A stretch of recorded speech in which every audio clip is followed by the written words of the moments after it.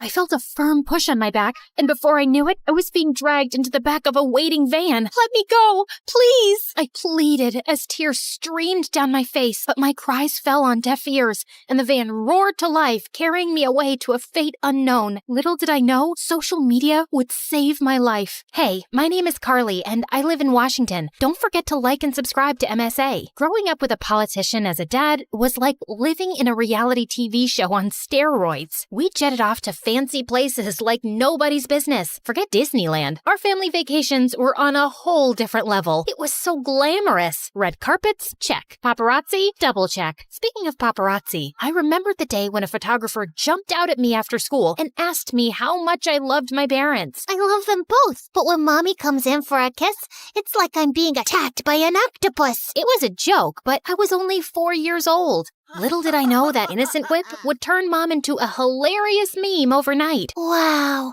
Mom, you look cute. But when Mom saw them, she felt terrible, and I suddenly realized that this must not be good. I'm so sorry, Mom. I didn't mean for this to happen. I know you didn't, sweetie, but sometimes people can be cruel, especially on social media. It's better to just avoid it overall. Growing up, I realized the challenges that came with my family's position. People were green with envy and jealous as heck. Like, when I noticed an old woman afraid of crossing the street, I rushed to help her, but I ended up getting a lot more than I bargained for. As soon as I handed her purse back to her, someone recorded it and posted it, but they twisted it and made it look like I was stealing her purse. What a bummer. And just then, my dad's political enemies used the video, and all hell broke loose. Suddenly, Dad started losing his supporters faster than a contestant on The Voice. I was chill until I saw Dad walking like a ticking clock. Tick-tock, tick-tock. I felt terrible, so I stayed away from social media. But as I entered high school, Twitter, Instagram, and WhatsApp became big parts of everyone's lives. Even my best friend Sarah was always on her phone, chatting with guys on social media. Who are you talking to? Oh, wow.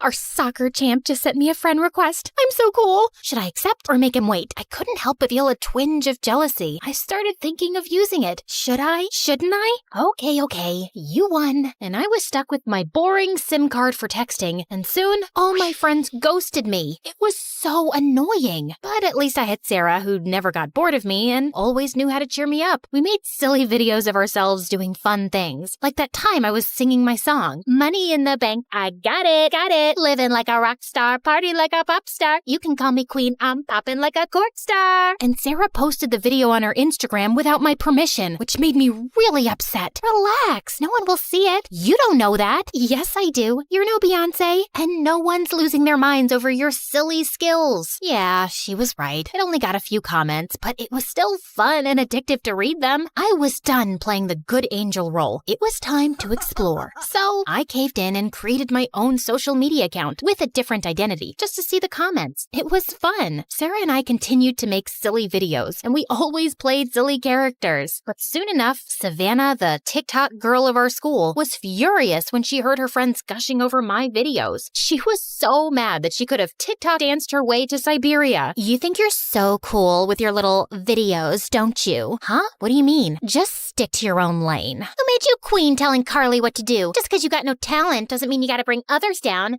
Bye, Felicia. Get off your throne. We both laughed, and Savannah just rolled her eyes and walked away, like she was Kim Kardashian and I was just an extra in the Kardashian reality show. But then I quickly put an end to our Instagram or TikTok war when Matthew joined our school. He was Justin Bieber's son. I mean, he looked like him. Actually, he was the son of my dad's faraway friend. And the second he stepped through the door, he had everyone's attention. He was smart, handsome, and had a charm that Savannah was all too eager to bask in. She was practically throwing herself at him. Hey, Matthew, you're looking good today.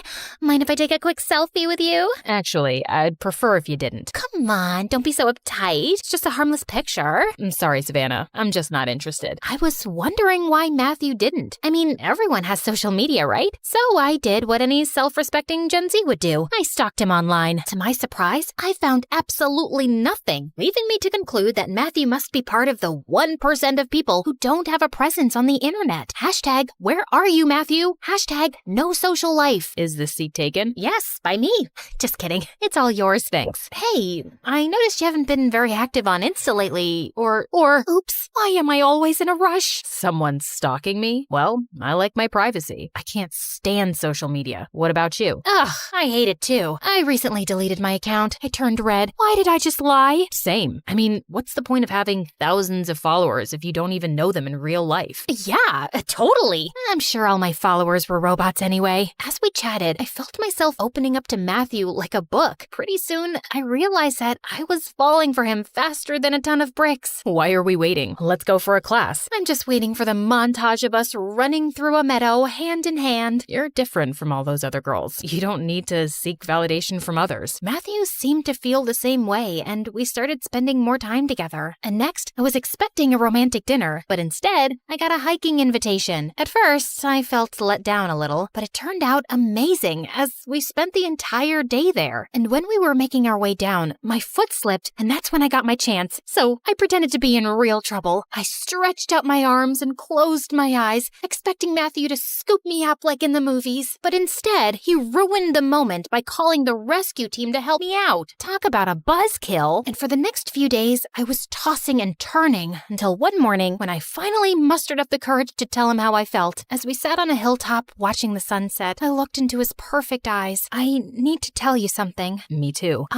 Okay, you first. He smiled and pulled me close to whisper in my ear. You're the best thing that's ever happened to me. I think I've fallen in love with you. I felt my heart skip a beat. I think Cupid just shot me too. We shared our first kiss as the sun dipped below the horizon, and I knew that our love was something special. Everything was perfect, and even our parents began to talk about us moving in together after graduation and getting married one day. But Savannah, who was still jealous of our relationship, had other plans. The next day at school, I was more anxious than a squirrel on a highway, as I couldn't find Matthew, and he didn't reply to me the entire day. Have you seen Matthew? I think he's avoiding me. Sorry, what? I was too busy stalking my ex's new girlfriend on Instagram. You know, I always knew you were too basic for Matthew. He needs someone who doesn't embarrass herself on social media all the time. And just like that, my worst fear was confirmed. She had shown him my silly videos. The bell rang, and Savannah and I had a face-off. I was ready to go all Jersey Shore on her if I had to, but thankfully Sarah stepped in before I had to break out my hair-pulling skills. After my fight with Savannah, I stormed out of the school, and there he was, standing outside, waiting for me. As we got into his car, Matthew turned to me, and his expression was colder than an iceberg in Antarctica. Why didn't you tell me? I was scared to lose you by telling you the truth. I can't believe you lied to me. I'm sorry. My parents are really upset. They saw the dance video and all the others. My dad is a politician, and I can't have a girlfriend who's a social media sensation. But I only have like 20 followers. I felt a lump in my throat as I realized what was happening. You're breaking up with me because of this? I'm sorry. I don't know if I can go past that lie. And this whole social media thing is not my cup of tea. But we love each other. Can't we work through this together? I need to do what's best for my family. Please, Matthew, don't do this.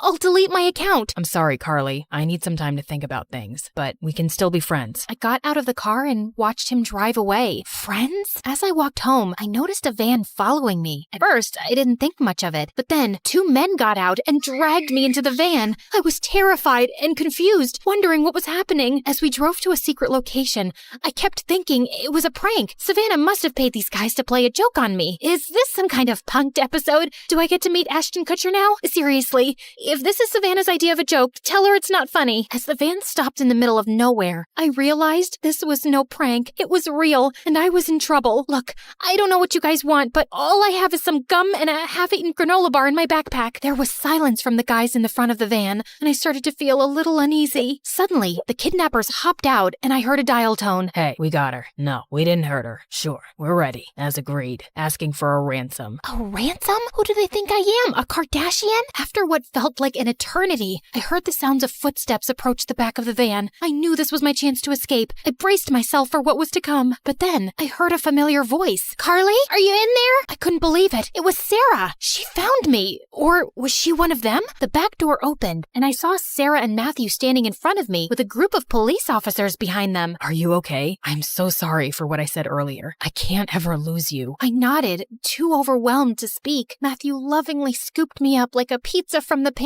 van. Come on, guys, it's a serious situation. situation. Stop giggling. What is happening here? How did you find me? Social media. Savannah was acting really weird in school, like wearing sunglasses inside and being afraid of her own shadow. I got suspicious that she was hiding something. I checked her social media and saw that she had posted a vlog of herself walking. And that's when we saw you in the background of her video getting shoved into a van. We got the license plate and gave the information to the police. You saved my life. Carly. My parents arrived by helicopter like their own personal Mission Impossible, and it was hard to tell who was more relieved, me or them. Oh my dear, we were worried sick about you. I can't even imagine what you've been through. Your safety is our top priority, Carly. We were ready to do anything to bring you back. I thought I was never gonna see you guys again, but thanks to Sarah and Matthew, I'm here, and social media. It's funny how something that almost ruined my life ended up saving it. Social media caused so much drama in my life and almost cost me everything, including Matthew. But without it, who knows how long it would have taken to find me. Just then, the police took the kidnappers into custody. You'll pay for this.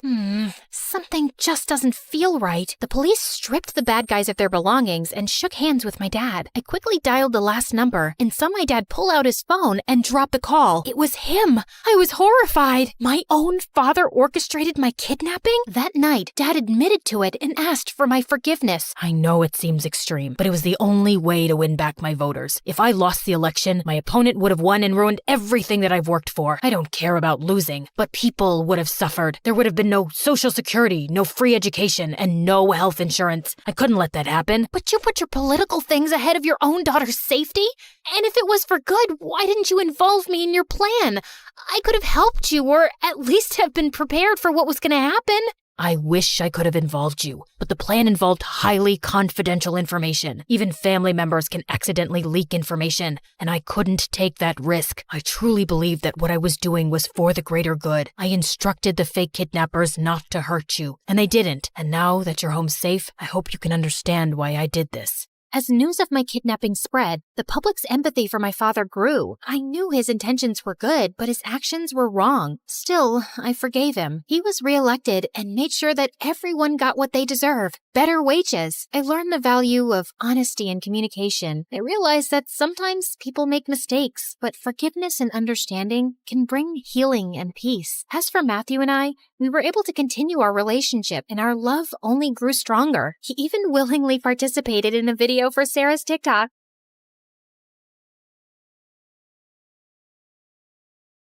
Hi, I'm Joyce, and I'm from China. People think my life is perfect. A pretty face, wealthy parents, and an elite school. But what good is any of that if my family doesn't love me and favors my genius brother? All I ever wanted was for my dad to be proud of me. But I made my brother disappear, and that ruined my life. Let me start from the beginning. I look like Mom, thankfully. Dad's beauty is mostly internal. Mom is the prettiest woman I've ever seen, and she looked more like my big sister than my mom. She looks like you, but I hope she doesn't have your brain, or she'll turn out useless like you. Well, I had learning difficulties and barely spoke more than a few words until I was 5. Dad hated me. He spoiled my brother Dustin rotten. I wanted to impress him too, but Dustin, 3 years younger than me, was already a genius. Dustin loved me, no matter how much Dad compared us. He never let it get between us. Like this one time on my 8th birthday, Dad decided to celebrate Dustin instead of me. He invited all his employees and business partners. Dustin was on stage reciting this long old English poem called Beowulf, and people were already yawning and checking their watches. Mom and I were late because we were at the salon, and when we finally walked in halfway through the poem, every single head turned our way. People looked at us like we were movie stars. Dad came rushing over, looking pissed. What are you all staring at, huh? It's just two girls who care more about their looks than their brains. Joyce, you're just a disappointment. Go upstairs. Actually, do us all a favor and stay there. I went to my room, and a few people, including Dustin, gave me the thumbs up and told me how pretty I looked in my dress. So I gave them my best princess bow, threw a couple of kisses like a celebrity, and kept walking. Once Dustin started first grade, my parents adored him even more. Dad gave him the entire second floor, 3 private drivers, and 1 jet. Maybe you're wondering why a 6-year-old needs a private jet. Yeah, me too. But when you're that rich and that obsessed with your genius kid, I guess a bicycle just doesn't cut it. Anyway, once, Dustin took me on his jet to France for breakfast. And when Dad found out, he freaked out and grounded me for weeks. I knew I would never make Dad love me, so I thought maybe being close to Dustin would help. Whenever he did something wrong, like breaking a glass or messing up the floor, I'd take the blame, thinking maybe that would make Dad look at me differently. Joyce, stop! You don't have to cover for me. Dad's not gonna love you more because you're suffering, and it kills me when he talks about you like you're nothing. No, you're just too young to get it. Once, when I was in 7th grade, Dustin had a science project and wanted to test gravity and weight. He used a bowling ball from our private bowling alley and dropped it on different items. One of those items was an old watch he thought nobody wanted, but it turned out it belonged to our maid, a gift her mom had given her when she was a child my age. When she found it broken, she lost it and said she would tell our parents. I panicked. I couldn't let them think their perfect kid could be this careless. So I did something I'm not proud of. I knew our maid had a sick mother, so I called her. This is Joyce. I'm sure you know who I am. Your daughter is threatening me and my brother, and I don't like that. I know you're sick and you need monthly medications, and your husband is useless and your son steals from you. And your only provider is our maid. So I advise you to talk to your daughter and tell her to back off, or I'll talk Daddy into firing her. Do it before it's too late. Then I hung up with a tight feeling in my chest. The maid didn't say anything after that. She just kept working quietly for days, and I felt terrible. I kept giving her money from my pocket anonymously for years. Then 9th grade arrived, and something completely unexpected happened. One afternoon, I was humming in the school bathroom when the music teacher happened to be hiding in one of the stalls trying to catch girls who were vaping. She heard me, asked me to sing, and ended up loving my voice. She even said I could be the lead singer for the Christmas choir. I was over the moon. And no, of course Dad didn't come to the choir. Only Mom came. And she didn't even stay until the end because Dad called her to come home for whatever reason. But everyone else was so impressed by my voice that a few people came up to talk to me afterward, including this kind-looking man who honestly resembled Keanu Reeves. If Keanu had a paunch. I'm Peter Anderson. I'm a music producer. You've probably heard the rumors that I'm a fraud, but this town loves gossip more than the truth. Anyway, I see real talent in you, and if you're interested, I'd love to help you become a singer. Here's my card, and maybe we can talk more in my office. I was so happy that someone finally noticed something in me and wanted to help me shine, even if it was this half-fraud kind of a mess person. Of course I kept his card with me, and I didn't tell anyone except Dustin. So I guess you're the child who'll make our family proud after all. What is that supposed to mean? I mean, Joy, people think the perfect, favored child is the lucky one, but it's actually the ugly, stupid, neglected one. Like, how would you discover your voice if you lived in a cage chasing someone else's dream? Okay, wow, this is getting deep. Don't worry, I won't go that deep. I know your IQ. Anyway, I need a favor. I know you're going to that Halloween party this weekend, and Dad would never let me go. So maybe you could sneak me out with you? I really, really want to go. They're bringing Chicago-style pizza. And if Dad finds out I snuck out, at least he'll know I was with you. Which will make things even worse. Come on! I'll do your assignments for the whole next semester. For the next 2 years. Fine. Shake on it. Wait, did you like this video and subscribe to MSA? Obviously. Why do you think I turned out so emotionally intelligent? Guys, interact with our video so this story blows up. What are you waiting for? Comment now! That weekend, I snuck Dustin out and we headed to this huge party 5 blocks away. Dustin was wearing a white ghost costume. Way too simple for a genius, but whatever. I dressed like Amy Winehouse, and honestly, I looked really cool. The party was wild. Everyone was having fun, and a bunch of kids were wearing the same ghost costume as Dustin. I kept an eye on him until this cute guy came up to me and started talking. I liked him, and when I saw Stephanie staring at us with jealousy, I realized she probably liked him too. She was a girl from my school who was always jealous of me, so I decided to annoy her even more. She walked over and started talking to him, and he didn't mind. So, Alan, did you know I have a really good voice? I can sing Can't Help Falling in Love by Elvis Presley, if you want. They have karaoke here. It's Derek. The singer? No, my name. Anyway, I'll show you how it's done. Then she rushed to the karaoke machine and sang in front of everyone. Her voice wasn't bad, and I saw Derek nodding along. When she finished, everyone cheered, and she looked like she owned the world with that smug smile. I don't know what came over me, but I ran up, grabbed the mic, and started singing too. Everyone went silent, listening. I even saw kids showing each other their goosebumps. When I finished, Derek came over to hype me up. That's my girl. I felt amazing, especially when I saw Stephanie's annoyed face. My eyes followed her as she stormed out of the party, and I saw a few boys in ghost costumes leaving too. That's when I remembered Dustin. I tried to run after him, but kids kept stopping me for high fives and congratulations. By the time I made it outside, I sprinted to the group of ghost boys. Dustin? Dustin! Knock it off! This isn't funny! No one answered. I started pulling off their masks one by one, but none of them were Dustin. Back off, you weirdo! Panic shot through me. I ran like crazy through the streets. Dustin! Dustin! Dustin! 2 hours passed. I couldn't find him. I was so worried sick about my brother, and I knew there was no running from calling Dad. I was finished. Dad and Mom arrived with a few police officers, and Dad looked like he was about to finish me off. He lunged toward me, but Mom stepped between us. He glared at her with furious eyes.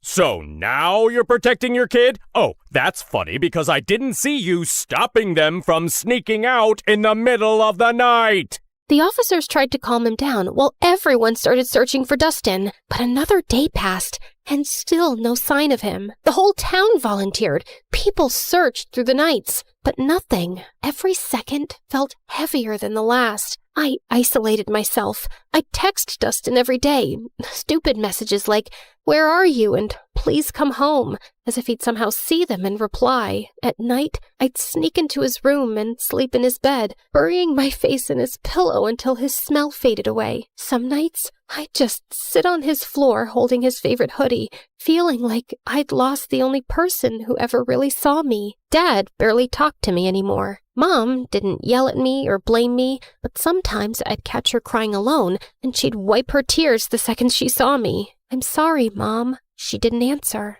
"Can we talk about this?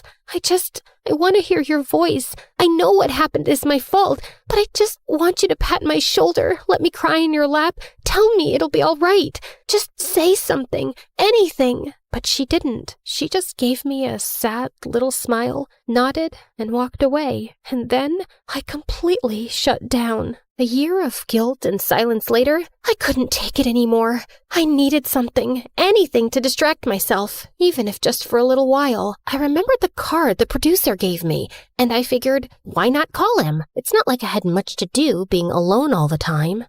Wise decision. I'm gonna make you a star, way up in the sky, so bright, your dad's gonna regret not loving you enough.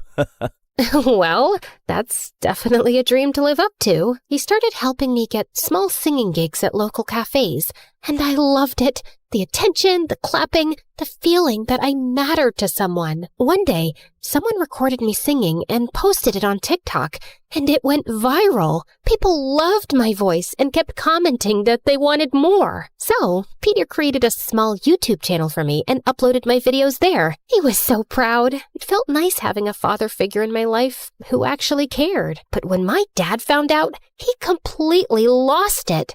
Oh, look at you! Enjoying your little fame with that fraud producer. He's not a fraud. He helps me a lot. He even made me a YouTube channel, and it's growing. Aw, and who gets paid from YouTube? Did he even give you a single cent? Or does he just toss you a few pennies you get from those miserable cafes? I'm not doing this for money. I do it because I love singing. Just like you loved your brother, right? For the first time, I felt real anger toward him. Why couldn't he see any goodness in me? But before I could say anything, he pushed his chair back and walked out. Later that night, he started having chest pains. Mom and I rushed him to the hospital. The doctor said it was stress and that he needed rest. I didn't visit him much while he was there. Not after what Peter told me. Summer vacation's coming up. I was thinking we could go on a little tour around the country. Grow your audience. See where this takes us. I believe in you, kid. I went on that tour in a heartbeat, and I had the best time of my life. For once, I felt like a child again. No guilt, no pressure, just music and freedom. But even then, I worried about Mom. I always felt like she needed rescuing from Dad. That became my motive.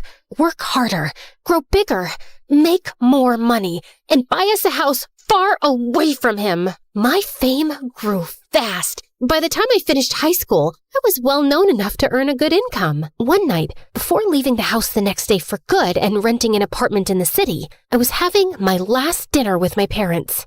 You know, Joy, now that you're getting into business and success, you should know it comes with stress. You might even end up in the hospital since you're so fragile. So I was thinking, I don't trust that knucklehead producer of yours. I should be your manager. I have a pretty good feeling I'll finally be proud of you, especially once we start making real money off your little talent. I paused. The moment I thought would never come had finally arrived. Sure, my dad wasn't nice to me, but maybe this was my chance to make him proud. Maybe I could make up for everything that happened years ago. I looked at Mom for a reaction. She gave the slightest shake of her head, but I convinced myself she didn't mean anything by it. I'll think about it. That night, I told my producer I was choosing my father as my manager. Kid, I can't force you or tell you what to do. You're grown up. If you think your dad's the right man for the job, then go ahead. And just remember, I'm still here for you. I canceled my move to the city, and Dad became responsible for all my finances, all my schedules, and everything.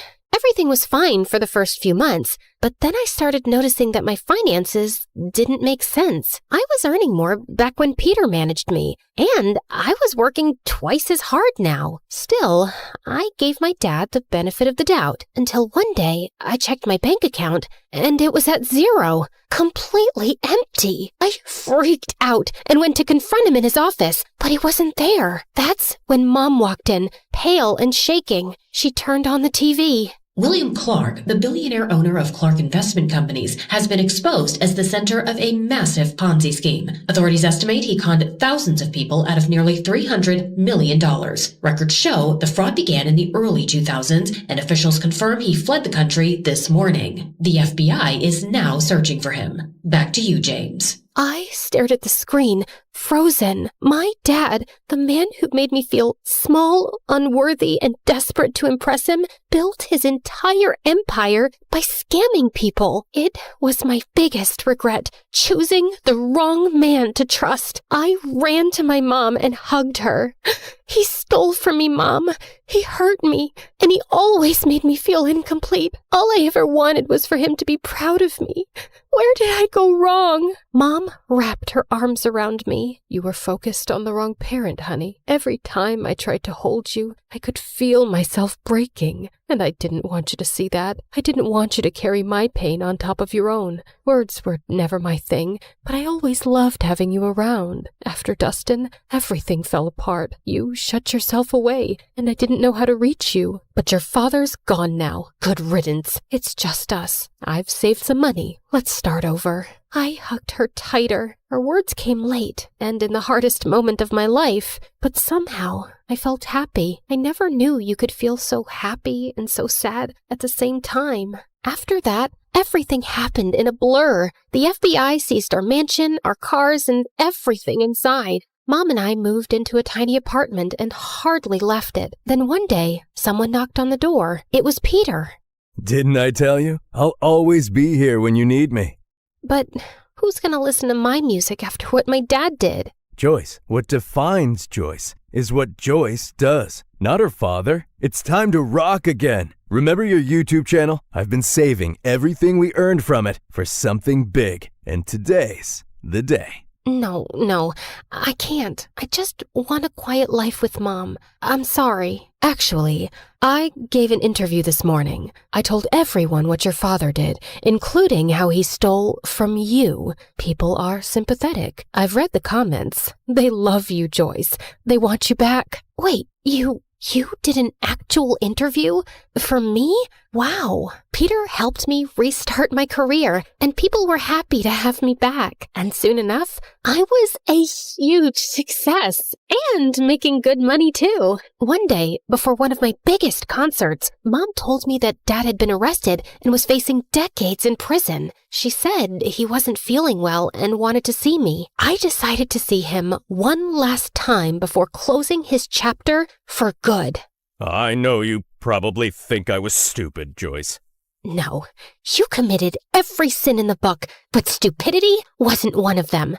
You know what? I actually feel sorry for you. You spent your whole life putting down an innocent little girl without a shred of guilt. Well, you weren't like Dustin. For Christ's sake, he was the only one who made me proud, and you had to take that away from me.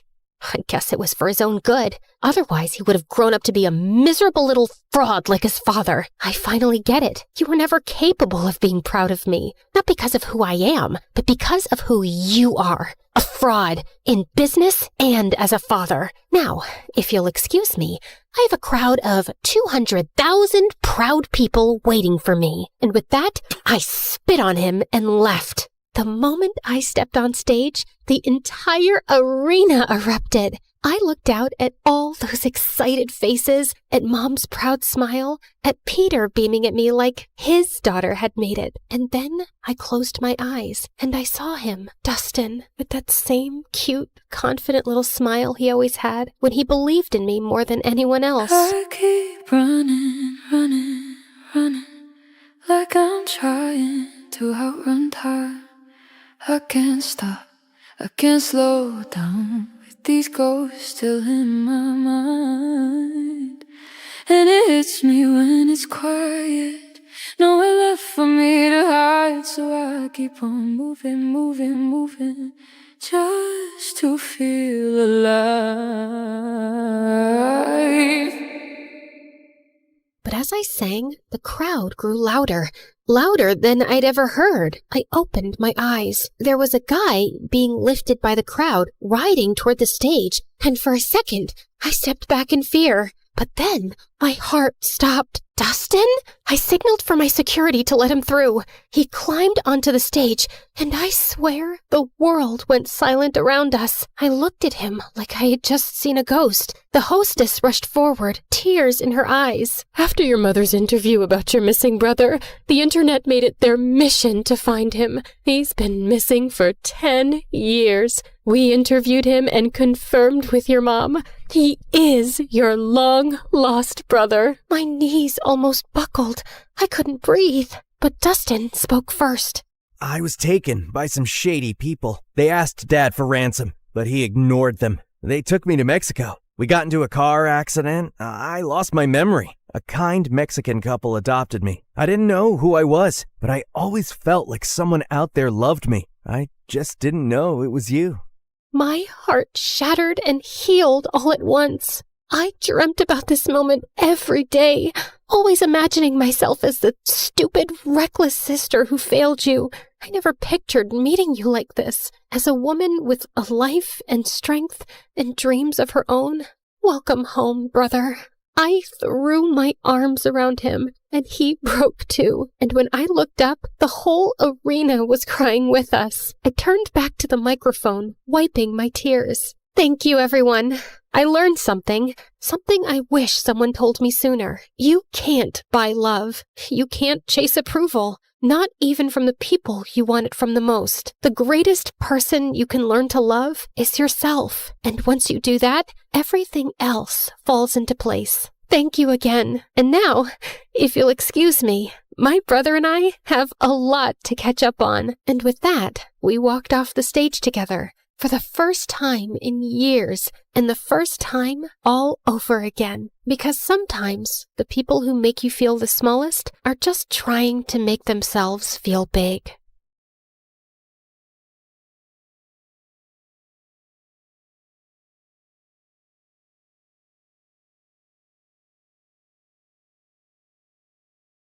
Hey friends, I'm Jessica from Pennsylvania. Please like and subscribe. I was born 2 minutes after my triplet sisters, Zoe and Dana. And even though we look alike, Zoe and Dana always made me feel different. They stuck together, wore the same outfits, and even had their own language, just so they could talk about me behind my back. Hosaka Gelago. Kosaka Gelago Mene. What is the deal with you two? You sound so dumb when you talk like a duck. No, we don't. You're just jealous because you're not part of our cool club.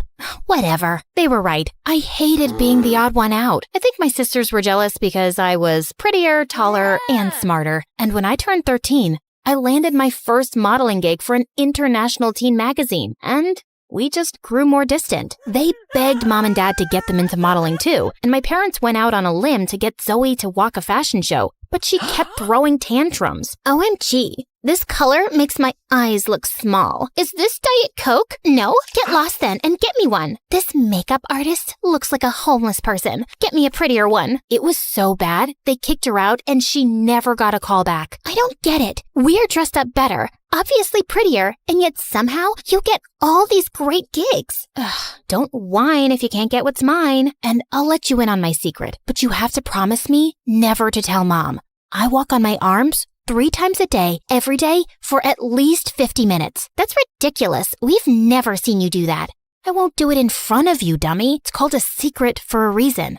Walking on hands helps me with my posture, and I walk better on the ramp. It was a lie, of course, but my sisters were so dumb. They tried doing everything, but couldn't even land a handstand. And one time, Zoe ended up falling and crashing right into Mom's $1,000 vase, smashing it into pieces. Mom was furious, and they both ended up getting their butts grounded, while I had the TV all to myself for a good 2 weeks.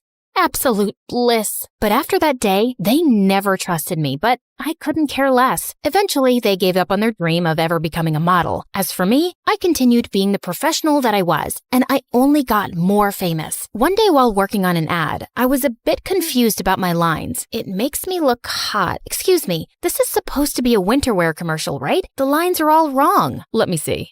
I turned around and saw Peyton walking in my direction. He was modeling royalty with over 10 million followers on Instagram. I was doing this commercial with him? How did I miss the memo? Say it like this. I feel so hot when I'm wearing these, I can barely feel the cold. You try. I feel cold, hot. No, wait. I can get this right. It's okay. I have that effect on girls. I'm Peyton, by the way. I'm sure you've heard of me. Who hasn't? It's such an honor working with you.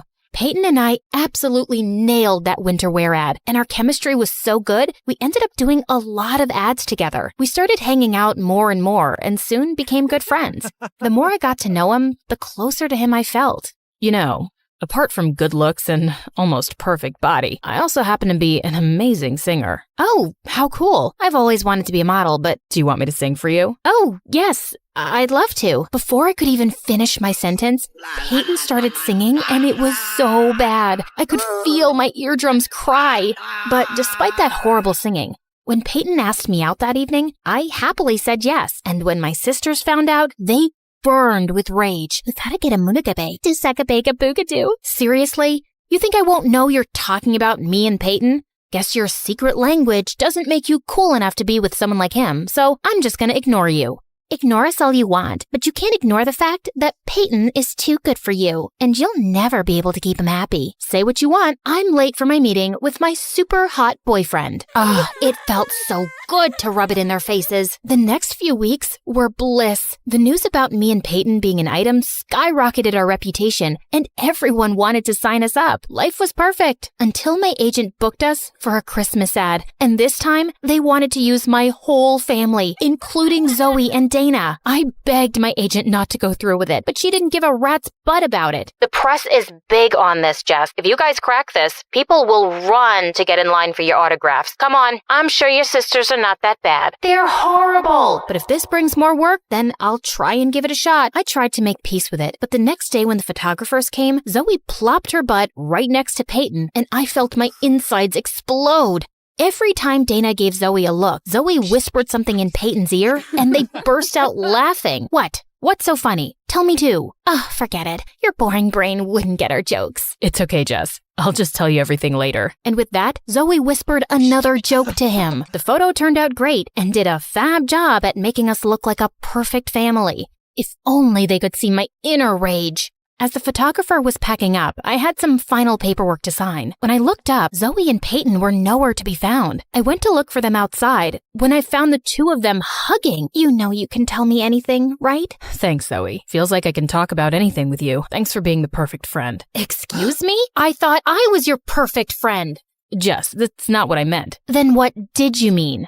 Can you stop being so pushy? Jeez, poor Peyton is going through so much in life. Did you even know that he has a sensitive throat? He can't sing anymore. Oh, wow. Really?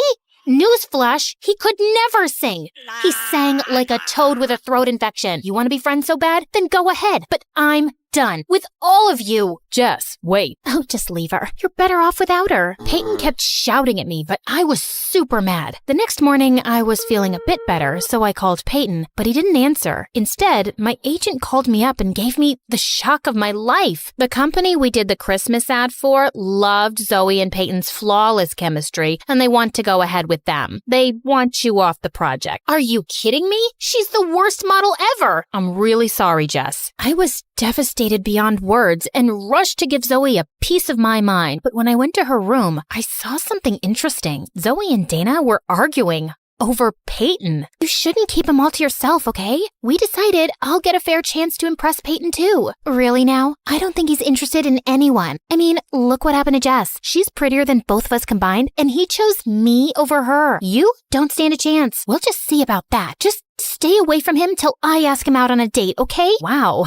at least they accepted I was better than them. But this was the first time ever I'd seen them argue. I thought this was the worst they could do. But a few days later at the success party of our Christmas ad campaign, Dana walked up to me asking if I'd seen Zoe, and the perfect idea struck me. I think I saw her go upstairs in the study.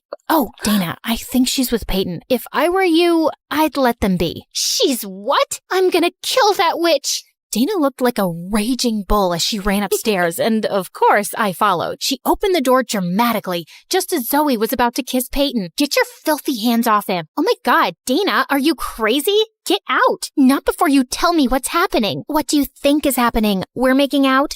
And then Dana jumped on Zoe, and the two broke out in a huge fight. Peyton and I tried to separate them.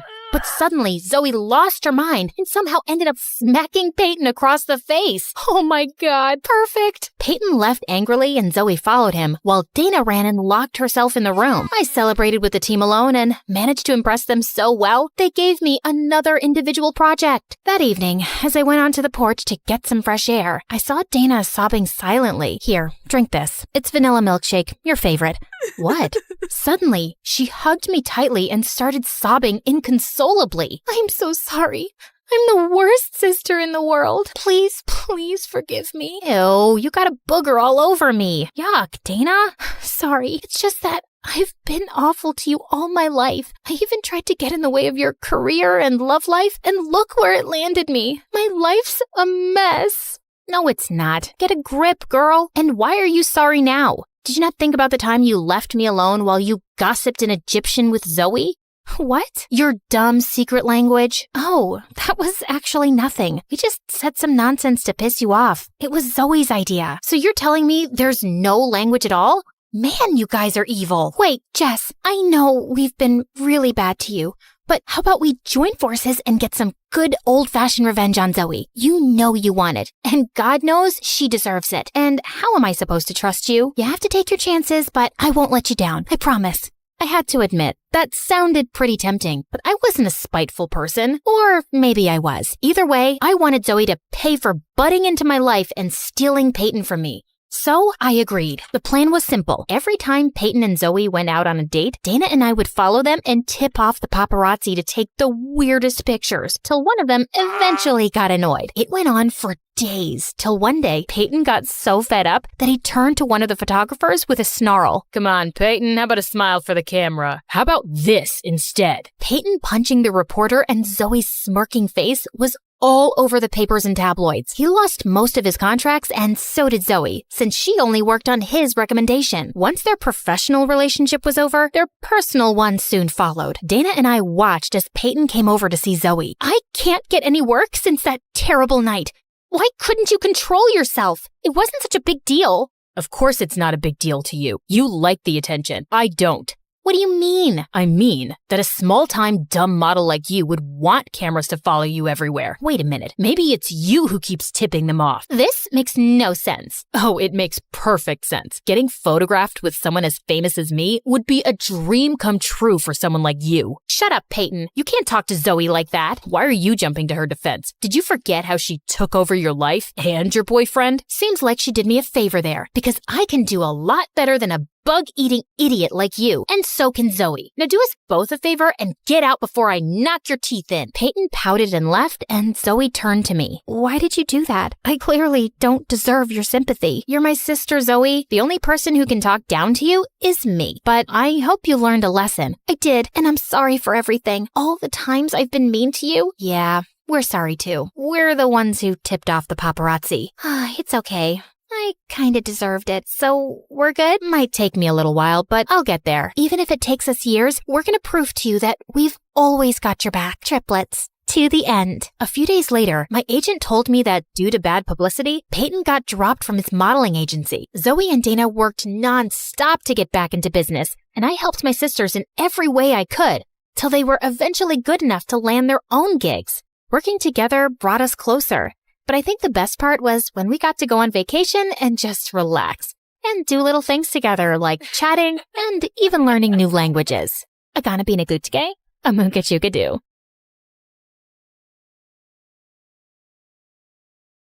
Hi everyone, my name is Summer. Please like and subscribe to MSA. I come from a poor family where my single mom used to work in fields for rich people. And since I was the eldest daughter, I always tried to help her out. Except I was kinda slow and really clumsy. Honey, can you go pick up those baskets for me? Sure thing, Mom. Oh, ouch! I'd destroy more things than I'd fix.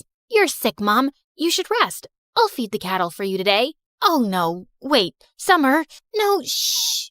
You can thank me later. But as soon as I went near the animals, I stepped on a cow's tail and sent them all running around in panic. Just then, my BFF Jackson showed up, laughing like crazy. I guess that adds to another of your achievements this week, Summer. Shut up and help me. Jackson's family had lived next to us for years, and we'd grown up really close.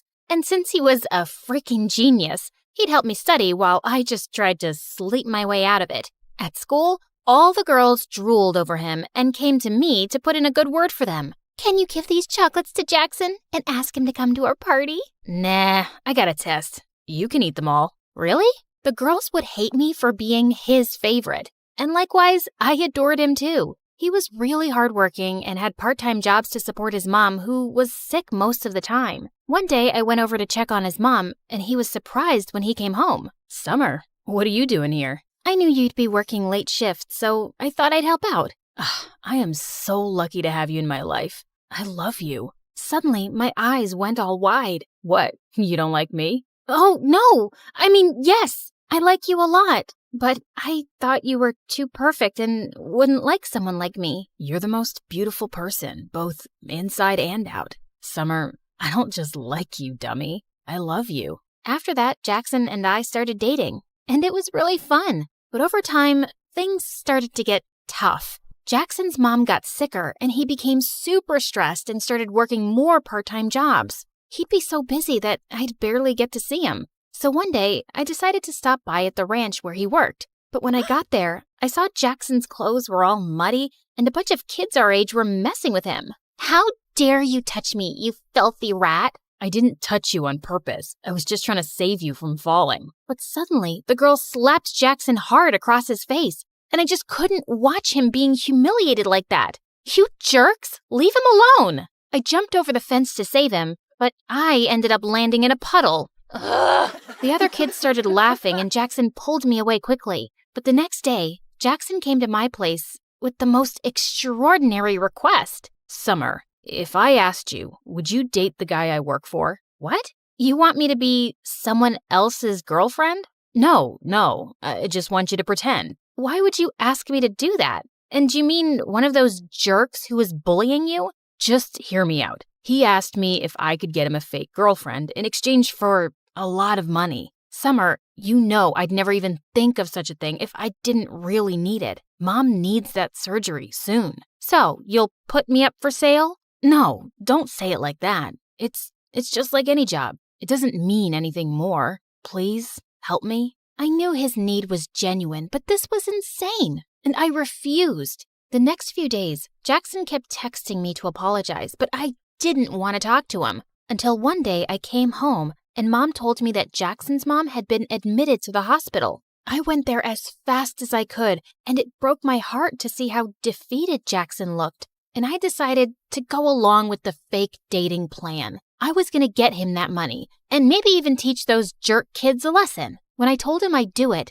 Jackson was shocked. Are you sure, Summer? Yeah, I'm sure. I can't thank you enough. You're the best. The next day, I went to see that guy Aiden at his ranch. Interesting. Aren't you Jackson's girlfriend who tried to save him that day? That was brave of you, although you looked pretty stupid. Also, you don't find it weird that he has no problem with you dating another guy?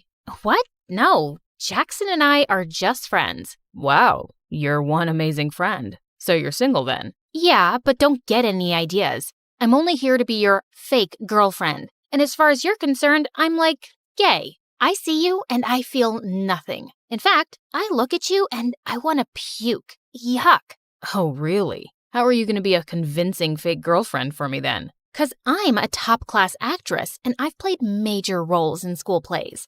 I played Juliet once, and in the end, I laid so still, some people actually thought I'd died. Pretending to be your girlfriend will be a piece of cake. Why do you need one, though? Is it hard to find someone to actually like you? None of your business, girl. And I might regret this deeply, but you're hired. He told me he was going to enroll me into his school, and we had to make everyone believe that we were super in love. But I wasn't going to make this easy for him, especially after the way he and that girl had treated Jackson. I was going to be the most annoying girlfriend ever. On the first day, I put on a hideous outfit to embarrass him. God, who is that clown with you, Aiden? What is she even wearing? Ew, she smells like cattle. But my plan failed because Aiden shut everyone up and told them I was his girlfriend, with pride. Just then, the same girl who slapped Jackson at the ranch came catwalking towards us. You must be crazy, brother. I mean, just look at her.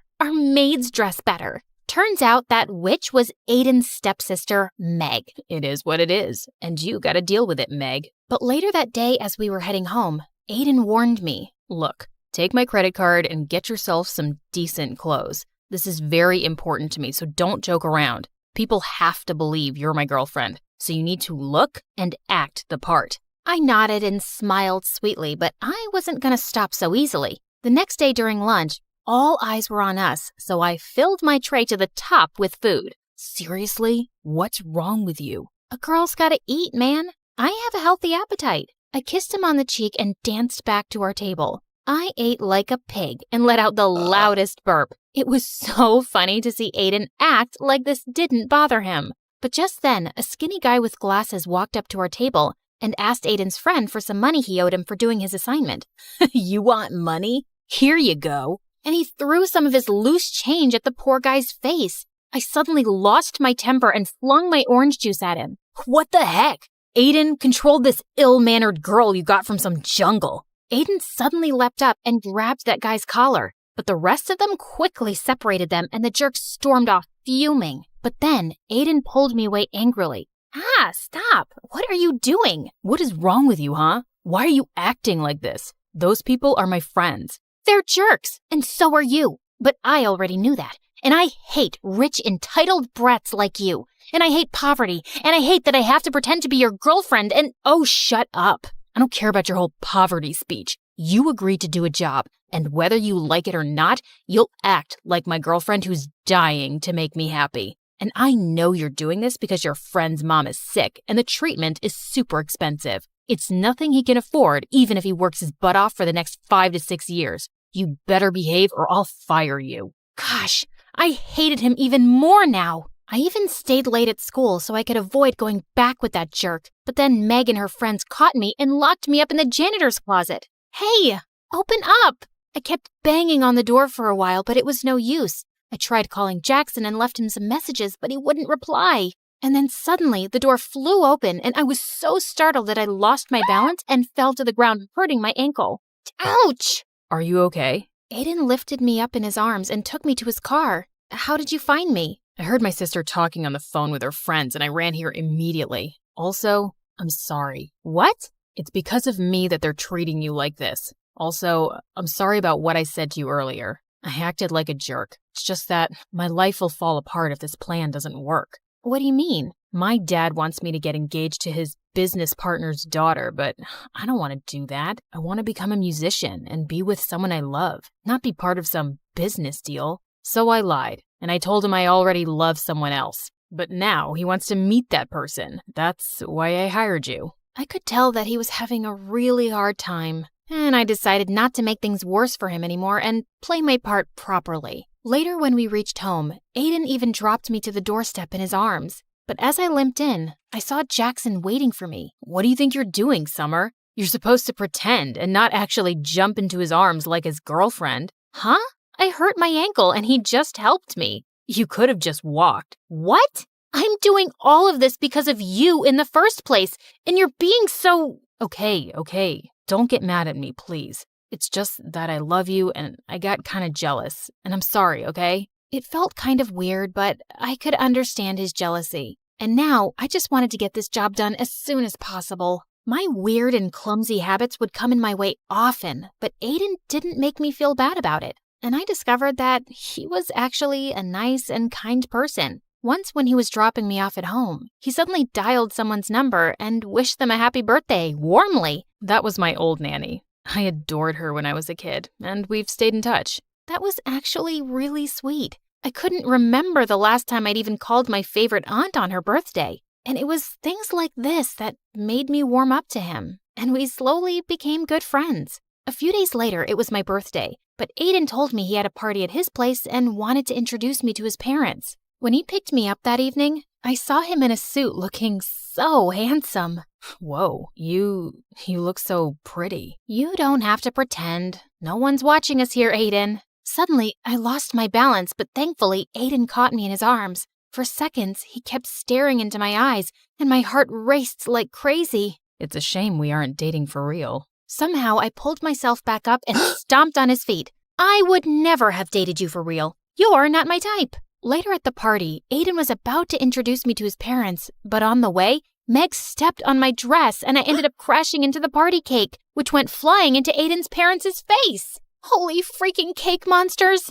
It was such a disaster and I just ran out of there. But on my way out, I crashed into Jackson. I hadn't seen him in days. Jack, what are you doing here? And where have you been lately? I came to work here for the night so I could make some extra cash. And I've been busy, but I'm surprised you even noticed or cared. Why wouldn't I? You're my boyfriend. And do you know what day it is today? Yeah, Saturday. Now if you'll excuse me, I got work to do. And you should go and be with Aiden. Saying that, he just left without even wishing me a happy birthday. I was sitting outside by myself when Aiden joined me. Are you okay? I'm sorry about what happened back there. No, don't be. It wasn't your fault. So, what now? Are your parents going to be mad at you? Did I ruin things for you? Hey, take it easy. Why are you always so worried about everyone but yourself? Here, let me get that. He had some napkins and wiped some cake off my shoes. As he was doing that, I couldn't help staring at him. Suddenly, he looked up and started leaning closer to kiss me. My heart was pounding wildly, but I pulled myself back just in time and ran out of there. What just happened? The entire night, I kept thinking about Aiden. I was definitely catching feelings for him, and I felt guilty. I decided I couldn't go on with this deal, and I had to talk to Jackson about it. But then early the next morning, I received a message from Aiden calling me at his place. When I got there, I didn't see Aiden, but his parents and Meg were there, and so was Jackson. Look who's here. The famous gold digger who's trying to rip my brother off. I have no idea what you're talking about. Your brother and I love each other. Oh, really? Then who is this? Meg told us she heard you calling him your boyfriend last night. So, you've just been playing with my son's heart because he's rich? That's why rich people like us can't trust you filthy lowlives. You're all liars and frauds. I looked at Jackson, but he just stood there. But Aiden suddenly appeared and stepped in front of me. Leave her alone. I told you, I love her, Meg, and if you hurt her again, it's not gonna end well for you. Then it's not going to end well for you either, son. If you're gonna be with this girl, you can just leave with her as well. I already felt so humiliated, and I didn't want Aiden to get in any more trouble, so I ran out of there, and Jackson followed me. I'm really sorry, Summer, but it would have messed up our plan if I'd jumped in to save Aiden's girlfriend. Jackson, I think the plan is already over.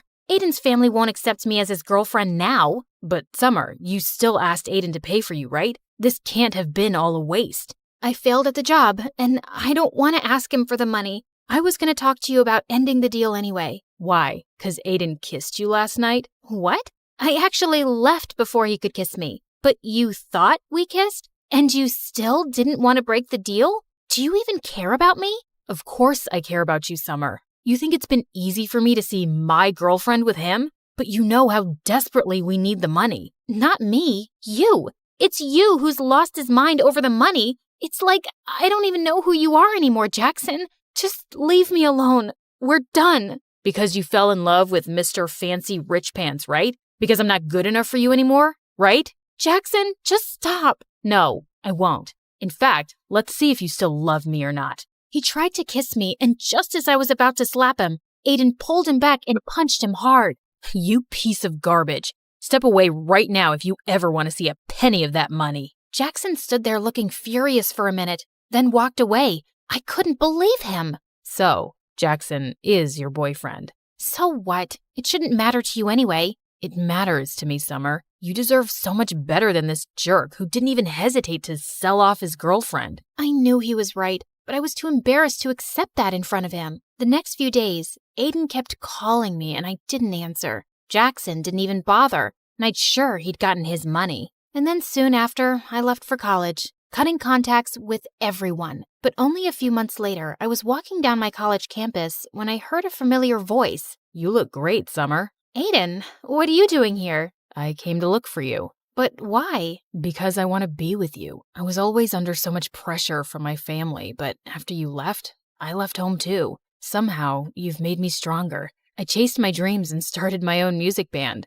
but there was still something missing. You. What? I fell in love with you really quickly, Summer. But whenever I'd say anything, you'd think I was pretending. And after you left, I realized I was such a fool not to tell you earlier. So tell me you don't hate me, at least. I don't, but you'll have to take it slow, 'cause this time, I want it to be real too. I promise.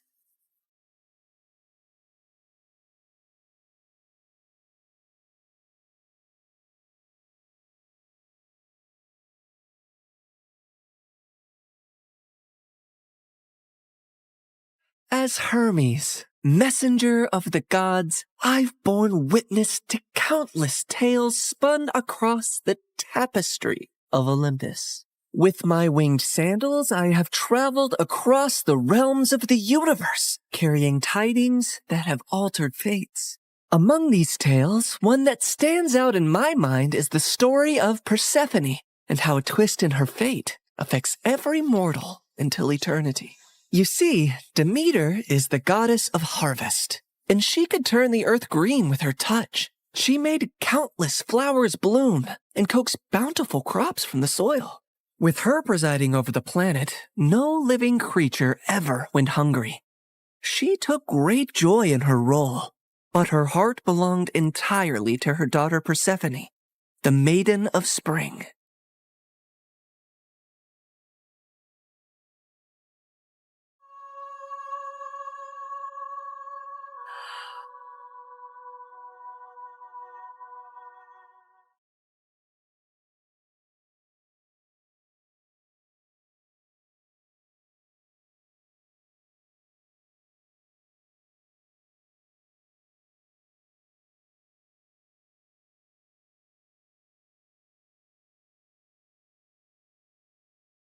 I've never seen anything like you.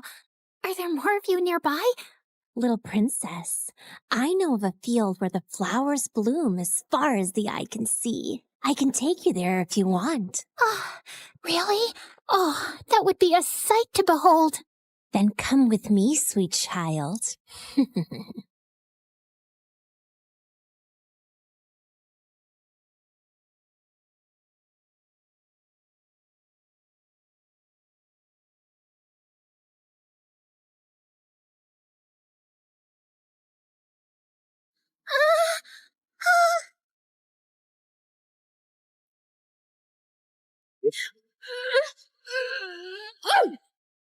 Enough, spirit of mischief!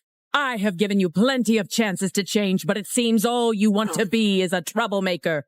Did you think you could lure my daughter away and I would be unaware?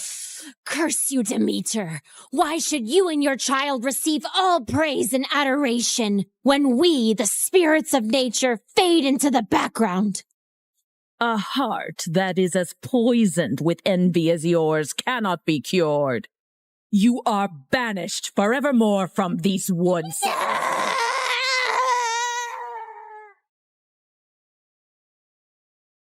Did you forget that you are not allowed to venture into the forest alone? I'm so sorry, Mother. I only wished to see the magical flowers. And you shall see many wonders, my child, but always within the safety of my reach. The world holds great beauty, but also grave danger. Come now, it's almost dawn. Let us go out into the meadows and make our own magical flowers bloom. That sounds perfect, Mother.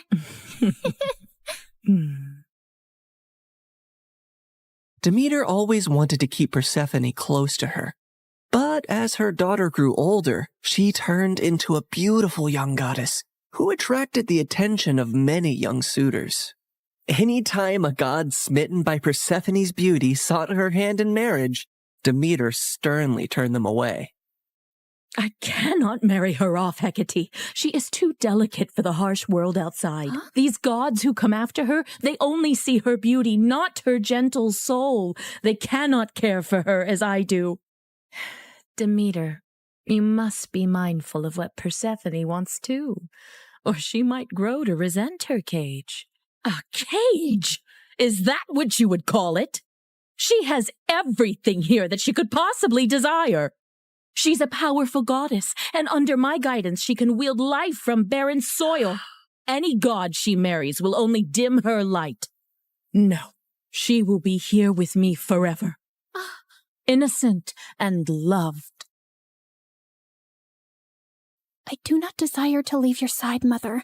I will stay here, forever. But fate had different plans for Persephone. On a rare trip to Earth's surface, the Lord of the Underworld, Hades, was wandering through a grove of trees when his gaze fell upon a scene that held him transfixed.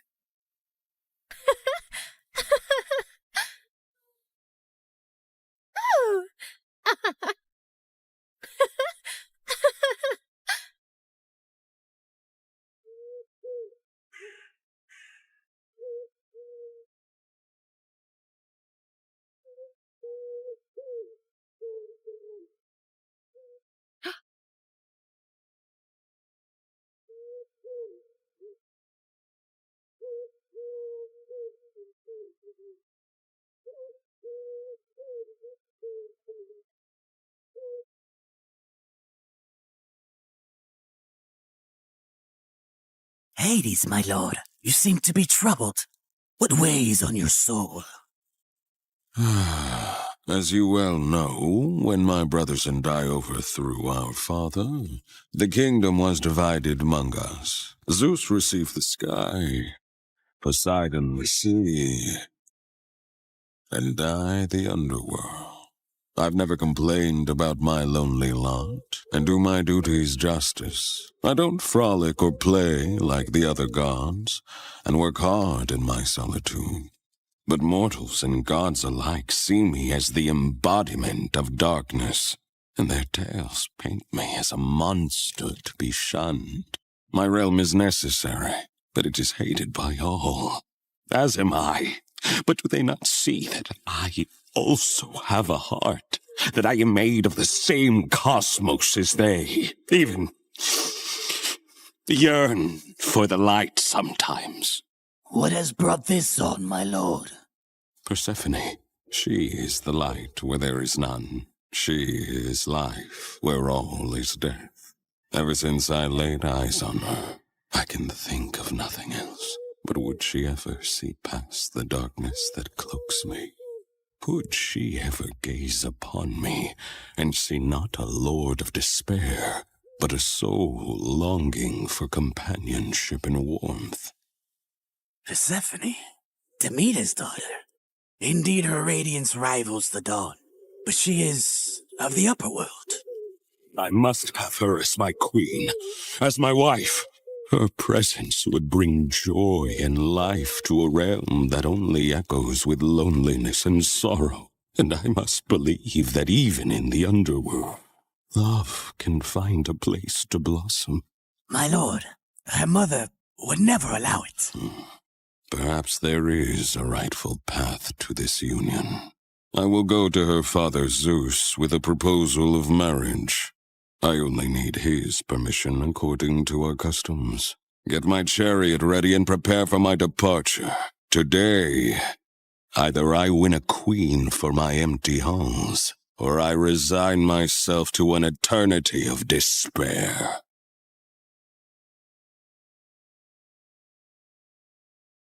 The next day, when Persephone had wandered far from her companions in a field and was kneeling down to admire Narcissus, suddenly the earth beneath her shook.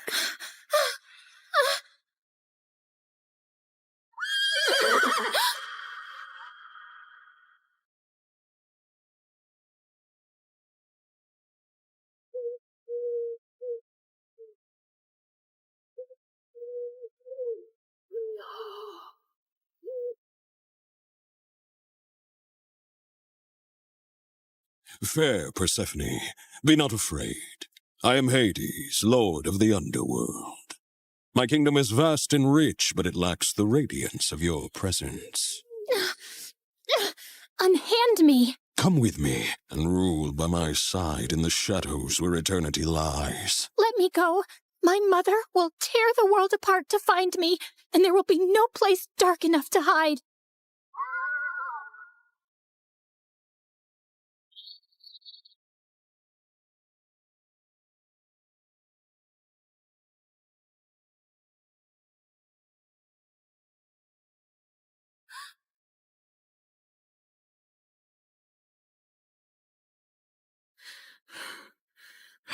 Where is Persephone? Something has happened to her. I can feel it. Leave everything and search for her, now!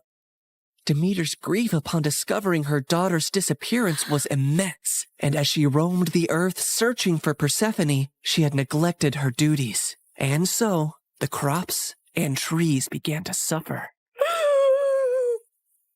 My daughter! My heart! In her desperation, she sought the counsel of her old friend, Hecate. Hecate, you who see into the shadows, help me find my daughter. You must seek Helios, Demeter. His all-seeing gaze pierces through deceit and darkness. Taking the advice to heart, Demeter ascended to the chariot of the sun, where Helios guided the day. Helios, please. You must tell me where my Persephone has gone. You see everything from your throne. Surely you must know. I can't bear this pain any longer. Helios the sun god had indeed seen everything that fateful day, but had chosen not to interfere. However, he was moved by Demeter's grief. Demeter, your daughter has been taken by Hades to the underworld. He desires her as his queen. That cannot be. My daughter, queen of that cold, dead realm? I won't allow it. Perhaps it is not as dire as you fear. Persephone's grace could bring life even to the underworld. Also, he is one of the most powerful, wealthiest gods in the universe, and she would rule by his side. Is that so terrible? This is an outrage! How dare he take my daughter? Did Zeus know about this too? Zeus allowed it. In her fury, Demeter descended back to Earth. Return my daughter to me, or I will let the earth perish in my sorrow. I will let this world turn into ice and ash. I will plunge it into eternal winter. Meanwhile, in the underworld, Persephone wept in despair and lashed out at Hades any time he tried to speak to her. To rule the underworld by your side? I want nothing to do with you. You've stolen me away from the sun, from my mother. I understand your anger, Persephone. I only hope, with time, you will see me and my world differently. Until then, I will respect your wishes. As enraged and heartbroken as Persephone was, she eventually got tired of her despair and ventured out of her chambers to observe Hades and her new home.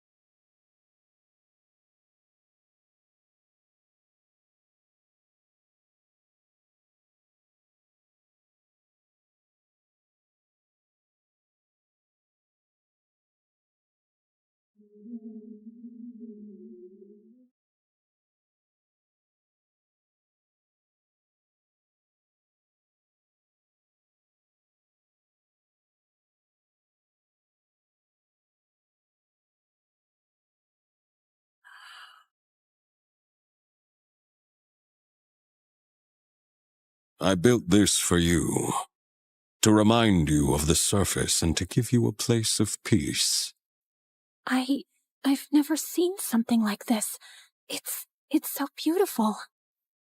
As are you, my queen.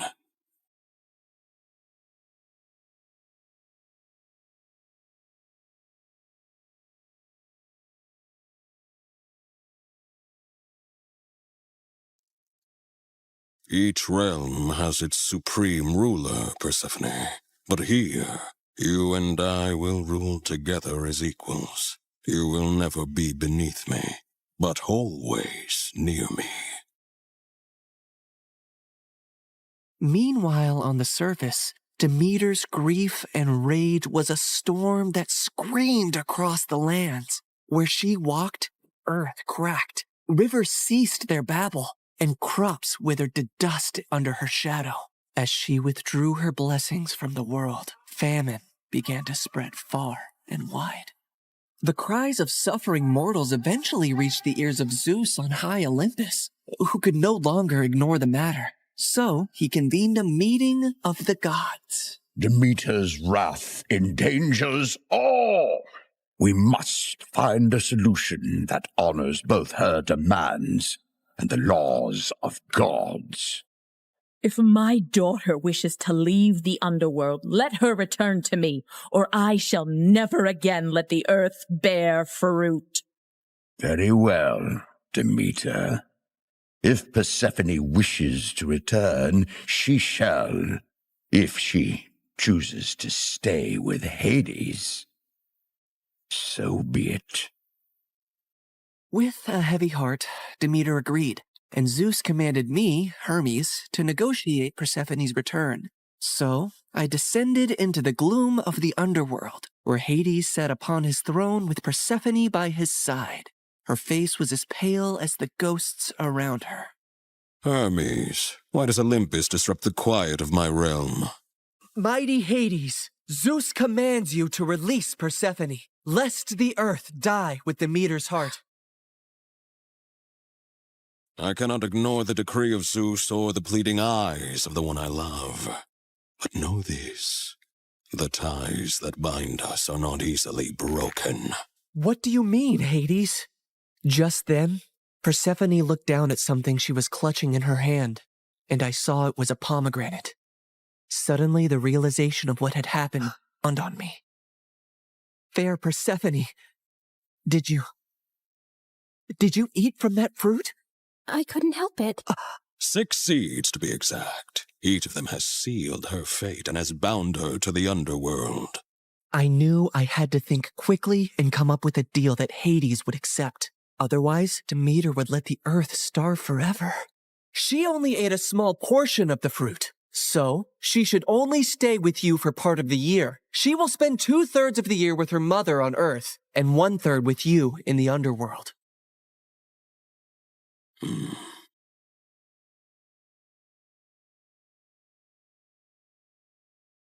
Go now to your mother, but feel compassion kindly in your heart towards me, and do not feel sorrow upon your return.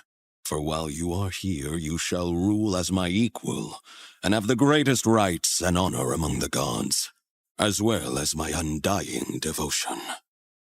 Persephone assured him she would return on the agreed time, and he arranged his chariot for her to depart.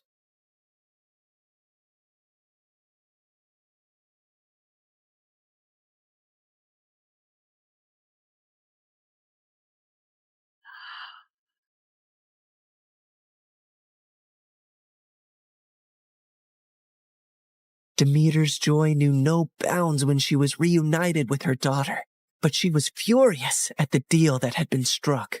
How could you possibly eat the fruit of the dead? It is common knowledge that eating anything in the underworld binds one to that realm. Why would you do that, Persephone? It was a moment of great weakness. I wish I could reverse it. I am so sorry, Mother. Demeter had no choice but to accept the deal. And once her wrath subsided, the earth turned green and bountiful again. But when it was time for Persephone to return to the underworld, Demeter began to mourn once more, and winter would arrive, thus setting the cycle of the seasons.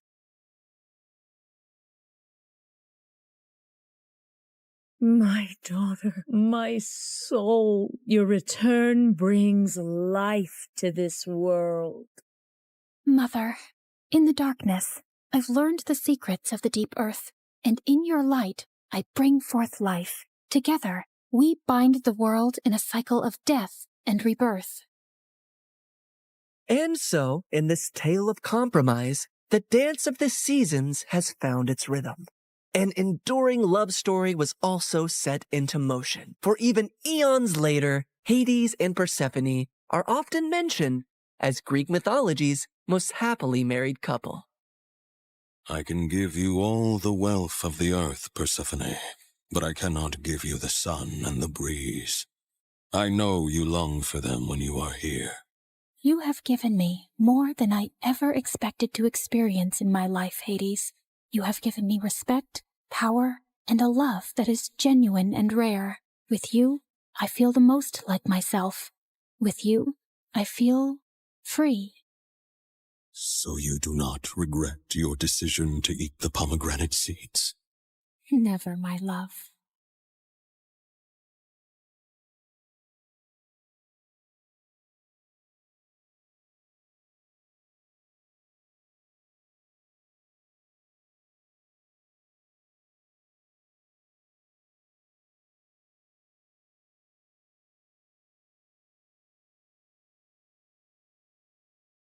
used to think silence was peaceful.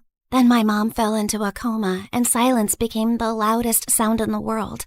Everything just kept piling up. And worse, it was just the two of us. No rich dad, no secret inheritance, no billionaire auntie waiting to adopt me and fix my life. I tried to stay strong, but when the nurse gently reminded me again that we still had unpaid bills, something inside me finally cracked. I just nodded, locked myself inside the restroom, and finally broke down.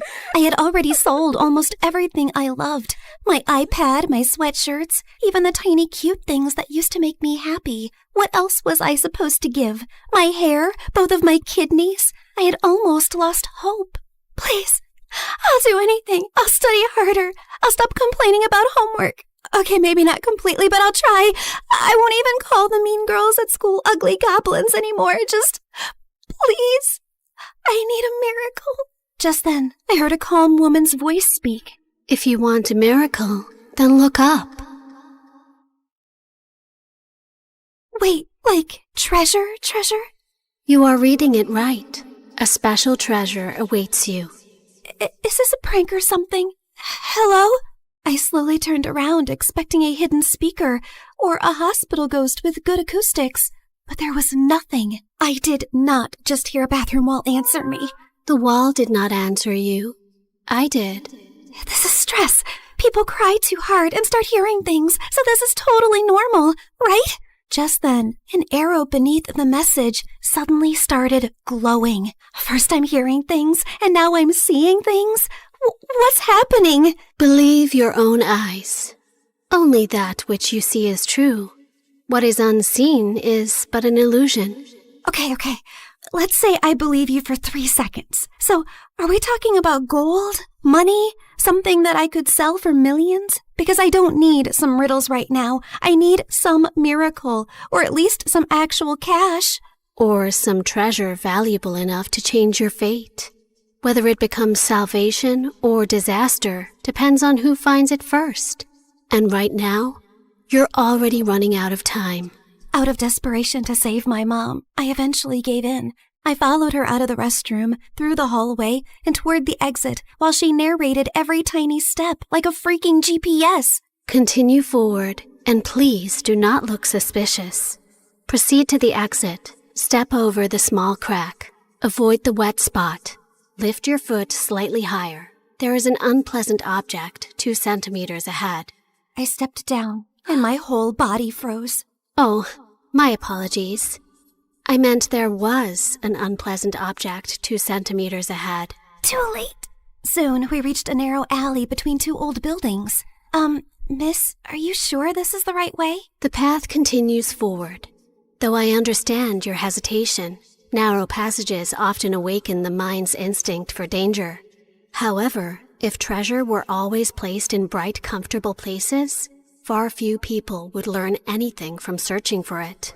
So, that's a yes? Oh, that pretty summarizes what I've said. So, yes. I finally stepped into the alley, and thankfully it was only normal scary and not dangerous and life-threatening scary. Just then, everything went silent all at once. Even the dramatic pigeon on the street shut up. Miss Lady Voice? Hello? Are you still here with me? Don't worry. I'm here. Just keep walking. Do not turn back yet. Step back and just breathe slowly. I only asked if you were there. And I answered with additional guidance. The alley stretched longer than it should have. Soon warm wind rushed past me, and when I looked back, the alley was gone, and I was now standing in an open field under a bright blue sky.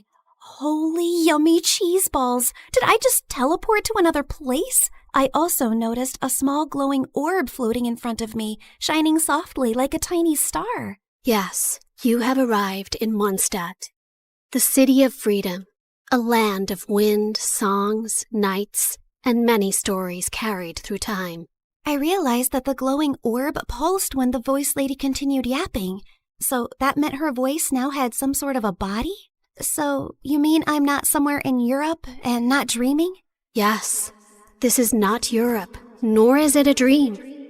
A world with its own laws, gods, stories, wounds, and miracles. Why am I exactly in this unfamiliar land? I just want my mom to wake up. Then keep walking, Sabrina.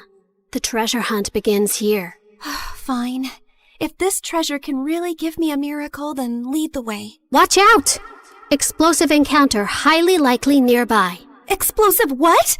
Just then, a loud boom suddenly echoed from somewhere near the trees, and a tiny red figure then burst out from behind a bush. Ta-da! Klee is here!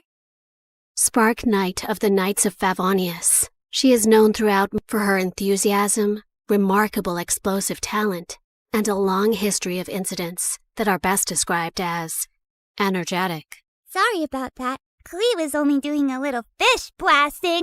Well, maybe not a little, but the fish tastes so good, so Klee thinks being grounded for a day is worth it. Anyway, are you here for the treasure hunt? You know about that? Uh-huh. Miss Nicole told Klee. She said a dear traveler named Sabrina would arrive. Wait, you can hear her too? And she actually has a name? Of course. Miss Nicole is the best. And she talks inside heads because she can't talk with her mouth. Mom says she's very smart and very nice, but also talks a lot. Alice said that? Yep. I see. Klee skipped closer and grabbed my hand like we'd been friends for 10 years. Can Klee come play with her today, Miss Nicole? Please? Yes, you are allowed. As far as Alice is concerned, nothing is more important than a request from her beloved daughter. Yay! But why does Sabrina look so sad? Did someone make you cry? Was it a bad guy? Klee can blow them up! Only a little. Well, maybe not a little, but Klee will try. I'm not sad. You are. I know crying faces. Jean makes that face when Klee accidentally causes big disasters. My mom is really sick. She's in a coma right now. That's why I need to find the treasure so I can buy her medicines and pay the bills. Klee gave me a soft smile and squeezed my hand. Mom always says love can travel very far, even farther than my best bombs. So your mom's love must still be with you too, even if she's sleeping. Thanks, Klee. You're welcome. And don't worry, we're going to find that treasure, help your mom, and only blow up the bad guys. Maybe we can do the first two without the third one? Klee will try very hard. Just then, Nicole's panicked voice suddenly filled my head. Watch out! Hilly Charles incoming! Hilly what?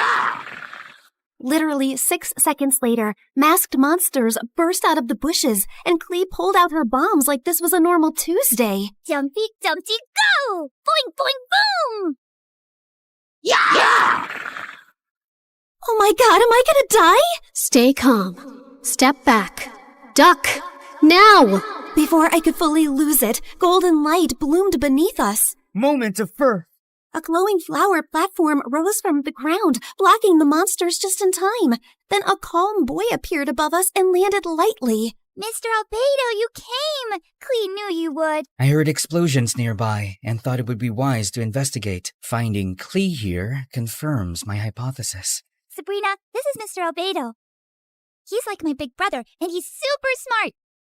Nicole quickly explained that Albedo was the chief alchemist of the Knights of Favonius, and that his knowledge of ancient mechanisms would be very useful for our treasure hunt. Klee is my little spark knight.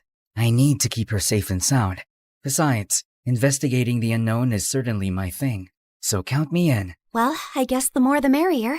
After that, Nicole led us to Thousand Winds Temple, an ancient ruin full of broken pillars, weird symbols, traps, slimes, and things that clearly wanted me flattened. But somehow, because of Nicole's directions, Albedo's magic, and Klee's little bombs, we made it through. I thought you were just going to lead me to the treasure. You did not warn me about all this. Seriously, did I get transported into a video game world or what? A world is only called a game by those watching safely from the outside. To those inside it, every path, every danger, every choice is real. Wow, that was beautiful, but also very unhelpful. Then allow me to be more direct. Keep moving. Something larger is approaching. Larger? Just then the ground shook. From the dark corners of the ruin, 2 giant metal monsters slowly woke up. Please tell me those are statues. Please.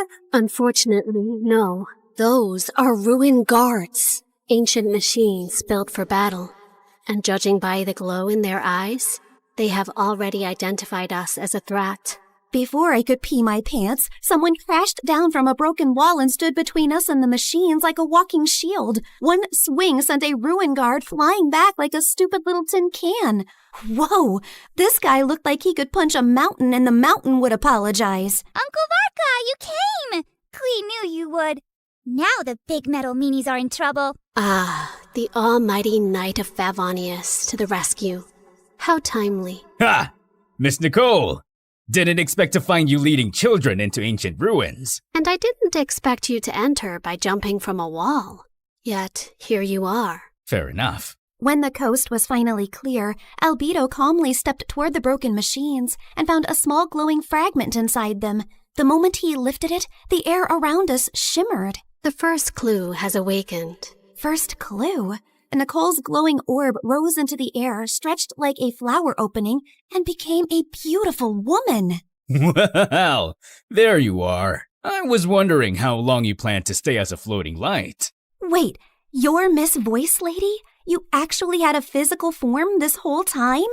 Nicole looked at me, and even though her lips did not move, her voice gently entered my head again. My apologies. Until the first clue awakened, I could only guide you through a small projection of my presence. Now that the path has opened, I can take this form before you.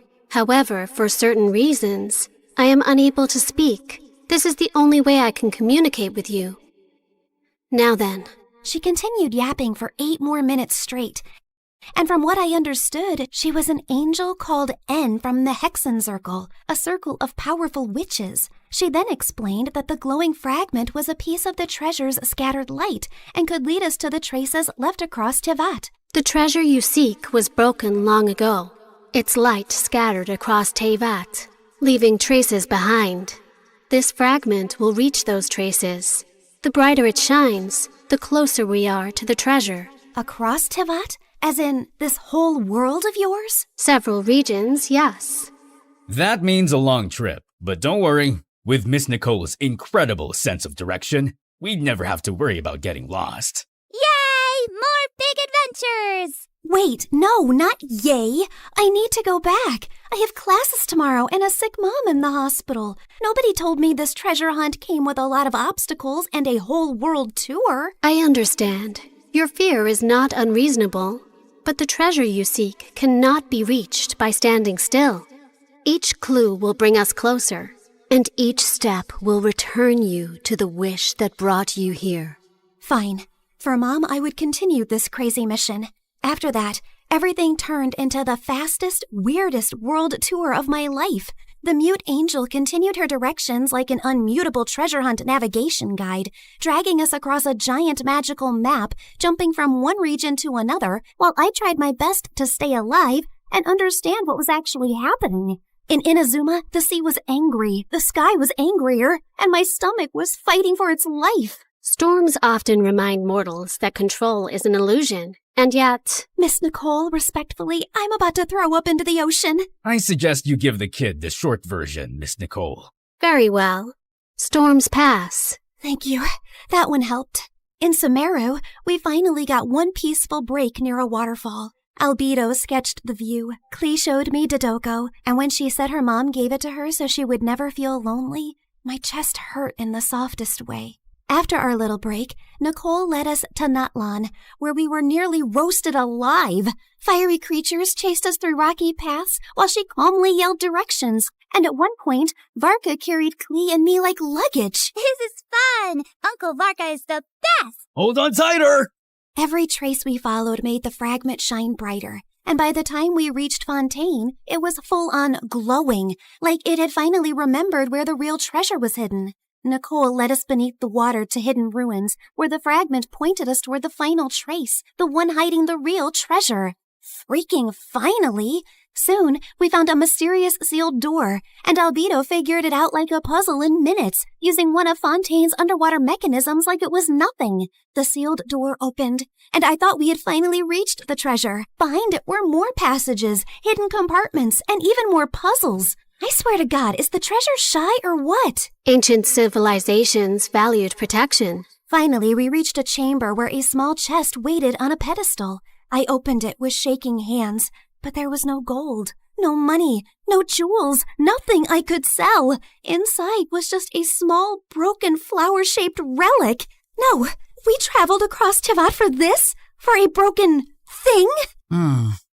It is indeed damaged. We can fix this, right? Yes, but not with gold, not with force, not even with knowledge alone. Then how? This relic is a vessel of hope. It reflects the heart's deepest wish. It was never meant to make someone rich. It was meant to answer the part of a person who refuses to give up. I stared at the tiny broken flower and slowly understood. The treasure was never something I could sell to fix my life overnight. It was hope. The one thing I had almost lost in that hospital restroom. Nicole said every region had left something inside me. Courage, endurance, wisdom, strength, and truth. I held the broken relic and thought of Mom's smile, her warm hugs, and the little things she did whenever I was sad. I wish for my mom to wake up. I don't need gold or anything. I just want more time with her. Please. Just then, the relic started glowing. Golden light filled the cracks, and the broken petals slowly repaired themselves until the flower became whole again. You fixed it! The restoration is complete. The way home can now be opened. A portal appeared behind us, and my chest hurt when I realized I was really leaving them. They were supposed to be just my treasure hunting team, but somehow they had become my friends. Klee hugged me first and gave me a tiny Dodeko charm. So you won't forget Klee. Fear doesn't mean you're weak. It means what you're fighting for matters. Always remember that, kid. If fate allows us to meet again, perhaps we could continue this conversation over dessert. You asked for a miracle, but you were the one who kept walking toward it. Remember that, too. After a tearful goodbye with them, I finally stepped into the light. When I opened my eyes again, I was back in the hospital restroom. I thought it had all been a dream until I felt Klee's Dodoku charm in my pocket. So it was real. Everything was real. I ran back to Mom's room. The bills were still there. Mom was still sleeping. But I felt different. Scared, yes, but not empty and hopeless anymore. One day, my seatmate was secretly playing some online game called Genshin Impact. And the second I saw her screen, my soul almost left my body. The characters looked way too familiar. And then it hit me. So I was in a game? That night, I downloaded the game beside Mom's hospital bed. And when Nicole's banner finally appeared, I pulled for her. Not gonna lie, I really miss her voice and her endless yapping about lore and random facts. Step into the world of Genshin Impact, the open-world action RPG where you explore, battle, and uncover the secrets of Tivat across PC, mobile, and console, all seamlessly connected. Experience exciting new adventures in Luna 7 Truth Amongst the Pages of Piranha, featuring powerful new weapons, fun minigames, and exciting rewards to enjoy. Uncover a brand new story chapter in Sumeru. Meet new Wish Banner characters like Nicole, Prune, and Lowen. One afternoon while I was studying beside Mom, her fingers finally moved. Mom? Hey, sweetie. Mommy, you're awake. You're really awake. I missed you so much. And for the first time in a long time, the silence in the room did not feel scary. It felt peaceful at last.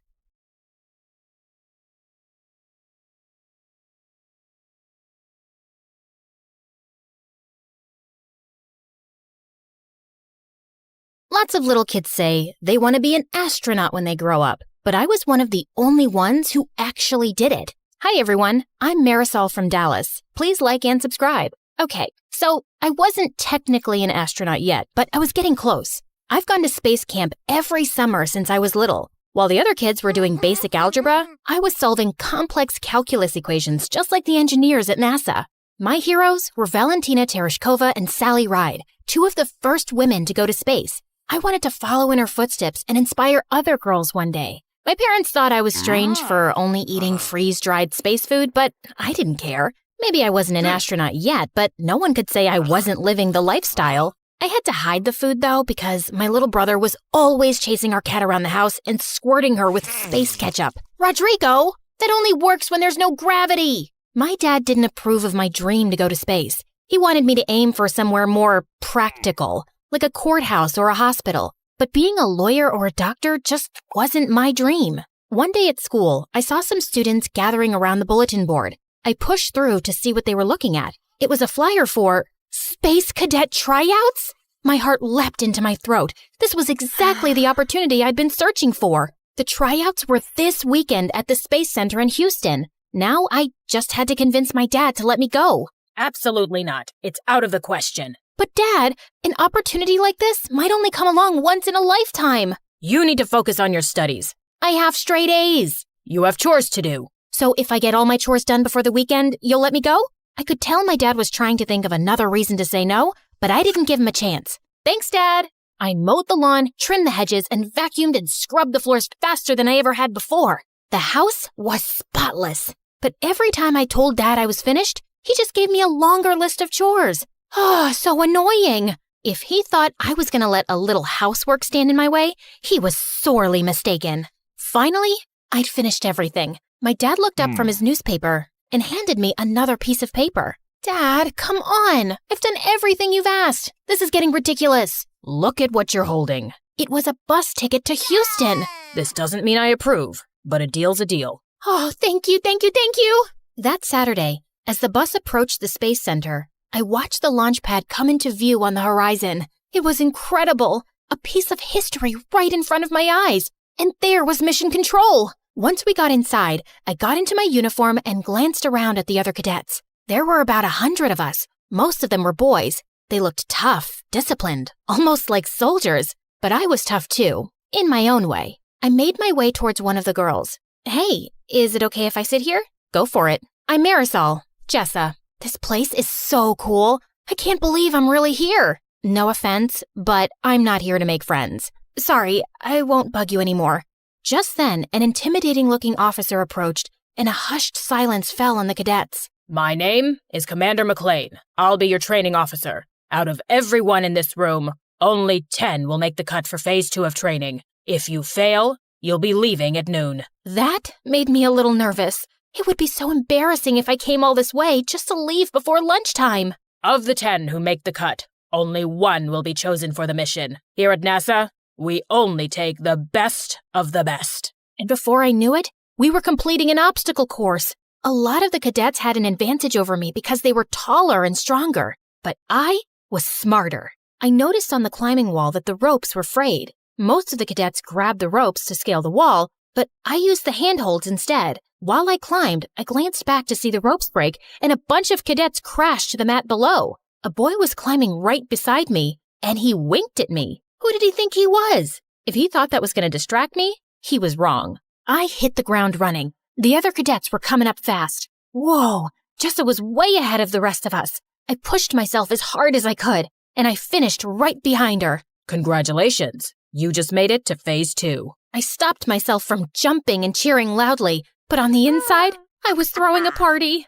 I glanced around to check out who else made it to Phase 2. Some really tall and athletic cadets were still here, which wasn't surprising, and the boy who had winked at me.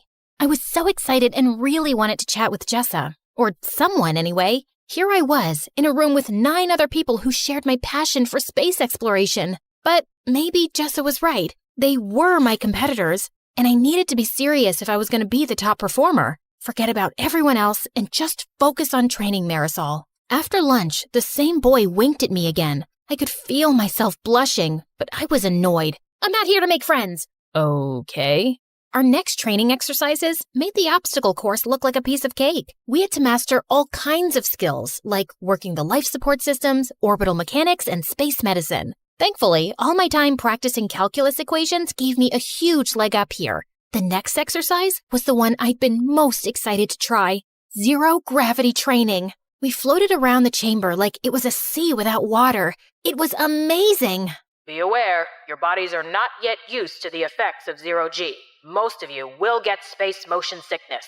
Sure enough, when I looked over at the boy who'd winked at me, his face turned green and he threw up. I didn't mean to, but it made me laugh. I caught the boy's eye and he grinned at me. Jessa was floating around like this was just another walk in the park to her. She was the only one who didn't get sick. During our next break, I decided to explore the Starship Gallery. There were a bunch of spacecraft and even a real moon rock on display. I thought I was alone, but then I noticed the boy checking out the lunar module. It's incredible, isn't it? I'm Nick. It really is. I'm Marisol. It's so wild to actually be here. I've been dreaming of this since I was 2. My bedroom is covered in planets and stars and model rockets. I'm embarrassing myself, aren't I? Your room sounds a lot like mine. I've been obsessed with space ever since my dad bought me my first telescope when I was little. I think he regrets it because all he talks about now is me becoming a lawyer or a doctor. He probably worries about you. This is a dangerous job. It's not that. He doesn't believe it's a realistic dream. Not for most people, maybe. But he didn't see how impressive you were in training earlier. It's nice to talk to someone who cares about space like I do. I felt Nick's fingertips touch mine. It gave me butterflies. Surrounded by all the spacecraft, in the dark with the little starlights on the wall, it was almost like we were really in space. Nick leaned in to kiss me, but at the last second I turned my head. I'm sorry. I really do want to, but I can't. This is my dream. I can't afford to get distracted. No, I totally get it. I was glad he took it so well. He really did seem like a great guy. Under different circumstances, I would have kissed him in a heartbeat. But this wasn't the time or place. You know this means I'm going to do my best to beat you, right? I'd expect nothing less. Our break was over. Now it was time for something super cool. The space flight simulator. It was awesome at first. It was so realistic that it was easy to forget we were on the ground. But then an emergency alarm started to beep. Mission Control, we have a problem. There was an explosion in the service module. It ruptured oxygen tank number 2. I redirected power to our primary oxygen tank, but then a second alarm started beeping. Red lights were flashing everywhere. There's a line ruptured in your primary oxygen tank. You're losing oxygen fast. I did my best not to panic. My hands were shaking. Wow, this was intense. All the cadets were scrambling to figure out how to solve the problem. Remember, only one of you will be chosen for the mission, but this is a group exercise. If you can't work together as a team, you won't survive. Jessa and I locked eyes. Marisol, can you calculate how much oxygen we have left? On it. Nick, I need you to shut down all non-critical systems to conserve energy. Copy that. At our current rate, we'll run out of oxygen in 10 hours. That's not enough time to complete our mission. I'm going to try and bring us in for an emergency landing.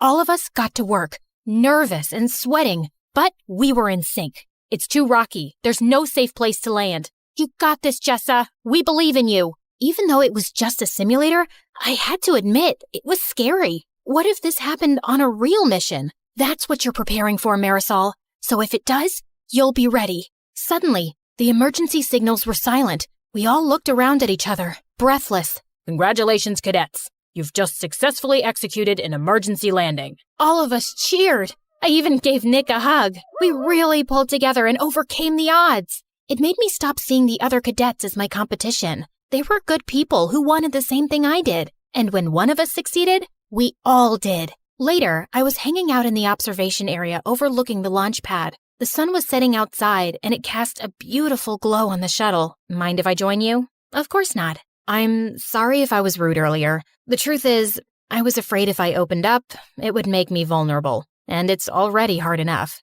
especially for girls. I know what you mean. You really had my back in the simulator. We're a team. When one of us succeeds, we all do. Friends? Friends. You know, I think you have a really good chance of being chosen. Really? But you're like the best pilot here. I can't do math like you can. Let's make a pact. No matter which of us wins, or if neither of us do, we'll still support each other. Deal. The next morning, it was time for the announcement. We gathered around and waited for Commander McLean. I think everyone was too nervous to chat. Finally, the commander approached. All of you did good work here. I want everyone to walk out those doors with their heads held high. But as I said, there can only be one. I tried so hard to keep it together, but I was dying to know who was chosen. Cadet Jessa, congratulations. You're our top performer, and you'll be joining our crew for our next mission. I felt all the wind go out of my sails. Don't get me wrong, I was happy for Jessa, but I'd wanted this all my life. I'd gotten so close, and now it was out of reach. Still, I told Jessa I'd support her, and I meant it. I gave her a big hug, and we promised to keep in touch. Nick and I exchanged numbers too. When I got home, I looked around my room. Maybe it was time to grow up. I took down my space stuff and put it in a box. Then I decided to take one last look through my telescope. Orion and the Big Dipper were shimmering in the sky. It was so hard to say goodbye. What are you doing? You were right. I should find something more realistic. Please, don't say I told you so.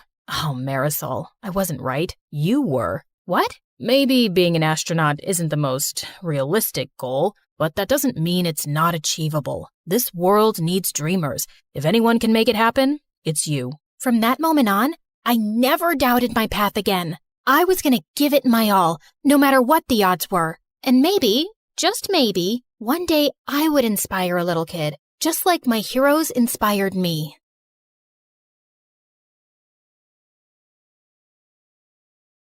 Hi guys, I'm Lucy. Like and subscribe to hear my crazy story. Growing up, I had a happy life, and I basically had it all. Only one thing was missing: siblings. And since my parents were always busy, I felt lonely. So I came up with new ideas every time. Once when I was 4, I asked my driver to push my life-sized doll in a stroller to my dad's office. Oh no, she pooped. Dad, can you please change my baby sister's diaper? Oh, honey, I can't do. Remember when you cleaned my bum in the middle of the forest with a leaf? My dad looked horrified. You've got this. You can imagine my dad's embarrassment in the middle of the meeting. When I turned 8, I'd grab the neighbor's kids and beg my parents to bring them home, but they weren't convinced. So I did everything to let them stay with me as long as I could. Until, stop trying to kidnap my kid. Put down that Prada bag filled with jelly beans and get your butt home now. As they left, I started bawling, and my parents had enough embarrassment. So the next month, they adopted 6-year-old Harrison from foster care. I was ecstatic. Welcome to your new house. Whoa,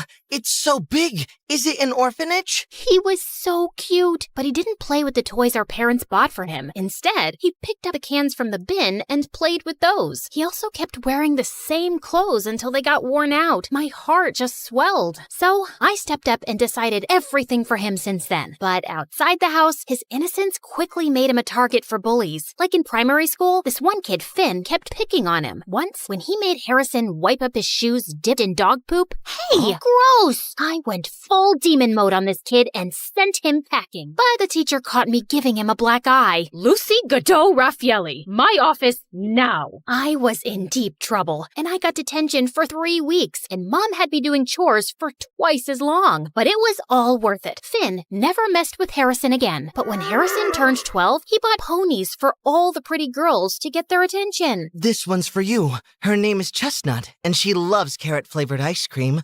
Gosh, oh my gosh, thank you! As a responsible sister, I'd have to go around to all those girls' houses later to fix the damage. Chestnut's coming back with me. Hey, is that scarf cashmere? Give that to me. Stay away from Harrison, understood? I was genuinely worried that if a girl bats her eyelids at him, he'd buy her Prada bags and skirts from Miu Miu. In high school, the stakes got higher. There were more bullies who'd trick him, but the biggest threat was the hotties trying to charm him. Thankfully, my boyfriend Justin was 100% genuine. He was handsome and the best basketball player. Harrison is totally gonna get his butt whooped. And you're going to follow him around with the baseball bat beating up anyone who tries? I wish, but I have my own stuff going on too. But maybe if you could... Nuh-uh, no way. You can hire someone like Nathan. It's not like you don't have the cash for it.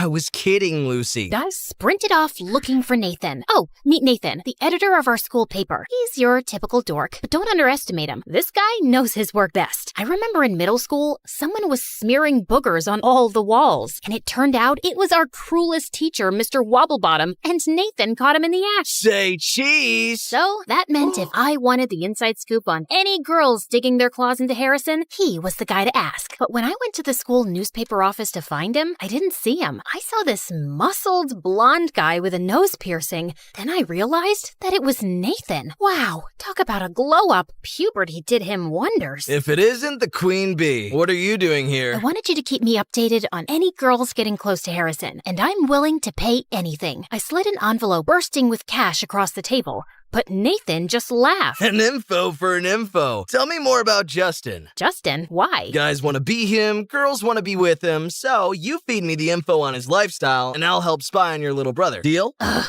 wanted to smack Nathan so bad, but now I'm stuck. Spilling the tea about Justin isn't a big deal, and it might even get him more fans. For the next month, I got the inside track on any girls who had their eyes on Harrison and shut him down early. And all I had to do was listen to Justin a bit more when he started gushing about his new protein powder or whatever. But things got messy when the first article on Justin came out. Gains come my ways. He stopped me at my locker and shoved his phone in my face. Do you know anything about this? Your special no-carb meal plan? In the school paper. How'd they find out about that? I eat my lunch in the gym storeroom just to keep it a secret. Only 2 people know about it. My trainer and you. Don't get so worked up. It's just a diet. Meal plan. This is what determines if you're Olympic level or a local league scrub.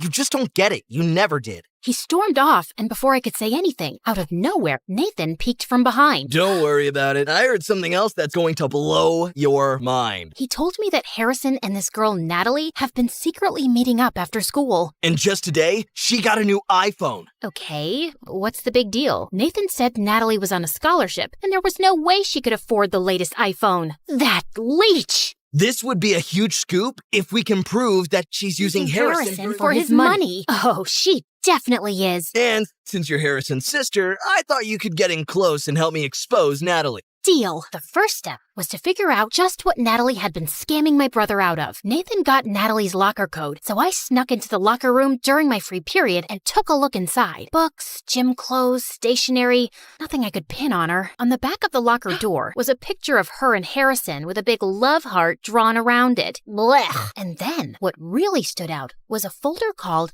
Operation Moolah. Bang! Just then, the door slammed shut in my face. It was Natalie. Find anything you like, thief? Funny you say that when you're the one who's been eyeing up my brother's wallet. Oh yeah? And what did I take from him? And then, as I looked at her hand on the locker door, I saw Natalie was wearing a glittering diamond ring. Ah! Get off me! How'd you get this then? Dumpster diving? The crowd started murmuring, and I waited to see Natalie crumble, but she didn't. She looked more confident than ever. Harrison did give it to me as a promise ring. He gave this to me because he wants to go steady from now on. And before I could react, a couple of girls squealed, running out of the crowd to cheer for Natalie. Ugh. I went back to Nathan to tell him what happened. Not gonna lie, this is still great stuff for me. Not helping, Nathan. I need a new way to expose Natalie. Just then, he pulled out a drawer filled with cables, microphones, and cameras. How do you have all these? My friends lent it to me in exchange for information. So this was how he got his info for the gossip column. Over the next week, we tried to follow Natalie wherever possible, but she wouldn't let us get close at all. Until one day, we saw her and her friends go to a primary school's playground. We brought a long-distance microphone with us. Hi, I'm Luna. I'm 16, and while most people see me as just another shy girl, my life is anything but ordinary. I keep to myself, lost in books and daydreams, trying to navigate a world that doesn't quite seem to fit me. But my life is a delicate balance of hiding and longing, and a secret I guard with everything I have. My family and I recently moved to a small town called Whispering Pines, nestled in a deep forest. My mom, Celine, said it was for a fresh start, but I knew better. She was always anxious, her eyes darting around as if expecting something to jump out at her. She constantly reminded me to stay hidden and keep your secret. Okay, back to my secret. Each night, as the moon rose, I slipped into the woods and transformed into a unicorn. It's a magnificent form with a shimmering white coat and a horn that glowed like moonlight. In the forest, under the cover of night, I was free, a creature of magic, running wild and unbound. But by day, I was Luna, the girl who avoided mirrors and hid under a hood. I was isolated, not quite fitting in with any group at school. I didn't seek out friends or companionship because getting close to anyone could have put me in danger. So I remained on the fringes, living a double life that was both exhilarating and exhausting. Then there was Jasper. He's an artist with a sketchbook perpetually in hand, always drawing and observing. There was something different about him. His eyes seemed to see beyond the surface, and he had been curiously watching me ever since I arrived. His presence was a mix of intrigue and unease for me. One day, after school, cornered me by my locker. Hey, Luna, I've noticed you always wear that hood. Is there a reason? I shrugged, attempting to sound nonchalant. Just like it, keeps me warm. He raised an eyebrow, unconvinced. There's something more, isn't there? You're always hiding? I laughed nervously, trying to deflect. What about you? Always drawing? Jasper flipped open his sketchbook to reveal a detailed drawing of a unicorn. My heart skipped a beat. The other night, while I was walking through the woods, I found these strange tracks in the snow. So I did a little research, and maybe, just maybe, there are unicorns out there. I tried to maintain a casual demeanor, though anxiety bubbled beneath the surface. Unicorns aren't real, Jasper. He looked at me. His eyes sparkled with curiosity. What if they are? What if there's something magical out there that we don't know about? I forced a smile, feeling a sense of dread. Maybe, but I wouldn't worry about it. Despite my attempts to dissuade him, Jasper's curiosity didn't wane. He continued to question me, probing with a mix of genuine interest and persistence. His questions, though innocent, hit too close to the truth and made me uncomfortable. The next day, while I was walking to the local bookshop to get a new journal, I saw 3 men and 2 women exiting a large black SUV, all wearing the same black suit and tie. As I stayed hidden in the shadows, I got close enough to hear them speaking to Whispering Pines local sheriff, Marty Luca. They told him they belonged to a government agency of environmental researchers, but their high-tech gadgets and probing questions suggested otherwise. It was clear that they were searching for something, and I couldn't shake a feeling that it might be me. Later that night, I told my mom about the mysterious group of strangers that had arrived. Immediately, my mom's anxiety reached new heights. I watched as she ran to the closet and pulled down an old photo album from behind a row of hat boxes. She flitted the pages until she stopped at an old newspaper clipping with a photo of the same people I saw earlier that day. Luna, we have to be extra careful now. The OSS is here, and they're not what they seem. I looked at her, confused. What do you mean? Who is the OSS? She gripped my shoulders, her voice trembling. Office of Supernatural Sightings. They're looking for magical creatures. If they find out what you are, they'll capture you and use you for their own purposes. You must stay hidden. But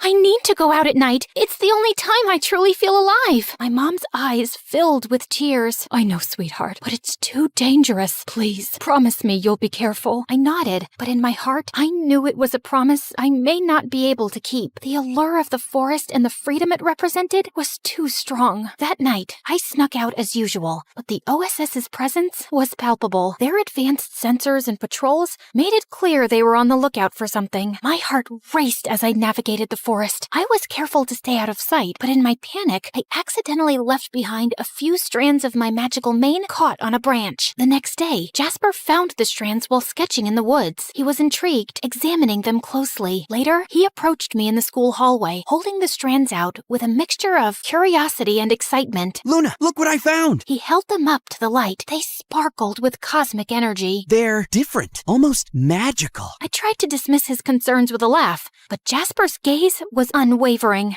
Magic? Are you sure? He nodded, his eyes serious. Then he looked deeply into my eyes, like he could see right through me. There's something about you, Luna, and you've been acting so strange lately. I felt a rush of anxiety. I don't know what you're talking about. Jasper's frustration was evident. Come on, Luna, I'm not trying to pry. I just want to understand. Is there something you're hiding? I hesitated, torn between fear and the desire to confide in someone who seemed to care. But the moment was interrupted as my mom approached and pulled me away from Jasper. What's wrong? The OSS is intensifying their search. They set up traps in the forest. They're using tracking technology, and they're questioning the townspeople. My mom's fear became even more apparent, urging us to leave town immediately. Luna, it's getting too dangerous. We need to leave before it's too late. I crossed my arms in defiance. I'm not leaving. I've been running all my life. I want to stay. Mom looked over my shoulder at Jasper. You can't risk everything over a boy. You don't understand how serious this is, Luna. I do understand. And Jasper is my friend. I trust him. My mom scoffed and walked away, clearly frustrated. I approached Jasper and took a deep breath, my heart pounding in my chest as I looked into his eyes. Jasper, there's something I've been hiding from you. Something I thought you could never understand. My hands twisted nervously. I took Jasper into an empty classroom so we could talk in private. I'm not like everyone else. I'm a unicorn. As the words left my lips, a soft, ethereal glow surrounded me, and a single shimmering horn slowly appeared on my forehead, illuminating the night with a radiant, magical light. I watched his face, waiting for his reaction, fearing he would turn away, but hoping beyond hope that he would stay. Jasper's face softened, and a smile slowly spread across his lips. He reached out and gently touched the glowing horn, his fingers trembling with awe. I always knew there was something magical about you. Thank you for trusting me enough to share this. He let out a soft laugh, his eyes bright. You're beautiful, Luna. All of you. In the following days, Jasper and I spent countless hours together, working on a plan to outsmart the OSS. His artistic talents became crucial. We created detailed maps and tracks to mislead them, and in the hours we spent together, the bond between us grew stronger. Jasper's presence was a source of comfort. For the first time, I felt that I wasn't alone, that there was someone who truly understood and cared for me. One afternoon, Jasper voiced a troubling thought. What if they catch you, despite our efforts? What if they find out everything? I took a deep breath, trying to stay calm. They want to control me, to use me for their own gain. But having you help me is everything. I've never had someone stand by me like this before. Jasper reached out and gently touched my arm. I won't let them catch you. I'll do everything I can to keep you safe. His words brought me a sense of relief and hope, but also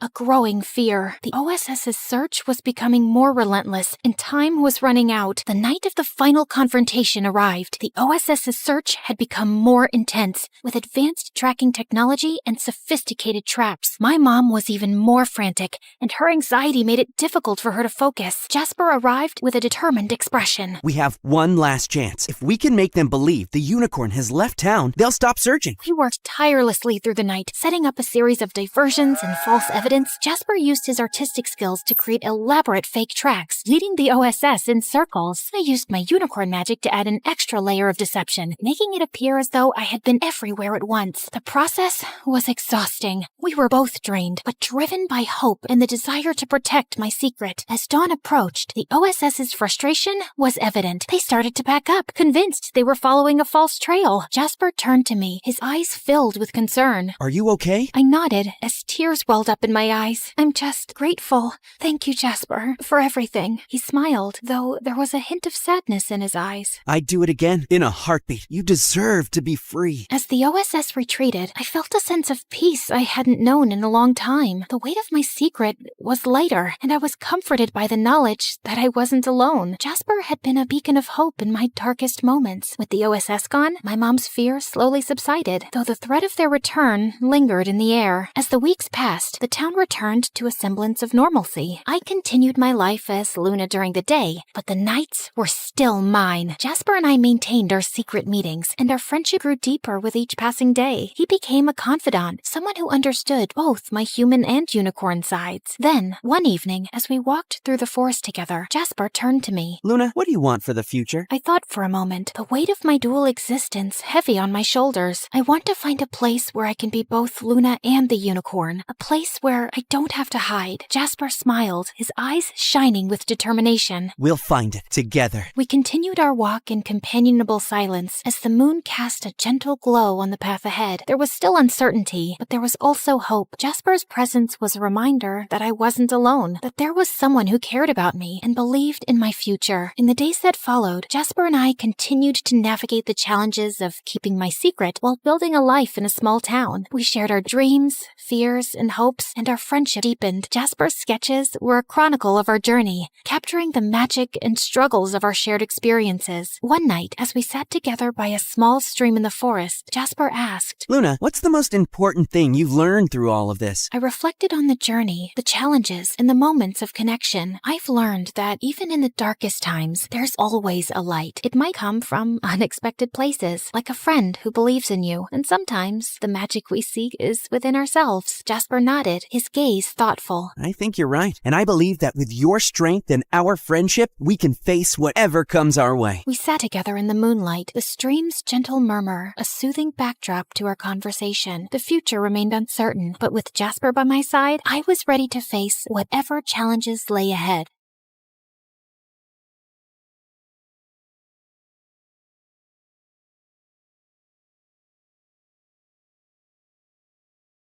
You've heard of a rags to riches story, but how about a riches to rags one? Like and subscribe to hear my reverse Cinderella story. Hi, MSA Nation. My name is Patricia, but since we're friends, you can call me Trisha, but not Patty. I hate Patty. Growing up, I was extremely rich, like next level rich, like Oprah meets Rihanna meets King Charles rich. It was all thanks to my mom, who the world knew as Cheryl. She was the most impressive person I knew. She and her best friend, whose name I won't mention for reasons that will soon become clear, were business tycoons who got a ton of investors and created a huge mega corporation right out of college. Ever heard of Amazon? Their business was kind of like that. Let's call it BFF Enterprises. It employed thousands of people all across the country, and Mom and her friend reaped the rewards of their extraordinary efforts. I aspired to have a BFF like Mom's. As a VIP daughter of a VIP, I was enrolled in etiquette classes immediately. By the time I was 5, I was practically Julie Andrews. You know, the queen from the Princess Diaries, only smaller. I was treated like a princess, with people attending my every need. When I showed an interest in art, I was gifted all of the finest art supplies and was even able to practice by creating portraits of some of the coolest celebrities. I can neither confirm nor deny that those were the celebrities who I painted. Yeah, my life was pretty much perfect until someone ruined everything. One day, there was a huge commotion next door at Mom's best friend's house. All of a sudden, the door swung open and I was shocked to see Mom's bestie in handcuffs. It turned out she who must not be named, that's what I called her, had been stealing a ton of money from their company. Because of that, their business went under, and thousands of people lost their jobs. To make matters worse, an angry former employee was convinced that Mom must be to blame too. He put together a whole manifesto and brought Mom to court. Fortunately, Mom was declared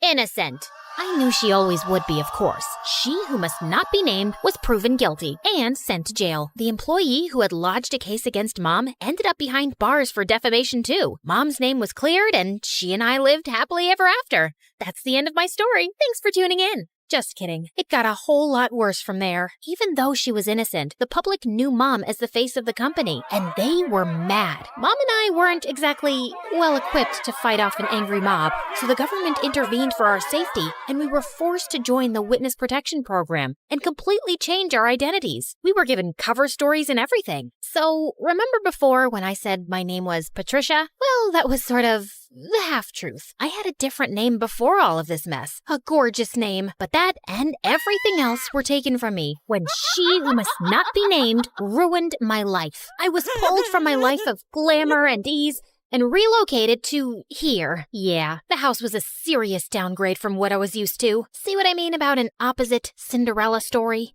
I know this is different from what we're used to. At least we still have each other. One day, we'll live in a big mansion again. I hoped she was right. In the meantime, Mom set up security cameras everywhere. She was afraid someone would somehow find out who we were and try to break in and steal whatever valuables we had left. That fall, I started up at my new school. I thought it would be a breeze. I'd never had any problems making friends before in my fancy school, back when I had money. But here, everyone was staring at me as I walked in. I felt like a total fish out of water. What, are you like from Gossip Girl or something? It got worse in the classroom. May I use the washroom?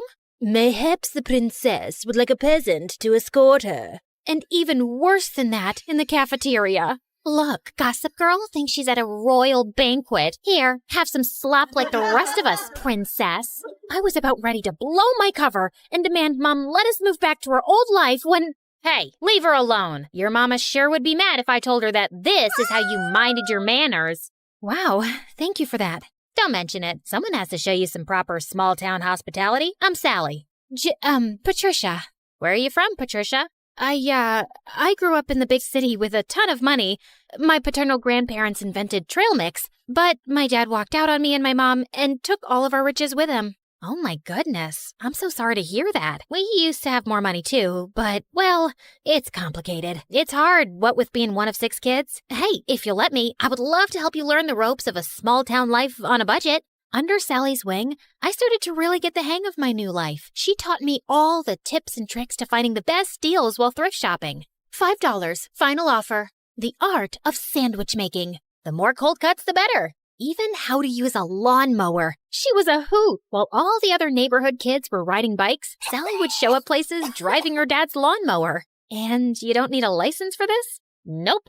Weirdly, though, I never actually saw Sally's dad, but more on that later. Sally encouraged my painting, even if it meant using unconventional canvases. She was the most thoughtful friend I ever had. In turn, I taught Sally all about how to host a proper high tea and even how to ballroom dance. Sally was a total girly girl at heart, and I could tell she appreciated feeling like a princess for once. Over time, Sally and I became inseparable, and we especially loved taking her lawnmower out for joyrides. Hey, instead of zooming around town, why don't you put that machine to good use and mow my lawn? I'll throw you $20. $30. Final offer. The haggling skills Sally taught me were really coming in handy, and that's how Sally and I started earning some extra cash. In the beginning, we had a handful of customers, mostly our friends' parents, who paid us to mow their lawns and rake their leaves. But then, Sally had a fabulous idea. Trisha, you're such an excellent artist. We should offer painting services too. You can even do customized designs. Oh my gosh, Sally, you're a genius. We showed up to the hardware store, excited to get all the materials we'd need to expand our business, but were shocked when we saw the prices. We were in over our heads. I went home, defeated. But then, I thought of someone who just might have some good advice. Janessa, the apple certainly doesn't fall far from the tree. I'd be happy to jumpstart this business for you too. We'll finally have a new way to make money. But first, I want to see your business plan. With Mom's guidance and funding, S&T's Landscaping was born, and with her savvy advertising, our client base expanded quickly. Plus, I was having a blast customizing people's houses with my art. With Sally by my side, I was starting to finally feel at home in this small town. There was just one weird thing. Sally never invited me to her house. She always made excuses why we should meet at my place instead. Oh shoot, I totally forgot. My crazy Uncle Louie's at my house this week. He always brings all 17 of his pet chickens. We should probably just hang out at your house. I fell for it when she told me about Aunt Linda and her 6 boa constrictors, but 17 pet chickens? Yeah, right. One day, curiosity got the better of me. When Sally told me she was heading home after school, I pretended I was going to my place, but I followed her instead. What could she possibly be hiding? I followed Sally to the outskirts of town, the bad neighborhood. Whoa, Sally lives here? The trailer barely looked big enough to hold a twin bed. How could Sally and her 5 siblings and her parents even fit in there? Just then, I lost my balance and fell to the ground with a huge thud. Trisha? Sally, I can explain. I thought Sally was going to start screaming at me, but instead, she started crying. I'm sorry I never showed you my home. It's just, well, I was embarrassed of this ugly trailer. My dad used to have an excellent job, and we had a big house and a big yard, but Dad lost his job a few years ago and ended up in jail. Ugh! If it wasn't for BFF Enterprises, we would never be in this mess. He was just trying to stand up to their evil owners, and instead Cheryl hired her cronies to make it look like Dad was lying and put him away. It felt like my stomach had dropped out of my butt. Sally's dad was the angry former employee who'd made a case against Mom. Thank goodness Sally had no idea who Mom and I actually were, thanks to our aliases and dye jobs. But why was she blaming Mom when it was really her dad who put us in this mess? I knew I shouldn't say anything or risk Sally getting suspicious, so I ran home before I put my foot in my mouth. Trisha, wait! Was it something I said? I avoided Sally the rest of the week, which wasn't easy. I felt so conflicted. Sally was my best friend, but she hated my mom and blamed her for her dad being in jail. So, I decided to get Mom's advice. I need to talk to you. Sally's dad is your angry former employee who ended up in jail. Oh, come on now, Trisha. What a strange joke. Why was Mom calling me Trisha? At home, she always called me by my real name. Mom, this is serious. Sally has no idea who I really am, or that you're actually the co-founder of BFF Enterprises. Just then, Sally popped up from behind the couch, and suddenly, Mom's behavior made sense. Sally, it's not... I can't believe this. I thought we were best friends, and all along, your family is why my family is suffering?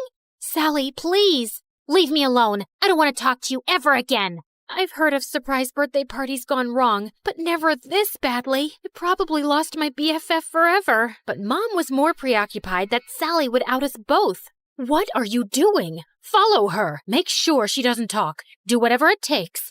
I hadn't seen Mom this stressed out since the trial. I tried texting, calling, even showing up at Sally's window, but she wouldn't even look at me. I returned home completely hopeless. Did it work? Will she keep quiet? She won't even talk to me. Just then, Mom turned into a fire-breathing dragon. Well, not literally, but I'd never seen her this angry. Then we need to move again, now. But this is her home.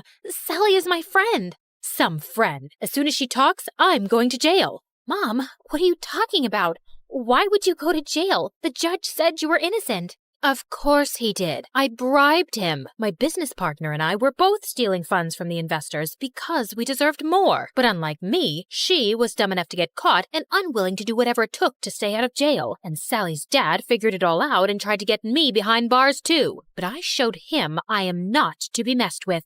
I couldn't believe it. I was so blinded by all of her generosity over the years. I'd never even once suspected that she could have done anything criminal. And I felt so awful for Sally and her family. They didn't deserve this. But then again, how could I choose between my mom and my best friend? What Mom said next, though, made everything totally clear. You got us into this mess. Now you have to get us out. Me? I'm just a kid. You're the one who was so greedy that you stole money and ruined your company and all of your employees' lives. You even let your own best friend take the fall. You cared so much about money, you forgot about what really matters, friendship. Trisha, come back here. My name isn't Trisha, Mom. It's Janissa.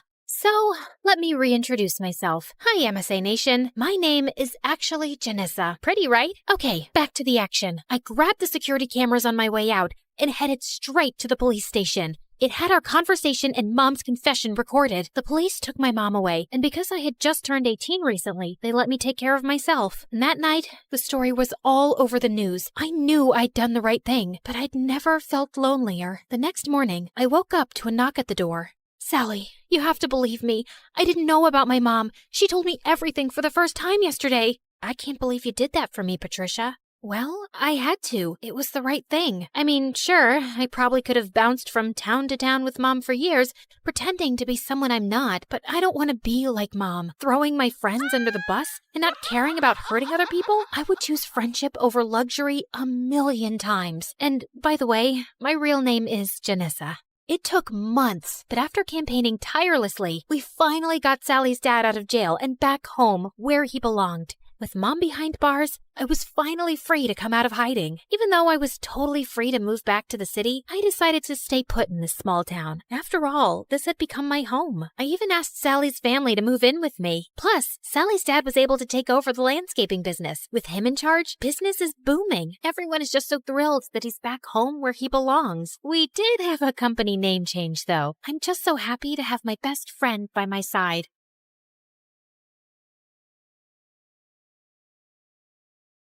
Hi everyone, I'm Gina from China. Or so I thought.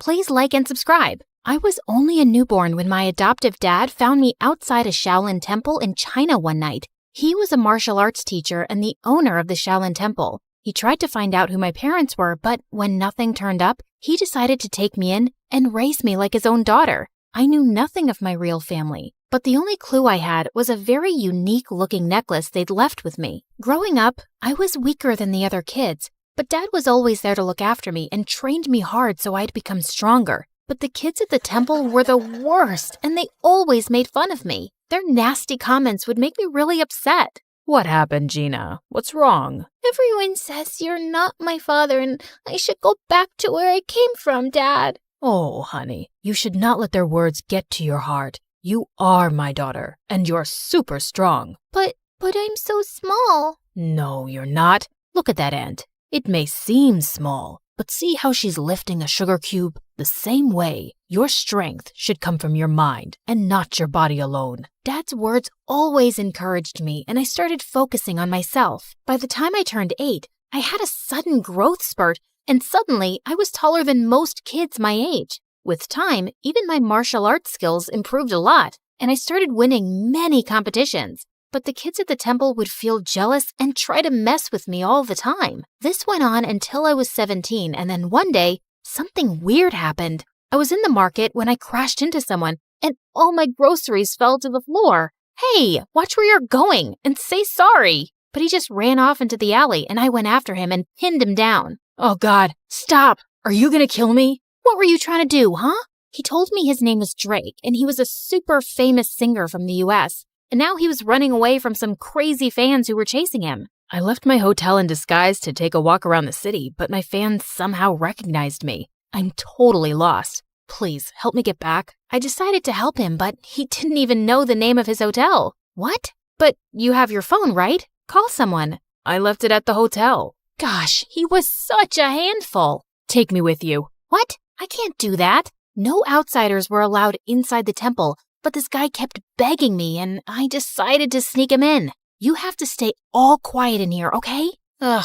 I sneaked in my share of the food, and he ate like he was starving for days and didn't leave any for me. That's it. You're gonna have to leave tomorrow morning, or you're saying all this because you have no idea how popular I am. Otherwise, you'd have never wanted to let me go, baby girl. Huh? Who did he think he was? Suddenly, he grabbed my phone and started showing me all these pictures of himself online, and that's when I noticed something very strange. A woman in one of those photos was wearing the exact same necklace as mine, and she looked so much like me. Who is she? You want to know her and not me? Fine. She's a family friend, but why? Could I really have some connection with this lady? But what were the chances? The next day, I woke up to loud noises in the temple and saw Drake was being taken by his security people. Turns out, one of the girls from the temple knew him and reported it to his managers. I didn't even get to say goodbye. But ever since that day, I kept wondering about who my real parents were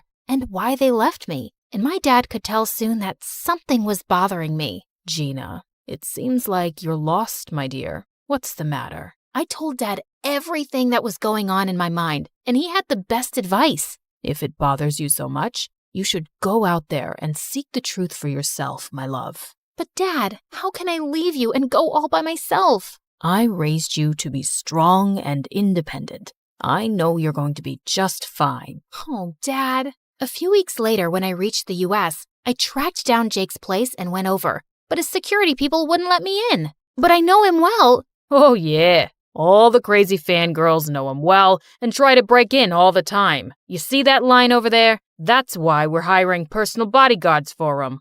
Yeah, that's exactly why I'm here, to be his bodyguard. Nice try, but it's male bodyguards only. Now off you go, little girl. I couldn't give up like that. Only Drake could lead me to that woman, and I had to find a way to get to him. So I bought some makeup and wigs from a nearby shop and disguised myself as a guy. Later, when I went to audition for the job, everyone was fascinated by my smooth martial arts skills, and they hired me in an instant. They even gave me a room to stay at Drake's mansion. On my very first day, Drake's manager told me that he was running late for a photo shoot and asked me to go wake him up. But when I reached his room, I saw a girl trying to click pictures of him while he was asleep. You, get away from him. I pulled the sheets from under their butts and they both fell to the floor. What? Are you nuts? You broke my butt. Before she could record more, I took her phone and threw it out the window and she jumped onto me. You jerk! That was my brand new iPhone. Seconds later, Drake separated us and told me that she was his girlfriend. Then why was she clicking your pictures like that? Turns out, Drake's girlfriend, Blythe, was a social media star, and all she did was post pictures with Drake for popularity. She stuck to him like chewing gum and wouldn't give me any time to be alone with him. Even when we'd step out, she'd join us and give me death stares. Why do you keep following me all the time? Ma'am, I'm Drake Sir's bodyguard, and it's my job to protect him. That's enough, Blythe. He's just doing his job, so cut it. But she wouldn't miss a chance to mess with me. There was a fan signing event for Drake soon, and Blythe was live streaming when she tried to make me fall and humiliate me in front of Drake and the crowd. But I moved aside just in time, and she ended up bumping into one of the fans and falling face flat. Are you blind, moron? Can't you see? When the fans saw her rude behavior, they got real mad, and Blythe ran out of there to save her butt. But some of the anti-fans started throwing rotten eggs and tomatoes at Drake. I ran towards him and shielded him from all the nasty stuff and took him inside safely. When all the chaos was over, I realized I smelled gross, and I immediately ran to the washroom. But the moment I started washing my clothes, I heard a loud scream and Blythe came running towards me. You moron! I knew it! You're a pervert, and you've been following me this whole time! What? Have you lost your mind? Why would I do that? It's then when I realized I was in the girls' washroom, and Blythe pulled me out in front of everyone. I want you to fire this guy immediately, Drake. He followed me into the washroom. I swear, it was a mistake. I was the one who asked him to go and look for you. What? He took my side in front of all those people over his girlfriend, and I had no idea why. So later that night, when I saw him sitting in the garden, I went to talk to him. Hey, are you okay? Yeah, all thanks to you, man. You were the one who came to save me even when Blythe ran away. That's just my job. He then signaled me to sit down, and I did as he asked. Why did you take my side today? 'Cause I knew Blythe was lying. I've known her ever since we were kids, and I know when she doesn't like anyone, she makes a huge fuss about it. But still, she's your girlfriend. Sometimes, I wish she wasn't. I always saw her as a friend, but one day, she asked me out. I said no, but my mom and Blythe's mom are best friends, and Mom said I couldn't break Blythe's heart. But you should have told your mom you didn't love Blythe. I did, but she didn't listen. Like she never listens to me about wanting to quit music for a while. But I thought you loved creating music. I do love music, but I just want to do it at my own pace. But my mom keeps pushing me into advertisements and other projects all the time. Then you should tell her to stop. If you don't like something, you don't have to do it, Drake.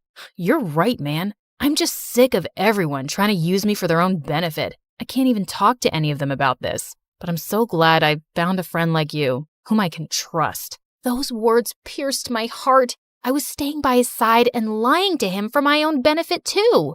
Just then, I spotted a mouse running on the ground towards me, and I just squealed loudly and jumped onto Drake's lap. Oh my God, what's wrong? I don't know why I thought something was about to attack you, and I was just protecting you with my body, like a human shield. Just my training, you know? Okay. And is the girly scream part of the training too? Yeah, totally. It's like a war cry to scare the enemy. It's gotta be shrill.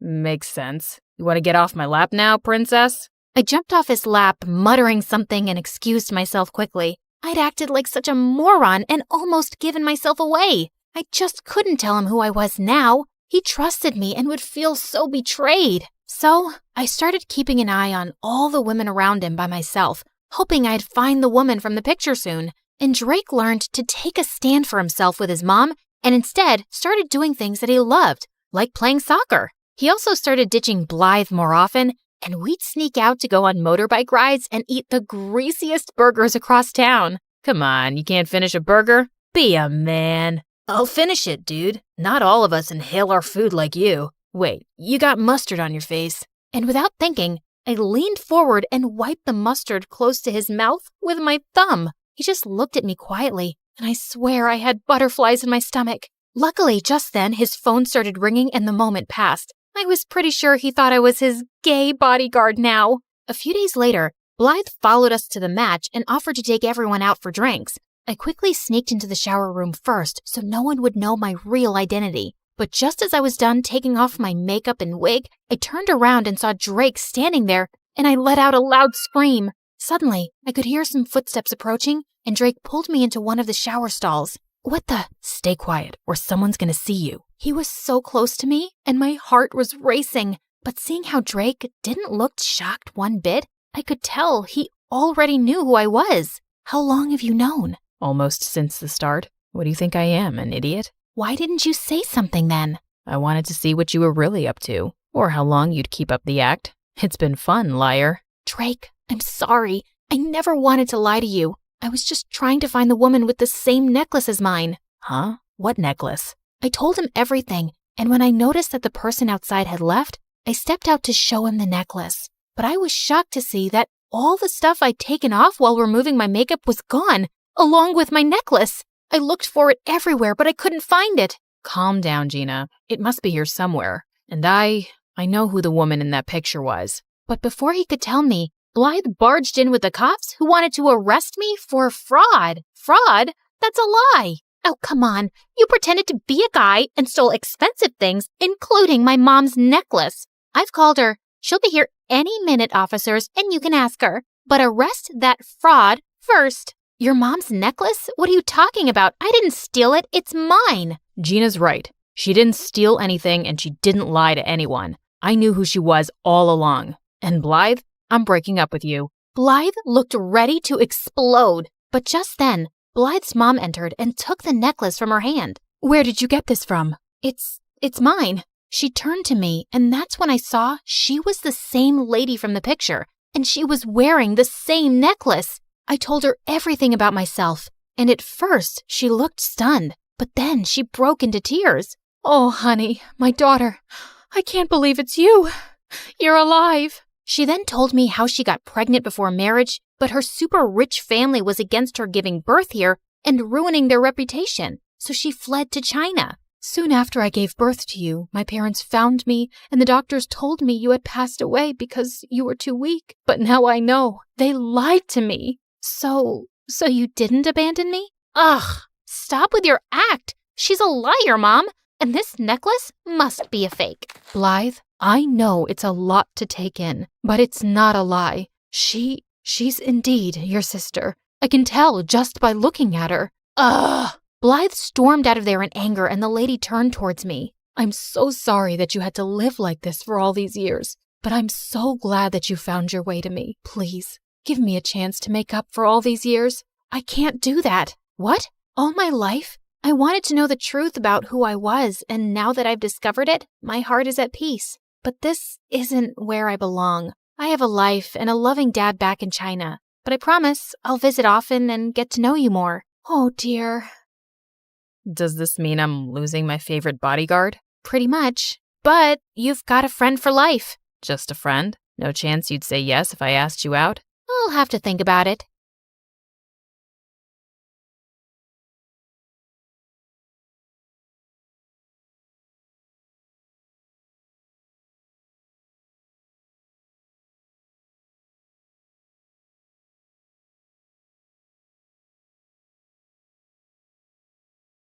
I woke up in the middle of the night feeling extra thirsty and almost passed out when I saw the time. It was 3 a.m., the devil's hour. I tried to go back to sleep, but I just couldn't. Come on, girl. Ghosts aren't real, but dehydration is. So hold yourself together and get your ice-cold water. I silently prayed as I went down to the kitchen. Suddenly, I caught someone moving in the shadows. Holy Mother of God! Was it the devil? I was about to scream when I realized that it was just my older brother, Kevin, who looked suspicious.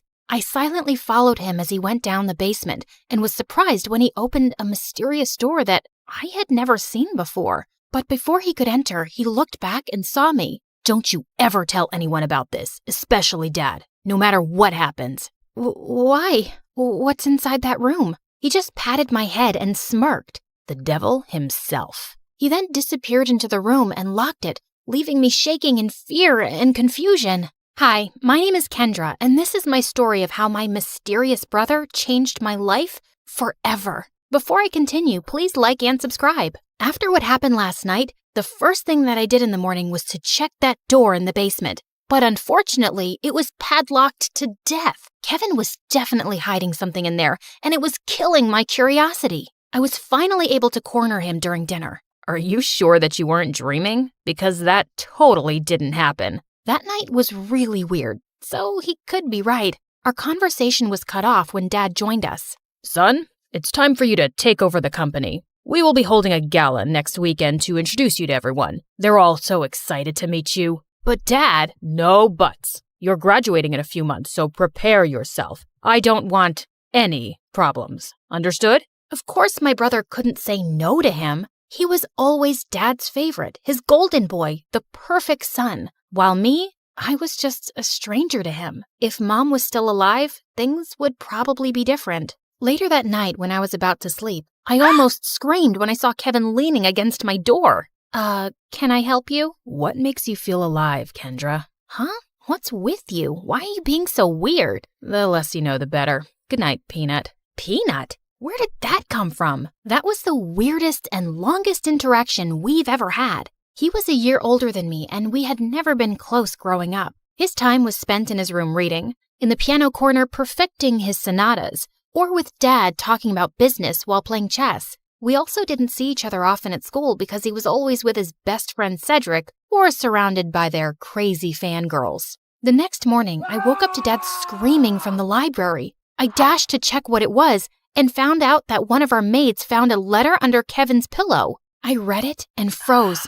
Kevin left. He didn't say where he went and when he was coming back. All the note said was, do not wait for him. I would expect something like this from you, but not my son. Kevin is a responsible young man. Well, the note says otherwise. The gala is this weekend. I need your brother to be there no matter what it takes. We tried looking for Kevin everywhere, but no one knew where he was. Even the police couldn't find him, and it was driving Dad crazy. One night, he just walked up to me and started inspecting my face. You would do. You were going to be him. Be who? Kevin. In case your brother is still on this stupid little adventure on the night of the gala, you will pretend to be him. But Dad, I don't think I can... Kendra, you are a capable young lady. Of course you can. You'll be saving our company from humiliation. I know I have not been very vocal about your accomplishments, but I do notice. Will you do this for me, sweetheart? I had never heard Dad talk to me that way, and it felt really good. So I found myself giving in. Besides, it would only be for just one night, right? I just needed to hide my hair under a wig and dress up like Kevin and just smile and avoid conversation as much as possible. Simple. When the big day finally came, I was a nervous wreck. There were too many important people, and Dad kept reminding me not to mess up. Luckily, the party was a success, and I thought my little mission was finally over until Dad came up to me. You did well. Now we just have to make sure that your brother will not fail his classes so he could graduate. You'll need to attend school as him. But how about me as Kendra and my grades? I'll call the school and tell them that I sent you out of the country for an emergency. Anything you fail, you can take for a summer class. But no buts. This was already decided. And remember, no one should ever know about this. But Kevin and I were just too different. After carefully thinking about it, I finally decided to do it. It was my chance to impress Dad. I just needed to do one little thing, which was to learn everything about my brother to make it believable. I checked his room, but I didn't find anything useful. I had to ask for help from the person closest to him, Cedric. But there was one problem. At school or whenever he visited my brother, I would usually lock myself in my room because every time our eyes met, I felt like passing out. The guy looked like a demigod, and I just couldn't handle him. But this time, I had no choice, and I knew exactly where to find him at school, the music room. As I peeked into the room, I saw him playing the violin, and I was instantly mesmerized. Just then, he stopped playing and smiled at me. Just avoid his eyes, and you'll be fine. Did it tickle your soul? Huh? The rhythm, the passion, the climax. Sorry, but I'm not into music. I stepped back, and he started walking towards me. How about this? Did it tickle your soul? I suddenly became mute. This is the first time you talked to me, and I'm surprised. What brings you here, Cupcake? Cupcake?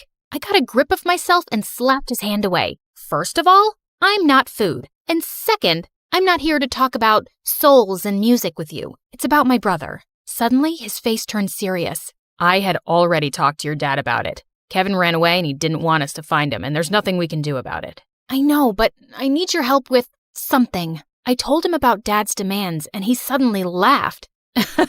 That's a ridiculous idea. You two look similar, yeah, but you're too cute and girly to be a boy. Wait, he found me cute? I excused myself to the bathroom, and after calming down, he was nowhere to be found. It took me a whole day to finally find him playing violin in the school garden. So, are you going to help me with this, or are you just going to play your violin all day? I only help people who can look me in the eye. Ugh, why was he being like this? I gathered up all my courage before finally meeting his eyes, and thankfully I was able to control myself until he smiled. You have the same eyes as your brother. They're very pretty. So he liked my brother's eyes? That was fruity. Whatever. Now, where do we start? Your appearance. And I think it needs a lot of work. For the makeover, he brought me to the mall to cut my hair short, and it took me several hours to finally say goodbye to my precious long hair. After accepting the fate of my hair, we tried on some clothes similar to Kevin's fashion. As I walked out in a leather jacket, he came up to me to zip it up. He was so close, I could hardly breathe. Looks perfect now. He then taught me about my brother's stance, walk, and gestures. I told you to walk faster, not like a gangster. And stick out your chest more. Think of yourself as the hunkiest man alive. Like this? He held my hips to guide me, and I felt like exploding from the sparks. Just then, I noticed some girls around drooling over us. Both guys are so cute. I'll take either of them. They look so in love. OMG. Love wins. Great. And now we were a gay couple. Cedric coached me about Kevin's interests, and I was surprised. I didn't know my brother was such a dork. He loves SpongeBob so much, he even thought of diving into the ocean just to look for its real-life version. But one revelation made me tear up a bit, and he adores you so much. But he thought you didn't like him, so he always chose to give you space. What? That's not true. He's too protective of you. He even told me not to talk to you because he thought I'm trouble. Oh yes, you're definitely gonna be trouble. To my heart.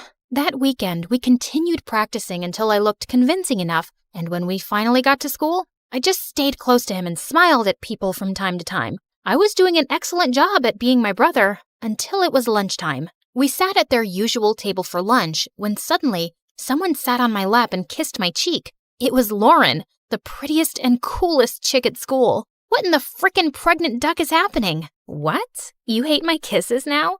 You look like you've seen a ghost. I turned into the ripest tomato when she giggled into my ear. I could never hate such a goddess like you.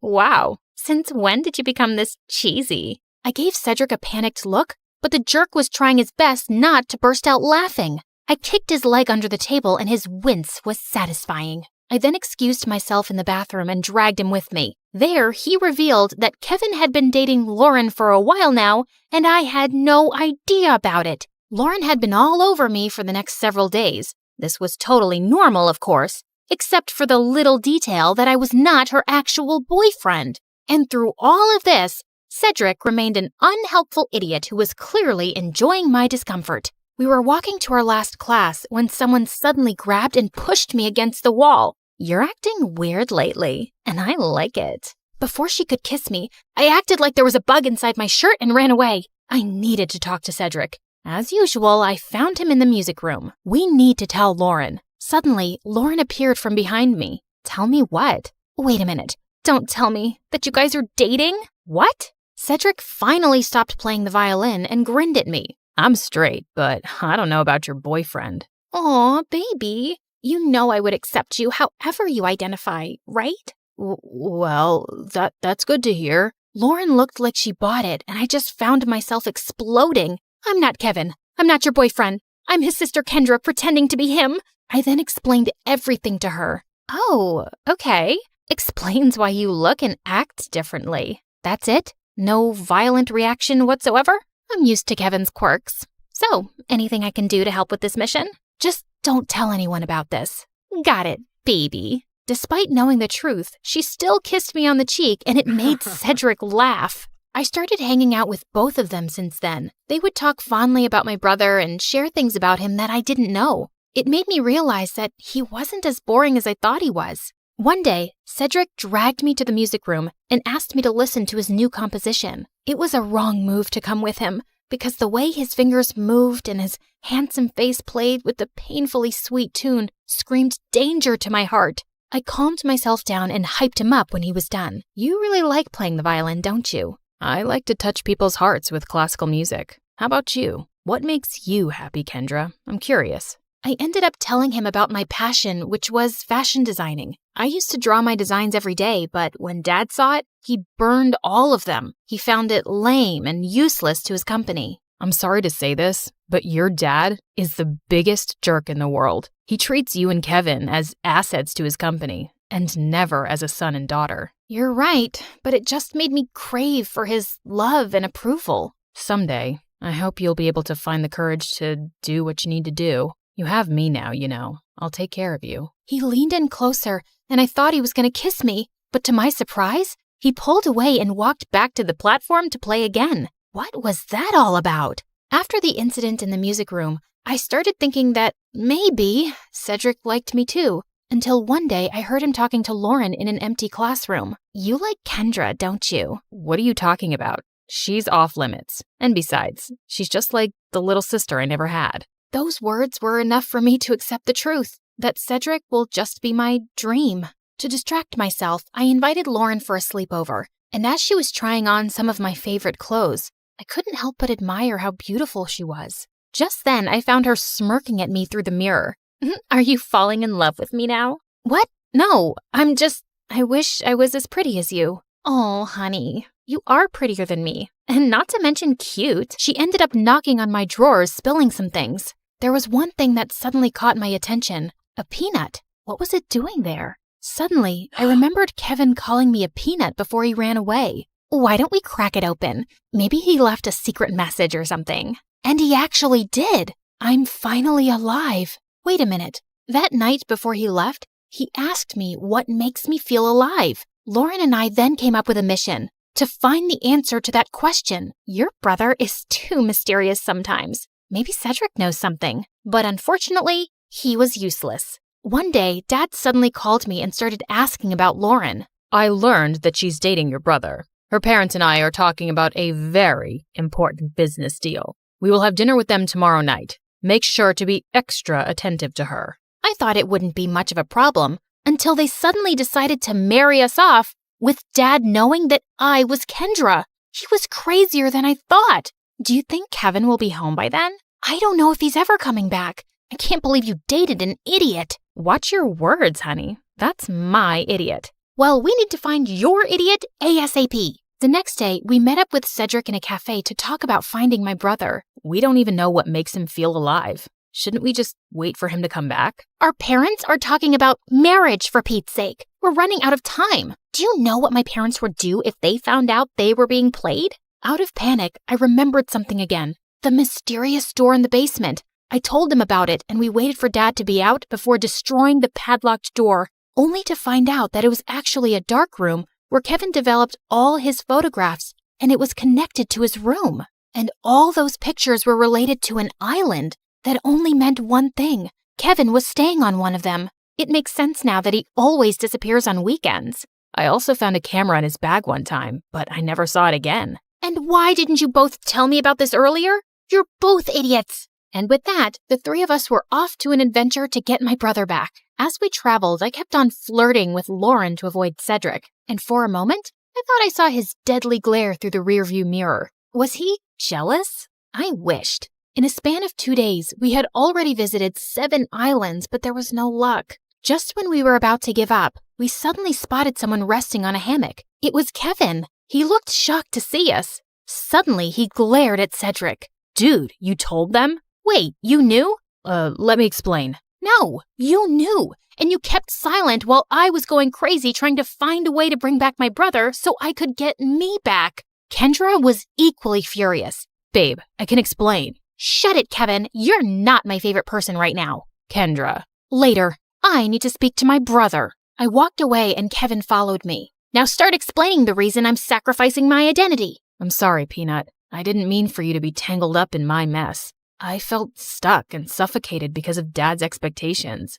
I always knew I would have to take over the company someday, but I didn't know it would be this soon. I thought I would have enough time to still do what I love, to enjoy every island and see its beauty through my lens. But suddenly, I didn't even have a year, so I panicked and I ran away. I'm such a coward. It didn't take a second for me to melt. No, that's the bravest thing I've seen you do. All our lives, I've only ever seen you nod to Dad's every demand. I'm proud of this version of you. I convinced him to come back, but he ended up convincing me to ditch Dad and come with him. After everything that happened, I just realized one thing. Dad wasn't worth it. So I agreed. Lauren is amazing, you know. She didn't deserve to be left without a word. I know, Peanut. I guess I have a lot of making up to do. Good luck, Walnut. Later that day, he spent his time making it up to Lauren and talking to Cedric, while I was left alone doodling some cute dresses on the sand. My brother then came up to me and asked me something. Are you mad at Cedric? I asked him not to tell anyone. Keeping this from you must have been very hard for him. I understand, but you like him, don't you? What?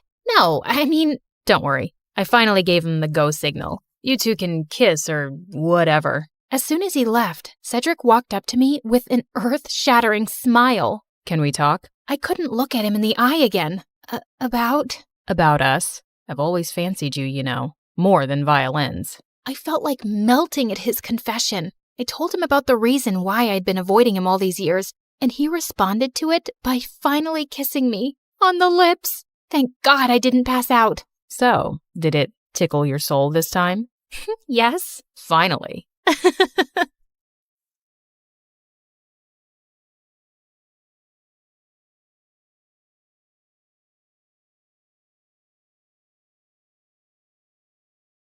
Hey friends, I'm Sabrina from Miami. Please like and subscribe. I was born to two high school sweethearts who loved me to bits. My parents were like each other's best friend, and people called them couple goals. But in reality, they were complete opposites. While Mom was a hardworking, no-nonsense lawyer at a big firm, my dad, well, he was a stay-at-home dad. Polar opposites. Yeah, I know. But still, they were so much in love.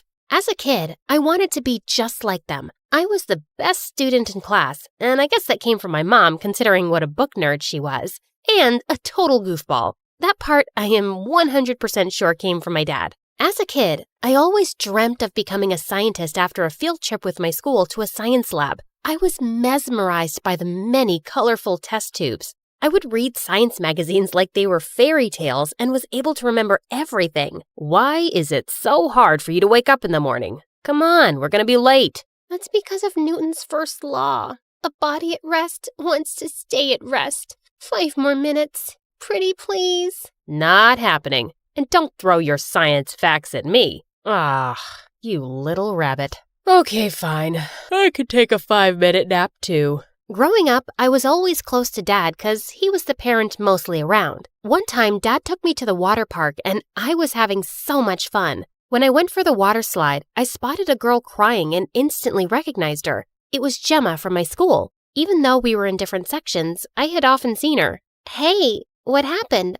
Are you hurt? No, my mom. She wants me to go down the slide. But look at it. It's so scary. It's dark. I'm scared. This one? It's for babies. Come on, I'll be right behind you. The trick is to close your eyes and enjoy. Ready? Okay, ready. Saying that, I pushed her and then followed her. When we came out on the other side, the look on the girl's face had changed. OMG!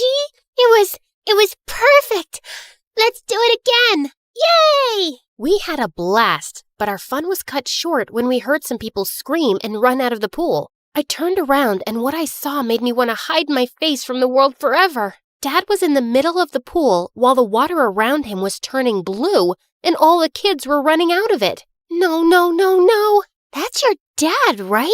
I'm not with him. Yeah, I'd say the same thing if my dad did that. You see, my dad was adorable, but he could be pretty annoying at times. I guess that was the reason why Mom was always saying that she had to raise 2 kids instead of 1. Well, Gemma and I became pretty good friends, and the fact that she kept the whole pool thing a secret made me like her even more. While I was happy to finally have an awesome friend, things at home were going south. I started to notice that Mom and Dad were always at odds. One moment they would be smiling at each other, and the next they'd be arguing like kids. They'd bicker over the smallest things, like who would take the trash out, who squeezed the toothpaste from the middle, who left the dishes dirty, and whatnot. One time, they started a huge fight over air conditioning. Yeah, it's frickin' freezing. Where's the remote control? Do you have any idea how much last month's bill was? So, now you're gonna throw the I'm the one who brings the money in thing at me. Mom?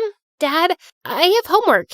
Can you help me? How about later, honey? Daddy has to go out with his friends. Friends? Yeah. Run away like a little boy. Ugh, you're always acting like a kid. I always hated their fights, but on my 10th birthday, they crossed all limits and started arguing on my birthday in front of so many guests. I had had enough. Oh, please. For once, I really wish you guys would either stop fighting or just leave each other. Because of Mom and Dad, I officially hated love. As if my wish came true, the next day Mom left for New York, and when Dad found out, he was heartbroken. I can't believe it. How could she do this? I know we had our differences, but this? How come she didn't ever think about you? The realization stung. Mom didn't just leave Dad, but me too. For many days, my mind was in chaos. Seeing me so quiet at school, Gemma asked me what the matter was, and I told her everything. I am never falling in love. It's stupid.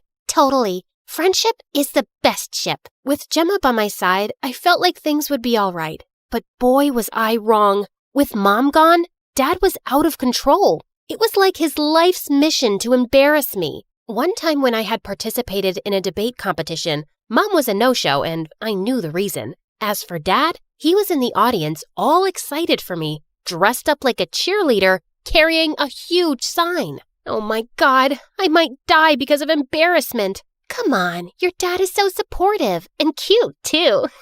After my speech was done, I heard noises from the audience. This idiot has been screaming in my ear for an hour now. It's time he gets taught a lesson. What? If cheering for my daughter is a crime, then I'm a Ah! Before Dad could even finish his sentence, the other guy gave him a black eye. I so hated that my dad got his butt kicked the same day I got an award for the best debate, but he was always acting like a kid on a sugar rush. Once we got home, I was so angry at Dad that I locked myself in my room, even though Dad apologized many times. When I finally came out, Dad was relieved. Honey, I am so sorry. I just wanted to make you laugh. Happy. I thought if I acted like a friend, we'd be... Wait, but why a friend? I want you to be my dad. I can have many friends, but only one dad. I guess my words struck a chord because after that day, I saw how slowly Dad was becoming more responsible. He was managing the house and even started a small business from home, which was going well.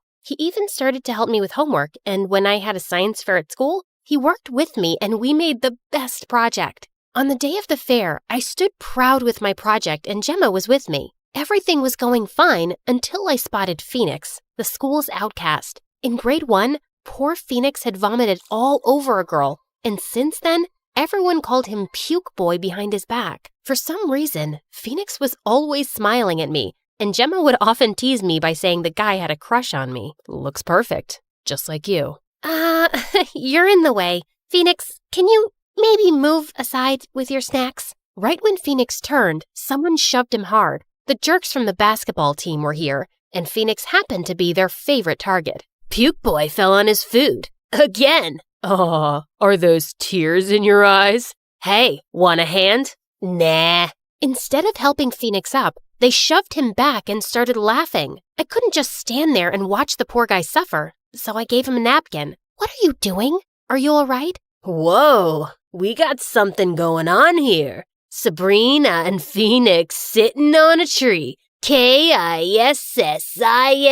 Before he could finish, I gave the jerk a much-deserved slap, and that really angered him. But before he could come at me, the principal came and took the whole group away. Good riddance. Oh my God, I want to be you when I grow up. Thank you so much, Sabrina. You're welcome. That was something, Sabrina. Gemma and I spent the day with Phoenix, and it turned out he was a gem. Not only was he good at school, he had a heart of gold. After that day, we started to hang out with Phoenix a lot. As time passed, our friendship grew stronger, and in the final year of high school, all 3 of us decided to go to the same university. I was doing so well, but then I had a 2-week break before my final exams, and I had to go and visit Mom. I was dreading it because I knew she'd be pissed as I didn't attend her wedding a couple of years ago, but when I reached her place, I was pretty shocked. Wow! Mom had surely married a rich guy, and now she even had 2 kids. Meet your brothers. Aren't they adorable? Yeah. So, we're going out. How about you look after the boys? Before I could say anything, Mom and her husband rushed out and I was left to babysit. The entire week went by in a haze, and I realized one thing. Mom had moved on. I knew I should be happy for her, but I felt betrayed. At least I had Dad. But once I was back, I got a surprise at home. Dad was dating again. First, Mom has a new family. Now you're both moving on? Where do I fit in? You are our child. Nothing in the world can ever come between the love we have for you. Yeah, some love. Ugh, but why was I blaming Mom and Dad? I was the one who had wished for them to be apart.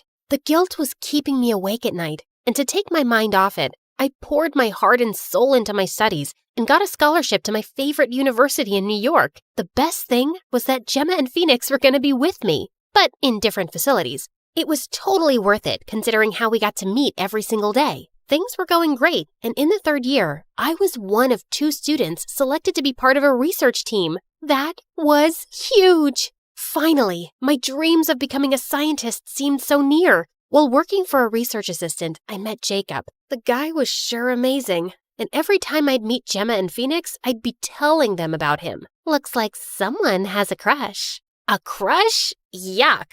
Jacob and I, we're just good friends. Yeah, everyone says the same thing when they have a crush. Did I really have a thing for Jacob? No. I needed to focus on my studies and research. So I started avoiding Jacob, even though I felt bad about it. One time, I was late in the lab with my professor when I had a total eureka moment. I created a new material that looks like plastic, but 100 times safer than plastic. Oh my God, this is unbelievable. Professor, you have to come and see what I found. What? Impossible. Look, I tested it again and again. The results are the same. Yeah, she's right. Congratulations, Sabrina. This is fantastic. This will revolutionize science. Well done, Sabrina. I always expected the best from you. I was so happy, but when the research paper was published, I got the shock of a lifetime. It was named after my professor and didn't say anything about my contribution, but I discovered it. And who will believe a science student over a double PhD scientist? I'll tell everyone. You won't get away with this. Oh, really? Well, then be prepared to lose your scholarship and fail epically. What a monster! I had been such a fool trusting him with my research. I needed to tell Gemma and Phoenix about this and ask them what to do next. I ran to Gemma's dorm room, and right when I opened the door, I felt the air knock out of my lungs. Gemma and Phoenix were kissing. What the heck? Sabrina, wow, Finally. I was telling Gemma for so long that we should tell Sabrina about our relationship, but look how well everything fell into place. Fell into place? Are you crazy? This can't be happening. No way! You betrayed me! It was like the walls were closing in on me. I felt like my mind was spinning. It actually was, and when Gemma came to hold me, I slapped her. Accidentally.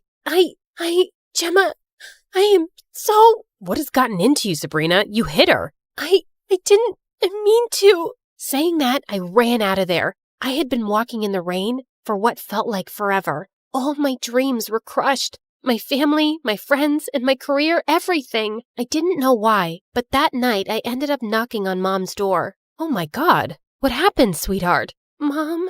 It was the first time I opened up to Mom, and in the end, I came clean.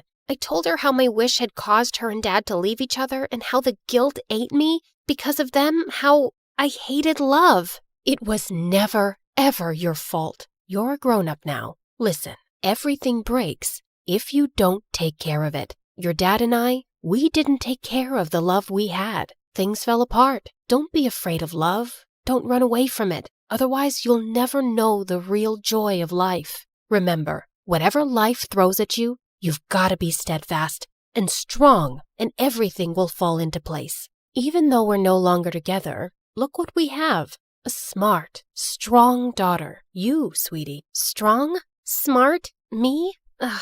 And then I told Mom what my professor did and what a fool I was for trusting him. Well, Mom, boy, was she pissed. She then brought in the big guns. She sued my professor. Perks of having a lawyer mom. On the day of the hearing, it was the first time I saw Mom in action, and boy, was she fierce. Jacob was also there to support me, and in the end, the judge ruled in my favor. I was so happy, but the victory didn't feel complete without my friends, and I knew what I had to do. Today is my wedding day. Gemma, my bridesmaid, and Phoenix, the best man, look absolutely amazing. I am so happy that they're part of my big day. It was all because I had finally accepted my fears and came clean to them all those years ago. I had told them how I was afraid that our trio would break up because of them dating, but it was Gemma who assured me that taking a chance at love was totally worth it. And I finally gained the courage to tell Jacob how much I liked him, and he felt the same way. As I'm about to say I do, I realize how I didn't have to run away from love, but run towards it, because it's the best joy of life.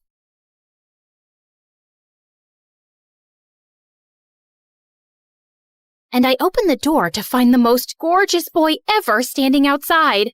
Hello, I'm Eric. You got some of your mail? I came to return it. I just stared at him, dumbstruck, feeling acutely aware of how terrible I looked. Just then, Meredith pushed me out of the way. Hey, thanks. You're such a lifesaver. Haven't seen you around before. I just moved into the house across the street. The big white one with the quadruplets? Yeah, they're my brothers. What? No, they can't be related to you. They're very unattractive. Meredith, can't you ever sugarcoat anything? I am sugarcoating. Did I call them ugly ogres? I am so sorry. It's okay. People have this reaction often. I'll see you girls around. He flashed his beautiful smile at us and then left. Wow, Eric stole his brother's luck, the schoolboy's luck, the neighborhood boy's luck, and his mother's and his father's luck, and the whole town's. I agree. He's beautiful. I hope he's smart and funny and kind too. I'm sure he is. I never believed in love at first sight till I met Eric. Okay, maybe love is an exaggeration, but I was crushing on him hard. Freddie, how does this purple dress look on me? Claire, what the? You can't just come in without knocking? What if I wasn't wearing a towel? Well, you are, so unclench your butt. Now, what do you think about the dress? Hey, Freddie, I want your opinion on this red dress. Oh, hi, Claire. I didn't know you were here. Have some respect for my privacy. What are you talking about? Actually, I don't care. Now tell me, I look hot, right? Of course I look hot. I could wear a potato sack and I'd look hot. I can do hot in my sleep. What's the dress for? The party at Eric's place? What, did you think you're the only one who got invited? The red's a bit much for a casual housewarming party, no? Yeah, you're right. It's more of a second date dress. Thanks, I'll look for something else. And your dress looks lovely. I am not your sister, and you can't treat me like this. I am a man.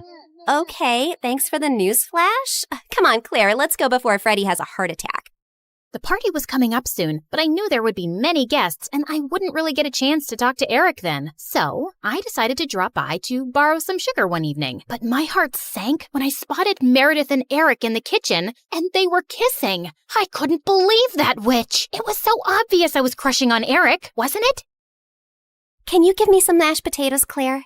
I lifted a spoonful and threw it straight at her face. Claire! What the heck?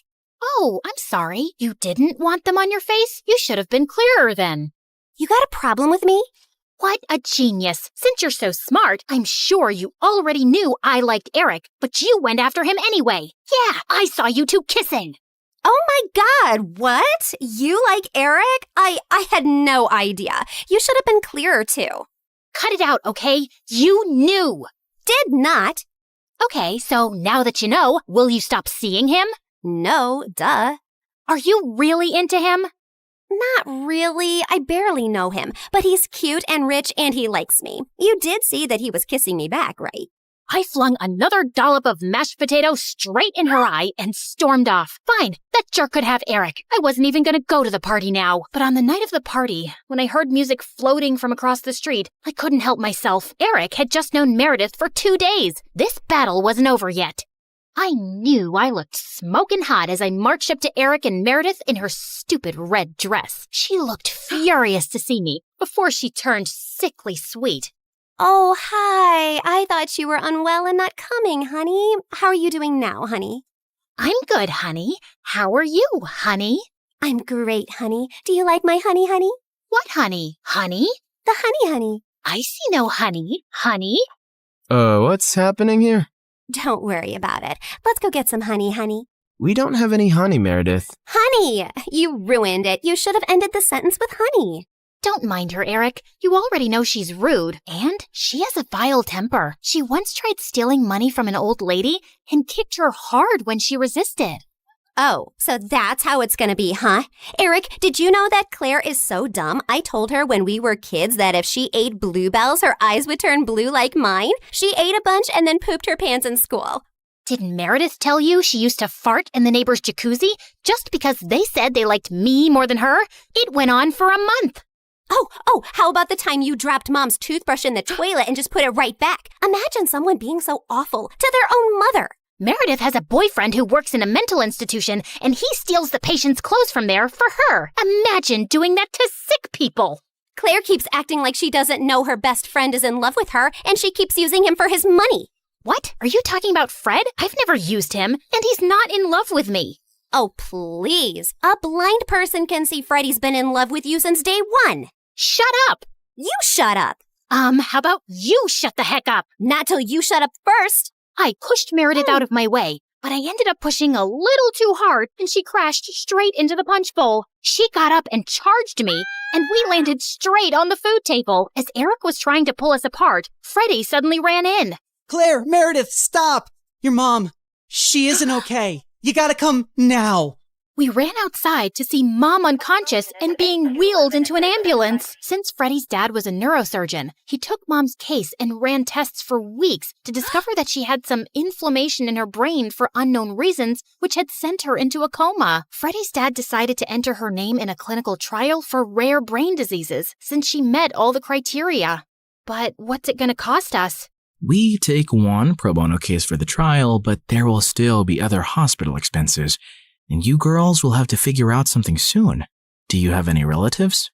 We had to contact our grandparents, but to our surprise, Mom didn't even have their numbers saved in her phone. All we had was a framed picture with their names signed at the back. Freddie offered to hire a private investigator, and within a week, he said they'd been found and were flying over to see us. But I couldn't help noticing as they got out of the cab that they didn't look rich at all.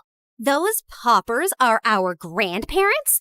They're definitely the people from the picture. Why do Grandma's shoes look like something out of a museum? And Grandpa's coat is missing 3 buttons. The old lady hobbled towards us and hugged us tight. Oh, girls, it's so good to see you. We had no idea we had granddaughters till yesterday. You look nothing like our son, though. Your son? No, we're your daughter's kids.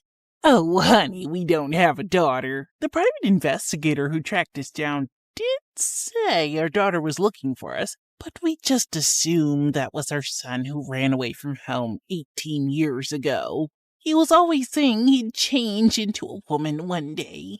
What? Our mom used to be a man? No, this is crazy. Look at this picture. Does this woman look anything like your son? Our son is ugly, and I remember this woman. Alfred, you remember this beautiful lady came to stay at our motel many years ago? She disappeared suddenly one night, and the next day some mafia men turned up looking for her. Ah, yes. Those men kept turning up for weeks. They seemed like bad news. I'm happy to hear the lady is okay. So, you're not her parents? Then why does she have this picture of you guys? She took it from the motel. I don't know why. I'm so tired, dear. Can I rest for a little while? No, if you're not our rich grandparents, you gotta go. Taxi! Meredith sent them packing immediately, and we just stood staring at each other.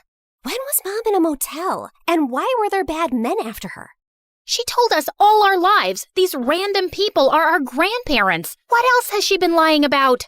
Apparently, a lot of things. When we checked out if she had any health insurance, she couldn't be found in the system. I went to the diner where she'd been working for years to see if the manager could help, only to find out that no one there had ever seen her. We had no clue where she'd been going all this time while she was pretending to work, or where she got her salary from. Meredith and I tore up Mom's room looking for more clues. We didn't find anything in the closets or under the bed, but I pulled the rug away and came across a loose floorboard. We pried it open to find a laptop and so many fake IDs and passports, all belonging to Mom.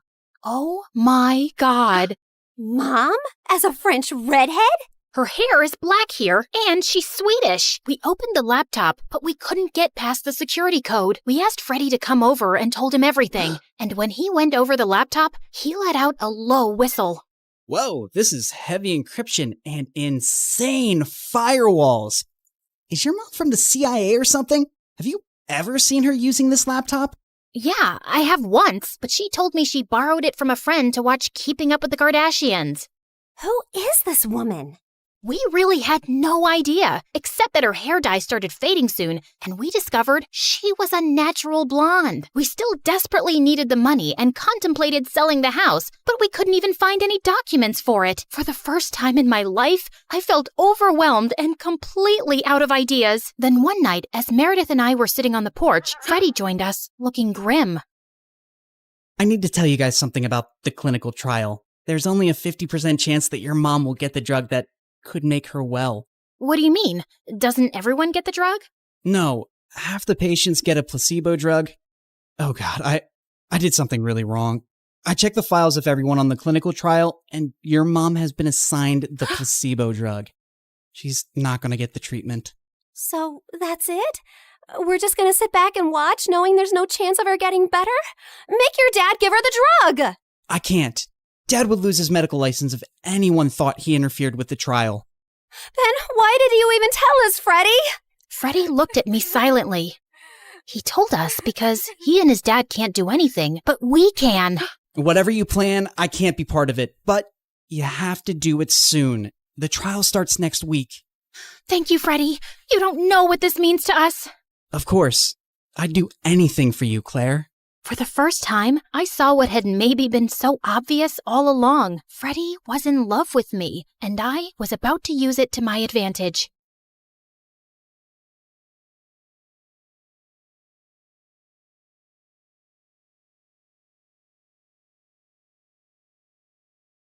As I sat in my sports car preparing for the race of a lifetime, my manager Ruth shot me a nervous look. If your dad finds out, we're dead meat. They're probably giving away some charity award somewhere. Besides, they already control everything. This is my way of living my life. Now sit still. As I drifted and turned the car around, Ruth was screaming, "Slow down, Your Royal Highness!" Oh, come on. The fun has just begun. I pumped up the gas, and my brand new Ferrari was whooshing past the rest of the cars, putting me ahead in the race. Told you I'd win. Just then, a big van came out of nowhere and started clicking my pictures. Time to run. Hi, I'm Penelope, a real-life princess from Belgium. Please like and subscribe. I grew up with really controlling parents. They planned my daily schedule and made me go to boring meetings and dinners so I'd be ready for my duties one day. I wasn't even allowed to go to school or parties with people my age. My life was miserable. After what had happened at the race that day, everyone in the kingdom called me the crazy princess. The media is having a ball. This is so harmful to our reputation. Your reputation? I aced that race, and they're saying I came in second. If anyone's reputation is hurt, it's mine. Enough. You are next in line to the throne, Penny. Mend your ways or I'll get you married. I'm 17. You can't get me married. I must be at least 18 according to the rules. I am the king and I set the laws. Dad received a call and left before I had a chance to argue any further. Surely it wasn't serious, right? The next morning, I was swimming in my private pool when Ruth walked in with William, Prince of Denmark, and my childhood best friend. I got out and hugged him tight. Wow, you've become prettier over the years. I wish I could say the same for you. We laughed and decided to catch up over dinner. But when I got to the table, I saw him talking to my parents, and they looked serious. What's going on? Penny, darling, we were just discussing the venue for the marriage. Oh, wow. Who's getting married? Us. William looked at me, grinning, and I felt my mind numb. Suddenly, I found myself dragging William outside. What the heck was that? I want to get married to you. I've always liked you, and your parents don't seem to have a problem. But I do. I don't want to get married to you or anybody. I'm 17, for the love of God. Is that why you're here? Did my parents put you up to this? Wait, don't answer that. I already know. I turned around and walked off, leaving William alone. And after that day, things just weren't the same.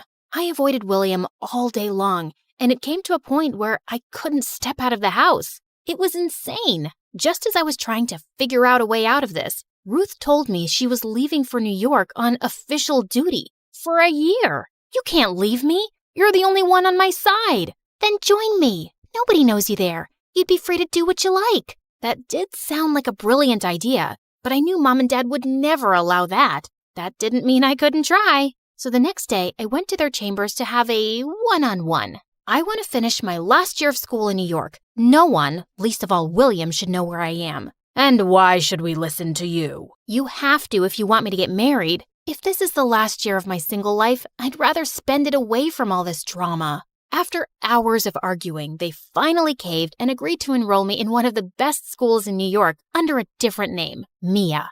Within a week, I was on a plane to my new life. But New York was busier than I'd imagined. If not for Ruth, I would have totally lost my way. Tired and exhausted, I hit the shower as soon as I reached the hotel. But just as I entered the bathroom, I saw someone under the sink. If you're a thief, let me warn you, I know karate. Really? I'd love to see that, Jackie Chan. Don't come up. I will legit punch you. I quickly left and grabbed myself a robe. Come out. The guy slowly dragged himself out, and when I saw his face, I almost passed out.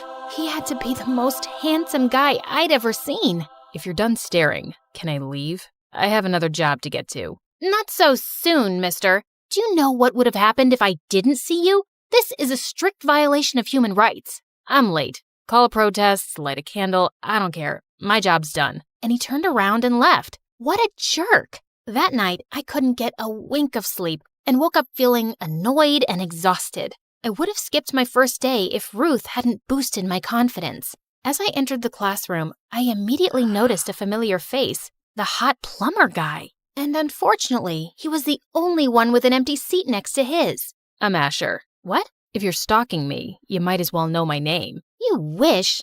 I joined recently. It's my first day. Explains why you're wearing your skirt inside out. I looked down and he was right. How embarrassing. As if that wasn't awkward enough, Asher was also my lab partner and just the weirdest guy ever. I'd never seen him talk to anyone, and he was always either with his books or playing football. If I tried talking to him, he would awkwardly turn in the other direction. What was up with this guy? A few days later after school, I was happily relaxing in my hotel when someone knocked on my door. Asher. You forgot your list of lab supplies. Thanks. You could have given these to me tomorrow in school. I don't know about you, but this class is really important to me, so don't screw up on these. It's important for me too. Clearly. Anyway, I'd love to stop and chat, but I'm late for my night job. Unlike you, I have work to do. Did he just call me useless? Asher turned to leave, but I ran behind him. Hey, jerk. I know you think all the world's weight is on your shoulders, but it's not. Everyone has their battles, so don't you dare talk down to me again. I turned around and left, slamming the door in anger. What an absolute piece of work this guy was. When I told Ruth about him, she had the weirdest thing to say. Maybe he has a crush on you. What? No. The guy hates me for some reason, and he's such a prude. Gosh, he gets on my nerves. And yet, somehow all we've done is speak about him. Whatever. A few days later, we had a surprise literature test, and I aced it. But I saw Asher sulking in the corner. And later, during an experiment, he screwed up badly and spilled everything on the counter. His mind was clearly somewhere else. Are you okay? Yeah, I'm fine. Just do your thing. Fine, dude. I was just asking.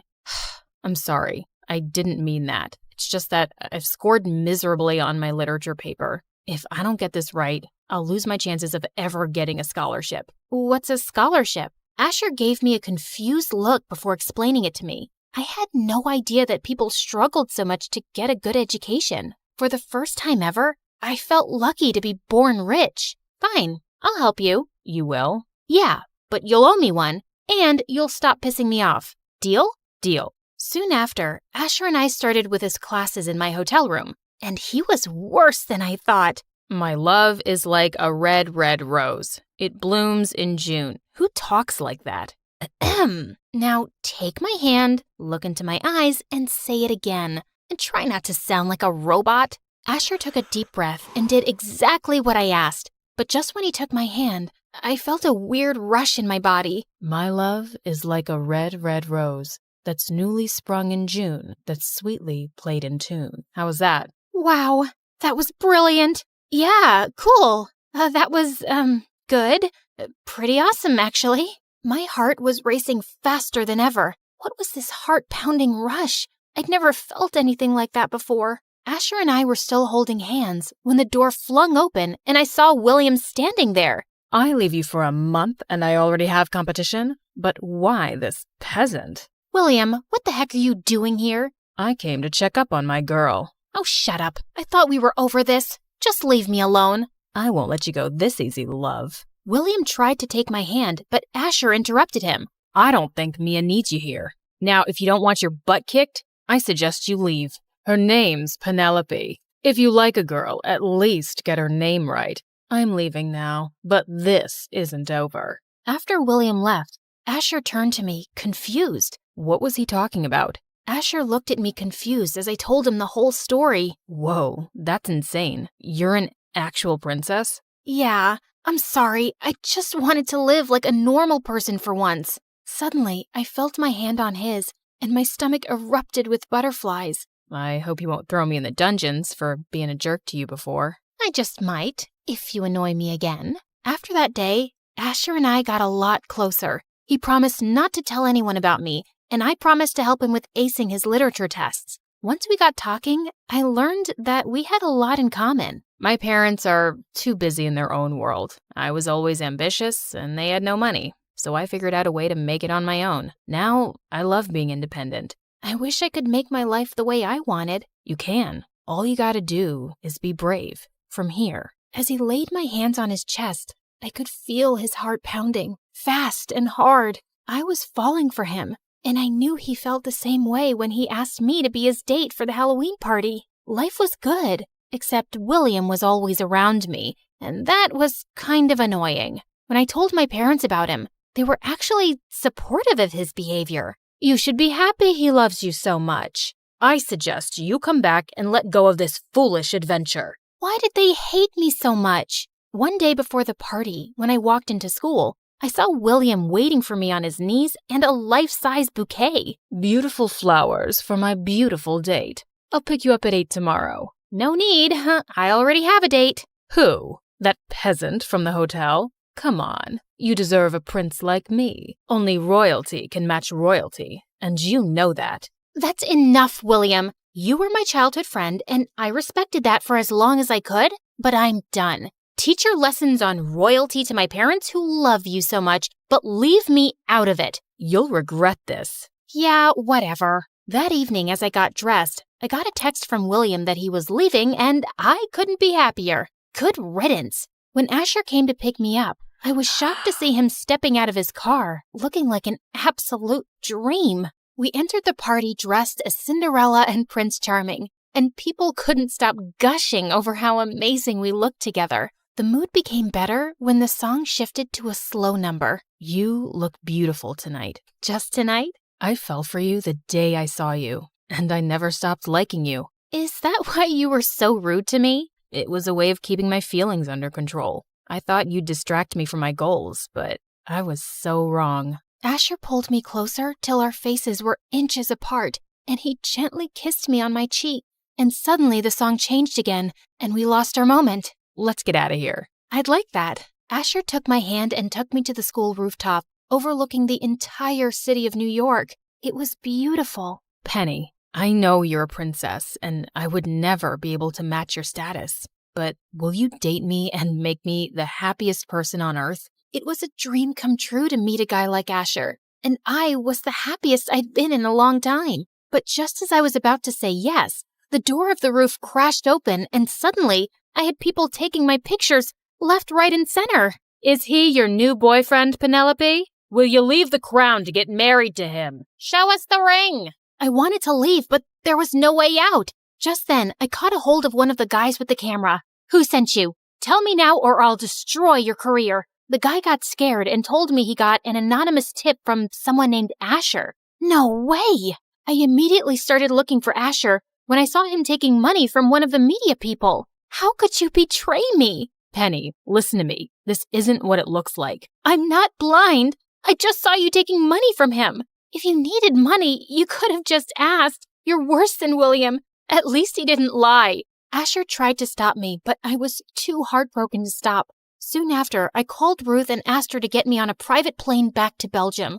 I wanted her to come along, but her work in the States wasn't over yet. As soon as I landed, the driver took me to the hospital and not the palace. What's happening? Where are we going? You'll find out soon enough, Your Royal Highness. My heart was beating nervously as the security led me to a private room and saw Dad with 1,000 machines beeping over his head. Dad! Oh my God, what happened? Penny, you're a sight for sore eyes. I turned to Mom, and she told me that Dad had been unwell for quite some time. When he learned that I was dating someone out of royalty, he just couldn't take it. I'm sorry, Dad. I let you down, but I've learned my lesson.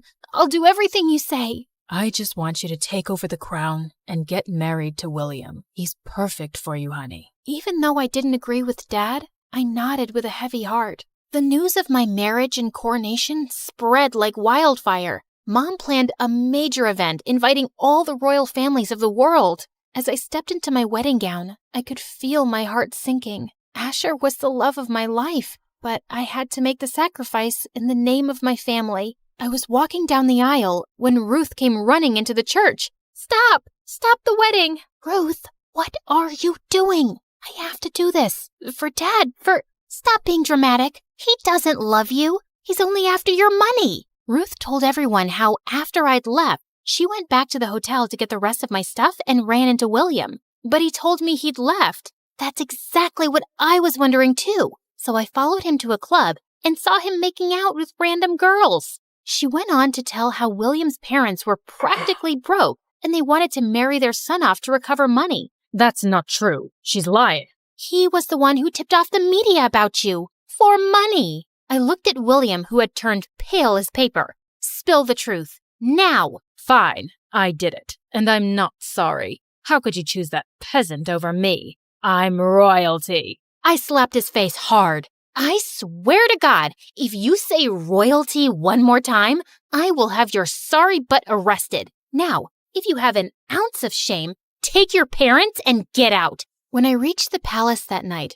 Mom and Dad were more than apologetic, and it was decided I'll take the throne with or without the husband. But before that, there was one more thing I had to do. Ruth, I already know. Here's your ticket. Go get him. I hugged her and left immediately for New York and booked the same hotel. When I reached the room, I loosened the sink and asked specifically for Asher. Excuse me? Anyone home? I'm in here. Hand me the screwdriver, please. Ma'am, could you come out, please? Sure, let me just... Oh... Penny, what are you doing? Get out of there. Are you hurt? Probably not as much as I hurt you. I'm sorry for not trusting you. Ruth told me how William manipulated the situation. I was just paying them to get rid of them. I know that now. So, you think you can forgive me? Or, I'd rather order you since I'm the queen and all, so...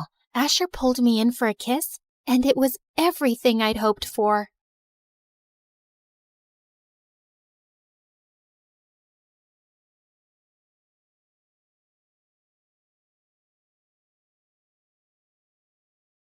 Hi, I'm Marie. Growing up, I liked all things geeky. Comic books, anime, and most of all, video games. I was the kid in elementary school that would sneak behind some trees during recess to play my Nintendo DS instead of socializing. So I never really had any friends. And home wasn't so peachy either. Dad left soon after my sister Ava was born. And Mom, well, let's just say she tries. She worked as an attorney at some huge firm, so she always had money, just not enough time to look after 2 kids. What's wrong? Mom's cooking again. She watched some stupid show on TV, the one where they wear big hats and cook fancy meals, and now she thinks she can do the same. She's gonna burn the house down, Marie. I'm I scared. rushed to the kitchen, only to see the stove on fire and Mom desperately trying to put it out. I immediately grabbed a damp towel and threw it on top of the flames. And that wasn't all. Once, Mom tried fixing an exposed wire and ended up short-circuiting the entire house. Another time, she decided to grow her own vegetables. But a month later, she quit. And now we have a half-dug garden that turns into a swampy mud pit every time it rains. At least if you guys like and subscribe to MSA, it'll make all this a little more worth it. I always had to be the adult around at home, and basically brought up Ava all by myself. But even though my real life wasn't very cool, I kicked butt in the online realm. Video games were my thing, and no one could beat me at that. Except Hero. The first time we met was on the first day of high school. He was new, and the teacher asked me to help him catch up. And I quickly found out that, just like me, Hero loved video games. His mom didn't make a lot, so he was always jumping from one part-time job to another. And it was his dream to become a world-famous gamer. Slowly, we became friends. And every weekend I'd invite him over and we'd go bonkers on my gaming system. Easy peasy, lemon squeezy. I'm the winner. You're just lazy. That's not even a phrase. But you get the point, right? So yeah, having Hero around was fun, and I was glad to finally have a friend. But then I turned 18 and things kind of glitched. Hero and I had planned on checking out this new game store in town, and I was waiting for him at school, but he never showed up. I even tried to sell, but he didn't answer, and his social media accounts were gone. He disappeared without a trace, and as weird as it was, I decided to stop chasing after him and move on. I threw myself into my studies, topped my class, and got into a good college. With Ava in high school now, I figured she could handle herself, and I could finally get a fresh start away from home. Then one night, I was in my dorm playing video games when I got stuck on this one particular level. After my 5th attempt, I was ready to throw my controller out the window when I heard someone behind me. Need a hand? I turned around and found myself looking up at Adam, a senior, and easily the most charming guy on campus. What are you doing in my room? Just came by to say hi to a friend down the hall. And then I saw you struggling, so I figured I'd stop and help. I appreciate your not-so-called-for help, but hey! Adam had snatched the controller from my hands and started pressing buttons like a pro. Within minutes, he'd cleared the level like it was nothing. The trick is all in the NPC interactions. They each have coded movement loops that line up with the mission objectives. You pick up on those patterns, follow the right ones, and they practically guide you to the finish line. Of course I knew that. I was just trying to improve my timing. Right. You know, my friends and I are playing at the video game arcade tomorrow. You could join us if you want. Thanks, but I like to play alone. Suit yourself. But just in case you change your mind... And he wrote his number on my desk and left. I tried to shake off his offer, but then I thought it had been a while since I was playing solo and maybe teaming up with others wouldn't be so bad. So, the next day I called him and he sent me the address. I expected it would be a casual gaming session with a few friends, but I was stunned to see that it was a massive gaming tournament. Hundreds of gamers sat around, dead serious, fingers flying over controllers, and eyes glued to screens. Just then, Adam spotted me and ran over. Hey, perfect timing. You're playing with me. I nodded and took a seat next to him. And together, we breezed through every challenge. The games were tough, but our sync was on point. And by the end of the tournament, Adam and I were on top of the leaderboard. That was incredible. I knew you had skills, but this is next level. I couldn't even tell it was our first time playing together. You know what? You've got to meet my dad. I don't think I should, but Adam was already pulling me through the crowd before stopping in front of this tall man who looked like he ate gigabytes for breakfast. Dad, this is Mari. I think she'd be perfect for a team. Ah, such a pleasure to meet young prodigies like yourself. Tell me, Maria, has the world of digital gaming always intrigued you? It's Marie. I know, but I prefer Maria. It has a certain melody to it, like the soft patter of keys under one's finger in the heat of play. Sorry, what? He just means you have a nice name. Anyway, Dad's a game developer and a professional gamer himself. He's the reason I picked up gaming. He's my hero, the legend, the person I look up to the most. Also, he'll be coaching us. For what? The tournaments, of course. Adam told me he played for an international esports team. They traveled the world, competed in the biggest tournaments, and now they wanted me to join them. Playing international esports had always been my dream. So it didn't take me long to say yes, and the next few months turned into a wild roller coaster. We traveled from one tournament to the next, diving headfirst into the tense, fast-paced life of esports. And while I loved competing, Adam's dad made things really complicated.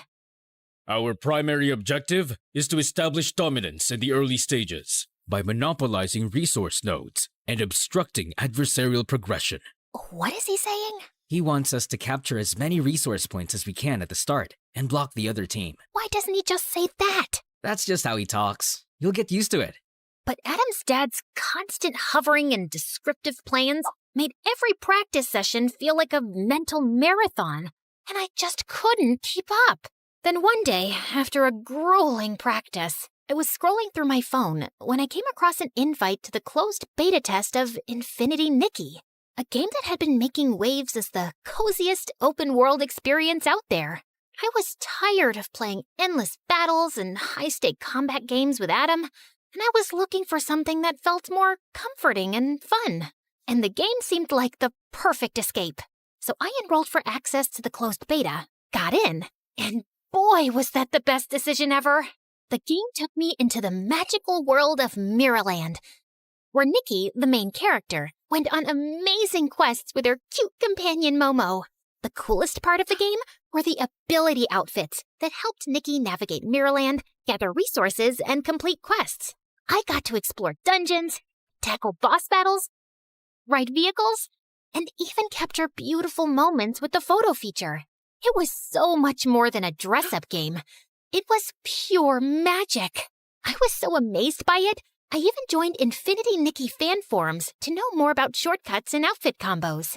And I found myself chatting regularly with one user in particular, Silent Warrior.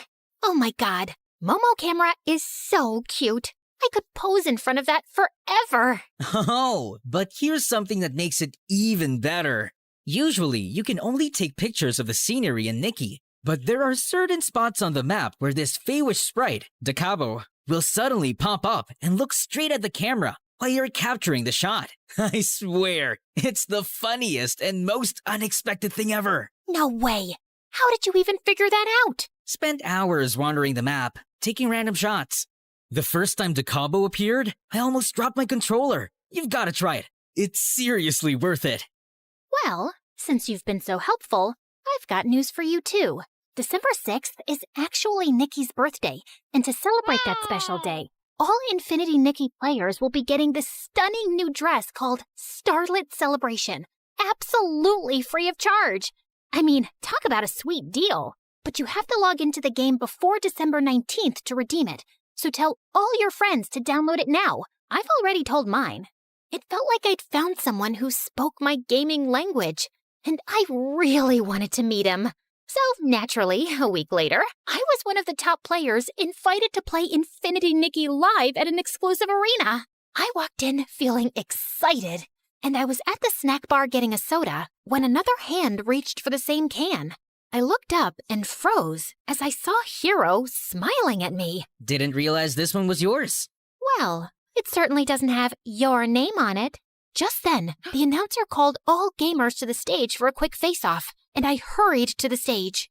I was settling down in my seat when Hero pulled up the chair next to mine.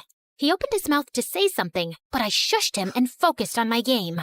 I entered the breezy meadow, collected a bunch of daisies, and was just enjoying my walk through the vibrant flowers when Momo told me that there was a Whimstar nearby. So I hurried through the meadow, collected the Whimstar, and upgraded to a new outfit. Wow, you're still as good as I remember. Oh, so you do remember me. I thought the way you vanished, you probably forgot all about me. Okay, yes, I deserve that. But I had a reason for leaving so suddenly, Mari. That's when Hero told me that his mom had lost her job, and since they lived in her employer's house, they had to pack up and move to a new town, almost overnight. You could have dropped a text, at least. I just couldn't find the time to. I had to pick up jobs to help Mom out, until I figured out a way to make money through gaming.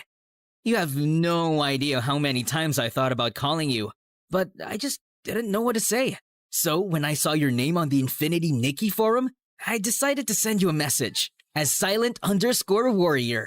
Wait, you're Silent Warrior? So you took me for a fool not once, but twice? That feels good. I'm sorry, I just didn't know if you'd talk to me. I even learned the whole game just to get to this live event and meet you, Mari. So what do you say? Can we restart? I kinda miss you. Okay, yeah, I missed him too. Hero was the one person who always understood me, and he did genuinely sound sorry for the way he'd acted. So I agreed, and we reconnected. We spent hours chatting about games, and I told him everything about my new team and life at college. Our conversations felt effortless, and I was happy to have him back in my life. But while things with Hero got better, with Adam, it only got more tense. Maria, grab the plasma cannon next to you. You're wasting essential resources. I'm pinned down by these two enemies. I need to deal with them first to advance. Incorrect. Your role is to support Adam. He's leading the mission. Provide suppressing fire, and use that weapon to neutralize the opposition. But if I expose myself, I'll get eliminated. Then strategize smarter. Honestly, you're making me question your tactical skills. Did we make a mistake by bringing you onto the team, Maria? Oh, I don't know, sire. Maybe you did. So why don't you go ahead and find someone who's better than me and can understand what you're actually talking about. And yeah, for the record, my name is Marie. And I just threw the controller down and walked out. And seconds later, Adam followed. How dare you talk to my dad like that? He's constantly breathing down my neck, Adam. It's annoying. He just wants you to do better. And honestly, Mari, you could use a little extra practice. Dad doesn't think you're ready for the tournament, and he might be right. Your dad thinks no one is ever ready. And every time I talk to him, I feel like I'm in the middle of a test I didn't prepare for. I don't think I can play like this. And before Adam could get out another word, I flung my bag over my shoulder and left. I was so distracted that evening, I could barely focus on my game with Hero. I had to jump through some glowing hoops in a sequence before the time ended, and I just couldn't keep up. Hero immediately understood something was off and asked me what happened. And I told him everything. Why are you even with them if they don't value your skills? It's not all bad. The rest of the guys on the team are great, and Adam's a bit edgy, but he's a good player. It's his dad who gives me the ick. My mom's a saint compared to him. At least she never trash-talked me the way he does. Mari, you're a great player, and from what you're telling me, this Adam sounds like a jerk. I think you should just quit and play with me instead. We're good. I just laughed at Hero's suggestion. He was clearly joking. There's no way he'd actually expect me to quit my team at the last minute. Although, I'll admit, the idea was kind of tempting, considering how Adam being on the team was seriously getting on my nerves lately. Later, I ended up talking to my sister Ava about it, and the next day, she and Mom showed up at my dorm with dinner to cheer me up. I was struggling through the lasagna Mom made, when suddenly there was a knock at the door. Hero? What are you doing here? Okay, don't freak out. But I kind of put our names down together for the tournament tomorrow. What? Why? Because your team sucks, Mari. Adam and his dad are dragging you down, and it's obvious you're not happy. But playing Infinity Nikki with you these past few days made me realize how amazing we are together. If we team up, we actually have a chance of winning. And I found out from my sources, and the prize money on this tournament is insane. Hero, Planning to ditch me at the last minute? I saw Adam standing behind Hero with a hard expression on his face. You're taking this the wrong way. Oh, am I? Wasn't he just telling you to leave us and join him? My dad gave you the opportunity to be a great gamer, and you tossed that aside to play Infinity Nikki with him? It's that same dress-up game you keep raving about, right? It's more than a dress-up game, Adam. It teaches you about friendship, care, and warmth. And it tests your skills and presence of mind. You have to strategize your way through each puzzle. It's not easy. Sounds like a pretty easy game to me. Really? Then why don't you and I go head-to-head?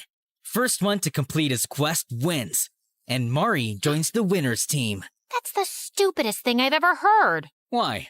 Scared I'll kick his butt? We'll see about that. But the food's getting cold. Believe me, Mom, no one wants to eat that. And this is way too entertaining. Adam shoved me aside and took over my gaming system while Hero pulled out his laptop. And they both dove into the game. Hero skillfully switched between Nikki's ability outfits, jumping between platforms with precise timing. The puzzles were tough.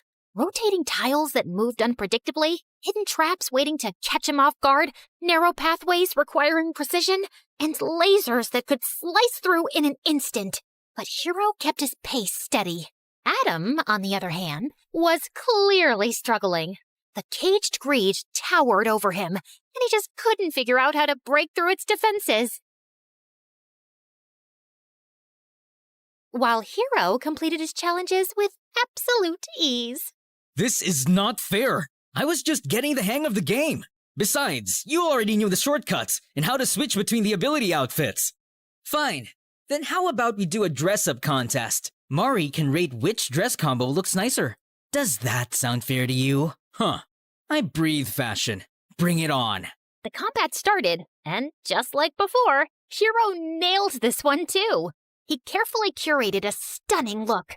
A bright yellow playsuit called the Sunny Agenda, paired with a set of elegant stockings and white high-top sneakers. He finished the outfit with a sleek ponytail and the sweetest headband. creating a perfectly coordinated ensemble. I was just watching him work in awe when Adam jumped up. That's how you do it, baby! Adam, why have you paired the red shimmery gown with the green shimmer jacket? And what's up with these blue glitter stockings? So, it's all glitter, and I know girls like glitter a lot. Yeah, if you're 5 and dressing up your doll, your outfit has no synchrony, Adam. Everything looks great individually, but together, it looks like Nikki fell into a pool of glitter. It doesn't make any sense. And that's why I vote for Hero. Hero smiled at me proudly, and I was about to shake hands with him when Adam jumped in between. You're a cheat. Obviously, you'll vote for Hero because you like him. Hero won because he's good, and he genuinely made an effort to learn the game. Yeah, right, liar. What's your problem, dude? I beat you in 2 games straight, and you're still crying like a baby. Be a man and just admit you suck. What did you just say to me? And with that, Adam launched himself at Hero, grabbed his laptop, and threw it across the room. Hero lost his mind, swung back, and the two of them got into a fight. I tried to stop them, but they kept swinging at each other. And then Hero pushed Adam, and he went flying into the table with all the food. Oh my God, I made that with my own 2 hands. It took me hours to get the flavor on point. And somehow it still sucked. What did you just say to me? Ah! Shut it! All of you! What is wrong with y'all? And Mom, I love you, and I'm happy you're here, but you've got to stop cooking. As for you two, I'm not teaming up with either of you. I've decided to go solo. What? Oh, don't look surprised, Adam. After the way you and your dad have pushed us around, it's a miracle I stayed as long as I did. But I'm a gamer with ethics, so I stuck it out for my team when it mattered. And Hero, these past few days have been fun, but you can't just show up and expect me to jump on your team.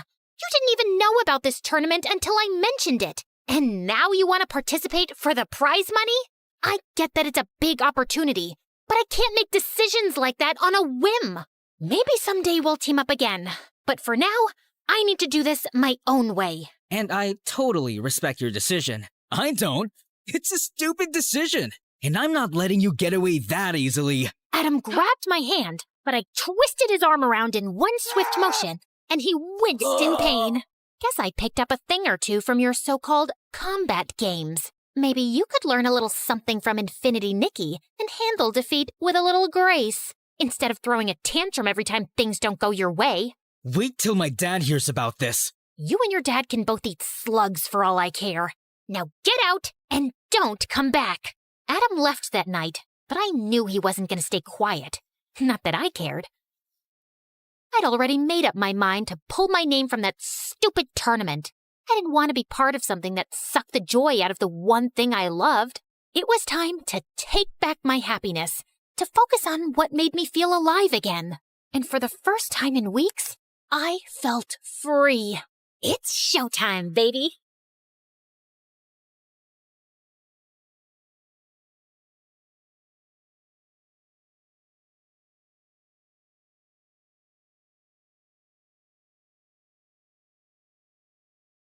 Hi, I'm Emma from Chile. Please like and subscribe to MSA. Show your love for MSA with their awesome bottles and notebooks. Peek at the collection in the description and pick your favorites. My childhood was tough. My parents were always fighting. But when I grew up, I met Clara, and my life started to become better. We met on the first day of high school, and I remember it like it was yesterday. Hi, is this seat taken? No? Great. I saw you sitting alone and thought you needed some company. Is that a choco chip muffin? I love them. You get the best muffins at this coffee house nearby, but if you eat too many, you might get gas or a sugar rush.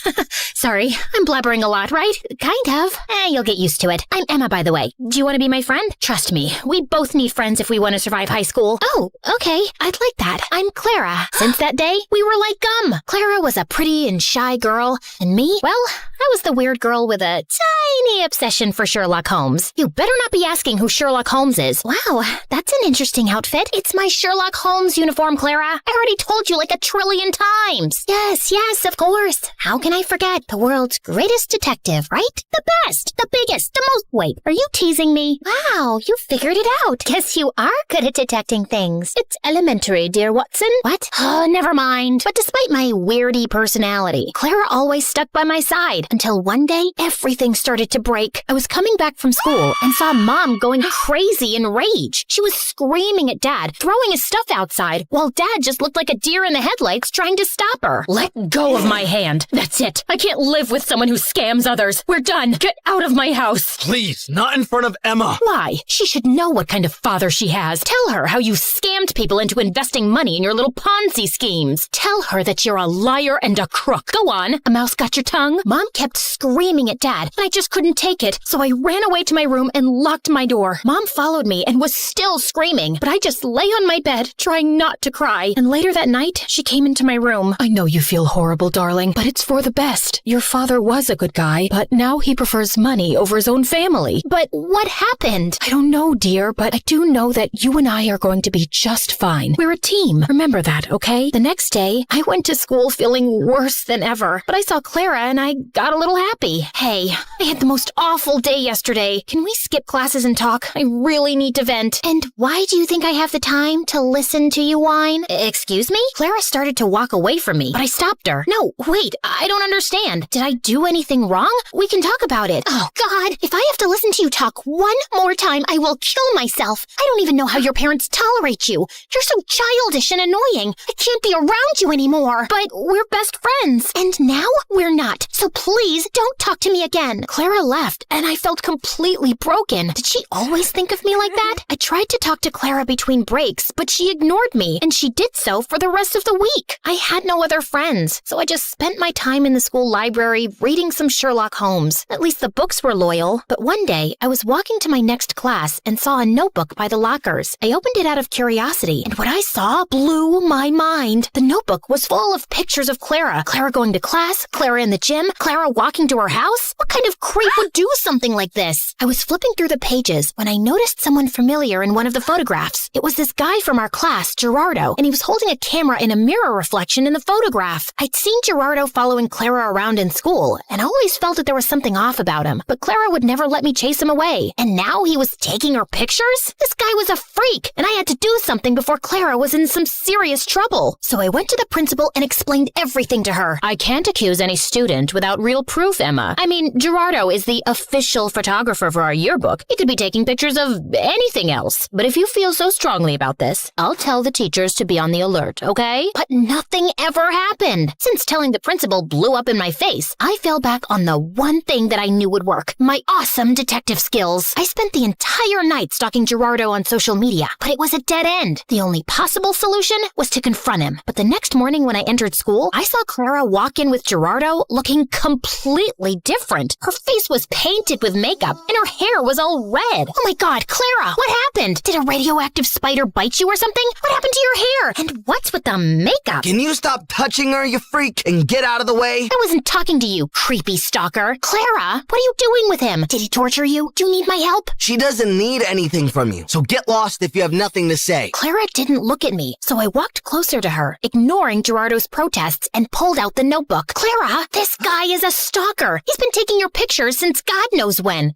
Look, he's even in one of these pictures. Can you see that tiny little reflection in the background? Clara ripped the notebook out of my hands and finally looked at me, angry. What part of I don't want to be your friend didn't you understand? I don't care about your little detective games, okay? It's not a game. This guy is creepy and weird, and my boyfriend? He's my boyfriend, okay? Now stop insulting him with your dumb games and get out of my face. Clara stormed off before I could ask any questions, but Gerardo stayed, smiling at me. Thank you for finding my notebook. I was worried about losing my favorite photos of my girlfriend. Listen, I don't know how you brainwashed her, but she's not like that. I didn't do anything to her. I just offered her a quick way to earn money. What did you make her do? Why don't you ask her? He left with a victorious grin on his face. I started to feel really worried about Clara. The next day, after the end of the school day, I was determined to save Clara any way I could. So I decided to follow Gerardo like a shadow. After a while, I saw him slipping walking through the school back gate and entering a scary dark alley. I hid behind a pillar and saw him wait there. And moments later, a bunch of guys came in on their motorcycles, each scarier than the next. How you feeling about tomorrow, boss? Pretty good. You have the motorcycle I asked for? Yeah, it's in Clara's house. Perfect. I taught Clara everything she needs to know about riding motorcycles, and I've told her to meet us right here tomorrow. I'm telling you, Clara's so ready for this race. She's gonna nail it. And what if she doesn't? Then we train her more till she can. But don't worry, I can feel that money is ours already. Everyone started cheering in celebration, so I got out of there before they saw me. I ran until I found a bench and sat down. Clara was participating in a motorcycle race? Why? I had so many questions, but right now, the only thing on my mind was to save Clara from this dumb race. The plan was simple. I was gonna go to the dark alley after school and wait for Clara to show up, and then I would just grab her arm and run till we were safe. So the next day, I went to the alley extra early and waited for everyone to show up. Everyone, including Gerardo, was around, but Clara was nowhere in sight. Half an hour went by, and when she didn't show up, I decided to leave. But my jacket got caught in one of the boxes, and I fell, and all eyes turned to me. Whoopsie! I was just making sure there was no rats here. I think it's safe to say that this place is officially rat-free. Okay, bye! I turned around to run for my life when suddenly Clara popped in front of me looking like a raging bull. I thought I asked you to stay away. I just want to help you, Clara. This is too much. I don't know what's happening with you, but I can help. How? You didn't even know your father's a scamster till your mom told you. I know you think you're some great detective and you can help everyone, but no, Emma, you can't. You have to stay away from this. Get that in your thick skull and leave me alone. I know you're saying this to hurt me, and I am hurt, I won't lie. But Clara, this is too dangerous and— Okay, enough. My head's hurting listening to your annoying voice. Lock her up. Wait! Clara tried to protest, but someone dragged me into a room nearby, took off my backpack, threw me in, and shut the door. I could hear Clara almost crying, so I pressed my ear to the door, trying to hear outside. I know she's in trouble, but you can't leave her here. You need to focus right now. We'll come back for her later, I promise. Now get on the motorcycle. You've got a race to win. I tried to scream for help, but I gave up after a while and just sat down on the floor. Ugh, how did I let this happen? I spent hours walking in circles and knocking on the door, but then I suddenly came up with an idea. I'd read in the Sherlock Holmes books how to pick locks with a hairpin, so I took the one I had in my hair and started to try it. Something clicked, and all of a sudden, the door opened. Bullseye! I knew I had it in me. Okay, now focus. I left the alley and started to run without direction, but then I heard sounds of motorcycles. I went down a stone stairway and found a giant tunnel full of motorcycles and people. And Clara! But before I get Clara out of there, I need to do something else. Hello? 911? Come to Keller Street, down the stone stairway, and hurry up. There's an illegal motorcycle street race happening. Can you provide me with your name? There's no time. Hurry up! I hung up and ran down the stairs. All the motorcycles were already lined up, and Clara was on one of them. I could see Gerardo talking to some guy, so I ran to Clara without him seeing me. Come with me. It's impossible to escape from you, right? You can roll your eyes later. Just get off this thing and come. Emma, you don't understand. I found out a week ago that my parents declared bankruptcy, and we might have to move to a homeless shelter. He's a liar. Look at that nose on his face. It's so plastic and fake. You can't trust him. His nose was really crooked. You should have seen— Wow, great story. Let's save it for another time. Now come. Just as Clara stepped down from the motorcycle, we heard police sirens outside. I pulled Clara away before Gerardo or anyone else could frame her. How? Shh, you're a suspect. If anyone asks why you're hiding behind this bush, pretend that you're from a really exotic island, you know? Maybe you're collecting a— Emma, I'm such an idiot. I've ruined everything. My grades, my life, my future, our relationship. Gerardo told me not to talk to you anymore because he wanted me all to himself. Emma, I am so sorry about everything. I just really need my friend right now. Hey, don't worry. I'm not going anywhere. You and your family can stay with us until you guys get back on your feet. Let's just go home and get you cleaned up. I missed you. I missed you too, Emma. Thank you.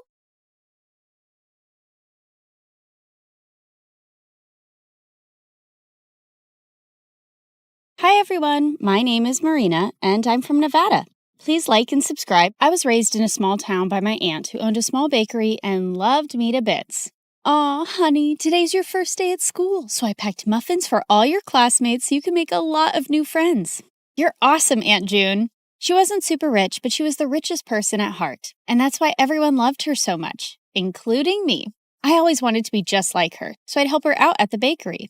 Marina, I'm going to go out for a bit. Can you put the pink icing on the cupcakes? Sure thing. Later, when the customer came to pick up her order, it turned out I'd caused a disaster. This was supposed to be for a gender reveal party, but you put yellow icing on the cake. Ugh! That wasn't the first time I mixed up colors. My aunt knew something was wrong with me. Turned out I had color blindness, and I couldn't differentiate between certain colors. Is it going to be like this forever, Aunt June? I'm afraid so, honey. But cheer up, because I've got a brilliant idea. The next day, everything in the house and all the ingredients in the bakery were labeled along with their colors. Aunt June made things so easy for me, and our life was just perfect. Until one day when I was in 2nd grade, an old man walked into our bakery and offered to buy it. This bakery has been passed down from generations in our family, and there's no way I'm going to sell it. But the man's tone just got more rude. You should have signed these papers while I asked you nicely, but now you're just going to pay for your stupidity. If you don't leave now, I'm going to smash your car, and then you'll have to pay for your stupidity, sir. The old man left at my warning, but the next week, another man was back with some papers that claimed that the bakery didn't belong to my aunt because her parents never signed the deal in her name, and now we had to move out. My aunt looked around for help, but the legalities were too complicated and no one was ready to help. So eventually we had to give away our bakery and move to the city. Thankfully, Aunt had enough savings to rent a small place, and she started working in a small grocery store. And while I was trying to adjust to this new life, I saw a kid my age in the front yard one day, choking on something. I immediately ran to help him, but the moment the food stuck in his throat came out, I was shocked. Why were you eating a doll's head? I wasn't. He pushed me back and ran into his house next to ours. Turns out he was the landlady's kid, Timmy, and he was so weird. Whenever I'd try to go close to him, he'd just run away. Even when I joined school, I saw some kids throwing popcorn at him, but he wouldn't budge. Hey, why won't you say anything? Why do you let those kids bully you? But instead of answering me, he just ran out of there, and I decided I wasn't going to bother with this guy anymore. But later that night, I was in my room when I heard someone crying. I looked out of my window and saw it was Timmy crying in his room. So I climbed onto the tree outside my window and jumped into his room. And he freaked out. What are you doing here? Look, I don't know the deal with you, but if there's some issue, you really need to talk about it. At first he hesitated, but then he broke down. I miss my dad. Ever since Mom and he got divorced, I haven't seen him, and the kids at school always make fun of me because of that. I hate it here. Hey, it's gonna be all right. I told him things were gonna be easy only if he fought back and didn't let those kids get to him. And it seemed like my advice worked. The next day, I saw Timmy was surrounded by a bunch of kids. I heard the cupcakes we gave you last time had Barbie heads in them. We're so sorry for that. Here, take these. They have cockroaches. And to my shock, Timmy pushed the bad guy away.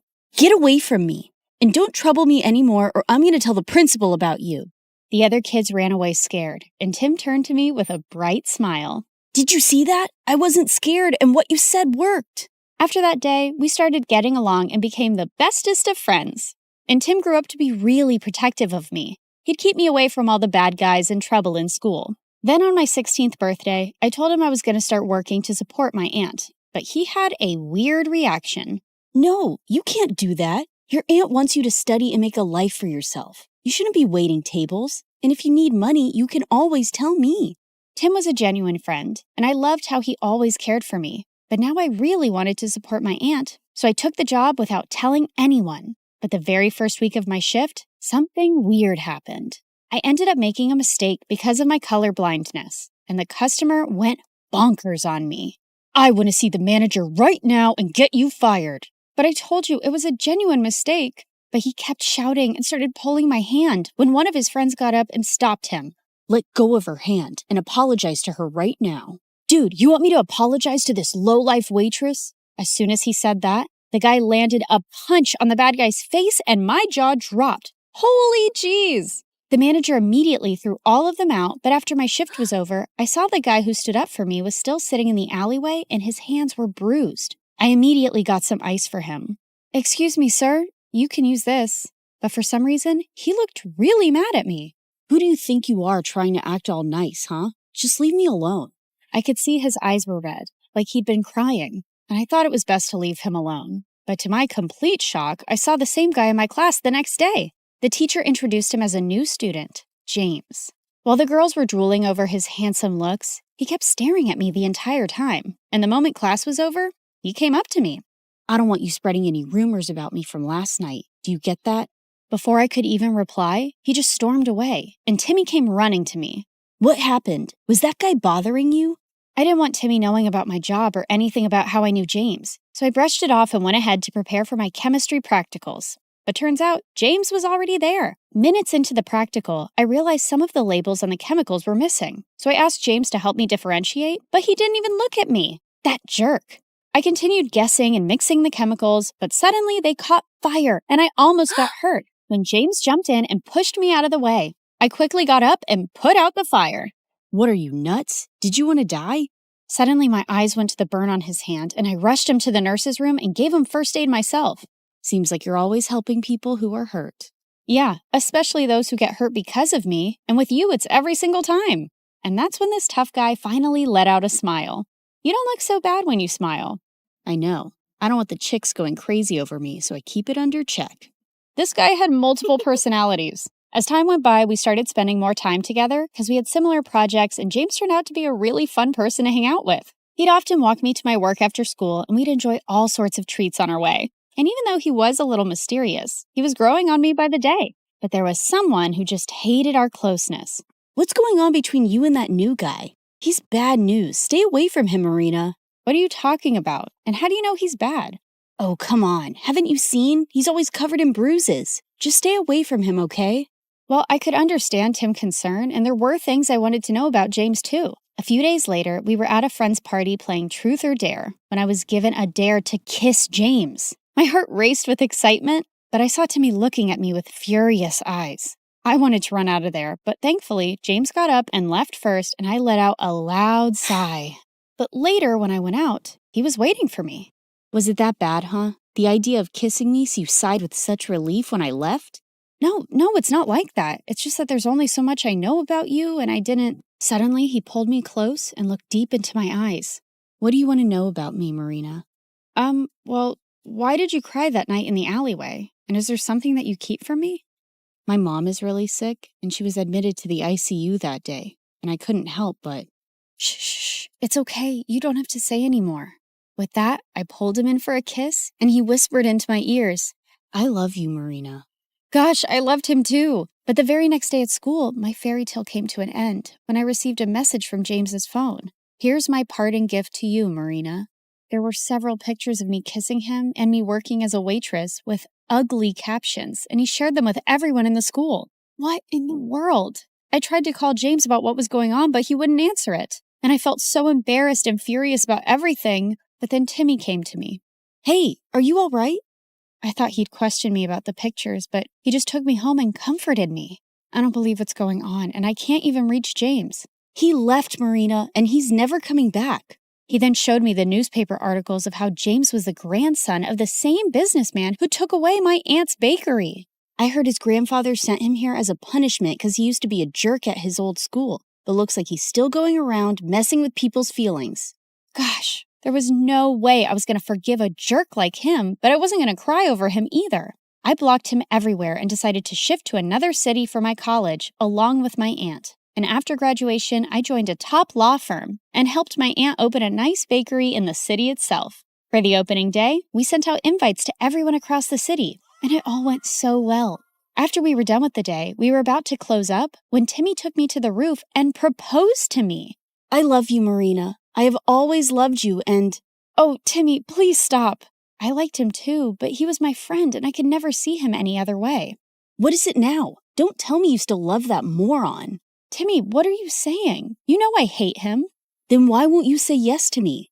I tried to explain to him, but he wouldn't listen. And suddenly he pulled me in and tried to kiss me. God, Timmy, just stop. Just then, I saw a man pull him away and punch him hard. James, what in the world are you doing here? How dare you touch her, you filthy. I pulled him away before he could hurt Timmy anymore and slapped him hard in the face. Who do you think you are walking into my life again? Didn't you already mess around enough last time?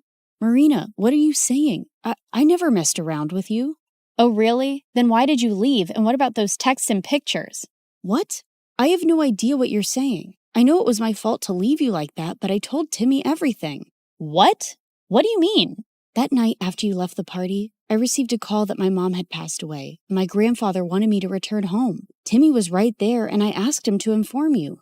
What? I even tried to contact you, but you had me blocked everywhere. And when I called Timmy, he said you hated me and you were with him now. Timmy, what is he saying? Did you hide this from me and lie to him? Yeah, I hid the truth. I didn't want you to be with a jerk like him when I've loved you all my life. So I lied. For you. But those messages from your phone and those posts. I have no idea, Marina. I lost my phone the same night. You didn't lose it, moron. I stole it and sent those messages and those pictures. Timmy, I can't believe you. You son of a witch. No, James, just let him go. He's a jerk and doesn't even deserve that. Oh, Marina, please don't cry. I'm here. I'm here for you now.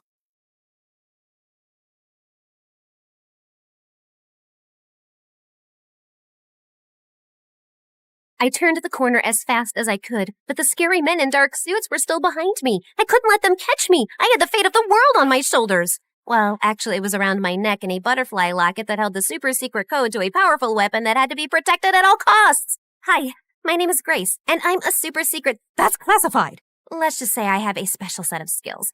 But before I continue, please like and subscribe. I darted into the subway and raced down the stairs just as the train slid into the station. The men were right behind me, yelling for me to stop. Sorry, suckers. Better luck next time. I hopped on the train, raced down the aisle, and bumped into the most beautiful boy I'd ever seen. His face screamed perfection. He had the body of an action star, and his smile could melt the polar ice caps. My special AI glasses analyzed him in half a second. His name was Nate. He was the quarterback of his high school football team, and his dad was a successful businessman. He seemed too good to be true. And then he opened his mouth. Hey, sweet thing. Yeah, I know I'm handsome. I'm a perfect 10. No, an 11. Maybe a 12. I'm the best looking guy you've ever seen. Am I right?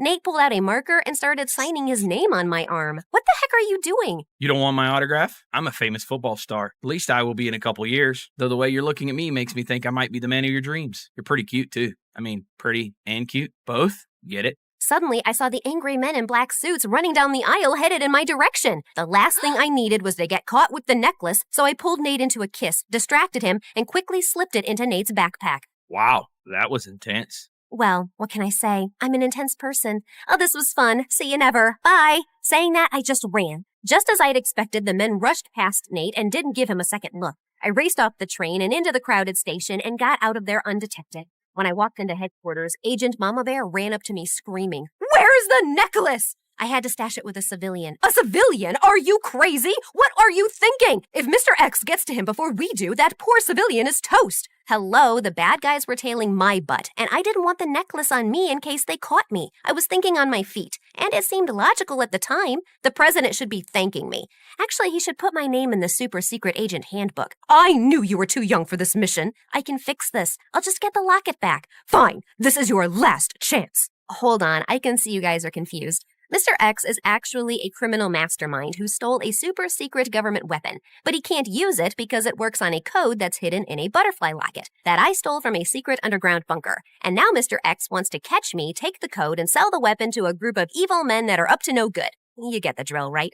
After getting my butt kicked at the headquarters, I went straight to Nate's house to scope things out. But his mansion was like Fort Knox. There were guards everywhere. I couldn't risk the mission, so I decided that the only way to get closer to Nate and his backpack was to go undercover. I'd pose as a high school student, find Nate, snatch his backpack, and grab the necklace. The whole thing would be a piece of cake.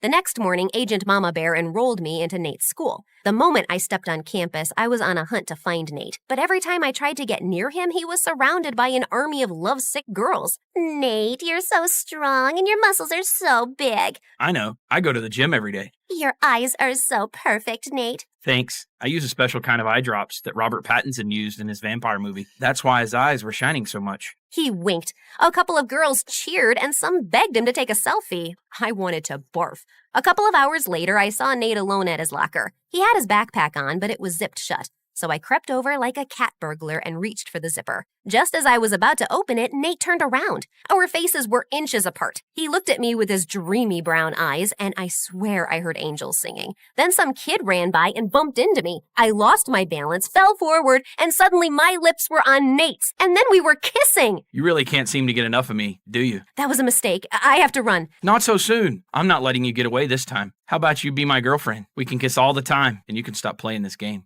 I don't have time for games. You have something of mine and I need it back. Did I steal your heart? Well, baby, you stole mine too. Enough of this. You're wasting my time. Just as I was about to snatch his backpack and grab the locket, this rich girl named Pam walked up with her minions and 2 burly bodyguards. She was the spoiled daughter of a rich politician. Pam shoved past me so hard I almost lost my balance. Hey, jerk, you pushed me. That's what I mostly do with garbage. Is this street rat bothering you, Nate? If she is, I can tell my guards to send her away. She's not a street rat. She's a nice girl. We met on the subway. The subway? Yeah, it's this thing underground. People use it for transportation. It's been around for over 100 years. Duh, I know that. It's just disgusting. How many times must I tell you, Nate? You shouldn't hang out with peasants. You could get cooties. Cooties aren't real. Yes, they are. My cousin got them, and she was in the hospital for a week. Nate, let's go. I'm allergic to poor people. If I stay near that girl any longer, I'll get a rash. Pam grabbed Nate's arm and whisked him away. Nate looked back at me and winked. After that, every time I tried to talk to Nate, Pam showed up and acted like a maniac.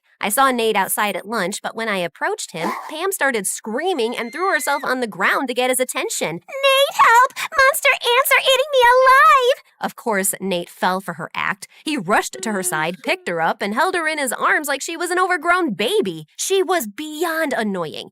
Later, Pam and her band of minions ambushed me in the bathroom. Hey, subway girl, I'm getting really sick of you chasing after Nate. He's mine. Back off or else. You're the one chasing him like a lovesick puppy, and honestly, it's pretty pathetic. Get some self-esteem, girl. Oh, you're gonna regret that. Pam started jumping around like she was a boxer. I really don't think you want to do this. Ha! You're ugly and stupid. Can't you count? It's 3 against 1. Pam charged at me like a raging bull. I stepped to the side, and she ran straight into her friend. The third minion ran up to me, and I threw water in her face. She slipped on her shoelace and fell on top of Pam. Pam and her minions ran to the principal's office and told the principal that I'd attacked them. But my AI glasses caught the whole thing on camera and sent the principal a video of the incident from an anonymous email account. Pam, your behavior is unacceptable, and I have no choice but to suspend you and your friends. Out of nowhere, one of Pam's bodyguards walked into the room, whispered in the principal's ear, erased the email, and left. On second thought, sorry, Pam. You and your friends did nothing wrong. Please enjoy the rest of your day. What the fudge? Then the principal sent me to detention. And by the time I got out, the school day was over and I couldn't find Nate anywhere. God, I needed that necklace desperately. I checked his social media and saw that he was out partying at Pam's mansion, at a nightclub, and raced around the city in a limousine. Pam's bodyguards were stuck to them like glue, and her driver was guarding Nate's backpack like a hawk. I couldn't go near it without raising an alarm. It was almost 3 o'clock in the morning when Pam's driver dropped Nate off at home. I was so tired from following them around all night that I could barely keep my eyes open. I parked my car to rest my eyes, but I must have drifted off to sleep because when I woke up it was morning and Agent Mama Bear was glaring at me from the passenger seat. I thought you were working. Ah! Ah! Oh, here you go, as fresh as a daisy. I was working, I just dozed off. We don't have time for naps. You can't let Mr. X get that locket before you do. Anyway, I've got some fresh information. Agent Mama Bear told me that Nate's dad was holding a fundraiser at his house tonight. The mission was for me to enter Nate's house dressed as a maid, grab the locket, and leave. And Agent Mama Bear was my backup. We changed into our disguises and walked right up to Nate's front door. The guards let us in without a hitch. When the time was right, I went around the house looking for Nate's room and finally found it. I slid inside like a fast ninja and immediately spotted Nate's backpack. I opened it, searched for the locket, but it was gone. I panicked. How could this moron lose the locket? I turned the room upside down but couldn't find it anywhere. I glanced out the window. Nate was lounging near the pool, sunbathing his six-pack with a stupid smile on his face. Gosh, he's so cute. Nope. Get a grip, girl. I rushed down the stairs, and just as I was about to step outside, I saw a tired old woman scrubbing the floors, and then I saw Nate walk in. I immediately hid behind a pole to avoid getting spotted, while Nate walked over to the old woman with an envelope of cash in his hand. Ma'am, please take this money and use it to go see the doctor. I can't, sir. I have to work to help your father with the party. If I leave, he'll be very upset. Don't worry about my dad. I'll talk to him. Come back when you're feeling better. The old woman thanked Nate and left. I was shocked. I'd never seen him act so selfless. I was about to say something, then Nate's father rushed past me. Have you lost your mind? No, it's where I left it this morning. This isn't funny. I saw what you did for that maid. You think money grows on trees? I swear you're as dim as a broken light bulb. Try not to embarrass me tonight in front of Pam's dad. And why haven't you asked Pam to be your girlfriend? By now, you should be engaged. Marrying that girl will make you filthy rich, and then you can invest a ton of money into my business. Dad, I don't want to marry Pam. She's a nice girl, but I'm not interested in her that way. I didn't ask you for your opinion. You're too simple to make good decisions. You just focus on throwing your football and staying in shape and getting that girl to fall in love with you. Nate's dad stormed off, and the look on Nate's face almost broke my heart. I felt so guilty for treating him so badly before. I walked over and put my hand on Nate's shoulder. I don't think you're stupid. What you did for that old woman was really sweet. You don't have to be nice to me. My dad will still pay you. It's me, Grace. Who? Grace! We met on the train. Geez, we've even kissed twice, once by mistake. Yeah, I know. Why are you dressed like a maid? I couldn't recognize you at all. That was the idea, dummy. And why do you act all self-absorbed at school when you're actually kinda sweet? Did you just give me a compliment? Must be my lucky day. Well, not really, 'cause I'm about to kick your butt too. I need that butterfly locket I hid in your backpack when we met. It's really, really important. Where is it? What butterfly necklace? I didn't have a choice but to tell everything to Nate. He heard everything and then looked at me in shock. Why would you slip something that important in my bag? I'm literally the clumsiest person you'll meet. Yeah, I wasn't thinking straight then. Oh, did my good looks distract you from your mission? Yeah, maybe. Can we talk about that later? I really need to find that necklace or my boss will have my head. Wait.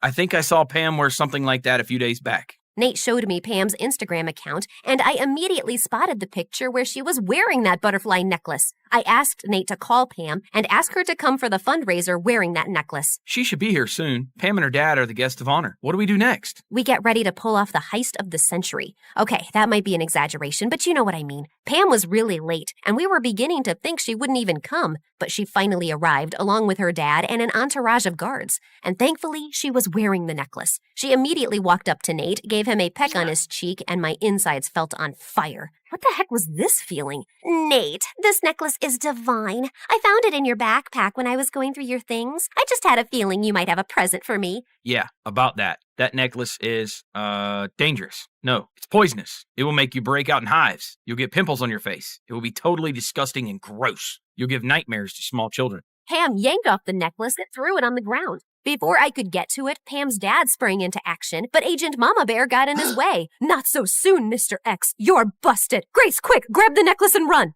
I did exactly that, but a bunch of guards got in my way. I grabbed a vase and hurled it at a guard and then burst out my martial arts moves. I threw 5 spinning back kicks, an open fist punch, and a couple of elbows that laid the guards out cold. Agent Mama Bear called for reinforcements to haul Pam's dad off to jail. I had no idea what happened to Pam and her mom, except that they moved somewhere very far away. The president thanked me, Nate, and Agent Mama Bear for our spectacular service and even named a special holiday after us. Nate's dad cried at the ceremony and apologized to Nate for underestimating him. I was promoted to a first-class agent, and Nate was invited to join the super secret agent training program. I delivered his invitation myself. So now that you've been a hero, what's next? I think I want to finish high school here. I knew it. You love me. You can't resist my pecs. Or is it that my brave heart or fearless spirit? If I was a 10 before, what does that make me now? 20? I'd give you a solid 4. What? I'm kidding. Sheesh, you had me worried. Then I pulled Nate close and kissed him.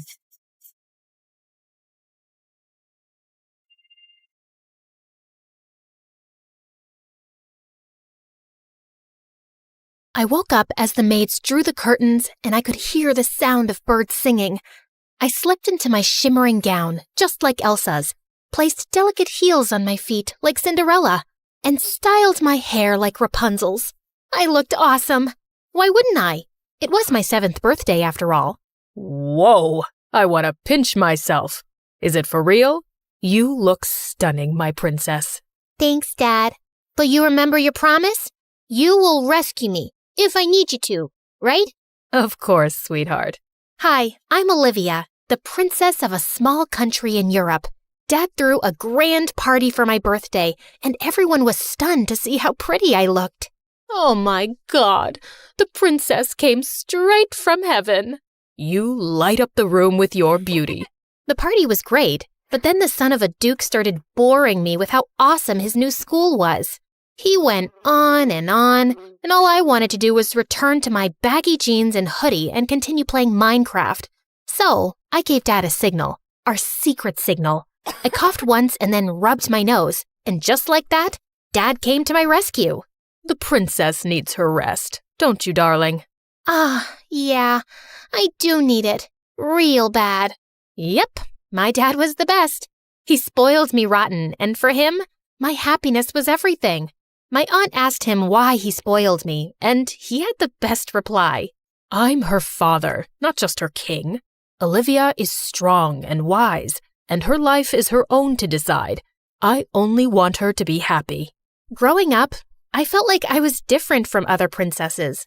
I mean, how many princesses do you know who got to go to a normal school, stay up late playing video games, feed their pets, and give them baths? I could go out and play with kids and just be myself.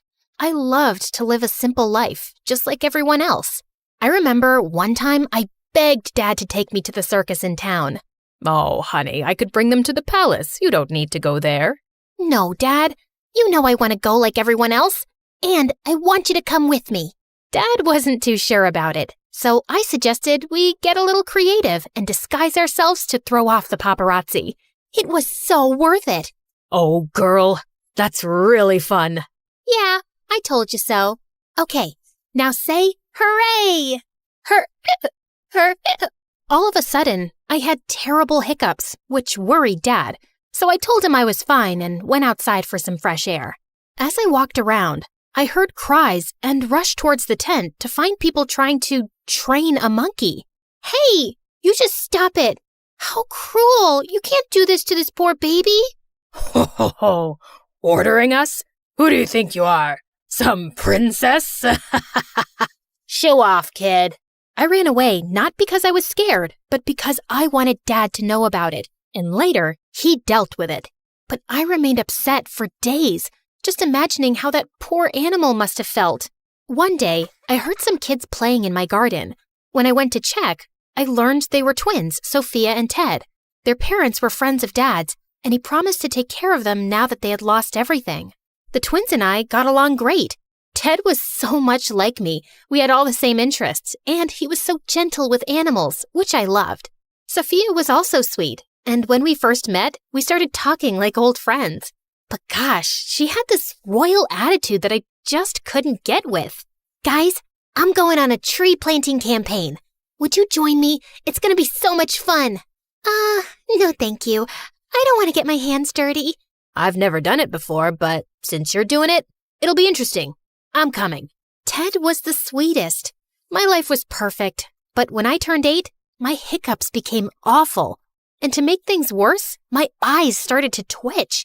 Dad was worried and took me to a doctor, and it turned out that I had Tourette's syndrome. Even though I tried my best to control the tics, sometimes I just couldn't. One time in class, I was reading a poem that felt like I was on a bumpy road. This poem, seeing how all the kids just stared at me and then some giggled, my ears turned red. It was so awkward, and I ran from the class and just wanted to hide my face. But Ted followed me. Olivia, don't sweat it. Don't let this little thing put you down. Show the world you're not scared to take on whatever comes your way. Nobody's perfect, and that's okay. He was right, and because of him, I never felt bad about myself ever again, even though the paparazzi once made a meme video of me. It did hurt me sometimes, but it's part of life. Being a princess would never be that easy. On the other hand, Ted always tried to make me happy.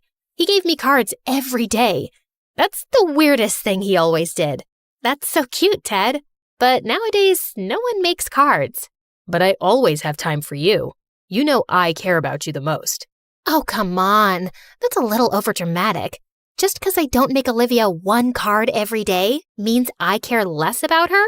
And then the twins started to fight, like always.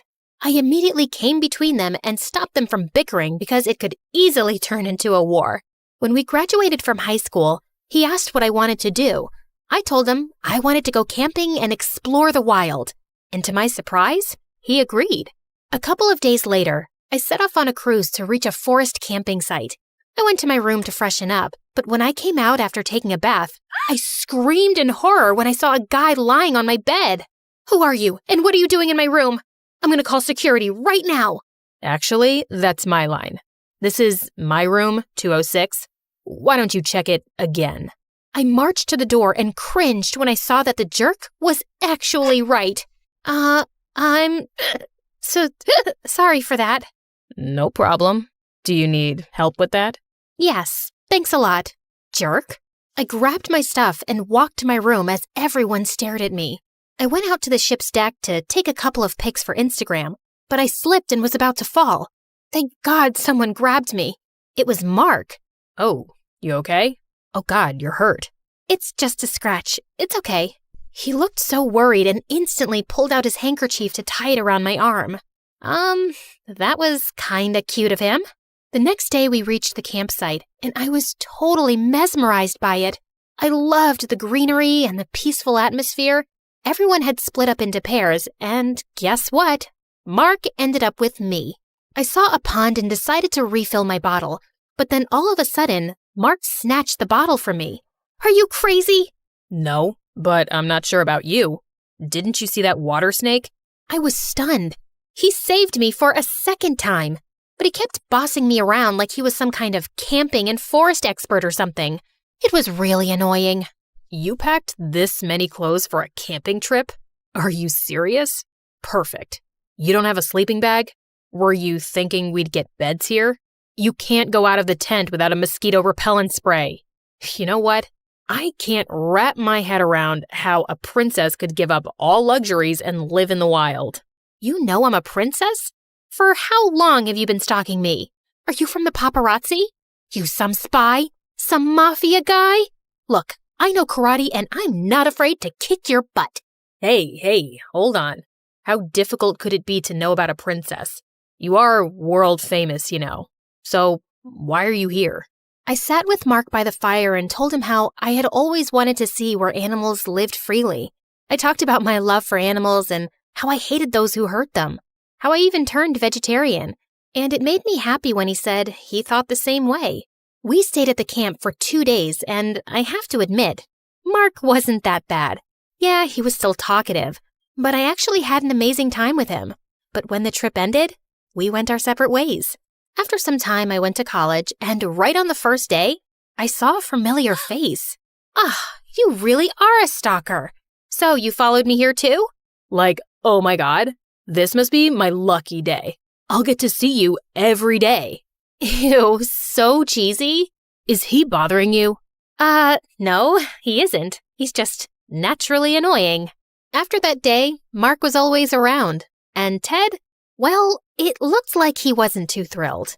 Hey, Olivia, just be careful around him, yeah? Just don't be too trusting of anyone, all right? Oh, come on, Ted. Don't worry. He's a nice guy and a good friend of mine. Oh, so he's your friend now too, huh? I didn't know that. Guess you've been spending a lot of time with him, huh? Whoa, someone was jealous. But it's not like I could help it because I really started falling for Mark. I couldn't figure out why I kept smiling when he was around. When we were in the second semester, we had the assignment to make an awareness campaign, and I chose Mother Earth. Mark and I worked together on it, and soon we even created a YouTube channel educating people about animal rights and plantations. It made me so happy to teach people about it. Just a couple of days later, Ted asked me to go with him to a big business award ceremony. I didn't want to go, but he begged, and since I didn't want to break his heart, I agreed. It was boring until I spotted Mark and went to go talk to him. But I stopped in my tracks when I heard the announcer. And the award for Best Leather Supplier goes to... And then Mark went on stage with another guy who looked a lot like him. His brother. At that moment, I felt like my world had turned upside down. It was then that Ted told me how Mark's family owned a leather company that used animal skins and wood that was cut down from trees in the forest. And right then, Mark spotted me. Ted, I want to get out of here. Now. Look, Olivia, I'm sorry. I know I kept the family business a secret from you, but I was scared to lose you. How could you do this? You were never honest with me. I held Ted's hand and left. I warned you many times to stay away from him, but you didn't listen to me. But don't worry, I'm always here for you.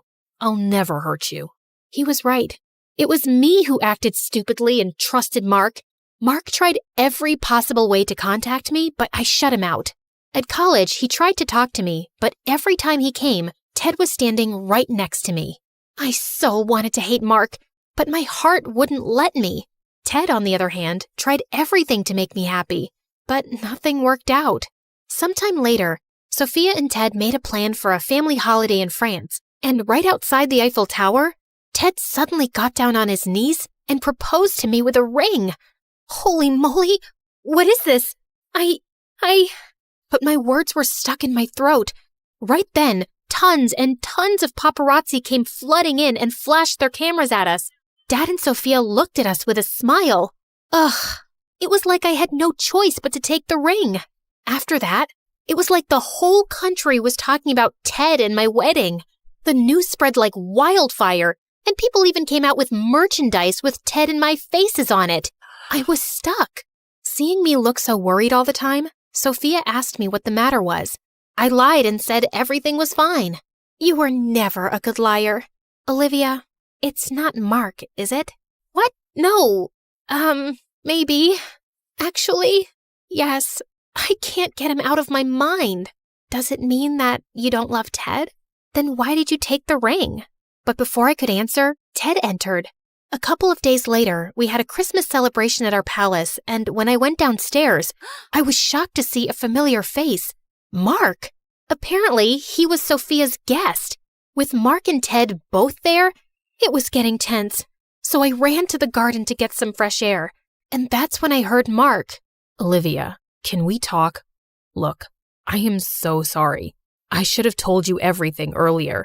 But believe me, I left my brother's company a long time ago, when I first met you. You did? Then why were you there? It's 'cause I was invited to that award function by Ted, and when my brother won the award, he asked me to go up with him, then everything turned into a mess. I think Before he could finish, someone grabbed Mark. It was Ted. What's going on? What's going on? I'll tell you, sweet princess. You're out here talking to this jerk while being engaged to me. Oh, shut up, Ted. You are the real jerk. All this time, I thought Olivia liked you. But now I know she doesn't. I can't just stay quiet. Olivia, Ted wants to marry you just so he can be the next king. He took you to that award party on purpose. He manipulated both of you. I know I should have told everyone earlier, but I couldn't. He's my brother. But now, seeing how miserable you are, I just couldn't stay quiet. I'm sorry, Olivia. How could you? I did nothing wrong. You are a royal. You should marry a royal. You could at least be a little thankful after how much I did for you. Everything you wanted, I did, even if I hated it. I even touched those ugly pets of yours. Yuck. That did it. Nobody calls my pets ugly. I gave Ted a much-deserved slap. And the next thing I knew, the guards took him away. Apparently, Dad had seen everything. As everyone went back inside the palace, Mark and I stayed outside. Now that I knew everything, I had so much to say to him. I had to apologize. But before I could even say a word, he came up to me. So, princess, we are standing under a mistletoe. You know what that means? Yeah. He kissed me, and I knew in my heart that I would get my happily ever after with Mark.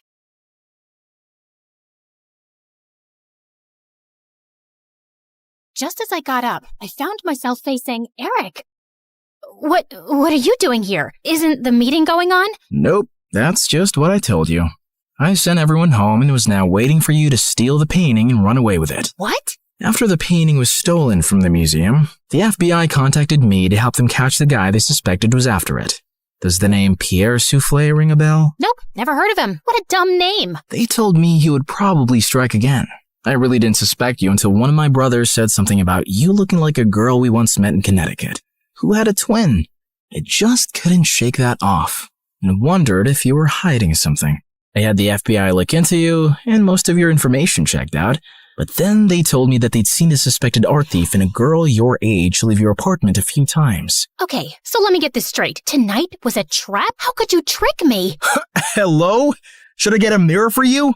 You've been tricking me from the very start. That's different. Only if different means exactly the same. You'd really send me to jail? You'd really walk away with that painting? Eric, I have to do this. I don't have a choice. It's to protect everyone I love from Pierre. And I'm guessing that list doesn't include me, does it?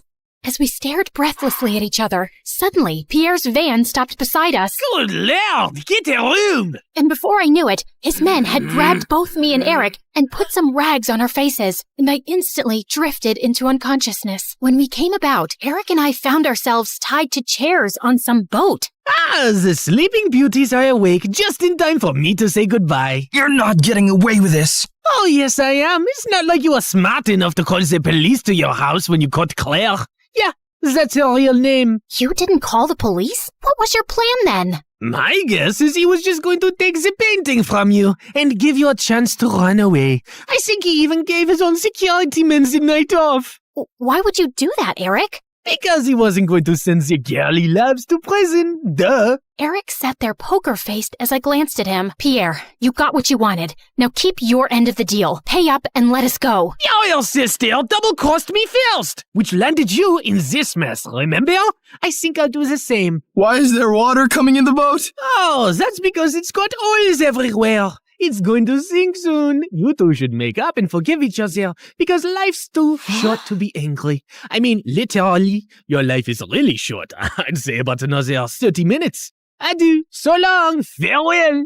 And with that, Pierre and his goons left. There has to be some way out. Don't you know how to get out of such situations after all your years as a criminal?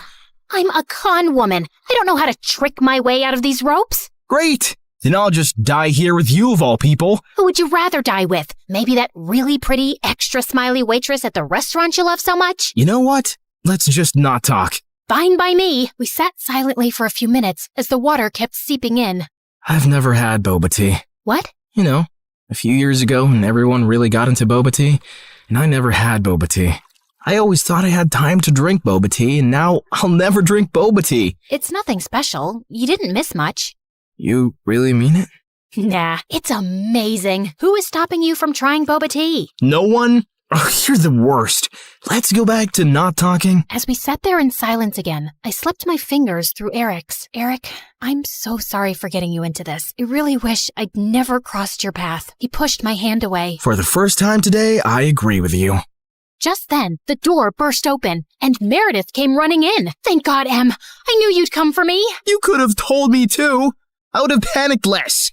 Hi, Eric. Remember me? We kissed once. We'll talk more later. Gotta go now. Meredith cut through our ropes quickly, and we splashed through the water, climbed onto the paddle boat outside, and rowed back to shore. I had a feeling Pierre was up to no good. I followed his van to Eric's house and saw him take you two and bring you here. I had to wait for him to leave before I could rescue you, and that jerk left without giving us a dime. We have to get that painting back. He can't get away with it. What is so special about that stupid painting? Why is it for $10 million? Apparently, it's worth much more. My grandmother bought it at some auction a few years ago, but I don't think she ever knew its real worth. The FBI told me that painting has hidden codes all over it. Sensitive government secrets and coordinates of underground facilities, and Pierre wants to sell those secrets to the highest bidder. Jeez. Trust stupid men to make everything so complicated. Who put codes in a painting? Who wants them now? What is wrong with everybody? All I ever wanted from life was to go to Bora Bora, and now we have no money. If you girls know anything about where he's going, help me catch him. I'll tell the FBI you were helping me all along, and you'll go scot-free. Free but poor? Should I offer you a reward for helping me get back a painting you stole from me? That would be polite, yeah. Meredith, do you have any idea where Pierre's going? Yeah. I've bugged everything that man owns. His phone, his coat, his shoes, that painting. I know where he's going. Oh, by the way, Mom wants us to come home. She says she has something important to tell us. And yeah, her memory is back, and she's very angry we made her marry Arthur. What? More about that later. Eric immediately got in touch with his FBI contacts, who picked us up from our spot and followed Meredith's trackers on Pierre. He was headed for a train at the Grand Central Station, and seconds before he was about to get onto his ride, he was surrounded by officers. Don't manhandle me, you orangutans! My outfit costs more than your yearly salary! I lose the day I ever laid eyes on you two! I'll make sure I take you down with me! I'm taking all your coats, Pierre. They fit me perfectly, you tiny mafia boss.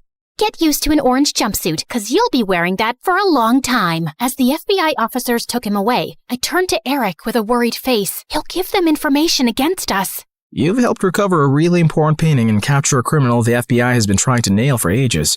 I promise, I won't let you get into any trouble. Thank you. We stood there in awkward silence. Okay, this is super uncomfortable. Do you guys need privacy to talk or something? I'll grab us some hot dogs. Do you want relish or mustard or... No, actually, I think we're done here. I have to go. Good luck and goodbye, Claire. Goodbye, Eric. Meredith and I took the next flight to Connecticut to see Mom back at her old house, and I was really happy to see her with her memory back. And then, Mom shocked us with her whole story. Many years ago, I was a government scientist in Russia, working on top secret technology, and our team later wanted to sell it to an enemy country. I refused to do that, and destroyed the technology, and after that I had to go on the run, because I knew those traitors would come after me. I had a boyfriend, and he recently found out I was pregnant. So I never told him about you girls and just escaped. I settled in America and took on the identity of a helpless mom living in the suburbs. Before I left Russia, I set up this laptop as a way to communicate with my father, who sent me a little money every few months to get by. I was even afraid of working in any place for too long, as being part of any system by which I could be tracked down. Whoa! Mom, that's insane and so cool! I'm sorry we never had much, but I was glad you grew up independent and resourceful. When I finally recovered my memory a week ago, I was able to access the laptop and get in touch with my father.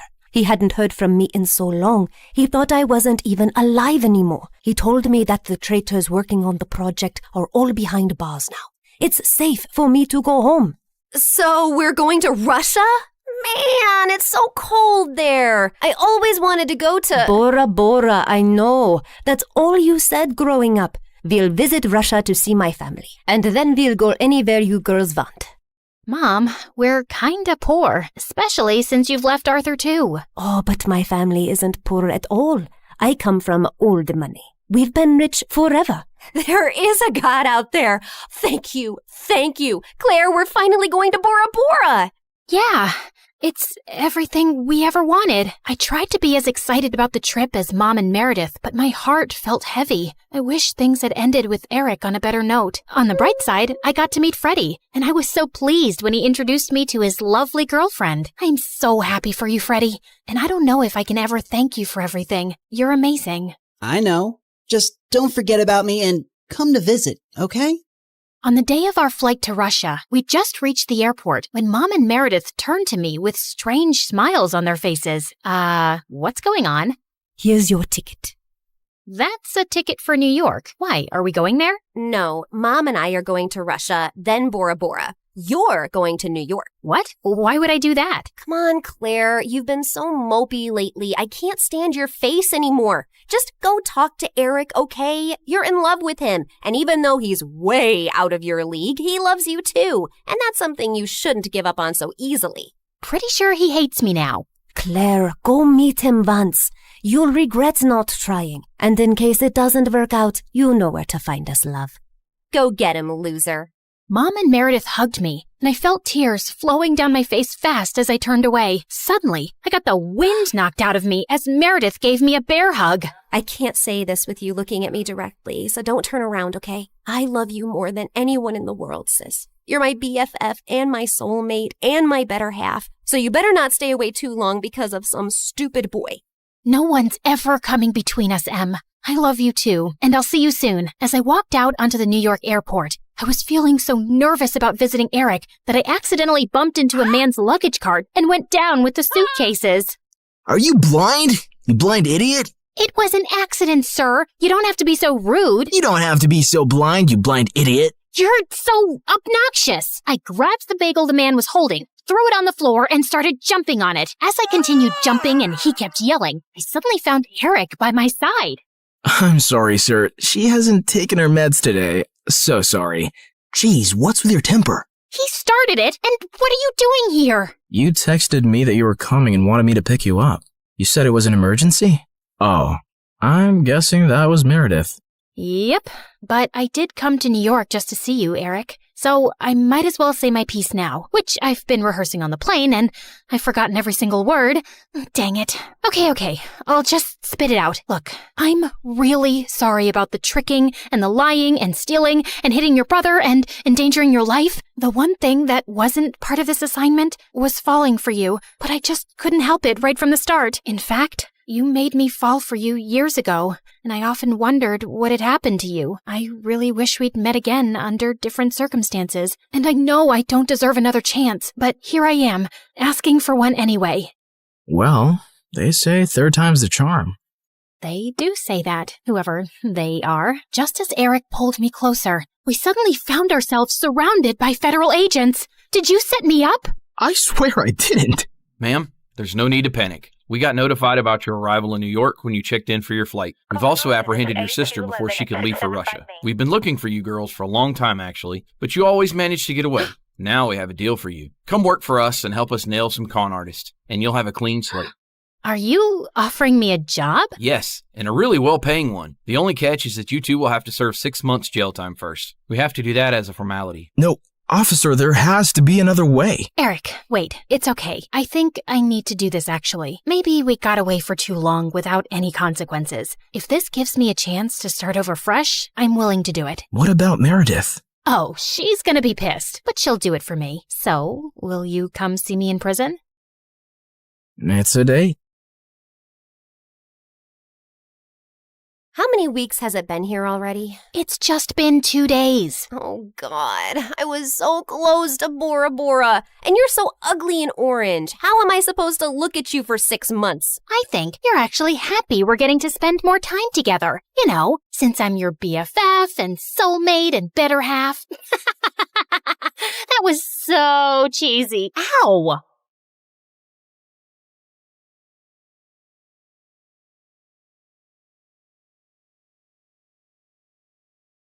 Hi, I'm Hope from Honolulu. Please like and subscribe to 4Eve. My parents always said I was born beautiful. I received so many compliments and modeling offers for baby products that they launched my modeling career when I was just 3. But I never really knew my parents. When I was 6, they started a clothing line named after me and got really busy with it. So they mostly left my older sister Leilani in charge, and she hated me. You promised we'd play with the dolls. You can't always be the center of the universe. I have to take this call. Fashion Kids magazine wants you again. She'd always lie and say we'd do one thing, but we'd do another thing instead, and I'd suffer. You said after my fashion show, we'd go home. I'm tired. Just sign a few more autographs and don't be so ungrateful. Sometimes I wondered if she was so mean to me because she was jealous of my fame. Once when I was 12, I was at a signing event and I escaped from the crowd. I stumbled into an alley where a girl my age was looking through the trash with her mom. I offered them some snacks from my bag, and their reaction was so wonderful. Just then, Leilani found me and dragged me away. And later, when we were on a video call with our parents, she told them what had happened. Hope, it's not okay to sneak off like that. And that poor family could have robbed you. Or taken a lock of your hair to sell on eBay. No, they were nice, and I liked helping them. Nonsense. You're too busy and famous to be doing anything else. Anyway, we heard your sister booked you on a morning show for the launch of your new toy line. Little Hope dolls. They're gonna sell like hotcakes. Sometimes it felt like my parents just used me for money. In fact, I felt people were friends with me for the same selfish reasons. But I never gave up on the idea of using my wealth for good. When I turned 14, I held my first fundraising event for homeless people, and it was a big success. But my second fundraiser turned into a complete nightmare, because the day after it, my face was all over the news with the words, "Teen Thief." Hope, they're saying you kept all the funds for your business. What? Why would they think I took all that money? The news is saying they got an anonymous tip. This can't be good for your career. It's all over social media. They're calling it the biggest scandal of the year. You need to stop all this charity nonsense. We need to work on saving your reputation so you won't lose out on any modeling contracts. I didn't care if I never modeled again. I didn't understand how anyone could think I'd steal charity money. I was too embarrassed to even leave the mansion. Soon after, I was about to join a new high school, and I went to Leilani with an odd request. Help me make a disguise for high school. You're my makeup artist. If anyone can do it, it's you. Look, it's hard for me to trust people. They'll probably use me for my money and fame or spread more lies. I'd rather just go as a regular kid so I can be active in the school's charity clubs. You don't think you could just go as yourself? Doubtful. I always become the center of attention without meaning to. And because of that scandal, the charity clubs might not trust me. I just want to fade into the background and do the things I care about. Please. To my shock, she agreed to the makeover. She gave me cute short hair as part of my disguise. I decided to keep my disguise a secret from my parents. They were not happy about my short hair, but my agent had advised me to take a break from modeling and stay out of the public eye anyway till the scandal died down. At home, I was Hope, the supermodel on a break. But at school, I was Minnie, the humanitarian. I joined the charity club, and the volunteer work I was doing felt amazing. And I was making friends pretty easily. But one day at school, I was lifting a heavy box of canned food donations when I suddenly threw out my back. Whoa, are you okay? I suddenly noticed there were two really cute guys watching me struggle to stand up straight. Guess I'm an old lady who's not used to heavy lifting. Ouch. Let's take you to the school nurse, Granny. I'm Kai. And I'm Crane. Here, let me take your bag. What was in that box? Canned stuff for a food drive. Crane immediately dropped my bag to the floor. You're part of a food drive? Not gonna help you. What? Come on, Nan. Let's just take her to the nurse. She's hurt. Whatever. Not my problem. And then he just left. What was that about? Are you seriously doing a stupid food drive, Granny? My name is Minnie, and what's wrong with food drives?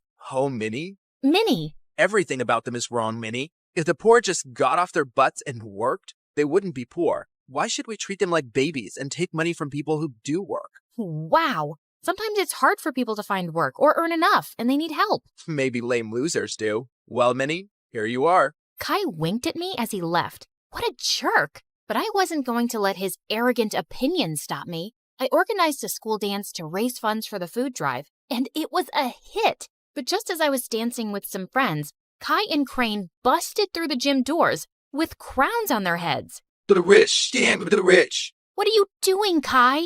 We're here to tell everyone the poor are pathetic and charities are scams. Don't be fooled. Just then, Crane started kicking down the display of food donations like a maniac. Luckily, the teachers there kicked both out before they could do more damage. What planet were these jerks from? But I forgot all about them when I got home that afternoon and saw Dad running out to me. Didn't you check your phone, Hope? I think the battery died. What's wrong? Your mom and sister got into a car accident, but the doctor said they'll be okay. They both had some broken bones and will need bed rest. I started to cry, and Dad hugged me. I couldn't remember the last time he'd done that, and I decided I'd stay home for the next few weeks to take care of Mom and Leilani. The next evening, my bodyguard drove me down to the food bank to drop off the school's donations. To my shock, I saw Kai step out of his car in front of us, and he was dropping off bags of donations. What the hot fudge? I snapped a picture of him, and I confronted Kai in the school hallway the next day. Saw you at the shelter last night. What are you talking about? This? How did you... Okay, please, listen. Crane is against charity work, not me. He convinced me to think that way a long time ago, but I don't agree with him anymore. Years ago, Crane's family fell into a big scam by some fake charity, and they lost a huge fortune. Oh, no. Yeah, his dad had to work so hard just to get them back on their feet. Now, he talks trash about all charities, and he doesn't trust the poor. He actually enjoys shutting charity work down in public. He bullied me into crashing that dance.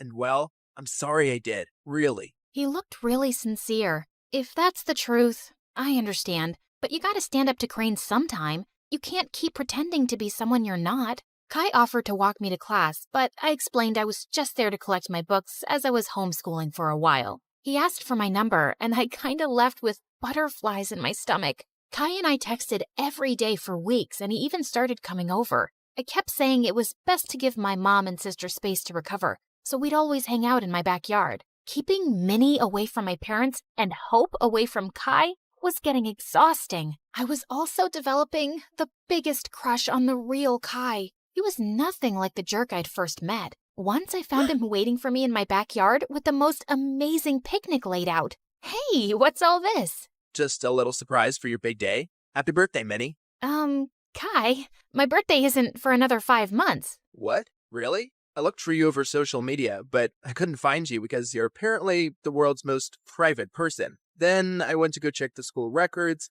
and I guess I got the wrong Minnie. I guess so. But thanks anyway. It's the nicest thing anyone's ever done for me. Just as I sat down, Kai opened a bottle of soda and the cork went flying straight into my eye. Oh my god. I am so sorry, Minnie. Wait, stop rubbing your eye and let me see. He lifted my chin gently as he looked deep into my eyes. Your eyes. They're Yes? They're what? not the same color. What? Suddenly I realized that my contact lens had fallen out. Oh, my lens must have popped out when I rubbed my eye. I wear them for my eyesight because I'm as blind as a bat. I see. But why would you wear those green lenses and hide your lovely blue eyes? His face was so close and I didn't have an answer to his question, so I just kissed him. He looked really surprised, but then he kissed me back, and it felt wonderful. Soon after, Kai and I hosted a fundraising car wash for a soup kitchen, but suddenly a car honked at us angrily. Well, what do we have here? Crane, listen, buddy. I know how you feel about this stuff, but I'm asking you to back off. I want to do this. What? Support lying, dirty thieves? Did you forget what happened to my family? Of course not. But that was one bad experience. Not all charities are scams. It's this witch. Winnie's brainwashed you. It's Minnie? And Kai is free to do whatever he wants, but you need to leave. Just then, Crane went red. He threw a punch at Kai, but Kai blocked it brilliantly and stepped back. Crane, walk away right now. You better watch yourself, Winnie, or you'll end up like that stupid teen thief model who raised funds for her business. She got what she deserved. She's a forgotten fraud now, a nobody. Suddenly, I froze in my spot. Was it possible that Crane had started that rumor? He was crazy enough to do it. And what if Kai had been involved back then too? Crane drove off angrily, and Kai turned to me. This may be the end of my friendship with Crane, but I feel relieved. I'm proud of how you stood up to him. Kai smiled at me warmly, but now I felt guarded. Did I fall for someone who might have framed me? Later that evening, as he drove me home, Kai suddenly took my hand. Minnie, I love who you are and who you've helped me become. Will you be my girlfriend? Kai, no, I can't. What? Why? I thought you felt the same way. You kissed me. And maybe that was a mistake. I'm sorry, but I can't be with you. Not only did I feel paranoid about trusting him, he had no idea I was Hope. I hated lies, and now I hated lying. Things were a mess. Kai begged to see me and kept messaging me, but I just ignored him until he gave up. One afternoon, I was fluffing Leilani's pillows when she asked me something unexpected. Hope, how are you? Not bad. Why?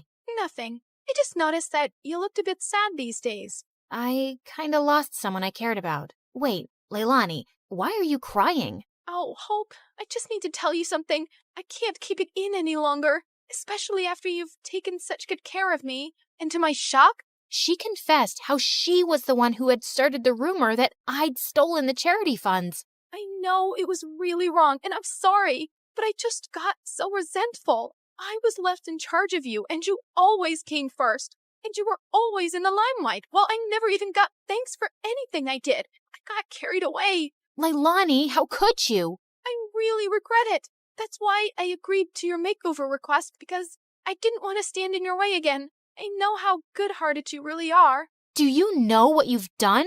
I immediately thought of Kai, this great guy, and how I'd shut him out. I wanted to slap Leilani, but I just stormed off angrily. I told Mom what Leilani had done and said I couldn't stand to be around her right now. To my shock, Mom agreed that I should take a break from her. We arranged for me to stay at my bodyguard's house, and I found out that he lived close to Kai. On my first night there, I walked over to Kai's place. I needed to fix things between us, but his butler informed me that he'd gone to Tokyo for 2 weeks or longer. My heart sank. For 3 days, I texted and called Kai, but he never answered. I knew he was avoiding me, and I deserved it, but I wasn't giving up. I called Mom and explained everything about Kai to her, and she actually listened. Tokyo might be a nicer break for you. OMG, Mom, you'd let me go? Yes, sweetheart. Ever since the accident, your dad and I have been thinking how hard we've pushed you and your sister. We just wanted you girls to know success early on, but we've realized there are more important things than success and money, like happiness and family. You've been amazing during our recovery, honey, and you really deserve to go. Thanks, Mom. I love you. And the next day, I was on a flight to Tokyo with my bodyguard and checked into the same hotel as Kai. Just as I stepped onto the elevator, I was shocked to see Kai inside. He looked awkwardly at me. Hi, can I help you with something? I suddenly realized he couldn't recognize me without my disguise. Kai, you're the reason I'm here. I came to tell you the truth. I'm Minnie. Minnie? Minnie from Honolulu? Yes, except my real name is Hope. What? I told him everything. My trust issues and my disguise and what my sister did, how awful I felt for abandoning him, and how I tried calling him. I'm using a different phone here, and I understand why you wanted to hide yourself, Hope. I've missed you. Do you think we could give us another chance? You flew all the way here to make things right? I'd be a jerk if I say no. But could you do just one thing? Give your sister another chance. Come on. Charity starts at home. I will. I promise.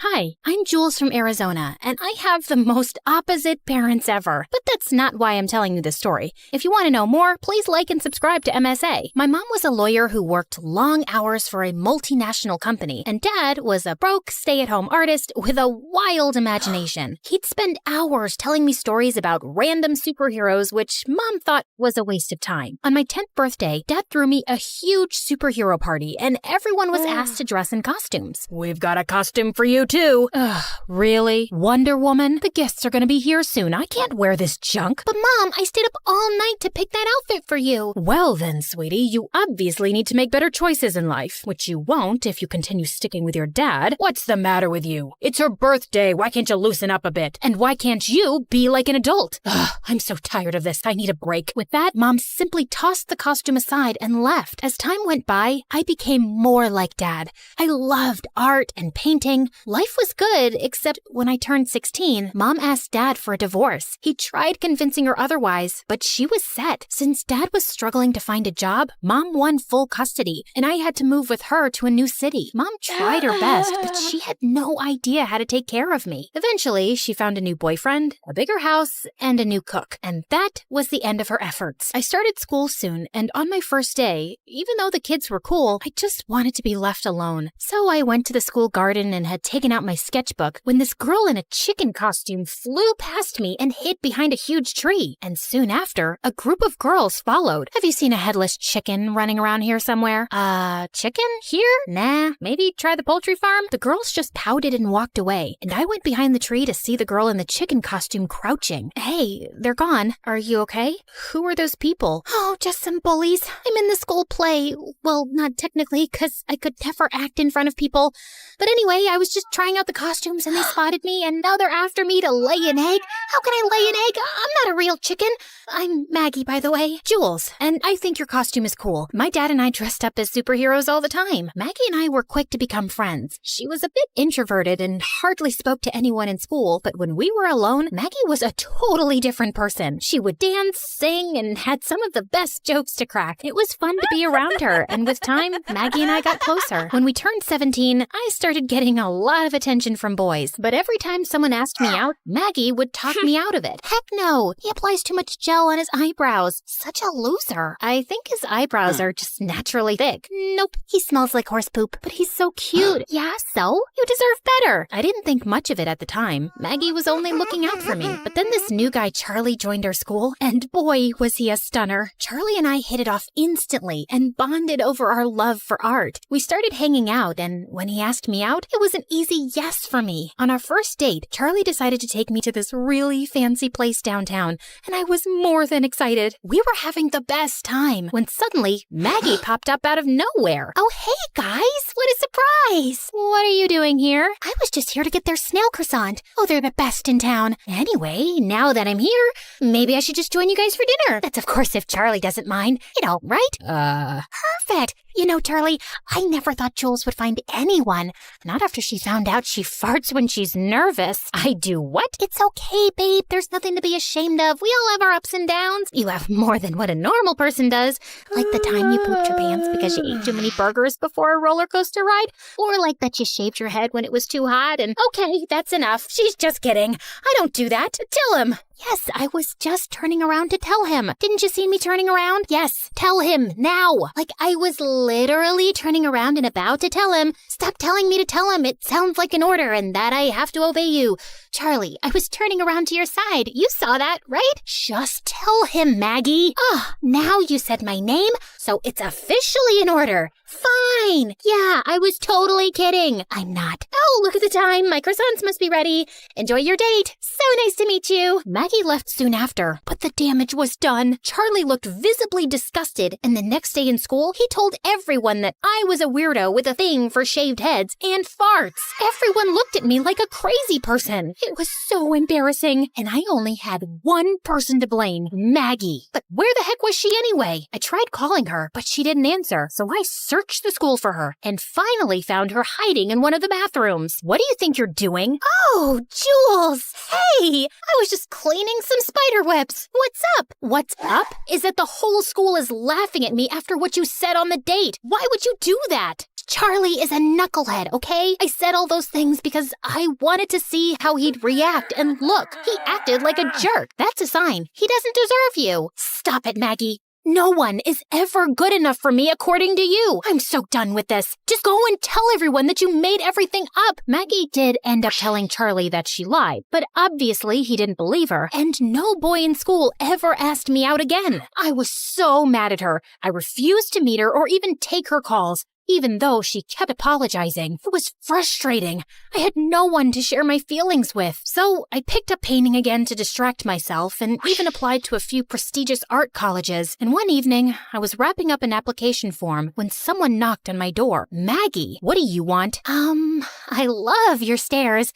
They're powerful and impressive and a step above the rest. Are you seriously gonna sulk all your life? I said I'm sorry. No, you didn't. Okay, then I'm saying it now. I'm sorry, Jules. I went a bit overboard, but honestly, I was just looking out for you. Can we start fresh? Pretty please? We're best friends. I'll think about it, but you better behave yourself. I promise. And Maggie stayed true to her word. A week later, I got accepted to one of the best colleges in the city, and Maggie volunteered to help me set up my room. We were almost done when this gorgeous girl walked in. Where do you think you're going? To my room? Wait, are you my new roommate? Nope, that'd be me. Oh, thank God. I thought I'd have to spend the next 2 years with this weirdo. I'm Alice, by the way. Jules. And I'm Maggie. Good to know. Alice was the professor's daughter and was hands down the prettiest girl I'd ever seen. Apart from being a great artist, she was also the lead singer in one of the college bands, and one night, she asked me if I wanted to join her at one of her performances. We got to talking, and Alice was really charming, fun, and intelligent. I loved being around Alice, except Maggie kept demanding me to hang out with her. We should catch the new Avengers movie. I kinda saw it last night with Alice. What about an MSA video marathon then? We haven't done one of those in a while. I don't think so. Alice and I have this project to work on, and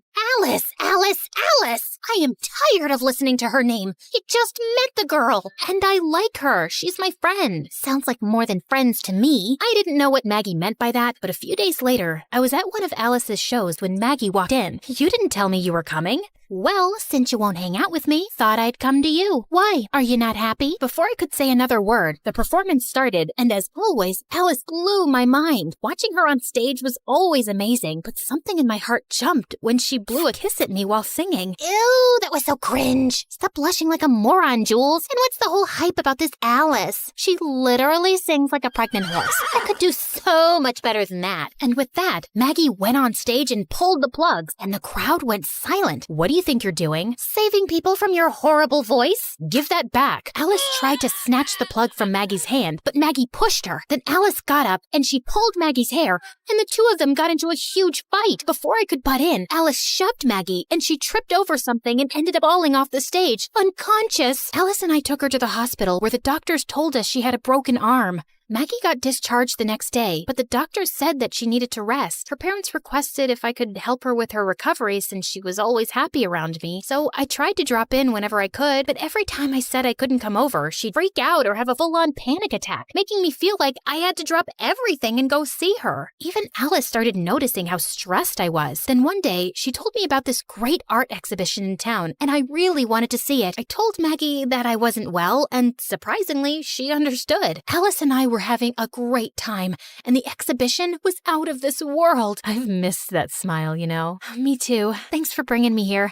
I don't remember the last time I felt so happy. Stick with me, and you'll always be happy. Alice brushed a strand of hair away from my face, and I felt my insides explode. She came closer, like she was about to kiss me, when suddenly someone screamed my name. I turned around to see Maggie staring at us furiously. So that's why you couldn't come over, huh? Because you wanted some time away from your girlfriend? I thought you were sick, so I brought you chicken soup. But then I saw this dumb art fair invite, and I knew you tricked me. You didn't leave me a choice. I'm sick of babysitting you. I have my own life too, and it doesn't revolve around you. So it revolves around Alice? I've seen how you two look at each other, and it's not just friendship. That's none of your business. Stay out of this, you witch. Enough. You can't talk to Alice like that. So you'll take her side over mine? With that, Maggie started crying like a banshee. She picked up expensive art pieces and started smashing them to the ground, one by one. I tried to stop her, but she ran around like a mad person before security finally caught up to her. The police were called, and Maggie and I were immediately taken in for questioning. Our parents were called, and it was a huge mess. Mom dropped me back off at my college, where Alice was already waiting for me. Are you okay? Look, Jules, you need to cut that girl loose. She's clearly obsessed with you. I don't know what's gotten into her. I mean, she's always been weird, but she's not a bad person. Then why did she spread that rumor about you in school? I had a friend who went to the same school as you and did some digging. They told me how she said something about you farting. And wait a minute, you asked around about me? Why? Because I wanted to know more about this stupid friend of yours. Then you should have asked me. Don't go sneaking around like that. I'm sorry. I just wanted to make sure you were okay. You should know better and stay away from someone so toxic. She's not wrong, Jules. Sometimes it's okay to let go in order to stay happy. As painful as my separation with your dad was, it ended up being a blessing because we're so much happier. Just be selfish for once and choose your own happiness. Oh my God. You all need to stop telling me what to do. I'm not some kid, okay? I can make my own decisions and do my own thing too. With that, I stormed off. I knew what Maggie did wasn't right, but I was so tired with everyone trying to make decisions for me. Maggie got out soon after, and she would send me gifts and bouquets to say how sorry she was, but I was done with her. Alice tried talking to me too, but soon after finals started and I got busy with my studies. I just needed some space from everyone. Then one day, I was buying groceries when I spotted Maggie in the line ahead of mine. She saw me too and immediately walked over. You've been avoiding me, but I don't blame you. I pushed your buttons too hard, and I deserve this. But I miss you, Jules. Maggie, you're a great person, but I think it's better if we don't stay in touch anymore. I'm finally happy in my space, and I want to keep it that way. I get it, but at least can we have coffee? One last time, for the sake of our friendship? I wanted to say no, but looking at Maggie's desperate face, I agreed. She led me to her car and started driving, but I noticed soon that we were not headed in the right direction. I asked her, and she told me that it was this new place a little outside the city. I felt uneasy and asked her to stop the car, but Maggie started speeding up. What the heck are you doing? You'll get us killed. You said you were my bestie forever, and then you dumped me for that stupid Alice. I loved you, Jules, you know that? What? Yes, I loved you, but you told me you were into guys. That's why we couldn't be together. I kept begging Maggie to slow down, but she just wouldn't listen. Panicked, I tried to take the wheel from her hand, but the car slid off the road and hit a tree. Within seconds, a crowd gathered around us and helped me and Maggie out. Thankfully, we weren't injured. Jules, I'm so sorry. Are you hurt? Get away from me, you freak! Don't you dare touch me! 15 minutes later, both our parents arrived. Maggie's parents apologized and begged me not to press charges, even though I really wanted to. Mom took me home, and this time, I decided to cut Maggie off for good. I got a restraining order from the court, and after that day, I never saw Maggie again. I went to therapy and started feeling a lot better. A few days later, Alice asked me to meet. We sat on the hood of her car watching the sunset. So, I've been thinking about you, and I feel like we have a spark. No, it was just a firefly. Really? Such a pity. Yeah, I know. These sparks are getting out of hands lately. Maybe we can set them on fire? We grinned at each other, knowing exactly what was going to happen next.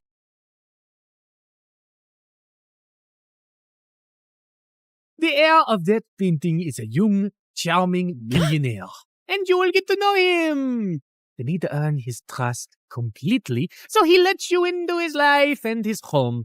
Then, when the time is right, you'll steal the painting from a high-security vault inside his house and bring it back to me. Do y'all remember Eric? You know, the guy Meredith and I were fighting over the night Mom went into a coma? The guy who was so hot he made boiling water look cool? The guy whose smile shone brighter than the sun and whose eyes were deeper than the Amazon rainforest? The guy who... He looks familiar. Oh my god, I've kissed this guy once. Yeah, the guy who stole my heart the minute I saw him. And then Meredith kissed him. Do you girls know him? Not super well, but I'd rate him number 8 on my list of good kissers. And I've kissed tons of people, so that's pretty high. Oh, Pierre, you really gotta see his brothers. They look like... Ugly old girls, I know. I know everything about him, but how well does he know you? He and his family lived in our neighborhood only for a month, and that was years ago. I don't think he'd recognize me now. Yeah, she's not that memorable. You're all still going in disguise. We have to convince him that you're just a stranger who has randomly bumped into him with no agenda. Also, he must believe you're very rich, so he doesn't think you're a gold digger. From Pierre, we learned that Eric's mom had passed away at his birth, and his dad had remarried a woman years later who already had children of her own, the quadruplets. The world makes sense again. Thank you. Eric's maternal grandmother recently left the painting to him in her will.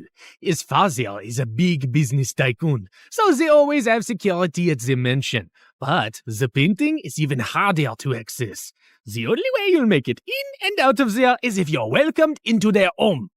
I couldn't believe that of all the millionaires in the world, I had to pretend to like Eric, make him fall for me, and then rob him blind. And how was he even better looking now? Over the next few days, I took on the identity of Christina Delafour, a wealthy socialite with a law degree who lived in a beautiful apartment in a posh area and wore only designer braids. Wow, this Givenchy coat is stunning. It's Givenchy, you moron. Okay, geez. Also, Pierre, can't someone do a background check on me and easily find out that I did not graduate from Harvard and that I don't have parents who made a fortune out of selling toilets in India and now live there? If anyone runs a check, they'll find all this information to be accurate. I've made sure of it, and no one is interested in the law or toilets. So they won't ask you many questions. Now, show me how to walk in heels like a rich lady. Fine.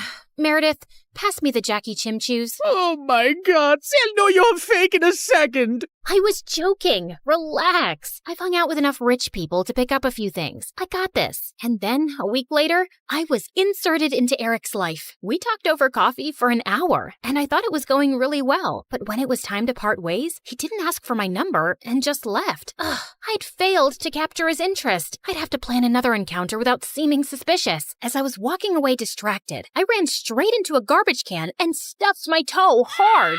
Son of a biscuit! Holy mother of fudge! I was still hopping around when I crashed into a woman pushing a stroller, and a doll went flying out of her hand onto the road. Just then, a car ran over the doll and turned it into a pancake. You destroyed my child's precious doll! I'm so sorry. It was an accident. I'll get your little girl a... Wait, your child is a cat? Yes. And that was my childhood doll, which I passed on to my baby. Look, here's some money. Get your baby another doll. She loves that one, and they don't make those anymore. Your baby is a cat. She doesn't love that particular doll. She probably doesn't even love you. She'd eat your face in your sleep if you weren't the one to feed her. Now, please. Just then, someone tugged hard at my purse, and I saw a thief running away with it. You've got to be kidding me. I took my heels off and sprinted after the thief. He jumped over a fence into a park, and I followed. I was gaining on him and sent a flying heel at his head. Just then, someone ran past me, pounced at the thief, and pinned him to the ground. Gotcha! Eric? The park security immediately arrived on the spot and took the thief away. Aren't you glad I followed you and came to your rescue? My rescue? I hit him with my shoe to slow him down and was about to catch him, but then you swooped in at the last minute, and now you want credit? Whoa, easy. I was just flirting with you. Oh, sorry. Wait, you said you followed me? Yeah, I felt stupid that I left without asking for your number. I definitely want it now. You became even more interesting when you stubbed your toe, murdered a doll, yelled at the cat lady, and chased a robber.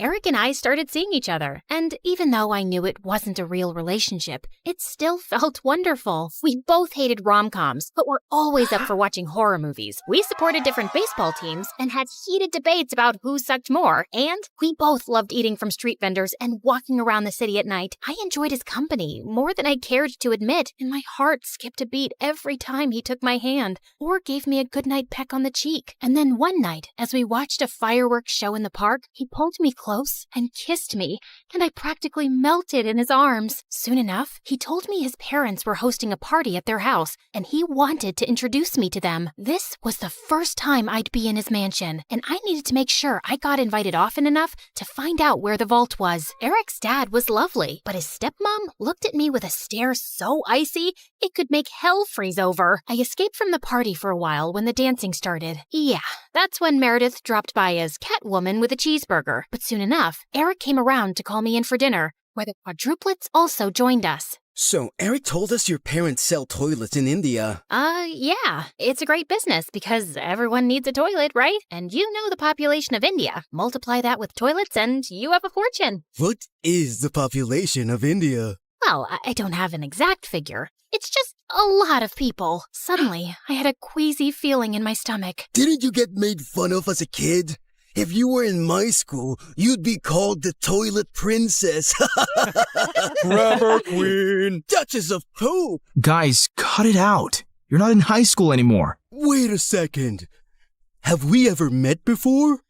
What? No, I really don't think so. Oh God, why was my stomach churning? You know I'm really good with faces, and you remind me a lot of this girl we met in a neighborhood in Connecticut years ago. Guys, remember? She had a twin sister.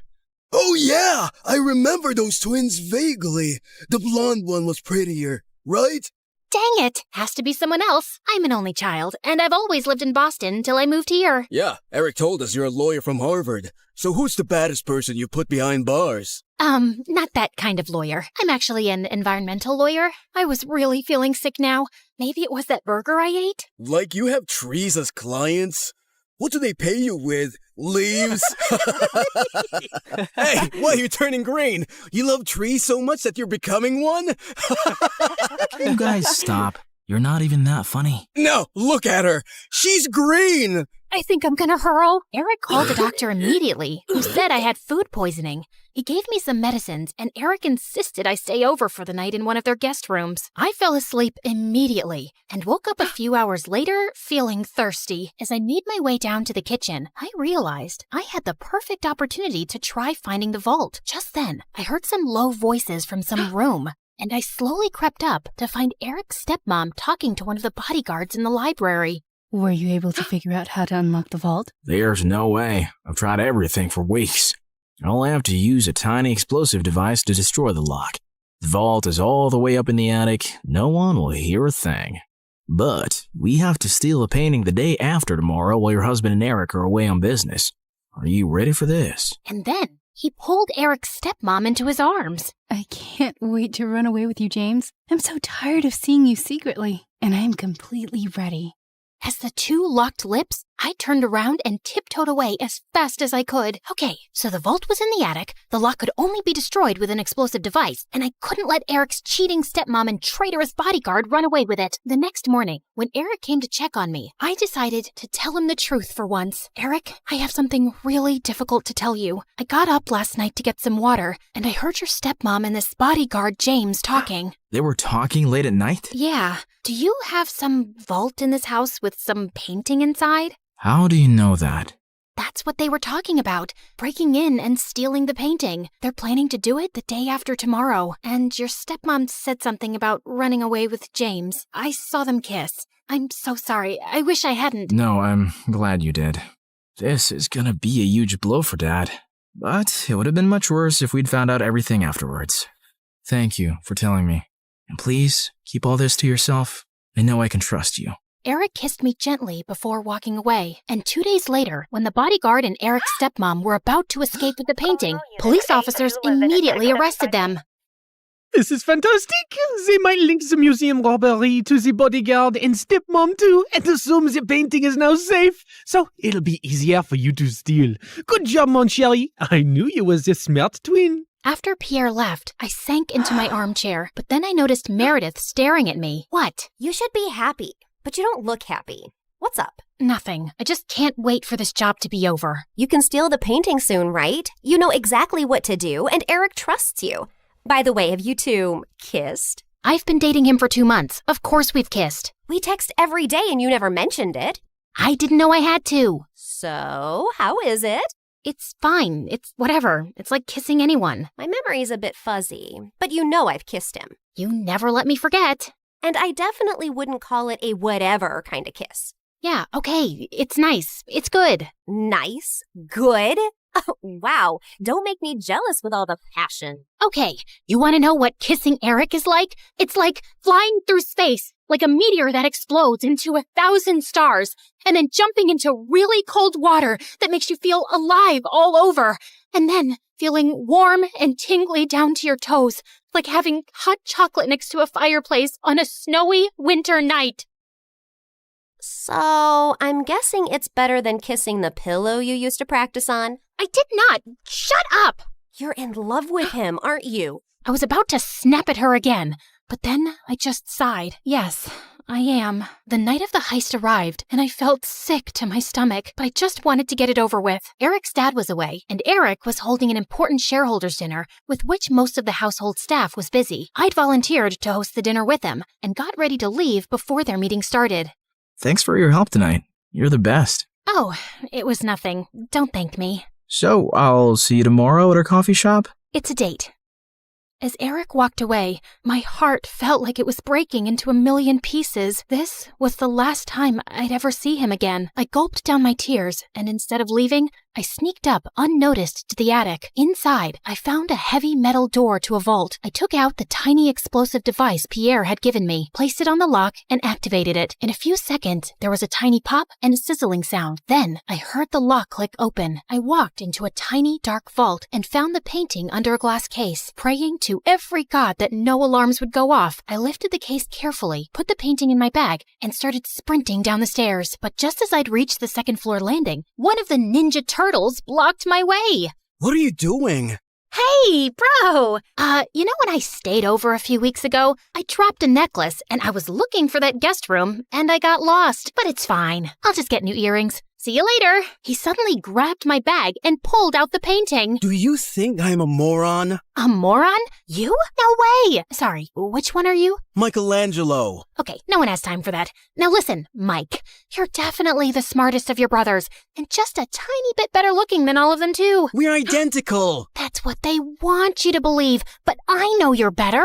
I think you and I can strike a deal, okay? I'll sell this painting, and you and I can go halvesies on it. Just give me an account number and I'll wire the money to you. No, you're not leaving with it. Okay, look, dude, I'm doing this for your mom. I have to sell this painting so I can pay for her bail and get her a really good lawyer. Don't you want that? No, my mom's in jail because she did something wrong, and she abandoned us all. She shouldn't have stolen Eric's painting. What do you care about Eric? Don't you hate Eric? He's so good looking and smart and perfect and gets all the ladies. It makes you guys look even worse than you really are. You should want to hurt him. So let me take the painting. That'll really hurt him. Eric's the best brother in the world, and I love him. Okay. I have an offer you can't refuse. How about I become your girlfriend? I bet you've never had one. I'm gay. Jesus! All right, I surrender. Just one last thing. Without warning, I punched his face so hard that he went reeling back with shock and dropped the painting. Then I kicked him into a room and locked the door shut. I'm sorry, Mikey. You're a really good guy. I sprinted down another flight of stairs and jumped out of the first-story window. I ran across the garden to the fountain, climbed the tree next to it, jumped onto the wall, and then landed softly outside on all fours. Just as I got up, I found myself facing Eric.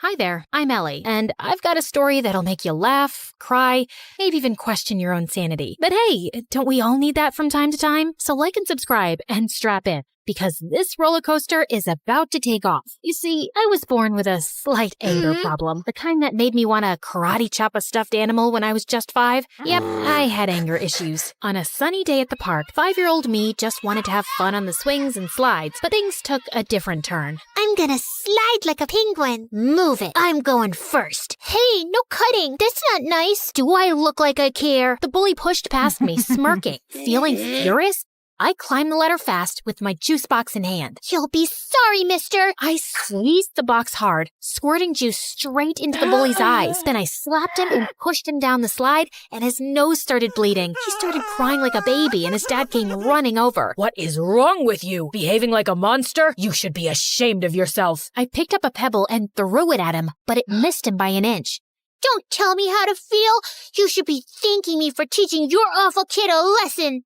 I threw another pebble at him and then ran away. Mom and Dad yelled at me all the way back home. I cried and said sorry. Then I jumped onto my parents and smothered them with kisses till they forgave me. Yeah, I think I'm a kind person in general. I mean, as long as I'm not angry. Fast forward to 1st grade, and there I was, little Ellie, eager to make friends at school. One day during recess, I spotted a group of girls playing hopscotch, and I approached them. Hey you, I think we should be friends. No thanks, I already have friends. Well, that didn't go as planned, but I wasn't giving up so easily. Oh yeah? Well, you haven't met a friend like me. I started shouting and spinning with my arms spread out like a wild little windmill. I even threw my sandwich on the ground. I'm fun, I'm cool, and I'll bring snacks to share. So why wouldn't you want to be my friend? Say yes, or you'll regret it. Say it. The girl hesitated, then let out a sigh.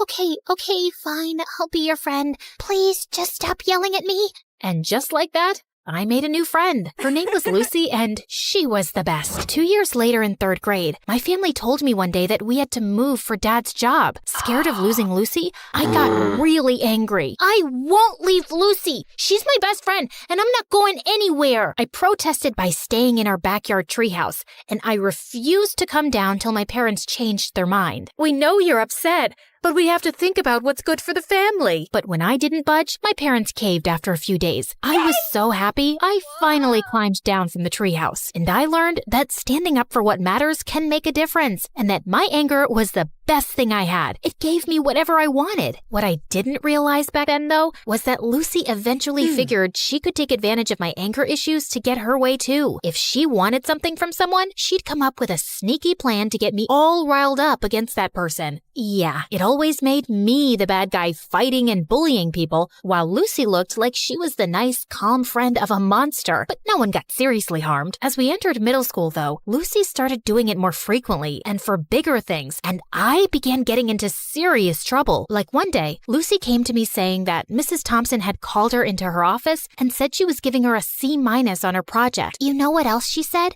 She told me that I should get myself a better friend because you're distracting me with all your fights and affecting my grades while you get good grades yourself. She even said that you hang out with me just so you can feel better than me. Can you imagine? What? That's not true. Of course I know that. Listen, in today's lesson, I'm gonna confront her about this psychological manipulation. And if she sneezes a lot, it means she's nervous that I've told you everything she said. You know all the teachers fear you, but Mrs. Thompson is always sneezing because of her allergies. Yes, but sneezing a lot means she's nervous and she's hiding something. She told us that once, but I guess you forgot. Lucky you have me to remind you. When it was Mrs. Thompson's class, Lucy gifted her a red nose, and seconds later, when she confronted her about the manipulation, Mrs. Thompson started sneezing like crazy, and I felt furious. How could you? I thought you were a nice teacher, but you're just like the rest. And with that, I pushed her hard. She fell down and screamed in pain. While everyone's attention was focused on me, Lucy sneaked into Mrs. Thompson's laptop and changed her own grade on the project. Mrs. Thompson broke her arm, and I got suspended for 3 weeks. My parents were furious with me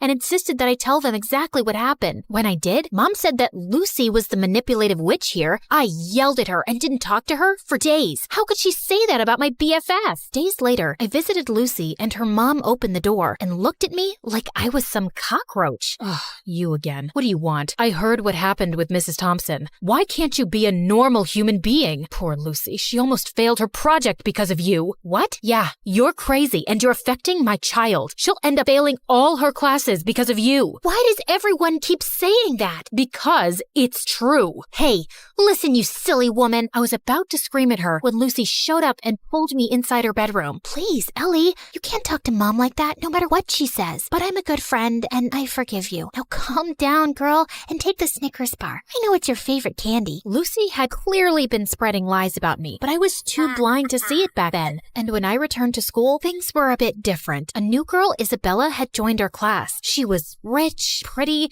and quickly became popular. Lucy seemed annoyed by her existence, but she seems like a cool girl to me. Till one day, Lucy and I saw Isabella walking out of the bathroom, and I noticed a marker in her hand. Lucy went in to use the bathroom as I waited in the hallway, but moments later, she came out, dragging me back into the bathroom with her. OMG, you gotta see this. You won't believe what Isabella wrote about you on the door. It's totally her handwriting. I'm so done with this annoying psycho Ellie. She's always bullying everyone. I want a peaceful, calm school that I can brag about to my rich friends. I offer $1,000 to anyone who can get rid of her. DM me on this Instagram account if you're interested. What a stupid, ugly witch. Furious, I stormed over to Isabella. How dare you write that about me on the bathroom door? I saw you with that marker, so don't you dare lie to me. Ellie, seriously? I had a marker, but I was working on an art project. I didn't write anything about you. Oh, yeah? Well, Lucy seems to think it's in your handwriting, and Lucy said that? Okay, you should stop listening to that friend of yours. She's just using you like a puppet. Can't you see it? For some reason, Isabella's words struck a chord with me, like she just said something out loud that I kinda already knew. But I quickly brushed my thoughts away. You don't know anything.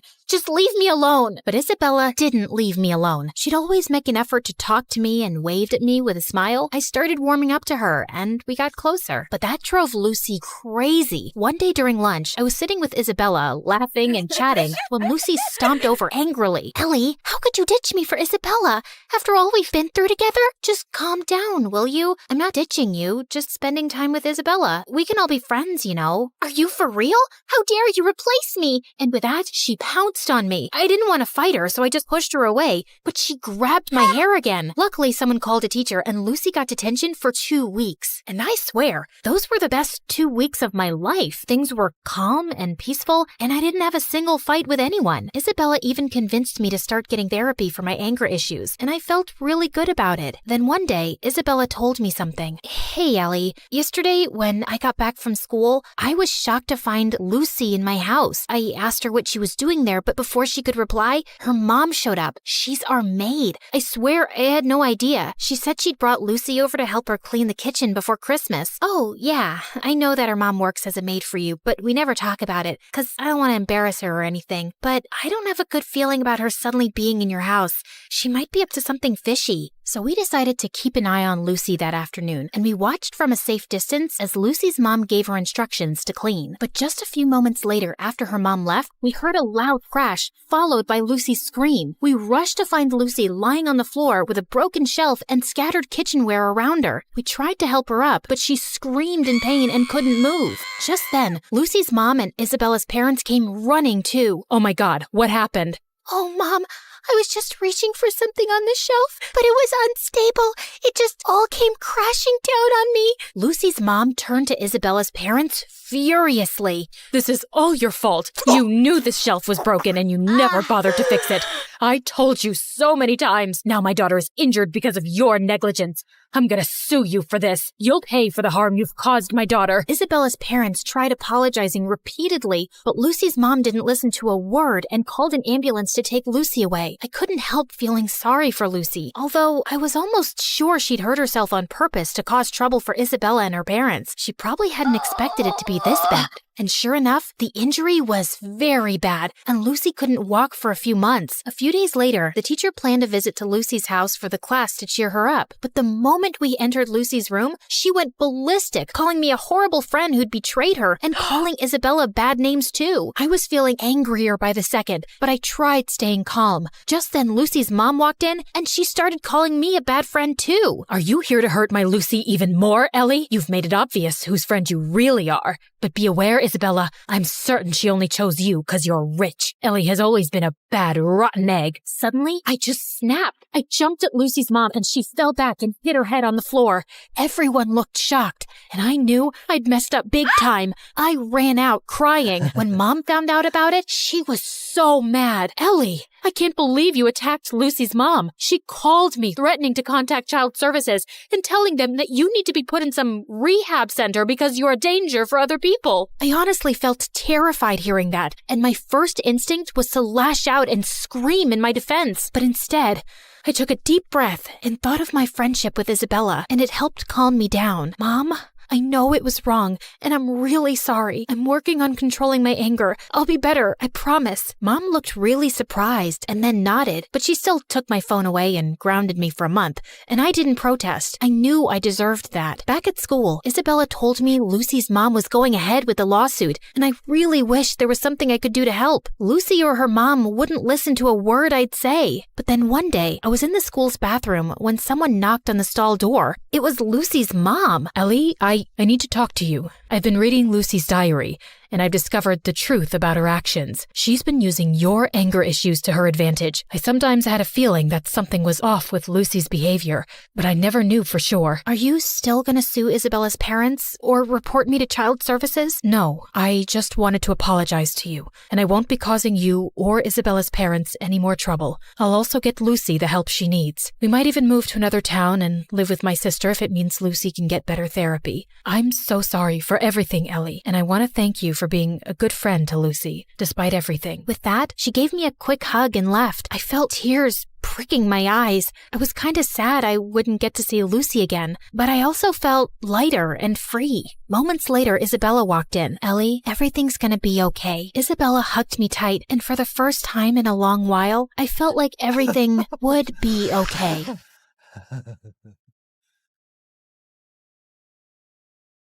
Hey guys, how's it going? Okay, you're probably wondering why I only have one half of an eyebrow. It's just that I was waxing my eyebrows and I had a little accident. But no biggie, your girl's gonna pencil them in just as soon as I find my brow pencil. Ruby, you're gonna be late for school again. What am I supposed to use? Lipstick? Ugh! Oh, magic marker. Guys, please don't give me that judgy look. I can't go to school without eyebrows. Oh, wait, sorry. I meant to introduce myself. I'm Ruby, and I live in Montana with my parents as an only child. Oh, before I continue, would y'all mind hitting that like and subscribe button? Sorry, my director will fire me if I don't tell you guys that. Anyway, I live with my parents, but I'm not really close to them, and I don't relate to them either. It's not that Mom and Dad are bad parents, it's just that they're possibly the most boring people on the planet. Oh, let's face it, you won't ever be a normal, responsible adult. You silly thing. You probably wouldn't even notice if your own head fell off. Whoa, rude. Also, I'm only 13, Mom. I don't want to think about marriage. But Mom disagreed. In fact, she wanted to get me engaged right now. Okay, maybe I'm exaggerating. She just wanted me to meet my potential fiancé, hoping he'd fall in love with me and propose after high school. So in 8th grade, she introduced me to her friend's son, Grayson, who was a couple of years older than me,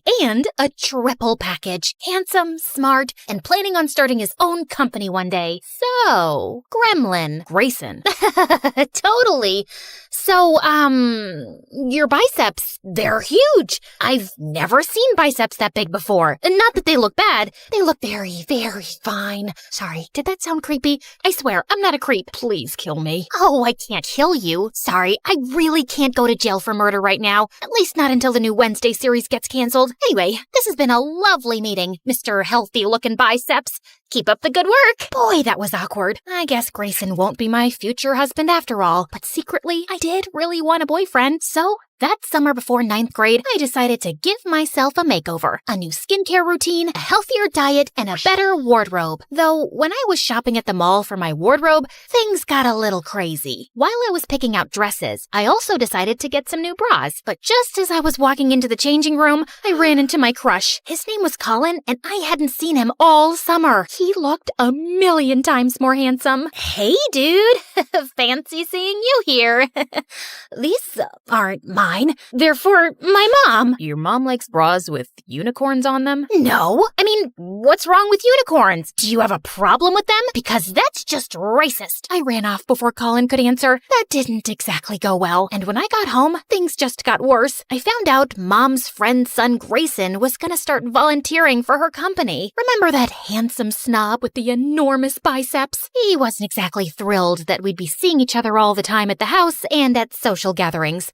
As if I was excited about it. Ignore stupid handsome Grayson. Back to my glow-up makeover. Not to brag, but I looked like a knockout the first week of 9th grade, and everyone showered me with compliments, including Mom and Dad. Finally, you cleaned yourself up a little. Look, sweetie, our ugly duckling has turned into a swan. Mom! She looked beautiful before, and she looks beautiful now. I don't get what the big deal is. She just caked on 10 layers of makeup to make herself look like a Barbie doll and put on flashy clothes. I just rolled my eyes hearing that. Of course the jerk had nothing nice to say about me. Well, his opinion didn't matter, because the following week at school, guess who finally noticed me? My longtime crush, Colin. Even after our embarrassing unicorn bra encounter, he asked me out to a movie, and a couple weeks later, we started dating. Talk about the perfect start to a girl's teenagehood and high school career. Colin writes me good morning texts and takes Instagram selfies with me. I remember the olden days when I was a sad, lonely girl, but now my life is perfect. On the night before winter break, Colin took me to an exclusive cool kids party. But just as I was getting ready to leave, I saw Grayson waiting for me outside. What the frick was he doing here? And how did he even know where I was? Your parents asked me to come check on you and then drive you home. You're at a midnight party with your boyfriend, Ruby. Someone needs to supervise you. Who do you think you are? My dad? You can do whatever you want, but I don't need any supervision. I meant to do that. Anyway, I'm gonna go kiss my boyfriend now, so bye! I just hope he's available to kiss you. I saw him looking pretty happy talking to some other girl a few minutes ago. Yeah, because it's a crime to talk to other girls when you have a girlfriend. Grayson, get a life. He was really starting to get on my nerves. So to stick it to him, I took the bus home, and he had to drive all the way back to his house for nothing. It served him right for being such a control freak. Unfortunately, though, I couldn't see Colin after the party because he was going on vacation. I knew he'd be busy, but a week went by, and he didn't call or text at all. Okay,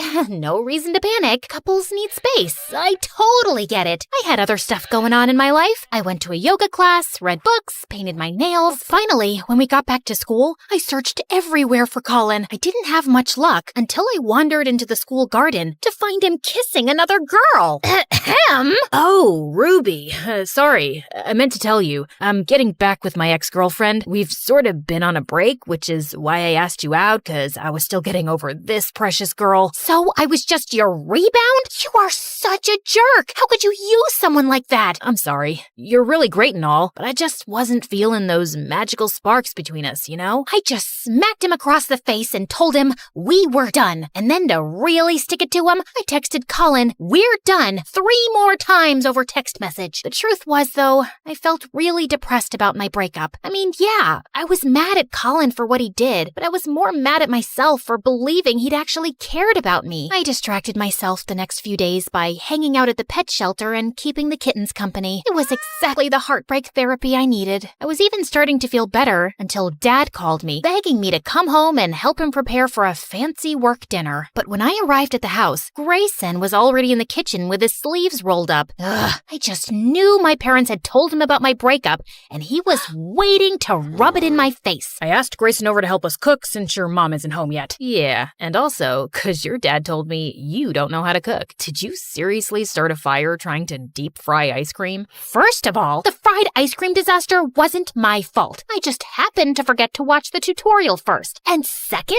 I've had a really hard couple of days, and I don't have the energy to handle you right now. So just go away and don't talk to me for the rest of the night. But you can hang out in my room if you want and use my computer if you're bored. May I recommend MSA videos? Watch them on YouTube though, not TikTok, because TikTok's bad for your attention span. But anyway, see ya. Unfortunately, Dad didn't let me get rid of the idiot that easily. And as expected, Grayson took full advantage of getting to boss me around and talk to me like I was an idiot. Go salt the water. Don't put sugar, put salt. You're not allowed to touch the knife. I don't trust you around a knife. I felt just about ready to punch him until Grayson came up behind me and guided my hands in rolling the dough with his big, strong arms. It even made my heart rate go fast. I guess it was a good form of cardio exercise. Nice job. You know, you actually don't suck at this. Mom was quite late, but when she finally came, she was with her boss, and his arm was around her. What was that about? Then at the dinner table, Mom and Dad's boss made an announcement. Excuse me, may I have everyone's attention? I would like to introduce my new co-owner of the company. Audrey, darling, congratulations. That also brings me to my other news. The two of us have decided to restart our business in Australia, and we'll be moving there in a month. What do you mean? We're gonna be moving in a month? No, I'll be moving. Actually, I'm divorcing you. I'm just not happy with our life here, and I need a change. I hope you'll understand. My heart stopped as I saw Dad's stunned face and all the guests staring at us. Many of them were strangers I barely knew. The whole thing was just this surreal, unexpected mess. And fast forward 2 months later, Mom was gone, Dad was a wreck, and I was still numb with shock. I didn't exactly have time to cry and grieve though, cause I had to take over the house since Dad wouldn't leave his bedroom. 3 guesses how that went. Yeah, I broke our dishwasher, also our oven, and killed all our houseplants cause I forgot to water them. Not that I was surprised. It was like Mom said, I was just too dumb to ever be able to take care of myself, let alone Dad too. One day, I just couldn't take the stress anymore and literally fell asleep on the kitchen floor. When I opened my eyes, Grayson was staring down at me, and for some reason, it made me feel relieved. Ruby, are you okay? No, I'm not. You know, you don't have to do this all by yourself. I can help you. I'm here for you. I don't want your help. You don't have to suddenly be nice to me now just because you feel sorry for me. I know you hate me. Who said I hated you? I don't hate you at all. All those times I insulted you, I was just teasing. But I'm sorry. I guess I just don't know how to act around a girl I think is cute. Wait, Grayson thought I was cute? No, that wasn't possible. Perfect, handsome, and smart guys like him don't think girls like me were cute. Well, okay, with my glow up, I'm a little bit cute, like Ariana Grande, K-pop cute, but my cuteness was all I had going for me. I didn't have any other good qualities. So yeah, I didn't believe Grayson's words for a second. But for some reason, he stuck around for several days after that and basically forced me to rest and take care of myself. One night, I was even having cramps and he made me tea. Thanks for all this. I really appreciate it. Just, one follow-up question. You said I was cute the other day, right? Yeah, what about it? What do you see in me, man? I mean, I know I kinda got pretty after my makeover. Again, with you and your dumb makeover that I never even cared for. Ruby, you're funny, you're charming, you're interesting, and hands down, the kindest person I've ever met. Why isn't that enough for you? How come you don't believe in yourself? Grayson's words really caught me off guard. I didn't really have an answer for him. Well, actually, I kinda did. The truth is, it's hard to have confidence in yourself when you're always bumping into walls, losing your stuff, and eating soap. Okay, calm down. I've only eaten soap once, and it was an accident. Basically, I was in some fancy hotel, and they had some tiny soap bars in the bathroom that looked like candy, so I ate one. I don't actually eat soap on a daily basis, but you get my point, right? Animator, show the reference scene of 14-year-old me making myself over that summer. Remember when I felt super confident after my major glow-up? Yeah, that wasn't real confidence. Real confidence isn't based on stuff like outside beauty and high IQ. Real confidence comes from loving yourself no matter what. So I guess now it's time for makeover number 2, feeling good on the inside. And a few months later, I did start to feel a lot better. And apparently, confidence is a lot more attractive than looks anyway, because one morning, freaking Colin showed up at my doorstep begging me to take him back. Which do you want? A bouquet of roses or lilies? Or would you prefer chocolates? A life-size teddy bear? What do you want from me? I'd like for you to get off my porch. Also, I don't like either of these bouquets. I'm just not feeling a magical spark. I was about to throw the flowers in the loser's face when suddenly Grayson showed up behind me because he was already over at my house. We'd gotten super close over the last few months, and between you and me, I've developed major feelings for him. I guess that explains why I was happy when he sprung onto Colin and tackled him to the ground. The boys were like animals, full on rolling into the bushes, and I certainly didn't mind watching the spectacle. Come on, ladies, admit it. Who doesn't love it when boys fight over you? Finally, though, Colin ended up leaving, and Grayson pulled me into a very pleasant hug. So, when do we get to have our first kiss? Maybe we can have a beach date tonight? Because I really don't want to kiss you next to loud traffic. Animator! Hey, me again. Can Grayson and I maybe have a nicer setting for our first kiss? Yeah, keep going. This is supposed to be my romantic moment, dude. Oh, yeah, I like the sunset. Perfect. Thanks. Anyway, I hope y'all enjoyed hearing my insane drama. If you want more stories in this style, make sure to comment below Ruby, our craziest MSA character.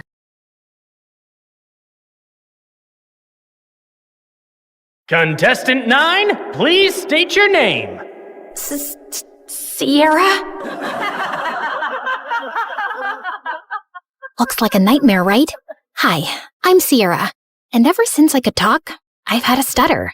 I didn't think much of it until I moved to a new town when I was 6. Welcome to the neighborhood. I'm Dean. This is my daughter, Kelsey. What's your name, sweetheart? Sierra. Why do you talk like that? It was the first time anyone had asked me that. It wouldn't be the last. My stutter happened frequently, but it got worse when I was nervous. My mom barely noticed or cared that I had a stutter, or that I really existed. She was always working. And my dad? Well, he left the picture a while ago. Most days, Mr. Dean would watch me after school, and Kelsey and I became fast friends. We did everything together. Played at the park, put on fashion shows, grabbed ice cream at Scoopy's. When we went out as a trio, I'd secretly pretend that Mr. Dean was my dad, and Kelsey was my older sister. In those moments, it felt like the family I'd always wanted. But things started to change when Kelsey's mom announced she wanted a divorce and moved out of state.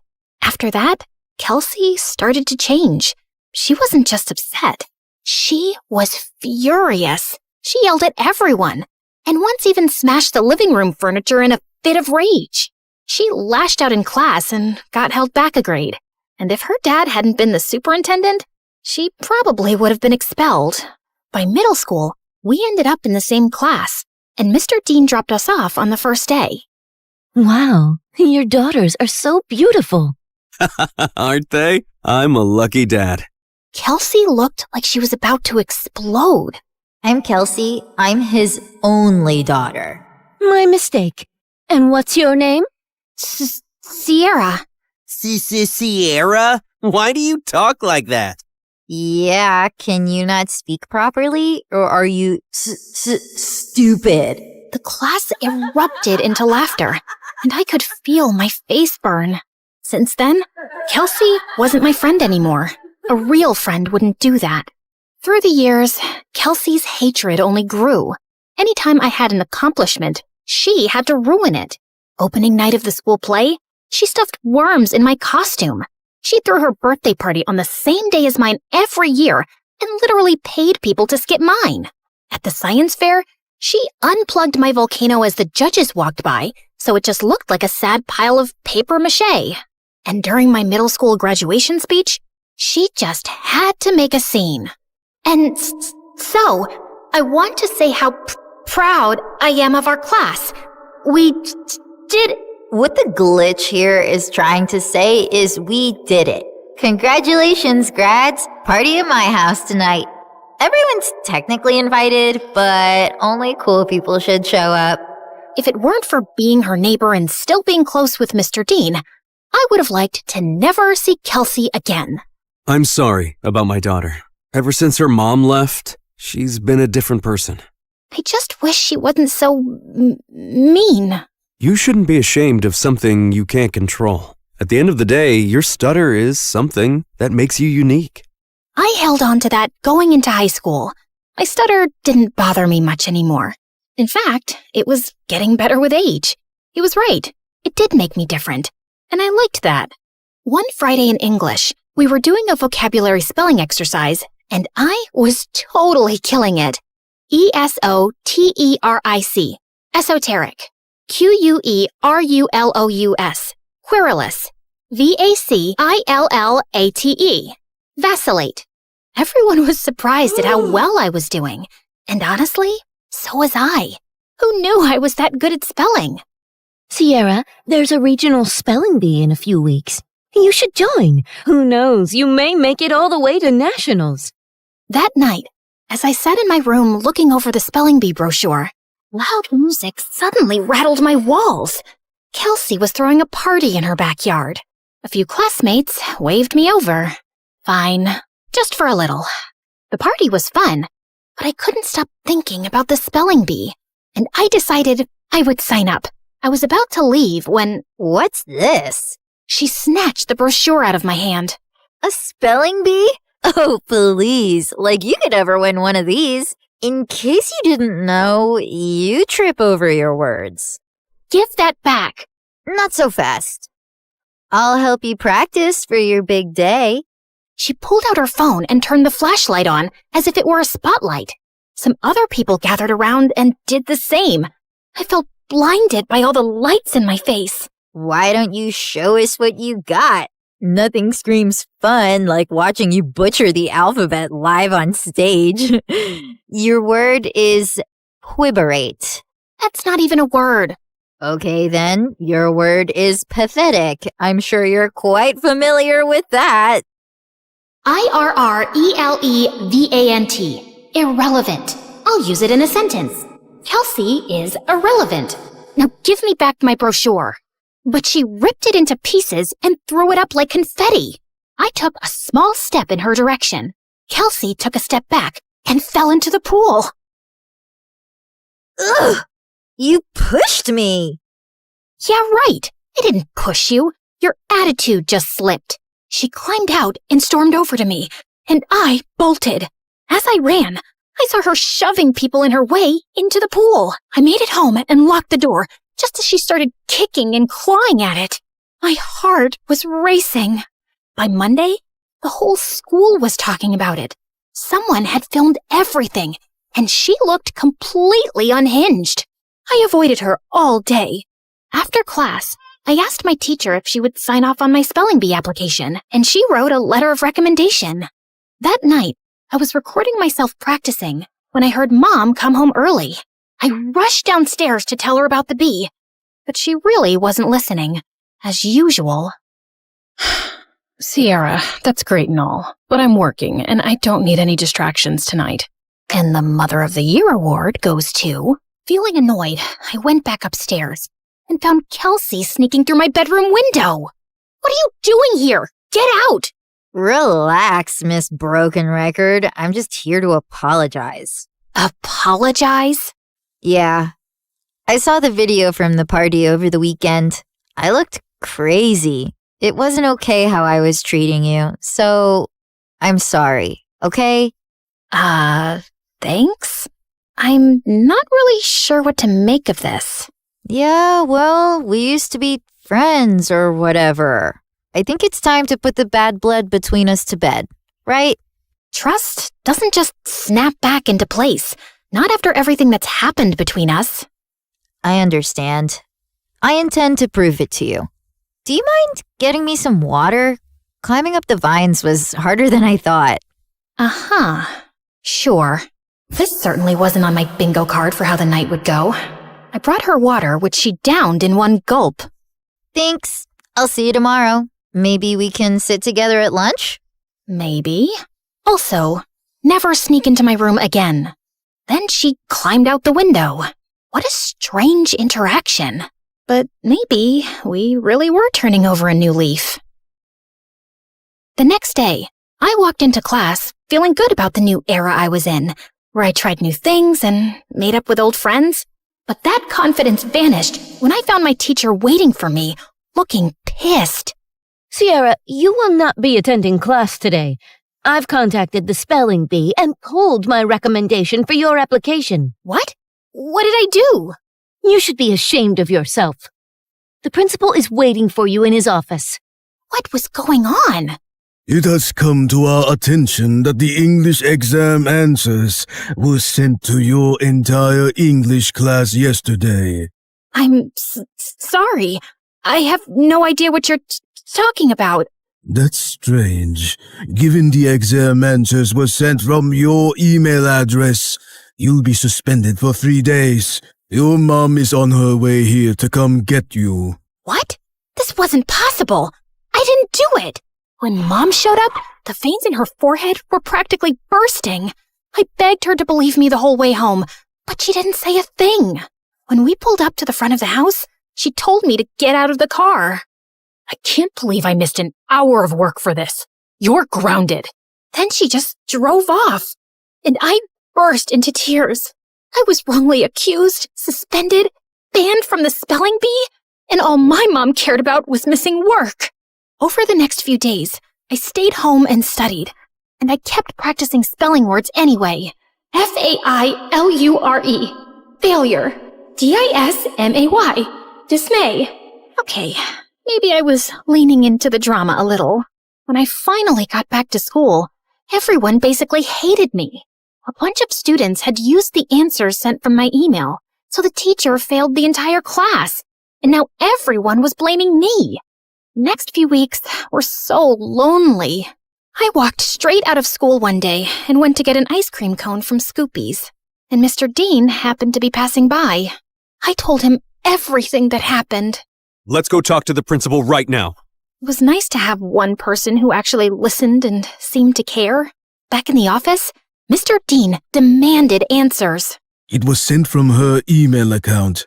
My hands were tied. Steve, you're talking like you weren't the biggest troublemaker back in school. Honestly, I'm shocked you became a principal.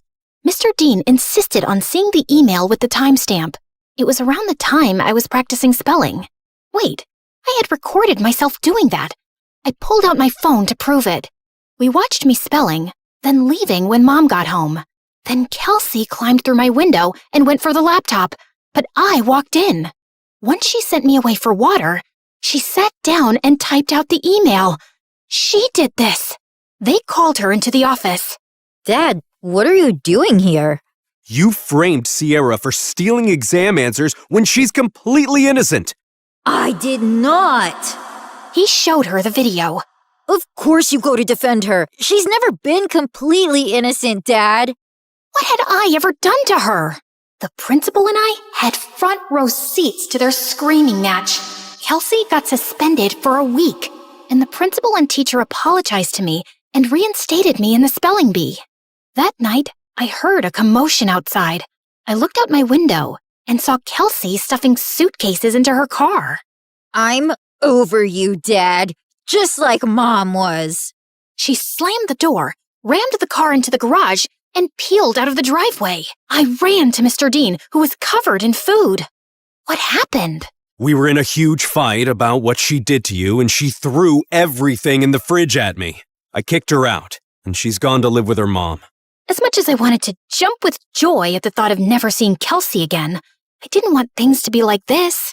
Mr. Dean looked crushed as he walked back inside, and I followed him to help clean up the mess.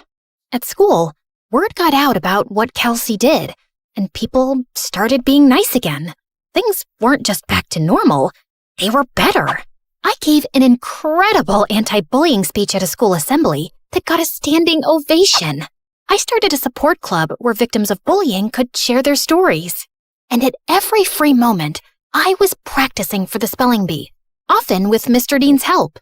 He still seemed down about being alone, but when I was around, he cheered up. He drilled practice words with me every day until regionals. And on that day, he was there in the audience. My mom wasn't. I got second place and was qualified for nationals in a month. Afterward, the top contestants did a group photo shoot. I was smiling for the camera when someone put an arm around my shoulder. I looked up. It was the guy who won first. You were a great competitor out there today. Congratulations. His accent, his eyes. Suddenly, I forgot how to breathe. Thanks. Where do you come from? Where do you come from? Sierra, are you kidding me? Is that how you speak, or did I just fluster you? Oh, no. I just have a stutter. It's adorable. I'm Leon, and I'd love to get your number. We should talk more, since we'll be seeing one another for nationals next month. Yes, please. We exchanged numbers, and I practically floated back to Mr. Dean. It felt like the best day of my life. When we got home, Mom was on the porch, arms crossed. She rolled her eyes when she saw us together. And where have you two been? The spelling bee, Mom? Remember? I won second place. She did amazing. You should have seen her. I'm sure, but I was too busy with the logistics of moving. Moving? Work wants me to relocate to California within the next couple of weeks. Mom, no! I have nationals next month. Well, that's too bad. Work comes first. You know that. Work always comes first for you, Mom. It's never me. Oh, stop being so dramatic. What if she stays with me until the end of the school year? What? I have Kelsey's empty bedroom. She can compete in nationals, finish out the year, and then move out to California. Please, Mom? Fine. Within a week, Mom was gone, and I had moved into Kelsey's old room. Mr. Dean cared in a way my mom never had, and this new life felt good. And to top it off, Leon reached out. He was a foreign exchange student from Spain living in New York, and we hit it off instantly, texting all night, every night. We had so much in common, and he was so easy to talk to. I had a major crush. One night, I even felt bold enough to tell him.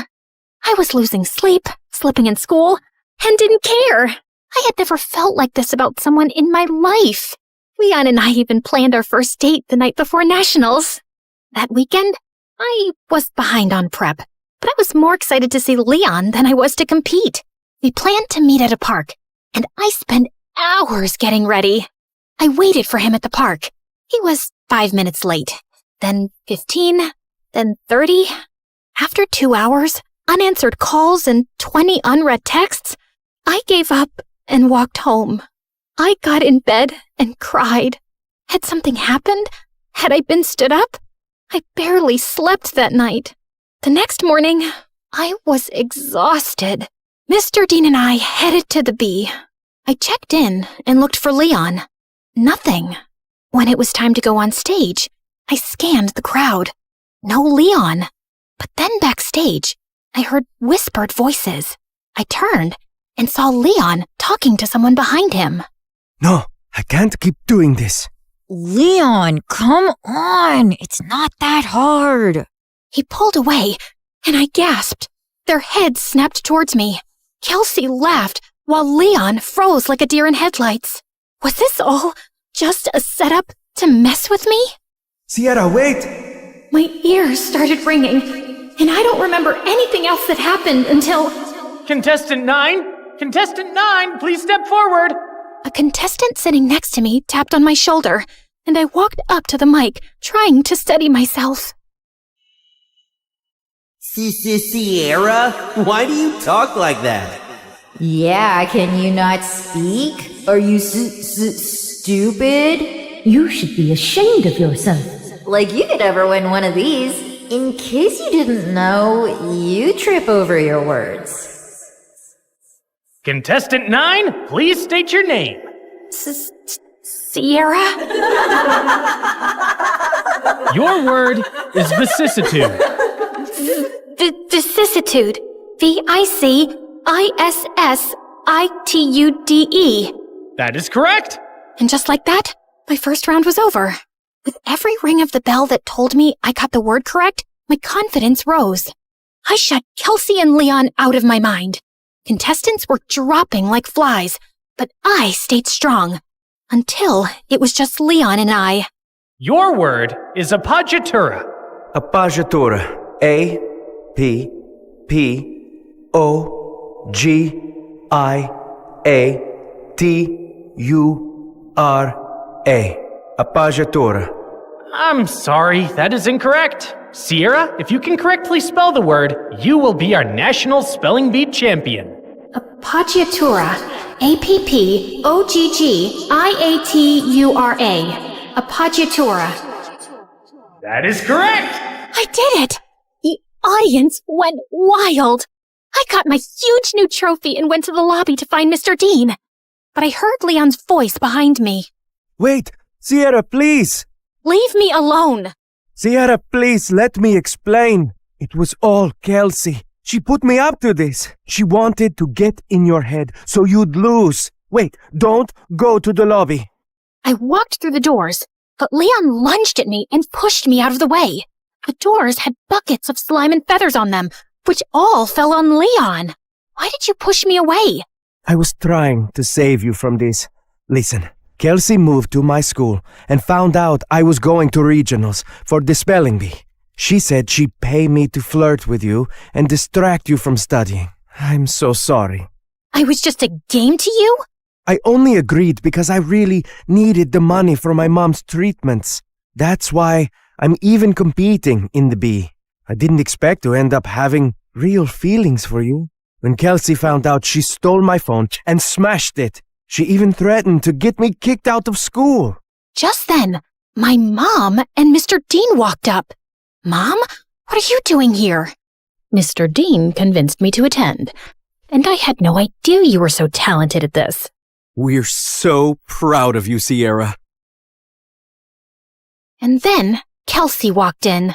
Of course my dad is here to support perfect little Sierra. And Leon, I see you've betrayed me too. Guess your mom isn't going to get any better. Why are you so evil? What did I ever do to you, Kelsey? You stole everything from me. Everything! She didn't steal anything from you, Kelsey. Oh, really? Because I remember the night you and Mom screamed at each other when she found out about your little affair, when we both found out Sierra is your daughter. What? Oh, yeah. My neighbor was actually my half-sister, the girl who ruined my family and took my dad away from me. Is this true? Yes, it is. Even though this was the craziest day ever, the news warmed my heart. I'd seen Mr. Dean as my dad since I was a kid. You didn't lose your dad to me, Kelsey. You lost him because of you. You could have told me the truth. You could have been my sister. But you chose to be a liar, a bully, and a sad little lowlife who only feels powerful when someone else is hurting. I may stutter, but I never had to hurt people to be heard. And why didn't you guys tell me sooner? I'm sorry. He didn't know until I told him once we moved in next door. I wanted to tell you right away, but then my wife left me and Kelsey took the news really hard and started lashing out. We thought it would be best for you to not know. For your sake and Kelsey's.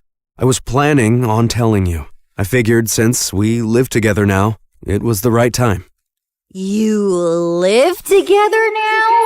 She screamed, grabbed my trophy, and hurled it through the convention center's windows. She got arrested for property damage and spent some time in juvie before going to live with her mom. I told my mom I wanted to stay with Mr. Dean for the rest of high school, and thankfully, she allowed it. I gave the prize money to Leon to help his sick mom, but I refused to date him even after all his apologies.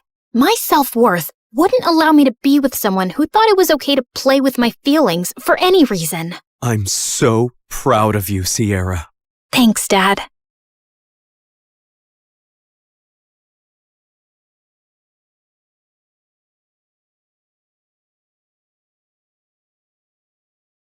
A large chair swiveled around to reveal a tiny, skinny guy. What? You think all mafia bosses are tall, fat, bald, and wear gold rings? Sorry to disappoint you with my looks, but trust me, I am every bit as ruthless. Something about his steely gray eyes sent a shiver down my spine. I believed him. His name was Pierre Soufflé, which was obviously a lie, and the job he had for us was to steal a priceless painting from a museum and replace it with a fake. That's the painting? It's, tiny. What's your problem with tiny things and people? It's also kinda stupid. What is that? A raccoon eating a cheeseburger? It's worth $10 million, so the joke's on you. Dummy, Now, the owner of the painting has allowed the museum to borrow it for only 3 days, so we don't have a lot of time. Wouldn't it be easier to steal it from the owner's house? Everyone, look at Lady Einstein coming up with brilliant ideas. Why didn't we think of that ourselves? Happy to help. Of course we thought of that ourselves! Trust me, the museum is easier. Why choose us? It's a very stupid security measure, but the museum's floors are activated by pressure sensors at night. Anything above 55 kilograms and they go off. I haven't been able to find a boy who weighs less than that. Harry, get the weighing scale. Meredith weighed 52 kgs, while I weighed 55.1. How is this possible? You eat so much more than I do. What can I say? I got all the good genes. Okay, you're out, fatty. Meredith, you're my leading lady. The plan was to enter the museum through its large air ducts, carrying the fake painting with us. We first had to make a stop in the security room and disable all the cameras and alarms. Then we'd crawl back through the ducts till we reached the exhibit area, and I'd lower Meredith down along with the painting so she could switch them out. As Meredith made it to the bottom, I dropped the painting to her, and she missed it. And we heard a loud crack. Oh my God, did you break the frame? Me? It's your fault. Who told you to throw it like that? I was expecting you to catch it. But what was I thinking? You made us lose the Frisbee tournament in 8th grade because you're so bad at catching things. Unless it's someone's boyfriend. Seriously? You were so distracted by that hot boy on the bleachers, your throwing skills were completely off. FYI, that boy was totally into me. Why are we even talking about Frisbees and boys right now? You started it. No, I didn't. Okay, shut up. Let me think how to fix this. Are you trying to glue it together with your saliva? You got a better idea? Any idea would be a better idea than that. Look, it's a museum. They must fix broken, ancient things here all the time, right? I'm looking at the floor map, and there are some offices in the left wing. I'll go get some glue. It took me an hour to find glue and return to our spot. And I found Meredith eating a bowl of ramen. Where did you get that? I brought a packet of instant ramen with me, and you were taking forever, so I went to make it in the staff kitchen. There was someone's chicken sandwich in the fridge, so I used the meat from that. And there was also some tofu, and I added a dash of oyster sauce. I'm so happy you chose this moment in your life to become a gourmet chef. Just send the painting back up so I can fix it. Tried to fill in the crack as best I could, then sent it back down to Meredith, who took the real one off and put the fake one on the wall. But just as she started walking back, the whole floor lit up suddenly, and a blaring sound went off. Oh my God, what's happening? I don't know. Is the painting heavier than the fake one? Just hurry up. We gotta get out now. They pulled up Meredith and the real painting and closed the opening in the ceiling seconds before security burst in. We crawled down the ducts and out of the building as fast as we could. We ran a few blocks down where Pierre's van was waiting for us, and we sped away. Oh, I would have preferred if you hadn't alerted all of New York about the break-in. Now I'll have to move this painting around with cops crawling all over the city. Never mind. Here's your check, and Claire, try to lose some weight. Au revoir. And without warning, we were dumped on a dark street. We scrambled to our feet, headed for the subway, and made it home. It was all over the news the next morning that someone had broken into the museum and switched off all the security systems. But apparently, nothing had been stolen, except a chicken sandwich and a block of tofu from the staff kitchen. You ate the entire block? Hey, I'm not the one who needs to watch her weight. I do not need to... whatever. Listen, I've been meaning to talk to you about something. It'll have to wait. I got a hair appointment. We'll talk over dinner? Yeah, sure. I was gonna tell Meredith that I wanted a break from this life, and I wasn't sure how she'd react. As I sat in a cafe later, I suddenly found a cute guy next to my table. Mind if I sit here? There are no other empty seats. I won't disturb you. I promise. We actually ended up talking for over an hour, and I found him sweet and charming. I'd love to meet you again if you're free. I don't live in New York, but I come every weekend. You come here for work? No, actually, I came to visit my mom, who's admitted in the hospital here for a medical trial. She has some rare brain issue that sent her into a coma. Oh, I'm sorry to hear that. How long has she been in a coma? 6 years now. It's been the toughest thing I've ever dealt with. Actually, she was part of this other really promising clinical trial before, but that didn't work for her. He was in a hospital in Connecticut. As he kept talking, I suddenly felt like I was spinning around very fast, and I could hear my heartbeat in my ears. My chest felt heavy, and I could barely breathe. I don't know what I said to the boy, but I just ran out of there and didn't stop till I got to our hotel room. Hey, I was about to call you. What's wrong? Claire, are we in trouble? I am a terrible person. Hey, you're not that terrible, just a bit ugly. You don't have cops after you, do you? Meredith, I met someone. It's not a cop, is it? No, I met a random guy in a cafe, and his mom was in a clinical trial. I hope this gets interesting at some point. In a hospital in Connecticut. Oh my God, the same hospital Mom was in? And the same trial? What a small world. No, it's not the same trial. It's a different hospital, too. Okay, I'm bored again. The coincidence made me interested for a bit. Meredith, his mom's been in a coma for 6 years. We did that to someone. Didn't you just say it's not the same trial? Yes, but for a few seconds, I thought it was the same trial. And I just realized for the first time today that we did something awful to someone out there. When we switched the patient files, we took away someone else's chance to get better. You realized this just now?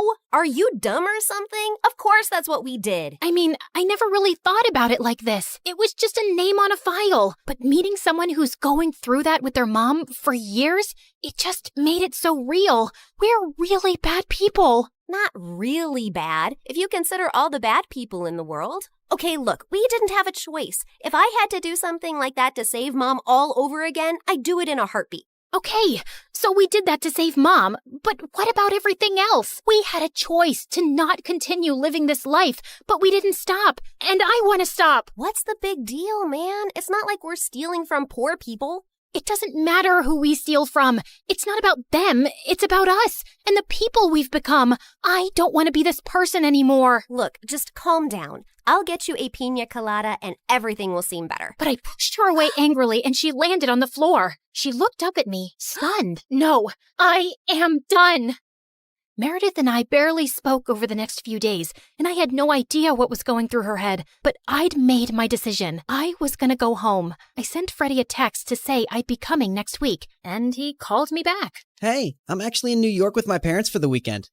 Can we catch up? The moment I saw Freddie, I just burst into tears, and he hugged me tight. As we talked over dinner, he assured me that he'd talk to Meredith and try to make her come home too. We had just stepped out of the restaurant and walked 2 blocks down, when suddenly a black van screeched to a halt beside us, and some men pulled us in, handcuffing and blindfolding us. When our blindfolds came off, I realized we were in Pierre's quarters, and I found Meredith there too.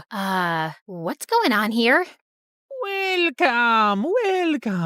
We just gathered here to discuss a teensy-weensy, itsy-bitsy issue. Now, Meredith, go ahead and tell them the moronic thing of titanic proportions that you just did. Apparently, Meredith had found her way to Pierre's headquarters and stolen the real painting from him. She had then tried to sell it to a buyer she'd arranged, and while the exchange was about to happen on the docks, the cops had showed up. Meredith had barely managed to escape, but the buyer and the painting were in police custody. The police didn't let it get out in the news, but they knew the real painting had been stolen and replaced with a fake.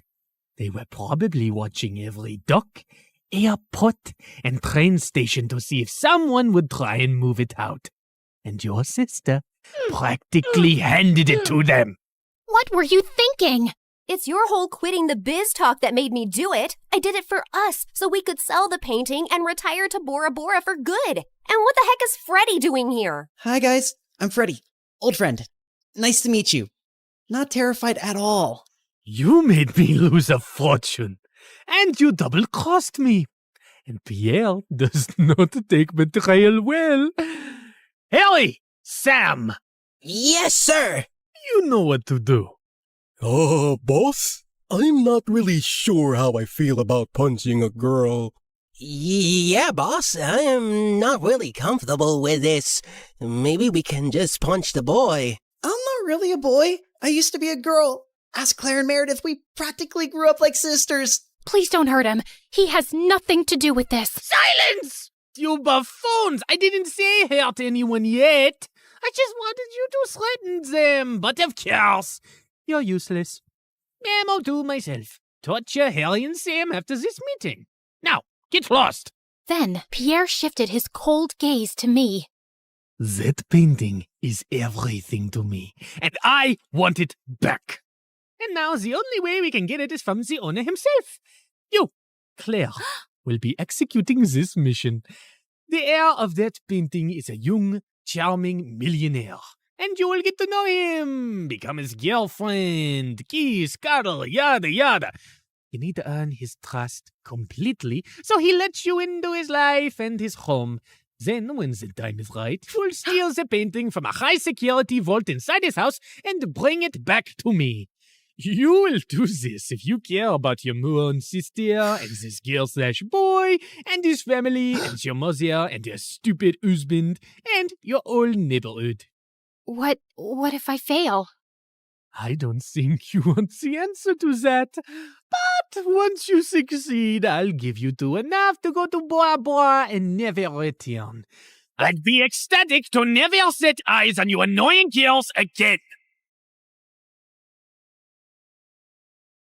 I had my eyes on the target from across the street. As soon as I saw him walk towards the cafe, I headed for the entrance. Just as he opened the door, I bumped straight into him, spilling coffee all over his shirt. Oh, God, I'm so sorry. I wasn't looking. I'll pay for the dry cleaning. His arm rested gently on mine. Hey, it's okay. It was an accident. I looked up into his bright green eyes. In fact, you're the one who's without a coffee now. Can I get you a new one? Sure, I'd like that. Can we also start over? Hi, I'm Christina. Hello, I'm Eric.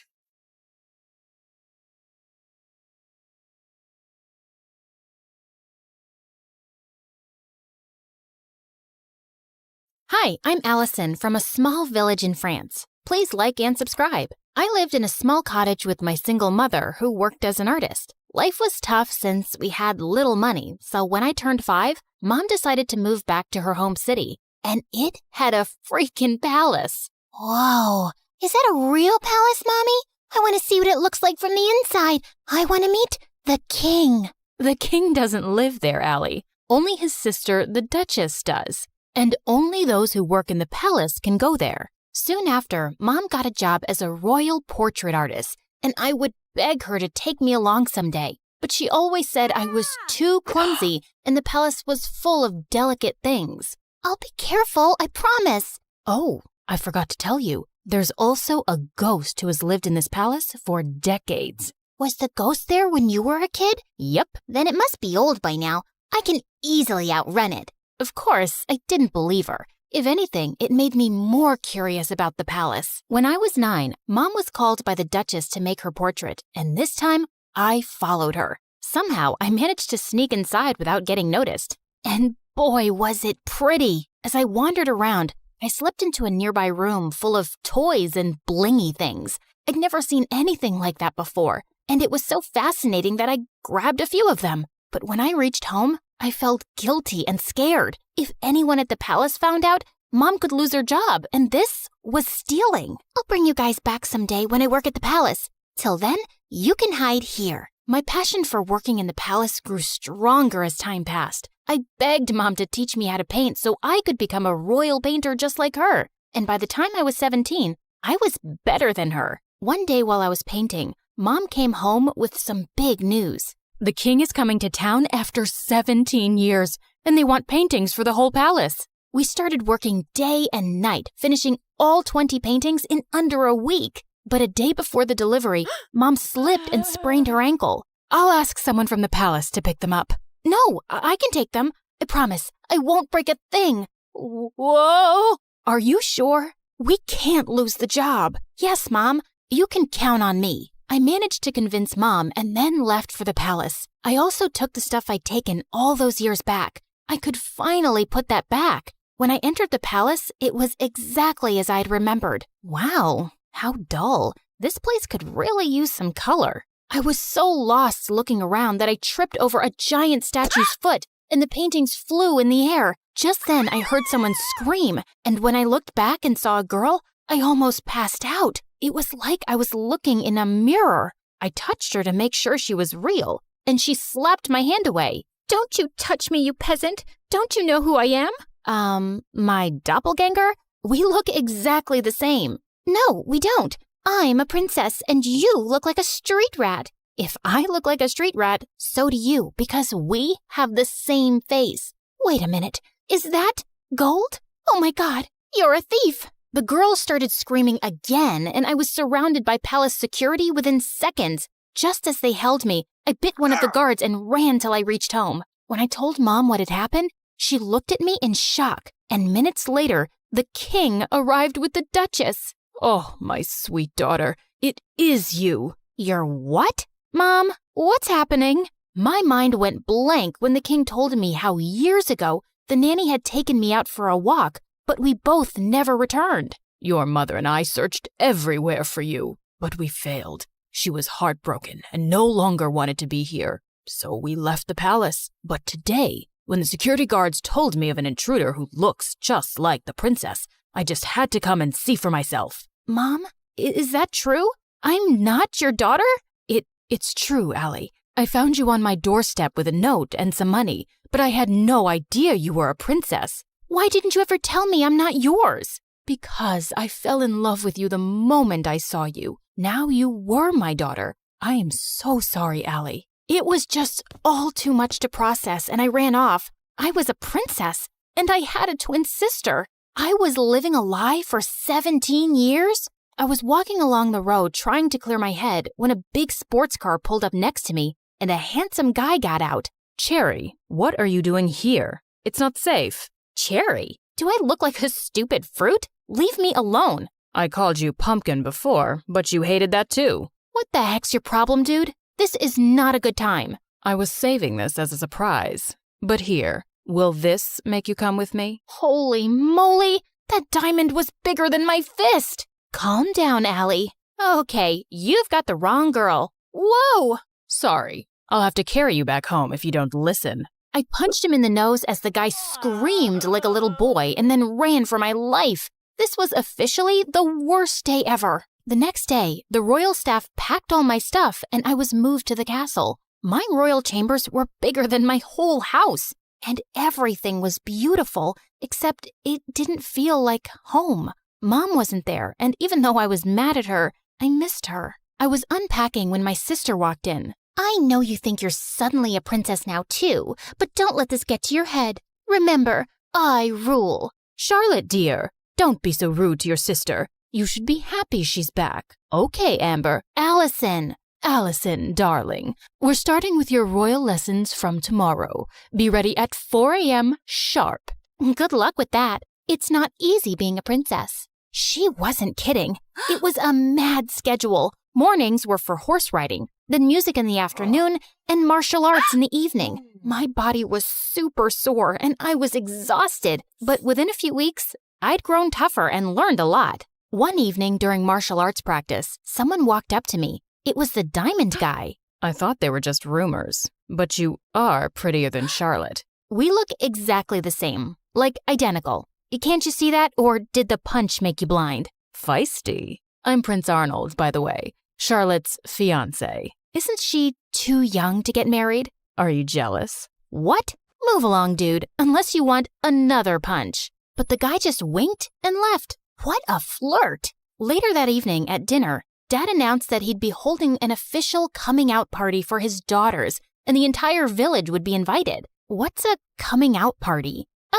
Lame question. It's your official introduction. So why are you having one? Don't people know you already? That's when Dad told me that Charlotte had always been sick all her life. She had a rare genetic heart condition that didn't allow her to roam around too much. It was only recently that she'd gotten better. But I'm still better than you. What's your problem? My problem is that you're here to take my crown away from me, and I won't let that happen. Enough. That's for me to decide. Now eat your dinner. I'd root for you. I kicked that butt face under the table, and he turned red. Much deserved. The coming out party had sent the whole town into a frenzy, and Mom was called to make our official portraits. Seeing her made me feel so much better. So, how do I look? Like a princess. Have you forgiven me? Maybe. I mean, you're still my mom. Of course I am. The party was a huge success, and I could see the king's pride in introducing his daughters. You should see Allison fight. She's a natural. Her paintings are so good, I think I should send her to Paris to become a professional. Dad, I wanted to become a chef and you didn't allow that. That's because you weren't well, Charlotte. Now, don't interrupt me while I'm talking, darling. I was a little embarrassed with all the praise, and it clearly bothered Charlotte, so I excused myself and went out for some fresh air, only to find that jerk, Arnold, making out with a maid. What the heck, dude? Oh, hey, Allie. Don't worry, this isn't serious. And you're next. I felt furious and turned around to leave, but he blocked me. Oh, don't be so mad. Come here. Arnold pulled me in and was about to kiss me when I pushed him hard, but Charlotte walked in just then. What's happening? Wait, I knew it wasn't you. My darling Charlotte, this imposter tried to take advantage of me. She tried to kiss me while pretending to be you. What? That's not true. This guy's been flirting with me ever since I came here. Charlotte, he's a jerk. I just caught him making out with a maid. Enough. First, you try to steal my life, then my dad, and now you have your eyes on my fiancé? I won't let you get away with it. With that, Charlotte went inside and got on stage as everyone stared at her in confusion. Attention! My twin sister is a manipulative witch. She's a thief and a liar, and so is her mom, that lady. Tell me, Allison, did she teach you how to be a lowlife? Because you surely weren't born one. Say what you want about me, but keep my mom out of it. I feel sorry for you, Charlotte. How could you be so bitter? It's so... Before I could finish, Charlotte jumped on me and we got into a crazy fight. As the king pulled us apart, Charlotte started shaking and fell to the ground. We rushed her to the hospital, and the doctors informed us that she had fainted because of stress and needed rest. I wanted to visit her, but the Duchess stopped me. I think it's best that you stay away. You've done enough damage. Brother, she's not good for Charlotte's health. We might not get along, but she's my sister. She's right, Allison. I think it's best if you give each other some space. Maybe you can stay with your mom for some time. It will only be temporary, love, and I'll have you back as soon as possible. I think we dumped too much on Charlotte, and she needs to get better. Of course, I understood, but I was actually happy to get away from everything for a while, especially since Charlotte and I were on the front page of every newspaper the next day. People called us the Crazy Royals. We were a joke. I was packing my stuff when the Duchess walked in. You're finally going back to where you belong. I knew you'd never fit in here, and it was a mistake to bring filth into the palace. I know I didn't grow up here, but I'm still a princess by birth. So please, mind your manners and never talk to me this way again. Don't forget your place. That's exactly what I'm doing. I pushed her aside and left for my old home. Mom was ecstatic to see me, and to be honest, I felt happier than I'd been in weeks. A few days later, once Charlotte was better, the king announced her engagement to Arnold to give people something else to talk about. Dad invited me, but I decided not to go to the ceremony. I just wanted to stay away and avoid any more drama. On the engagement day, Mom had gone out for something when Charlotte came over. What are you doing here? Don't you have an engagement to get to? I can't marry him, Allison. He's a snake. I should have trusted you. Good time to say I told you so. But what do you want from me? After our fight, we can't have another media blowout. Dad will never allow me to call off the engagement at the last minute. Please, come with me. Maybe we could convince him together. Please help me. Charlotte was crying like a baby now, and I didn't want her to have another fainting episode. So I agreed. But just as we entered the palace, Charlotte stopped. I need to fix my makeup. The entire town is in there. Wow, priorities. Thanks for doing this. I'll be right back. I started to walk around when I spotted Charlotte. She's here. I've done everything you asked me to do, including the fake fainting. Now do your part and make her leave forever before Dad decides to bring her back here again. Leave it to me now, princess. I have the perfect plan to make sure you get the crown. Oh my God, these people were crazy. I had no idea what her plan was, but it sounded dangerous. So I ran straight to Dad, and seconds later Charlotte followed. Allison, I thought you weren't coming, but I'm so glad you did. Of course she had to come. She had to ruin my engagement. She just can't see me happy. Oh my God, Arnold, hold me, please. Oh, shut up already. Don't you guys get tired of manipulating? King, Dad, whatever, you should see this. I played the video for the entire hall to see, and Charlotte turned pale. Charlotte? Dad, I'm sorry, but you seem to like her more because she's tougher than me.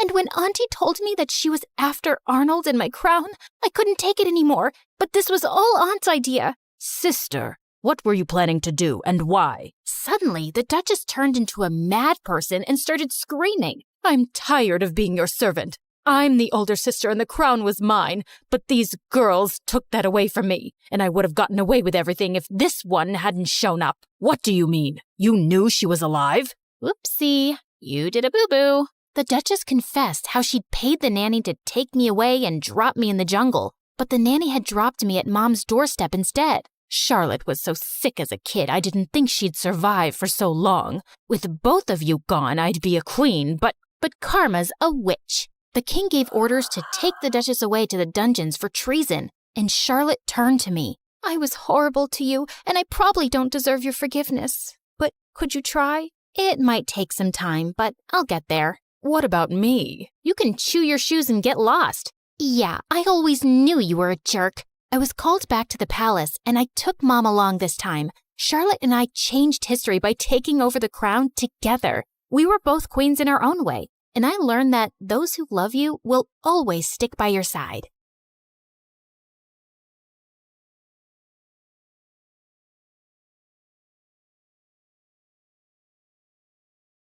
I can see the clouds of danger swirling around her. She has a curse, and to protect her, you must follow these rules. She must never open a closed door, and always eat in the eastern room of the house. She must wear mismatched shoes, and never address a stranger first. But fear not, I also predict happiness for her. On her 16th birthday, the first boy she sees will be her one true love. Hey guys, it's T from Oregon. A little weird, yeah, but it's all thanks to this fortune teller who said I should have a name starting with T. I mean, why not Tina, Tyler, or Talia? Anyway, don't forget to like and subscribe if you want to know my crazy story and ramblings. You guessed it right. My parents were believers in superstitions and horoscopes, and that's the short of it. But Mom was the worst. Like once I asked her to buy me a toy, and it said on her horoscope that she shouldn't invest that day. No toys. It's a sign. I didn't understand it at the time, but when I was 5 years old and I was at my aunt's house playing with her cat, I opened the back door, and suddenly an enormous box full of dishes and glasses came crashing down in front of me. It slightly hurt the cat, and an icy chill ran down my spine. My mom was totally right. She knows best. My parents immediately took me to the fortune teller for more advice, but they couldn't find her anywhere. She was gone. So they removed all the doors in our house and told me to stay inside. But Mom, what fun am I gonna have inside? Oh, honey, I'll play with you. My parents did their best to make me happy. We would play The Floor is Lava and build blanket forts, play hide and seek, and play makeup games. But growing up, when I tried to ask anything about the prophecy, Mom reminded me about my safety. A part of me also believed it, especially when I dreamed about my one true love and all the trips we would take together. I had a map full of pins with my ideal destinations, and I knew all the capitals of the world by heart. He will open all the doors for me and greet every stranger first. Only 2,017 days left. The summer I turned 13, many good things happened at once. I got a new phone for my birthday, and a new next-door neighbor moved in. I spied on him from my window, and he was super dreamy. Long legs, sparkly eyes, and that smile. Calm down. Maybe he's just cute from a distance. Since his room was just across from mine, I used to zoom in with the camera of my phone, but all I could see was the spider crawling down the wall and a poster for a video game he liked. Bingo! I downloaded the game on my phone, and only 2 players in my area. That must be him. Yeah, we girls make the best detectives, right? I went from fighting imaginary potatoes to defeating trolls and orcs online, and it was so much fun, and he noticed me. Hey, you're pretty great at this. Want to team up? Sure, you're pretty good too. Thank you. I saw from your profile that you're local. There's a gathering of players this weekend. Want to come? All those new people? What if I slipped and talked to someone by mistake? Sorry, I can't. You see, Can I tell him the truth? What if he thinks I'm a weirdo or a liar? But I was a weirdo. I asked him for his number and started texting him. Shh, I hit up his Insta and Facebook, but we all do that, right? And soon, I poured my heart out and told him everything. Wow, that must be tough. Are you sure the fortune teller was right? I never met her, but my parents are absolutely convinced she was, and I want to trust that they know what's best for me. I don't know if there's a fate worse than staying locked in all the time. When I went to bed that night, Sebastian's words kept ringing in my ears. I dreamed that I was going to school and traveling everywhere. So when I woke up, the disappointment was too much. I think you're right, but now I need to convince my parents too. And so, my campaign for free tea began. I stuck my forehead closer to the radiator to fake a high fever, but I just got a red forehead for my trouble. Then, I turned on the water tap in the kitchen to flood the floors and send my parents outside. But my mom just got out the mop, and I ended up having to help her clean. I wrote letters pretending to be a long-lost cousin needing help, and even snuck out at night. But I was caught by the traps my dad had set up. Nothing worked. Oh dear, she's gotten to the rebellious age, right? Nothing I do seems to work. And just then, there was a tap-tap sound. Someone was knocking at my window? Could it be burglars? Should I scream now? I got my hair straightener and my perfume spray. Hi, it's Sebastian. Hi. I'm T. Yeah, I know. My teammate and my friend. I can hear you cheering from my room. You talk to yourself a lot, you know. How embarrassing. Was I that obvious? And I'm about to slip. I opened the window and he climbed in. I was too nervous. I had a boy in my room, and he smelled so good. I thought boys were all smelly, but he smelled like rainbow cake with sprinkles. My brain short-circuited, and I could only look at him like a fish. I apologize for scaring you. I've tried to visit you before, but your parents always sent me away. RT is very frail. She can't have visitors. I'm here to help you. Is there something your parents believe in more than a curse? No, they're obsessed with it. And just to make extra sure, my mom checks the horoscopes too.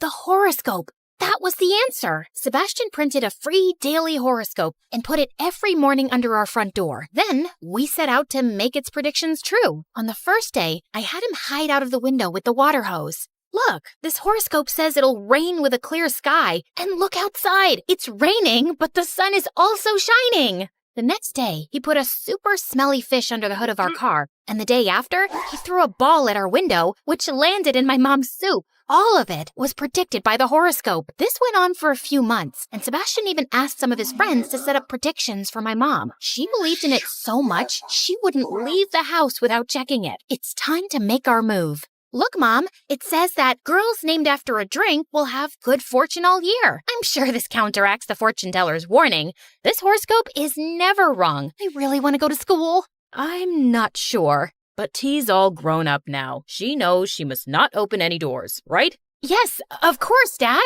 I finally enrolled in school. The evening before my first day, I was super nervous. Am I doing the right thing? What if the fortune teller was right? What if something terrible happens? I tried a million outfits, and Sebastian stood at his window giving the outfits votes with a pedal like in a fashion competition. It doesn't count if you give me all tens.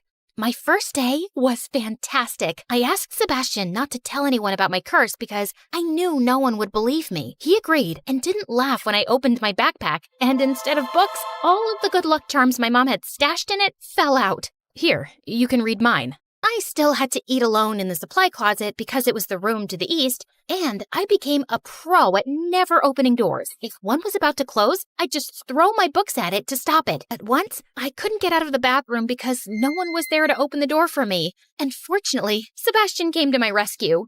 Oh, thank you. I was about to climb into the cubicle.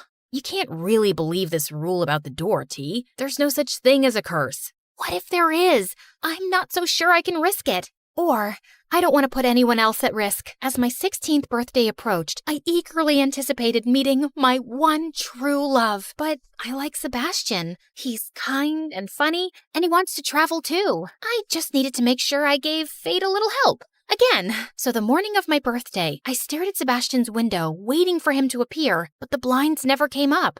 Maybe they're broken. I waited outside his house for him to step out. Come on, T. You'll be late for school. I hoped that he just got out super early and I had missed him, but when I got to school, the first person I saw was the janitor. No, the fortune teller said boy, and he's a man. I still have a chance, so I kept my eyes closed and started inching toward my class. Hey, watch out. OMG, it's Francis. He was the hottest guy in school. He was tall, had the best hair, and was in a band. All the girls in school wanted to date him, but he'd never gone out with anyone. Aren't you the girl who always eats alone in the supply room? Yeah, I know it's weird, but... No, I dig it. Make your own rules, you know? What's your name? T. Wow, that's a cool name. Unique. See you around. He smiled at me, and suddenly, everything was really warm. Oh no, maybe I'm sick. Wait, no, that's what happens when you blush. Does it mean he is my one true love? What about Sebastian? I called Sebastian. Why aren't you at school? I got food poisoning and I'm sick at home. Sorry, I didn't get to wish you a happy birthday in person. I was super disappointed, but the fortune teller was very clear. The first boy I saw on my 16th birthday was Francis, not Sebastian. It's not like he ever confessed. Maybe he doesn't even like me. Suddenly, Francis was everywhere. Wow, you decorated this supply closet like a restaurant. I'm participating in a door opening competition. Let me help you. Oh, this is your house? Wow, what a coincidence. I was cursed, but I wasn't stupid. Are you following me? I guess I kinda am. Sorry, but you're different, and I like that. Would you like to go out with me? Crash! I turned around and saw Sebastian looking at me from his garden. He seemed super angry, but before I could say anything, he stormed back inside. Remember, T, he's not your one true love. You don't have to feel bad. He's my friend, and he'll understand. I started going out with Francis, and I became super popular. Everyone wanted to be like me, and the supply closet became so crowded that there was a line outside to eat. The only one who avoided me was Sebastian. He even stopped playing our video game. Now he was always angry, and one day he snapped at the teacher and he was told to sit in her office. This is my chance. If I also get detention, we'll be sitting together and he'll have to talk to me. So I stepped on my desk and danced as if I was at a party. Why aren't you talking to me? I thought we were friends. I thought we were more than friends. Can you imagine how crushing it felt to see you going out with Francis? Can't you see he's using you to make himself look better? Like he's a lion tamer at a zoo and you're a weird animal. Wow, you're calling me a weird animal? I'm saying he treats you like one. I think you're great and cute, but I can't stand that you've let the word of a stranger rule your life. But the fortune teller, she's a fraud. Here, look. He showed me his phone, and there was a video of a woman in prison. It's not my fault if people are so gullible. I told parents their child was cursed, and to get rid of the curse, I gave them two options. Either follow some impossible made-up rule, or buy one of my magic charms. And yeah, most parents went for the charm. But there was this one couple who decided to do both. They named their kid something like soda or latte or cappuccino.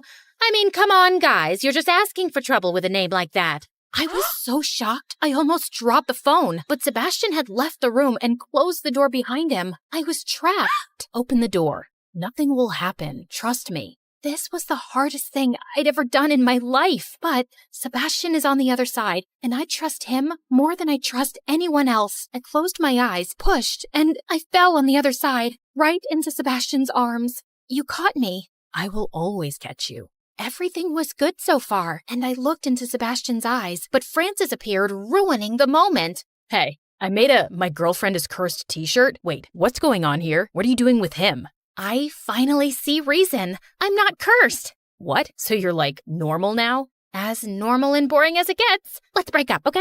Not even a teeny tiny curse? Bye, Francis. I had done the right thing with Francis, but I still had to talk with my parents. I ran straight home and showed them the video, but they wouldn't believe it was her, especially my mom. I love you guys, and you can believe what you want, but I can no longer follow your rules. I want to be free, and I don't want to believe in some silly superstition. I tried to convince them, but I knew it wasn't easy for them to change. But at least they understood that they wouldn't control me anymore. I went to school, I ate in the cafeteria, and I opened every closed door there was. Now, I have 18 ways to open doors. And yes, my parents get mad when I do it with my foot. And of course, I took Sebastian's face and kissed him in front of everyone. Because you should always follow what your heart tells you. The heart is always right.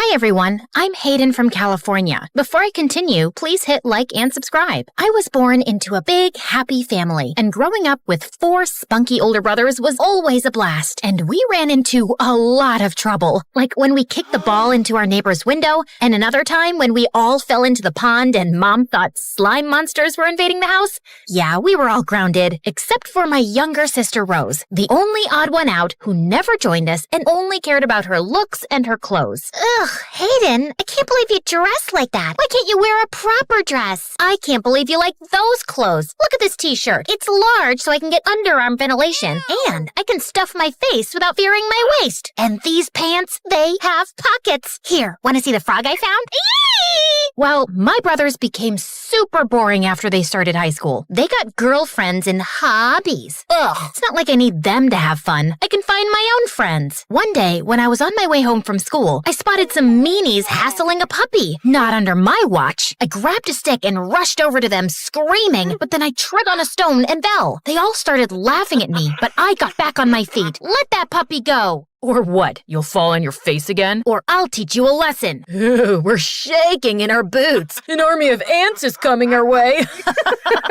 That boy was my new neighbor, who was the same age as me, but half their size. And then the puppy bit the bully's hand, and the new boy rushed in and snatched the puppy away. He grabbed my arm, and we started running until we got away. Wow, that was brave. I'm Rashid. And you got there just in time.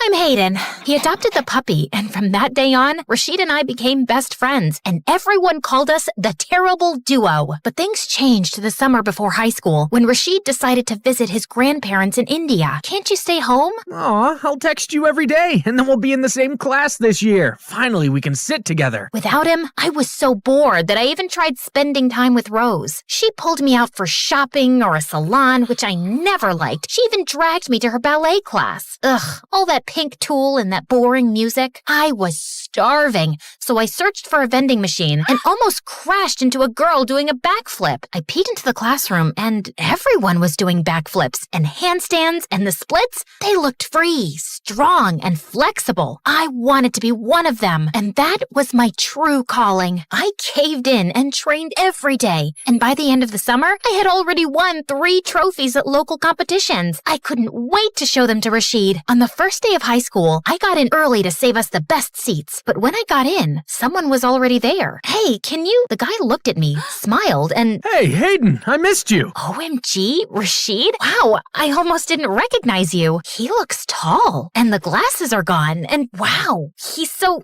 No, he's the same guy as before. Don't act all weird around him now. Every time Rashid looked at me, I felt myself blushing, and if we bumped into each other, my insides turned into a giant knot. I needed bug spray to kill all the butterflies flying around me, and I felt so jealous when I saw all those girls falling for him and fighting for his attention, though he dodged the swooning like a ninja dodging throwing stars. Ugh, I don't know what to do. What if he decides to date one of those girls? Try to give him some hints and see if he likes you back. So I decided to put Rashid to the test. I left my lunch at home, and he shared his with me, but then he did the same for my classmate the next day. And when it started raining, he also shared his umbrella with me and my sister. Why does he have to be so nice to everyone? Ooh, I smell heart trouble. My sister has a crush on her best friend. How predictable. Unfortunately, he likes girly girls. Girls like me. He sees you as one of his buddies. I was crushed. Not only did he not like me romantically, I wasn't even part of the competition. I liked the person in the mirror. I liked that I was strong enough to walk on my hands, or that I could sleep more in the morning because I wore no makeup. And then I decided that if Rashid liked those girls, I could be one. And like Cinderella, I just needed a fairy godmother to help me with the transformation. Or rather, will you give me a makeover, sis? OMG, I thought you'd never ask.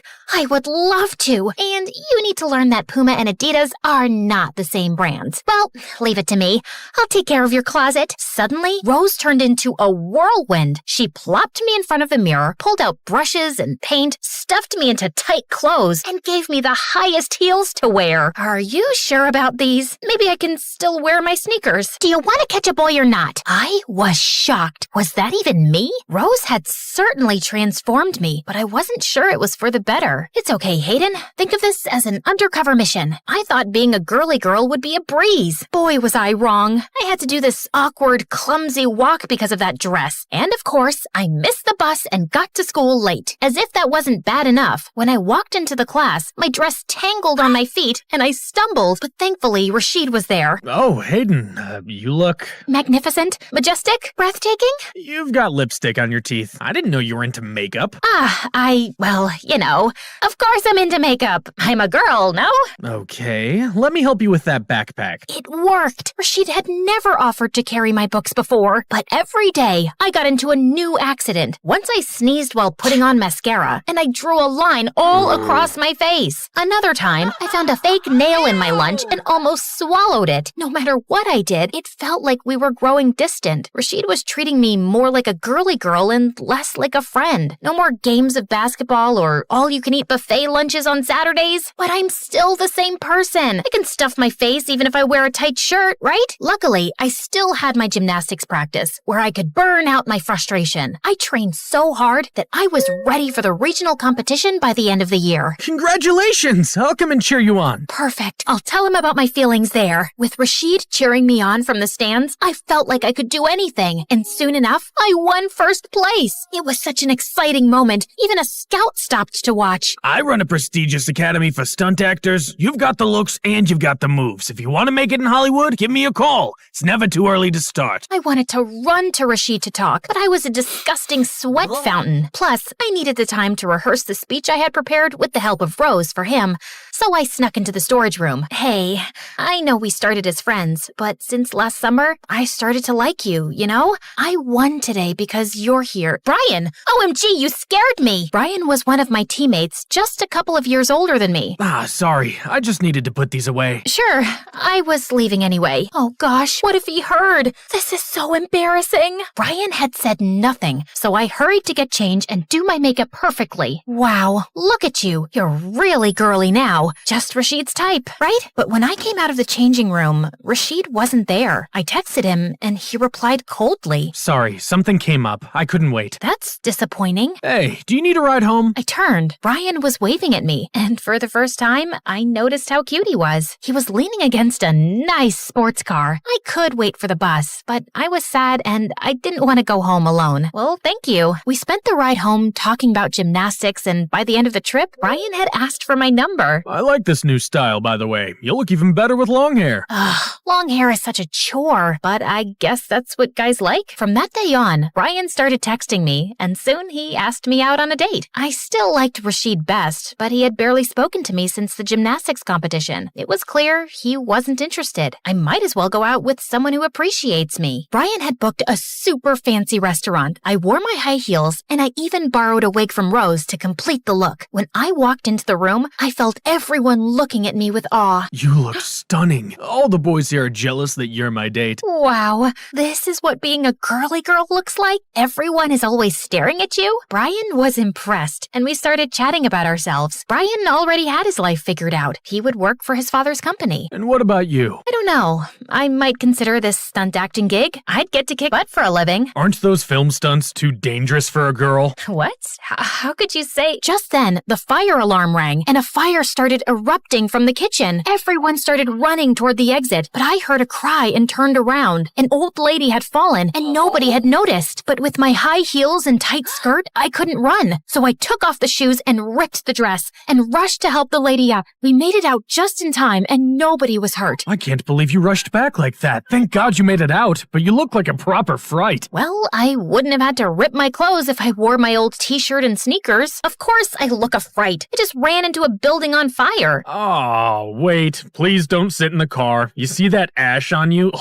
let me call you a cab. You know what? I'll get it myself. We're done. But you like me. That letter. That wasn't for you, jerk. And you know what? You were my biggest mistake. I left. And with the fire, all the cabs were stuck in traffic. So I decided to walk home. And after a short while, it started to rain. I was miserable, dirty, and wearing no shoes. So when I saw the diner where Rashid and I always went, I walked in to wait out the rain. But as I stepped in, I froze. Rashid was there with his friends. Hayden, what happened? Are you okay? okay? I'm fine. Just a bit. Well, I was going home, but I couldn't get a cab. I'll take you. But I'm all dirty. What about your car? He didn't care about his car, and he drove me home. Around him, my heart fluttered, and my feelings for him rushed back like they'd never gone. And I couldn't hold it in anymore. Hey, so that day at the competition, I wanted to tell you that since last summer, I started to like you. Wow, you really have changed. I didn't think you were the type of girl who jumps from one boy to the next. What? You mean Brian? I only went out with him because you kept ignoring me. You're the one I've liked for a long time. Sure, well I don't. Bye, Hayden. Rashid drove away, and I felt devastated and humiliated. When I walked in, I saw Rose. I hugged her and told her everything. I'm sorry. I feel like this is partially my fault. I actually don't know what kind of girl Rashid likes, but I lied so we could spend more time together and share everything like sisters do. You're the only sister I have, but you were always hanging out with our brothers. I was stunned that my sister lied to me, but I understand her. It wasn't all her fault. That same night, I called the Stunt Academy director. I'd like to accept your offer, but I want to move in immediately. Rashid texted me after I started going to the academy, but I ignored him and even blocked him. One rejection is enough, thank you. The classes at the academy were intense. I was learning the most amazing moves and killing it as a stunt girl on big sets. Who needed Rashid when I had my passion and talent to keep me going? I also abandoned the heels and skirt and went back to my style. No one cares what you wear if you can jump from a moving helicopter. Years later, I was at the premiere of my latest film when I saw Rashid as one of the waiters. He was even more handsome than before. Forget him. He rejected you. You're not even friends anymore. But everywhere I turned, he was there. And finally, he cornered me at the buffet table. What are you doing here? And when did you become a waiter? I tried to get into your premiere, but all the tickets were sold out, so I sent flowers, but you weren't interested, so I had to dress up as a waiter and sneak in.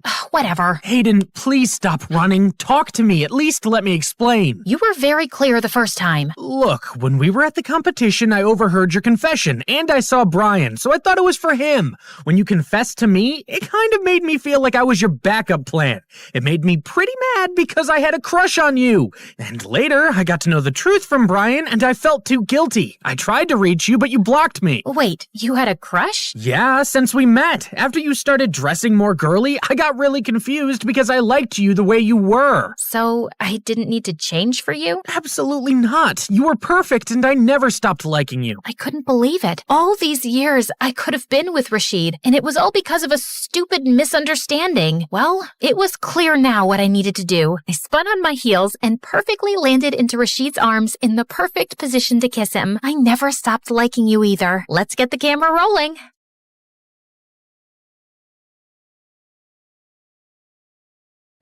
Hi, I'm Blair, and I'm about to tell you a crazy story. Before we continue, please like and subscribe to MSA. Growing up, my parents fought constantly over money. Dad was a struggling sculptor, and Mom, who was a waitress, cursed the day she met him because we constantly had money problems. She always said dropping out of school was her biggest mistake, so she made sure I studied hard. That's how I earned a full scholarship to one of the city's top schools. But my true passion was painting. I fell in love with it at 5, taught myself through YouTube, and by 13, I was winning major school competitions. Dad was proud, but Mom didn't like it one bit. Art's a hobby, Blair. You can't make a career out of it. Definitely not a successful one. It was my dream to become a world-famous artist. Well, mine and my best friend Ashley's. She was an artist just like me, and we'd been best friends since middle school.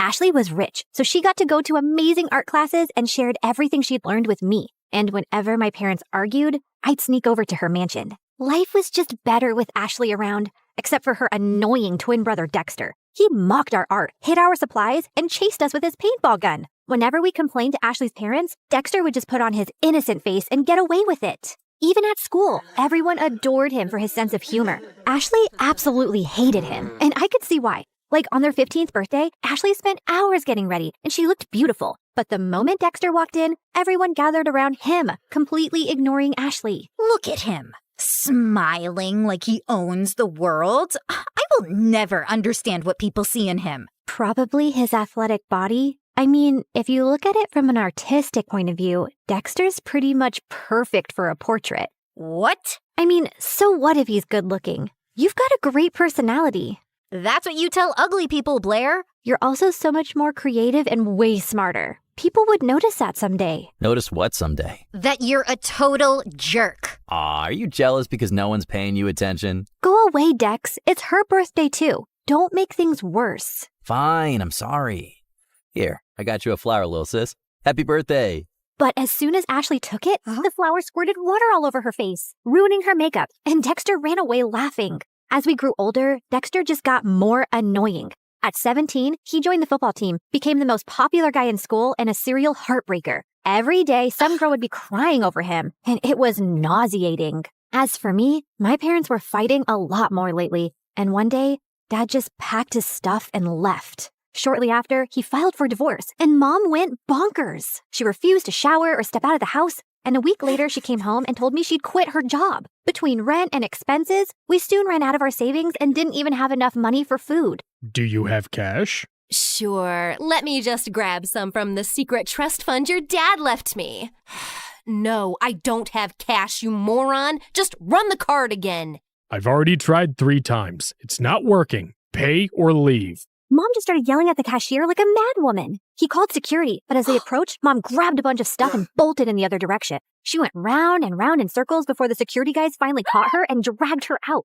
Since Mom was acting all kinds of crazy, I took up a part-time job at a cafe to help out. But between work and school, my life was miserable, and Ashley wasn't helping. What do you mean you're not coming for the concert? We booked this months ago. Things were different back then. Now I have to work. Ask someone to cover your shift. We're short-staffed, and I need the money. But Hank's gonna be there, and I need your help talking to him. You're not getting out of this. Ashley kept pushing me, but I kept refusing, and eventually she gave up. The next morning, she told me Hank had asked her out, and I was happy for her. College applications were looming, and I desperately wanted to get into NYU's art program, where Ashley was applying to. It was expensive, and I needed a strong portfolio for a scholarship. I couldn't risk my mom finding out, so I stayed late after my shifts at the cafe to work on my portfolio. One day, while I was heading back home, it started raining heavily. It was already late, so I couldn't get the bus, and was waiting for a cab when someone walked up to me with an umbrella. Dexter, what are you doing here? I was just across the road running some errands, and by errands, I mean date that didn't go too well. Anyway, I saw and I thought I'd help. Dexter led me to his car, and on our way, we got talking. He asked me how I was doing, and I don't know why I ended up telling him everything about Mom and how things were really tough at home. Ashley told me about your parents' divorce, but I didn't know things were so bad. If you need anyone to talk to, I'm here. Something about the way he said it made my heart melt. And after that day, Dexter and I got closer. He would wait for me at the cafe and then walk me home. We'd debate over classic movies, argue over music, and bond over our favorite MSA videos. The more time we spent together, the more I saw a different side of Dexter. One that was kind, funny, and surprisingly thoughtful. And before long, I started having feelings for him. You know, I've always had a bit of a crush on you. Really? Why? You're kind, beautiful, smart, creative, and you're probably the toughest person I know. Wow, thanks. I always thought you're kind of annoying. Gee, thanks. What a compliment. Let me finish. But now I think you're the only person who gets me. You've shown me what it's like to really connect with someone, Dex. I guess what I'm saying is... That you like me? I like you too. And then Dexter kissed me, and it was perfect. I wasn't sure how Ashley would take it, but before we can even gather the courage to tell her, we found her crying in the school garden the next day. Hank dumped me. He says my nostrils are too big and that my face reminds him of his dead cat. What kind of reason is that? The kind that's a lie. Hank's a total player. Why would you ever fall for him, you dumb... Ow! I mean, I'm sorry you're hurting, but don't weep over that idiot. You're stronger than that. Be a man, woman, girl, be a girl. Did you hit your head or something? Why are you even talking to me? Blair, I need a hug. The next few days were a mess. Ashley was hung up on Hank and dragged me along for endless shopping sprees and salon visits to distract herself, and I didn't think it was a good time to tell her about me and Dex, who I wasn't even getting to spend any time with. She was also home all the time, so Dexter started sneaking into my room late at night. This is not fair. You're totally ignoring me. I know, but she's miserable, and she needs me. Hey, Han, remember when you needed her, but she was too busy falling in love? Anyway, my football team's having a party tomorrow night, and I'd love for you to come. It's low-key, just close friends. How close are we talking? Close enough to do this. Dexter leaned in to kiss me, But before he could, someone knocked on my door. Ashley! He hid under the bed as I opened the door. Who are you talking to? No one. I was just humming to myself. La la la. See? You tell me. What's up? No time long see. You're being weird. Anywho, I need your help. I've heard the football team is having a party tomorrow and Hank's gonna be there. I need him to know that I've moved on and this party is perfect for that. I have the invites. You're coming with me. No excuses. But I have to work on my portfolio. I promise I'll help you after the party. Please say yes. Ashley looked desperate that I couldn't refuse. Dexter was furious, though. He didn't answer my calls or reply to my texts. Even at the party, he ignored me. But I could see he kept looking my way. Ashley had hired some guy to be her fake boyfriend, so she left for the dance floor with him while I waited for Dexter. I was near the pool when I almost slipped, but someone held on to me. Careful there, sweet cakes. You'll hurt yourself. Blair, right? I'm Hank. I know. Great. Then let's skip the introductions and dance. I don't want to. Come on. She said no. I turned around and saw Dexter looking furious. And who are you? Her boyfriend? Yes, now back off. Or what? You'll hit me, pretty boy? You bet I will. Dexter punched Hank right in his face and he stumbled backward. Hank charged at Dexter and the two got into a fight. Everyone gathered around and I caught sight of Ashley's face in the crowd. She looked furious. I ran over to her, but I slipped and fell in the pool. I don't remember much after that, but when I opened my eyes, I was in a room with Dexter and Ashley staring at me. What happened? You passed out. You don't know how to swim? I didn't exactly grow up with a pool in my backyard, so no, I don't. You're bleeding. That's no big deal. Yeah, no big deal. Just like it's not a big deal to hide from your best friend that you're dating her idiot brother. How could you not tell me? I don't know, okay? I freaked out. You've always hated Dexter, and then you'd just broken up with Hank, so I didn't want to rub my relationship in your face. You don't have to treat me like I'm a child who doesn't have a handle on her emotions. Anyway, you've chosen Dexter. Although I can't understand why him out of all the boys on the planet. But you did, and you're my best friend. So I'll accept it on one condition. Never, never make out in front of me, or I'll projectile vomit all over you. Deal? Deal. After that, things went smoothly. Dexter and I could now date openly, which made me really popular. One of his friends asked me to create a portrait for her dad. He loved it so much that he gave me a lot of commissioned work. Soon, I was making enough to quit my job at the cafe, and life became a lot easier. I even finished my art portfolio and was working on some last-minute changes one night when Mom barged in. You're applying to an art college? Why didn't you tell me? Who told you? Doesn't matter. Have you forgotten how much we've struggled because of Dad? And who will even pay for this college? I don't have that kind of money. I'll get a scholarship, Mom. I made a portfolio. Look. No, art school is too expensive and not worth it. You'll join a community college and stay close to me. Now give me that. Mom snatched the portfolio from me and left. I followed her, but she locked herself in her room. No matter how much I begged, she wouldn't open the door. Mom didn't get out of her room the whole day, and since submission was only 2 days away, I had no choice but to give up on my dream. I was talking to Ashley and Dexter about it when he came up with a brilliant idea. Dad knows the dean personally. How about I talk to him and get you a personal interview?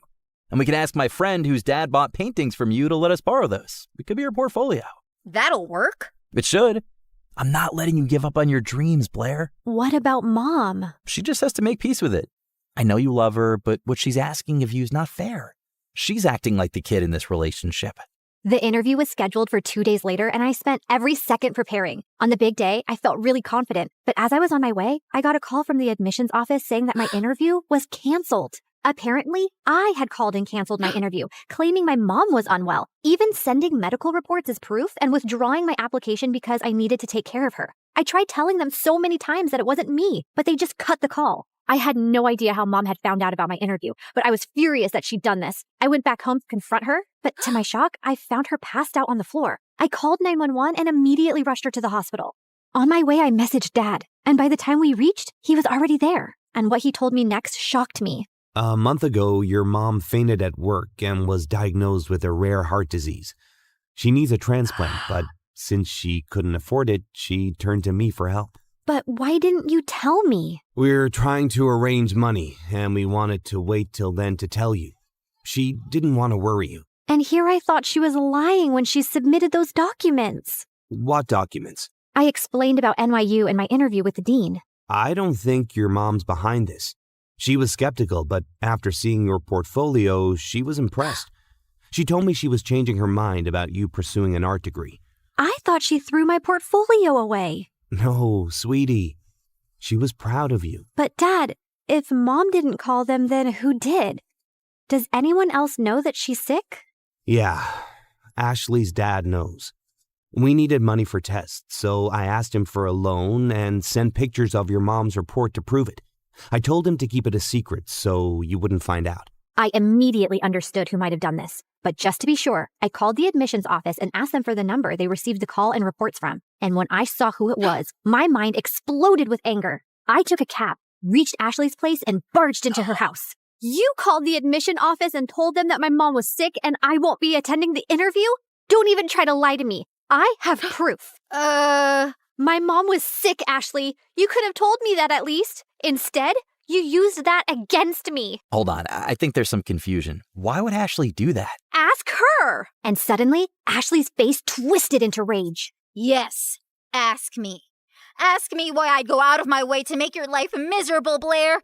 It's 'cause I hate you. There, I said it. I hate you. First, you were my best friend, and you chose to date the person I hate most, my doofus brother. It was bad enough my parents always chose him over me, but even you? Also, I couldn't stand how perfect your life was. You have a football jock boyfriend. Everybody loves your art. Everybody loves everything about you. Heck, even the boy I liked likes you more. I didn't want to go to college and be second to you again. So I told your mom about your art school plans, hoping she'd stop you. And when she failed, I used the pictures and did what I had to. I can't believe I trusted you. I thought you were my best friend. How can you do this to me? You've shattered everything we had. I never want to see you again. We're done. Don't think I'll cry over it. I'm going to NYU, Blair. I'll make new friends. You disgust me. Whatever. I never saw Ashley's face again, and Dexter told me that his parents heard her entire confession and ended up grounding her big time. She didn't even get through NYU, but I did, thanks to Dexter's dad who got me a second interview. Mom stayed in the hospital for a few more weeks before coming home. A month later, we found a donor. It was tough to get the money for the surgery, but we managed, and Mom made a full recovery. Today is my first day in college, and I couldn't be happier.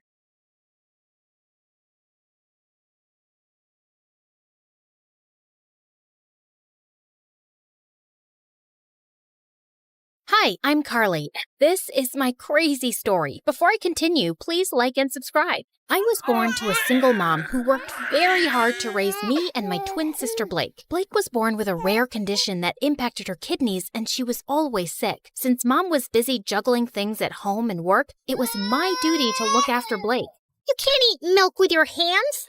Drink it. Blake, don't chew on your gross shoes. Even Mom was extra paranoid about Blake, and she hardly paid attention to me. Like this one time when I was 6, Mom had to leave for some urgent overnight office trip, and she dropped us off at the neighbor's place. These are Blake's medicines. You know she drinks chocolate milk before sleeping, and I've also packed her favorite pink night clothes. Wait, where's my stuff? The bag's too small to carry both your things, but hey, I packed your toothbrush. You'll be okay, right? I wanted to say no, but Mom already looked tense, so I nodded and she left. Everything was going great, but right before bedtime, I went to get milk for Blake, and I heard a huge thud. I rushed to see Blake crying on the floor with a bleeding nose. Apparently, Blake was jumping on the bed with the neighbor's son, and he thought it would be fun to push her off of it. Thankfully, the injury wasn't big, but when Mom found out, she went ballistic on me. Carly, I trusted you to look after her. And I did. I was just getting her milk, like you asked me to. And she's okay, Mom.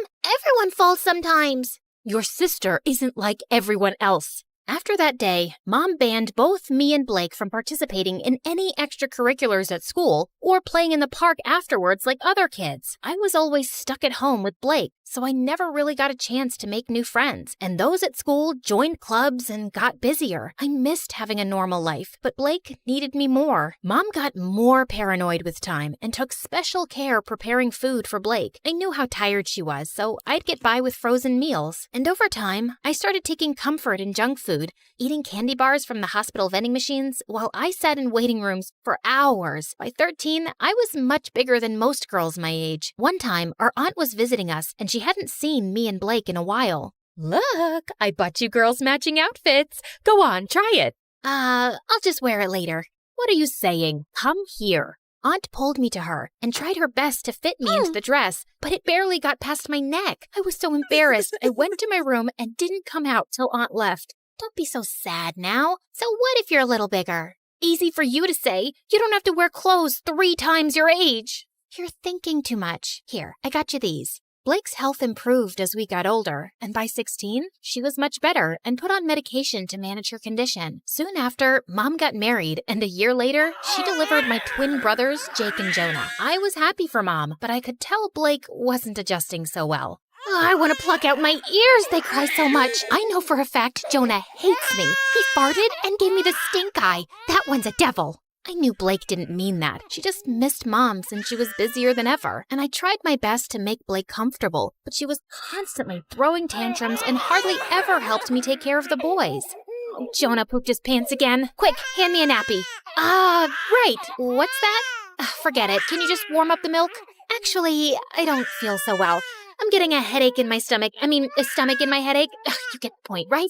And when I asked Mom to hire a babysitter, she just gave me a lecture on money and expenses. My grades were getting affected too, and I was an overall mess. I knew it had something to do with my eating habits, so I started taking care of my health. I went for runs, ate better, and over time, I could see the results. One day I was jogging when I saw someone taking my picture, hiding in a bush. I caught him by the collar and dragged him out.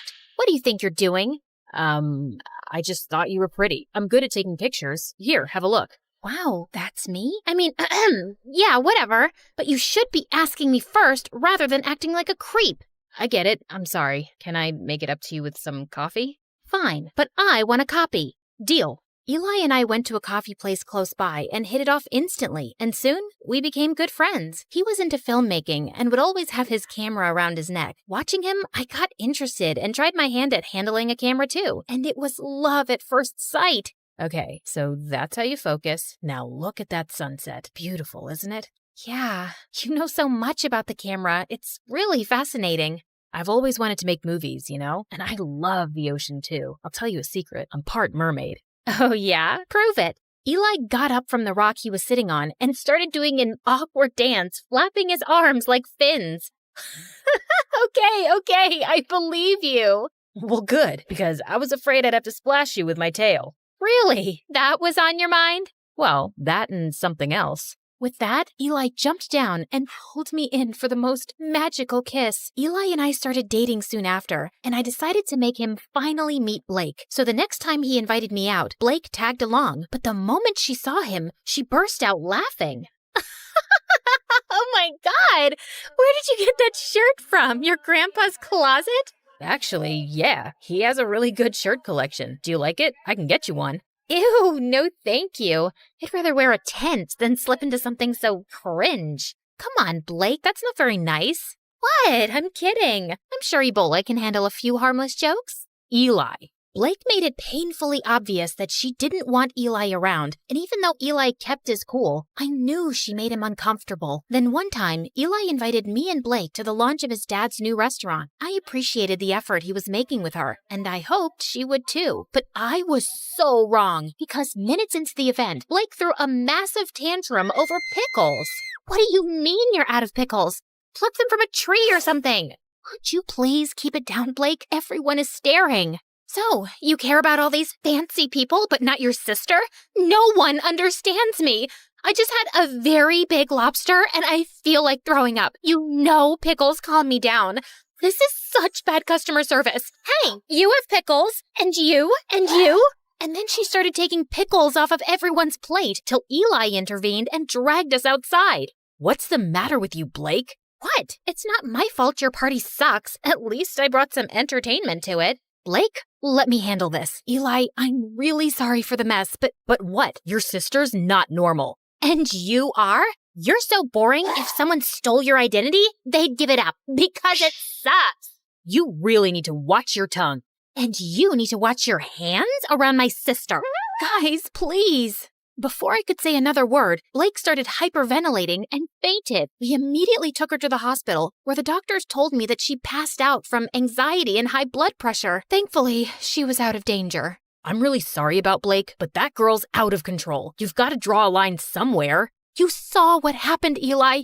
You can't just scream at her like that. She's my sister. I can't be around her, Carly. This is going to be a problem. I wanted to stop Eli, but there was nothing more I could say. Blake was my sister, and she came first. I didn't meet Eli for a few days, and a week later, he told me that one of his movies that I'd helped him with had gotten selected for a local film festival. He wanted me to come, but Blake was still recovering, and I couldn't leave her alone. But when he came back, he told me something shocking. Everyone loved the movie, Carly. One of the biggest film schools in New York wants to take us both in on full scholarship. How amazing is that? I don't know what to say, but I don't think Mom would let me go to New York, Eli.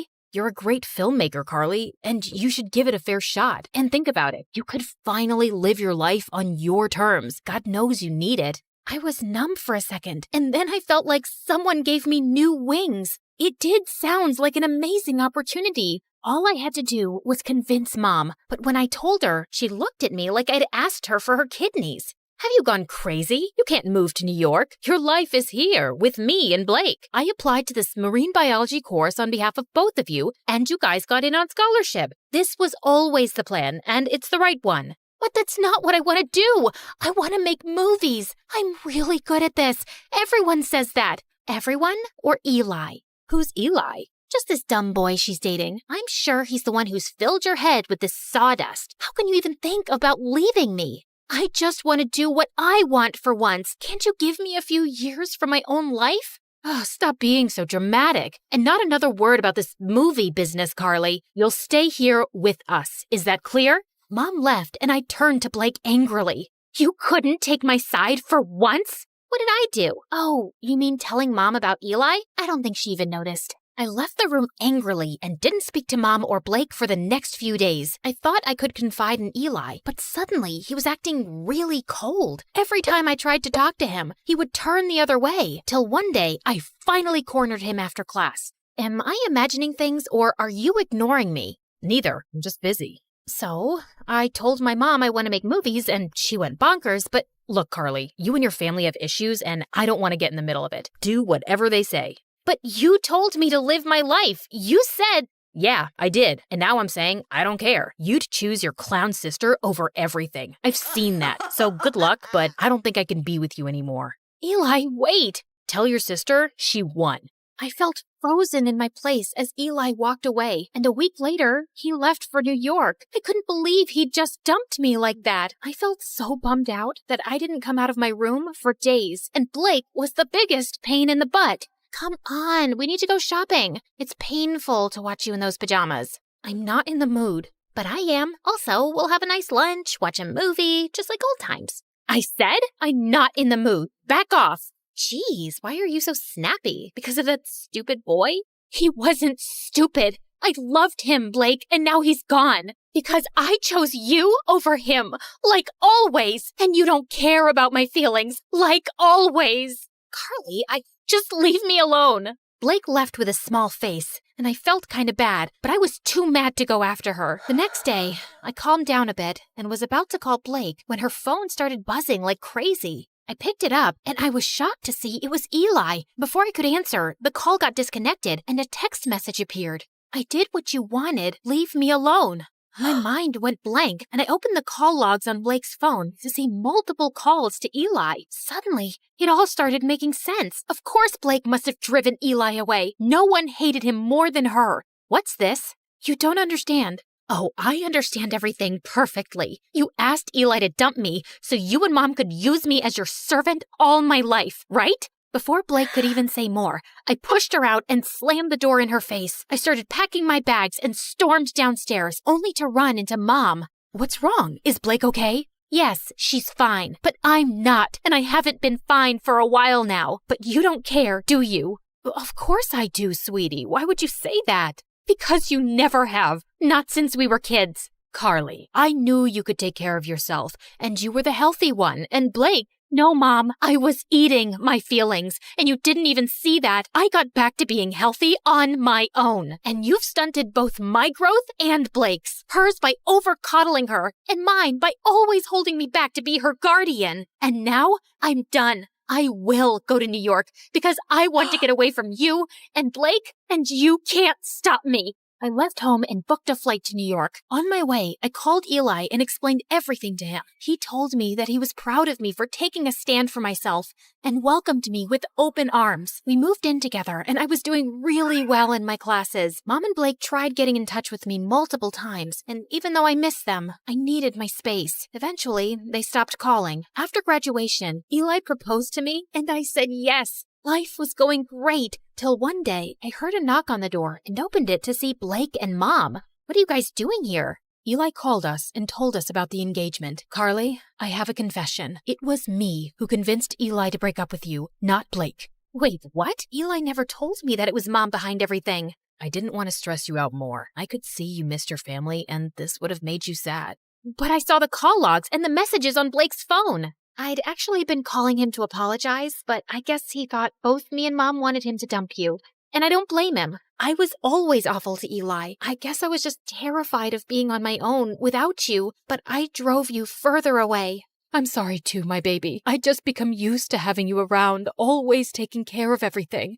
And the thought of you going away for college crushed me. I was selfish and always burdened you with too much. I hope you can find a way to forgive me. Thank you for finally acknowledging that. It might take me a while to really forgive you, but I'll get there. I won't lie. I have missed you guys. Then let's start with a hug.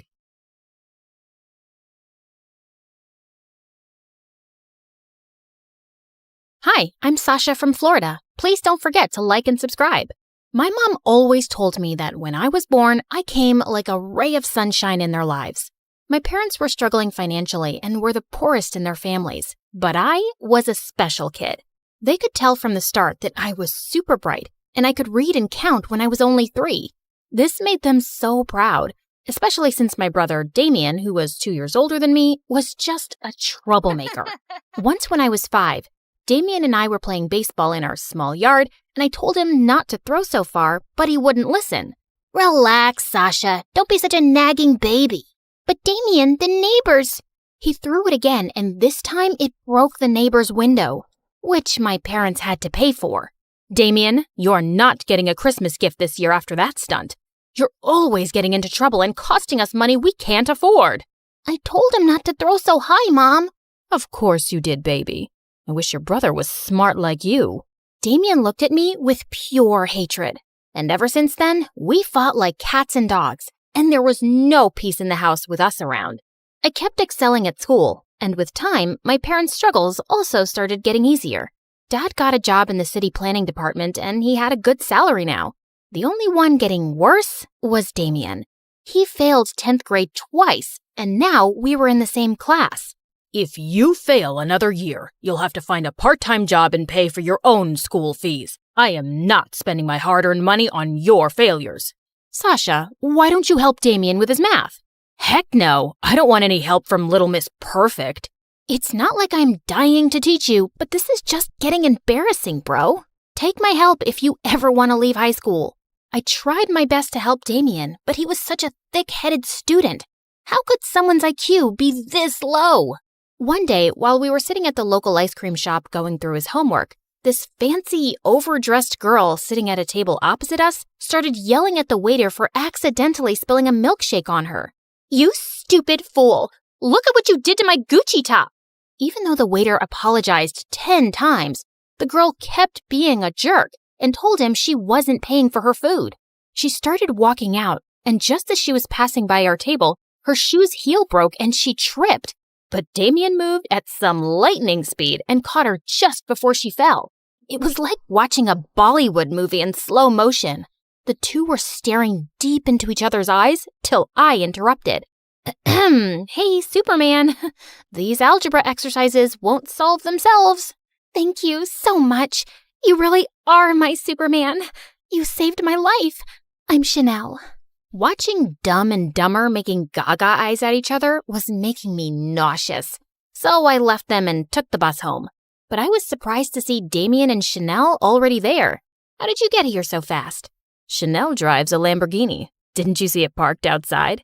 What surprised me even more was that my parents were smiling from ear to ear at her. Her father is actually one of the richest people in town. Yes, and your brother and Chanel are dating now. Isn't that amazing? Dating? They just met. I had no idea what this girl saw in my brother or what she wanted from him. So when she was leaving, I caught up with her. Excuse me, Chanel, right? Yes, and you're Sasha. Your parents tell me you're so smart. Yeah, and I love my family very much. And even though my brother's dumb, I don't want to see him get hurt. So what's your deal? What do you mean? I just like him, and I'm going to ask my daddy to transfer him to my school. I didn't think Chanel was serious. But a month later, Damien was going to her school, and she was coming over to our house for Sunday lunches. My parents started giving Damien all their attention, and I stopped existing. Damien, my darling, we're so proud of you. We always knew that there was something special about you. Hey guys, I got selected to participate in the international math competition. Oh, that's nice, dear. Oh, and Chanel, thank you for speaking to your father. Because of you, I now have a good job at the bank. But Mom, you don't even have any banking qualifications. Who needs qualifications when you know people in high places? My house was turning into a fake zone, and everything was about Chanel and Damien now. I wasn't used to this at all. When I was in 11th grade, Chanel invited us to her mansion for her birthday party. We were welcomed warmly by her mother, but her father was forever on a phone call. While my family were busy mingling with the rich, I found a quiet place on a balcony. Just then, this tall Superman-type guy appeared beside me, and I immediately felt nervous. The view is beautiful from here. I'm Clinton, by the way. I haven't seen you at any of Chanel's parties before. I'm her boyfriend's sister, not really a close friend. How are you related? Oh, I'm her ex-boyfriend. Why would you come to her party? Her father and I are very close, and he still wants me and his daughter back together. What? But she's with my brother. Chanel's father has helped me and my family a lot, so I'd do anything to help him out. Like, break up my brother and Chanel? Is that what her dad wants? And you'd do it? That's just crazy. They've been together for a year now, and they're in love. That's what you think. Sasha, what are you doing here with this jerk? He's obsessed with Chanel and keeps asking me to break up with her because he wants her back. You are such a fool. I'm just trying to help you, dude. Damien lunged forward to punch Clinton, who pushed him away roughly to defend himself. Just then, Damien tripped on a rug and landed hard on the floor. Damien! He was unconscious, and we quickly called an ambulance. While my parents and I sat in the hospital waiting room, I went to get some water when I found Chanel in Clinton's arms. You lying, cheating snake! My brother's seriously hurt, and you're here playing makeup with your stupid ex. You can't talk to me like that, Sasha. Oh, drop the act, you witch. Sasha, why are you making such a commotion? Because your son is in the hospital, and it's all because of this stupid girl you adore. Just then, I spotted Grandma's pearl necklace around Chanel's neck. Hey, what are you doing with that necklace? It was a gift from your mother. Mom, why would you give her that? You always said it was mine. Sasha, please calm down. Chanel has done so much for our family since she came into our lives. You need to be more thankful. Chanel is fooling all of you. She is not who she seems. Enough of your jealousy. Not everything is about you, Sasha. After my dad said that, I suddenly lost it and pulled the pearls off Chanel's neck, sending them flying everywhere. I ran away before my blind, foolish family could say more. When I went to see Damien later, he did not look great. You bruised like a peach, bro. But I'm glad you're awake. Where's Chanel? Listen, there's something I need to tell. I'm right here, Damien. Oh, you had me really scared, babe. Damien, don't trust anything she says. Just hear me out first. Sasha, just mind your business, okay? Chanel is the love of my life. Now please, get out. I saw that I was just wasting my time with my family, so I stopped talking to everyone and minded my own business. But a week later, everything came crashing down. Damien came home looking devastated because Chanel had broken up with him without any explanation. And when Mom returned, she said she'd also lost her banking job. I should have listened to you, Sasha. Chanel just threw me away like a toy she got bored of. And now I'm back to being nothing. But you were never nothing, Damien. Yes, I was. I was always a disappointment next to you. But once I started dating Chanel, they finally noticed me. I was worth something. It was true. I'd enjoyed all their attention without ever thinking about how he felt. And for the first time, I hugged him. Just then, Dad appeared, looking frantic. Chanel is a bigger traitor than we could have imagined. She stole some important work documents from my study, which prove that our entire neighborhood was built on some illegal land decades ago. Her father has those documents now, and he's planning to demolish the whole neighborhood to set up his factory here. Son, I think this is why she was dating you all along. And now we'll lose our house, and I'll definitely lose my job. I couldn't believe how far Chanel had gone to deceive us all. And I had to do something. I was sitting at the local cafe wondering what could be done when I spotted Clinton in the corner looking upset. Why do you look like you've been crying? Aren't you back with Chanel? No, I'm not. That day at the hospital, I was only hugging her because she was really upset about your brother. Whose heart she broke, by the way. Upset my butt. She totally used him. You don't know everything. It's all because of her dad. Anyway, I told him I didn't want to get back with Chanel because I don't love her, and he fired me from his company. Well, I'm sorry to hear that, but right now I have to figure out how to save our entire neighborhood from getting bulldozed by Chanel's dad. I know how you can stop him. Look, I still don't really trust you, but I'm listening. Clinton told me that Chanel's father had some important documents in his safe at home, which proved he'd committed fraud to steal people's lands. I still have the access card to his home office, and the whole family goes to the golf course every Saturday morning. That's when we can get in. If we expose him, he'll be ruined. I was very nervous about this whole plan, but a lot of people were about to lose their homes, so I had to try. When the day arrived, we managed to get into his office and get the documents from the safe when suddenly Chanel walked in. What are you doing here? Chanel, I should call the police. I was scared out of my wits, but suddenly she took my hand. But I won't.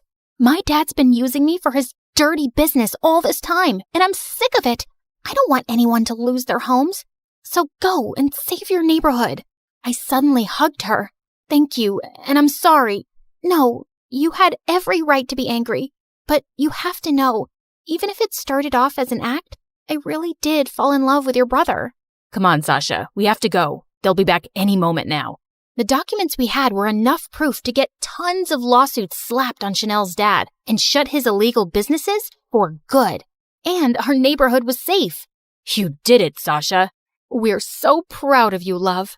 Well, I wasn't alone. Clinton helped me. And Chanel. Just then the two walked in and Damien looked furious. What? Why would you have anything to do with these people, especially her, after what she did? She only hurt you because of her father, Damien. You have to give her a chance. Yeah, and all that time I warned you about breaking up with Chanel, I was just trying to protect you from her dad's plans. Because you're a good guy, Damien. Also, you should listen to your sister because she's strong and smart. I was taken aback by Clinton's words, and the way he looked at me gave me butterflies. We don't know about Damien, but we will never forgive her. Mom, Dad, you aren't completely innocent here either. You only started giving Damien attention when he brought a rich girlfriend home. And you accepted all kinds of favors from Chanel, even though you didn't deserve them. Let's just all forgive each other and start over, okay? We left Damien and Chanel to talk things over, and I was certain things would be right between them because they truly loved each other. We make a good team, don't we? I guess you could say that. We should, team up more often. Okay, I'll contact you next time there's another neighborhood that needs to be saved. Or how about you try to understand what I'm saying and realize I'm asking you out? Yeah, I understood that the first time. And sure, why not?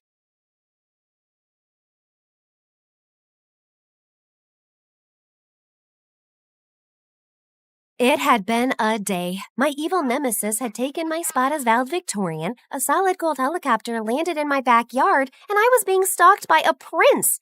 And it all began when I almost went into a coma. It all started as I was walking around the school garden. I spotted my favorite purple flower, but as I held it up to my nose, I panicked when I heard that all too familiar buzzing sound. I tried to swipe it and run away, but it came right at me. Ow! I dropped everything, fell to my knees, and desperately searched for my medicine. You see, I was severely allergic to bees, and if I got stung, it was just moments before I would stop breathing. I've got you. I turned to see Chandler, the mysterious new student at school who always wore dark sunglasses and a long coat, holding my medicine and rushing toward me just as I passed out. As I woke up, I was staring into the most beautiful yet unfamiliar face I had ever seen smiling at me. Who is this? You're okay. I gave you your injection just in time. I touched his face and realized that I was in his arms. I must be hallucinating because one of your eyes is brown and the other is blue. Must be the way the light is hitting it. He suddenly got uncomfortable and jumped up quickly, putting his dark coat and glasses back on. I immediately pushed him away when I realized it was Chandler. Wait, were you watching me? Don't be so dramatic. This isn't your private garden. Besides, I only saw you because you were running in circles screaming like a lunatic. I looked around to gather my things and pick myself up. And what's with the outfit, Dracula? Are you afraid I am going to discover your secret identity? And as I turned towards him, he was already gone. Okay, no one ever has to know that the class weirdo saved my life, or that for a minute I thought about him as someone other than a Twilight cosplayer. I mean, the first time he actually talks to me and then he runs away like a crazy person, and now I'm talking to myself like a crazy person. Ugh. Hi, my name is Monica, and this is my story of how my biggest nemesis became the reason I found happiness. But before I continue, please like and subscribe. That weekend, I invited my best friend Phoebe to play tennis at my house on our private court. I told her what happened, and she started screaming like a Swiftie. Oh my God, Mon!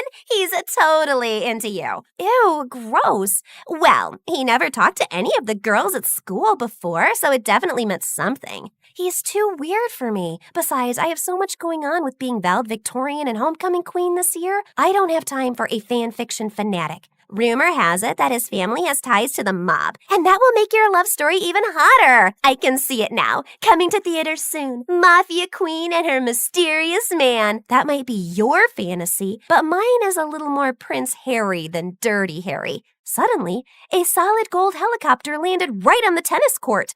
Talk about be careful what you wish for. We had to hold on to the net so we wouldn't get blown into the next yard. The truth is, I was more annoyed than surprised, since we lived in a very rich neighborhood, and our neighbors were constantly landing at our house by mistake. Oh man, if this is one of the Blackpink girls again, my dad's gonna explode. But it was actually my childhood friend Ross, who'd moved to Germany when his mom married royalty. I hadn't seen him in 5 years. I barely recognized him. He ran to me and hugged me. Hey, hot stuff. Tell me how much you miss me. Ross? Holy extreme makeover! You look amazing! Where's the rest of you? You like it? I lost 80 pounds, got rid of my acne, and now I wear contacts. Are you, posing for me? Just then, he spotted Phoebe standing behind me. Who's the dweeb? Dweeb? This is Phoebe. She's my best friend. Of course. You needed a pet to keep you company while I was away. Okay, well, I'm back now, so run along, dweeby. Monica and I have a lot of catching up to do. I put my arm around her to stop her from slapping Ross and smiled uncomfortably. Wow, you sure have changed. I know. The new and improved 3.0 Rosso-Rama. He flexed and winked at me. Why don't you go say hi to my parents? I'll meet you inside. Just as Phoebe was about to say something to him, I put my hand over her mouth. I know he seems like a jerk, but growing up he was the sweetest guy. Please, just give him a chance. What? Oh, I said I'll give him a shot, but if his manners don't improve, I'll show him how good I am with a tennis racket. My parents told Ross he could stay with us until his parents arrived a few weeks later. I thought it would also be a good chance for us to reconnect and for him to remind me of his sweet side that I used to love so much. Yeah, that so didn't happen. From the minute he arrived, he was bossing all the house staff around and constantly parading around with no shirt. Sure, he had a great body, but the minute he opened his mouth, I wanted to put my boot in it. Let's face it, guys, somewhere out there, there's even someone who Ryan Gosling annoys, am I right? And to make matters worse, he insisted on taking his precious gold helicopter everywhere, to the mall, the movies, and worse, to my school. One day, the helicopter landed on the football field, and as he stepped out, he took a t-shirt gun and shot shirts with a picture of his face on them at all the girls swooning over him. Yes, ladies, and a few of you boys, I see you. Your dream man, Prince Ross, has arrived. He walked over and put his arm around me and held my hand. I thought I would pick you up and we can go for protein shakes at the new juice bar. Just then, Rachel, the most spoiled little rich girl in our school and my arch nemesis, rushed up to him. We have never actually had royalty here. Would you sign this for me? Ross dropped my hand and proceeded to flirt with her. What's your name?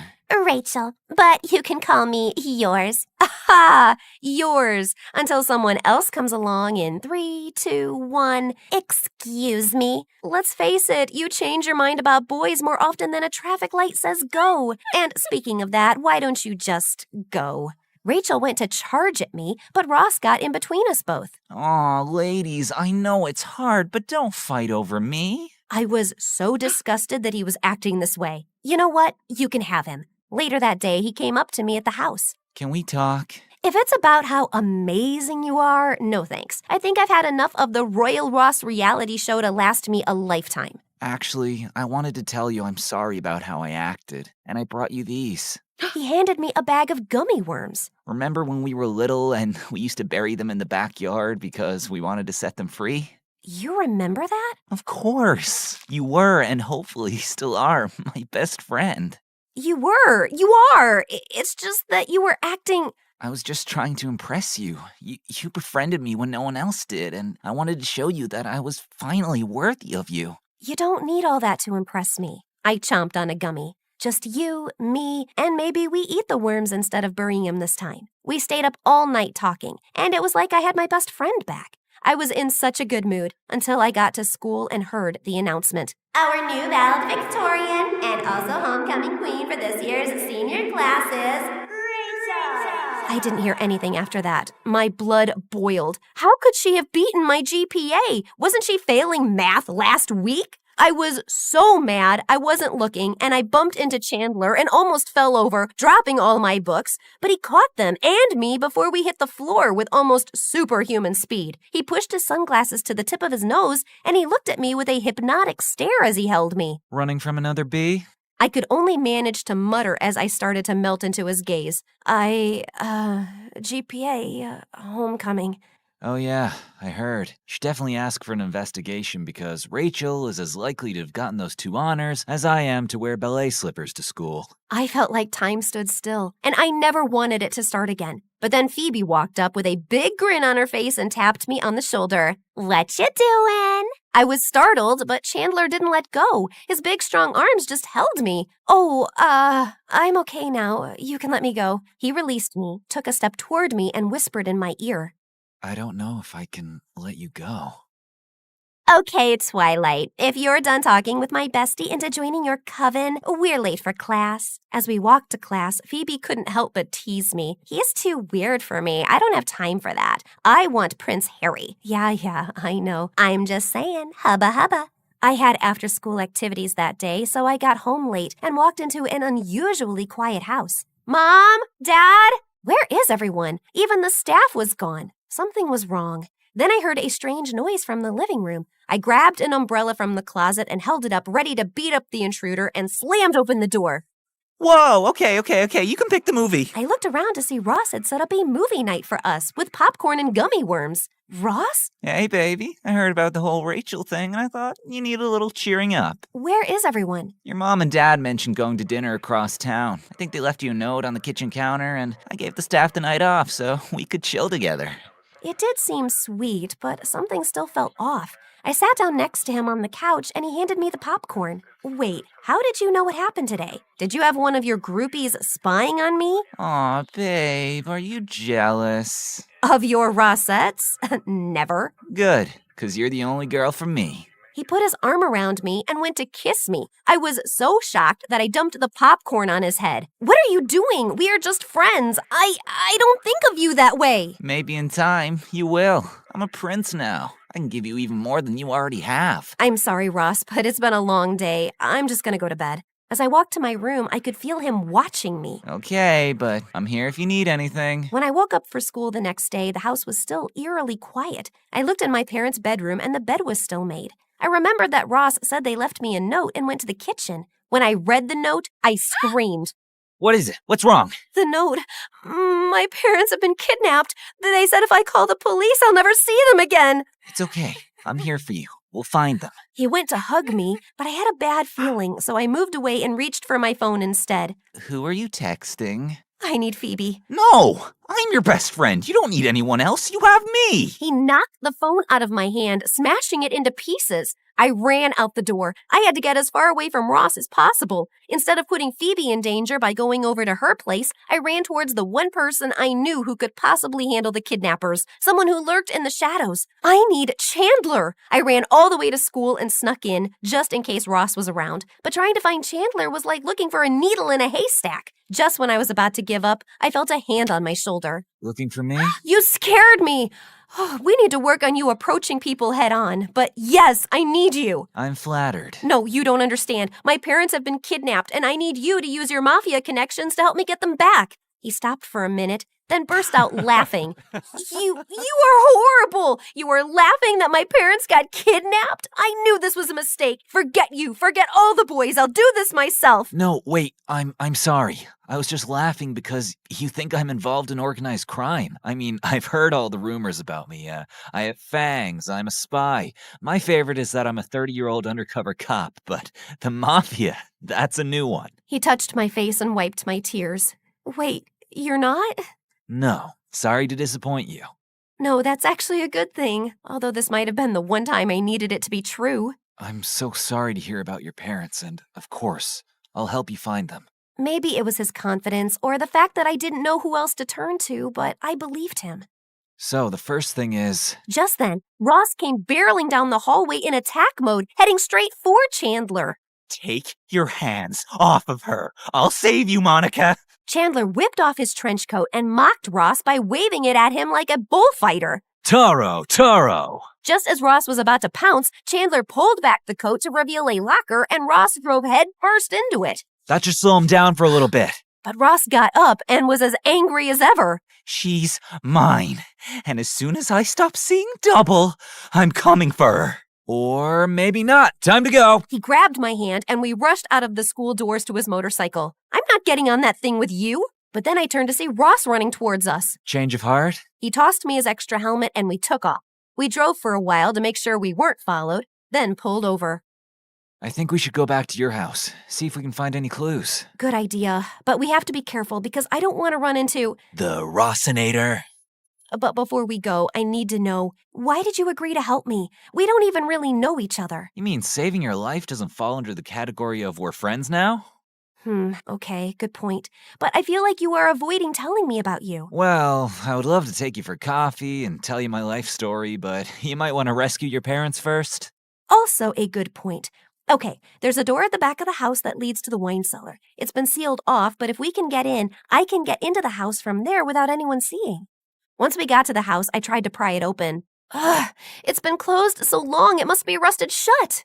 Here, let me try. He handed me his coat. If it's easier, you can take off your shirt too. He paused for a moment and gave me a flirty smile. I mean, so it doesn't get dirty. Oh, I think you would like me if I was dirty. Then he tore off his shirt, and it was like I had won the hot guy lottery. Yet when he tried to open the door, he only got it to move a little. Maybe if we both try. You grab the handle first, and I'll wrap my arms around you and we'll pull together. The one time I don't have my phone to post this on Instagram. As he put his huge muscular arms around mine, I could feel his heart beating. And once again, I wish I could have made this time stand still in that moment forever. Then suddenly the door gave way and we both went tumbling backward. I landed on top of him with our faces so close that our lips were practically touching. Your eyes are so beautiful. Were you born that way? No. He looked embarrassed. What is it? You can trust me. I actually grew up in the poor section of town, and one day I saw a little boy wandering the streets about to get hit by a car, and on instinct I dove in front to save him. The next thing I know, I'm waking up after surgery with this eye, and it turns out the boy was the governor's son. He paid for the best medical care and even sent me to finish my education at your school. Holy Bruce Wayne! Is this guy too good to be true or what? This would be that moment in the movie when we would have our first kiss. Just then, I paused because I heard quiet yelling, except I didn't imagine hearing my parents yelling my name in the background. Then I realized it actually was my parents. I jumped up and rushed into the wine cellar, and there were my parents tied up and blindfolded. I ran to set them free and hugged them. Who did this to you? We don't know. Last thing we remember, we were on our way to dinner, then we heard a helicopter and everything went dark. Then we woke up here. Helicopter? Obviously, Ross. But we can't prove it because we didn't see him. We only heard a female voice. I think I might have an idea, but we would need your mom and dad to stay out of sight, so Ross continues to believe that he controls the situation. My parents agreed, and we brought spare food, blankets, and a corkscrew from the pool house down to the cellar to make them more comfortable. Call the police in exactly 3 hours and tell them to come to the school to arrest your kidnapper. And Mom, Dad, don't drink all the wine in the cellar. We rode back to school and snuck in through the gym. Okay, Super Cop, what's your plan? Well, you know how you think I'm all mysterious? I'm about to reveal to you who I really am. He walked me into the audio-visual classroom, and all the movie nerds turned to look with their mouths open. You brought a girl into the secret chamber? How many times do I have to tell you, Joey? It's not exactly a secret. It's a classroom at a school. Potato. Hold up, you're a movie nerd? Yep, and proud of it. And me and my group of nerds are gonna catch Ross confessing on tape.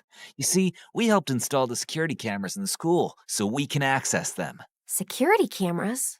Can you access footage from a few days ago? Sure. What are you looking for?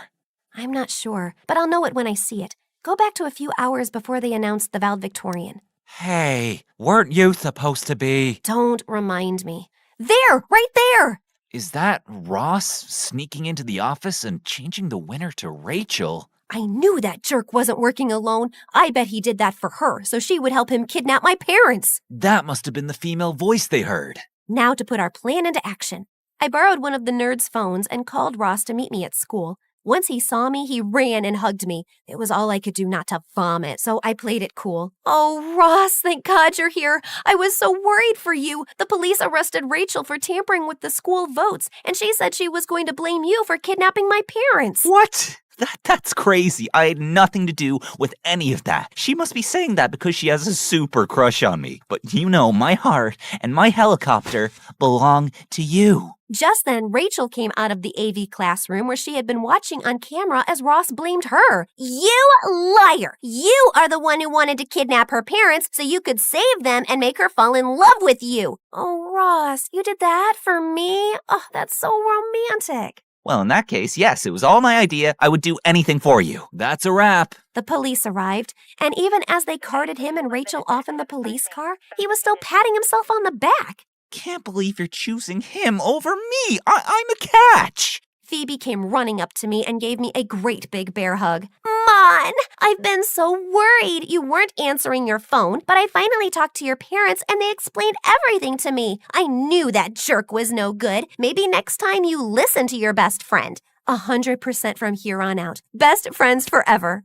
Later that night, Chandler and I finally had that cup of coffee and learned a lot about each other. Monica, I've liked you since the first time I laid eyes on you fleeing from a bee. I knew then you were my movie queen, and I just hoped that you'd be okay with dating a poor movie nerd on a scholarship.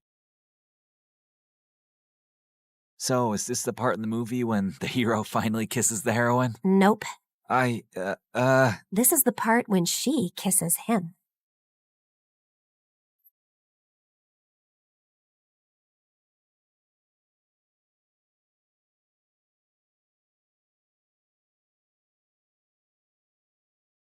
Hi, my name is Ashley, and I live next to the worst family on earth. They're the biggest snobs ever. They drive around in the fanciest cars and clothes and look down on everyone else.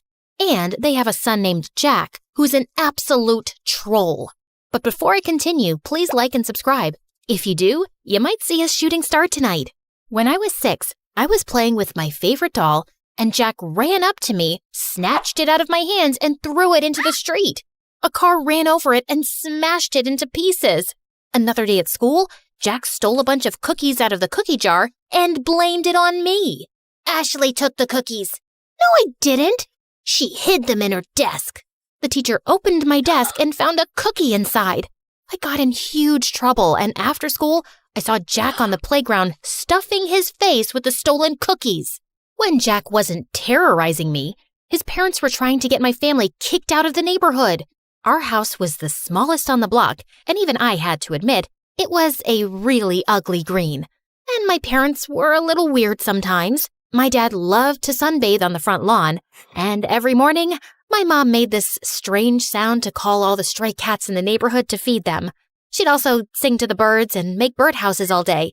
Our house looked like a zoo, and the neighbors hated it. Their yard is unacceptable. It looks like an overgrown swamp. Their house gives me a migraine every time I look at it. Mommy, my eyes hurt. You have to do something, officer. And can someone please tell that man to put a shirt on? Jack's parents threw fancy parties every week, but me and my family were never invited. We only lived in the neighborhood because we inherited the house from my grandfather, who used to be a famous investigative reporter. I wanted to grow up and be just like my grandfather. When I was 12, I joined the school newspaper, and when my teacher's cat, Mr. Whiskers, went missing, it took me less than 2 days to find him on the roof of the school auditorium. Though I suspected Jack had something to do with it. In high school, Jack was the richest and most popular kid. I, on the other hand, only had one friend, my cousin Bethany. Bethany moved into town a week before we started 10th grade. But Bethany was obsessed with being popular and would do anything to get Jack and his rich friends to like her.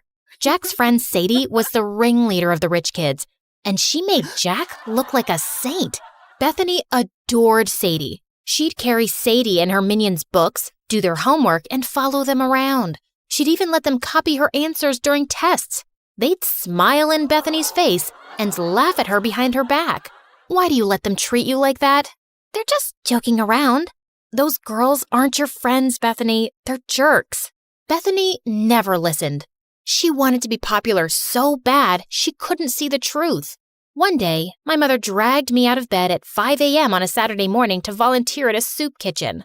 It's important to give back to those less fortunate. But do we have to do it so early? As I was serving food, I looked up to see a familiar face. Jack? Ashley? What are you doing here? Jack's face turned white, and he just ran out of the soup kitchen. The next day, I saw Jack at school in science class. The teacher partnered us up for a big project, and we met in the library after school. Why were you getting soup at the soup kitchen? Did you fall on your head or something? Why would I ever go to a place like that? You don't have to lie to me. I'm not lying. I'm just trying to help. No one asked you for help. The next day, Bethany and I were walking to class, and we ran into Jack in the hallway, and Jack gave me the meanest, coldest stare ever. What's up with you and Jack? I saw you two whispering in the library. Are you guys dating? Is it a secret romance? Oh, Jack's so cute and so rich. I'm so mad you didn't tell me. Jack and I aren't dating. Then what's going on? Can you keep a secret? Of course. I told Bethany about how I saw Jack at the soup kitchen and his weird behavior afterwards. But all Bethany cared about was that I had the attention of such a rich, popular boy. But I had an itch to investigate. So later that afternoon, I stopped by Jack's house to check things out. But I heard Jack's parents yelling inside. I heard someone coming, so I hid in the bushes. Then the door swung open and Jack rushed out.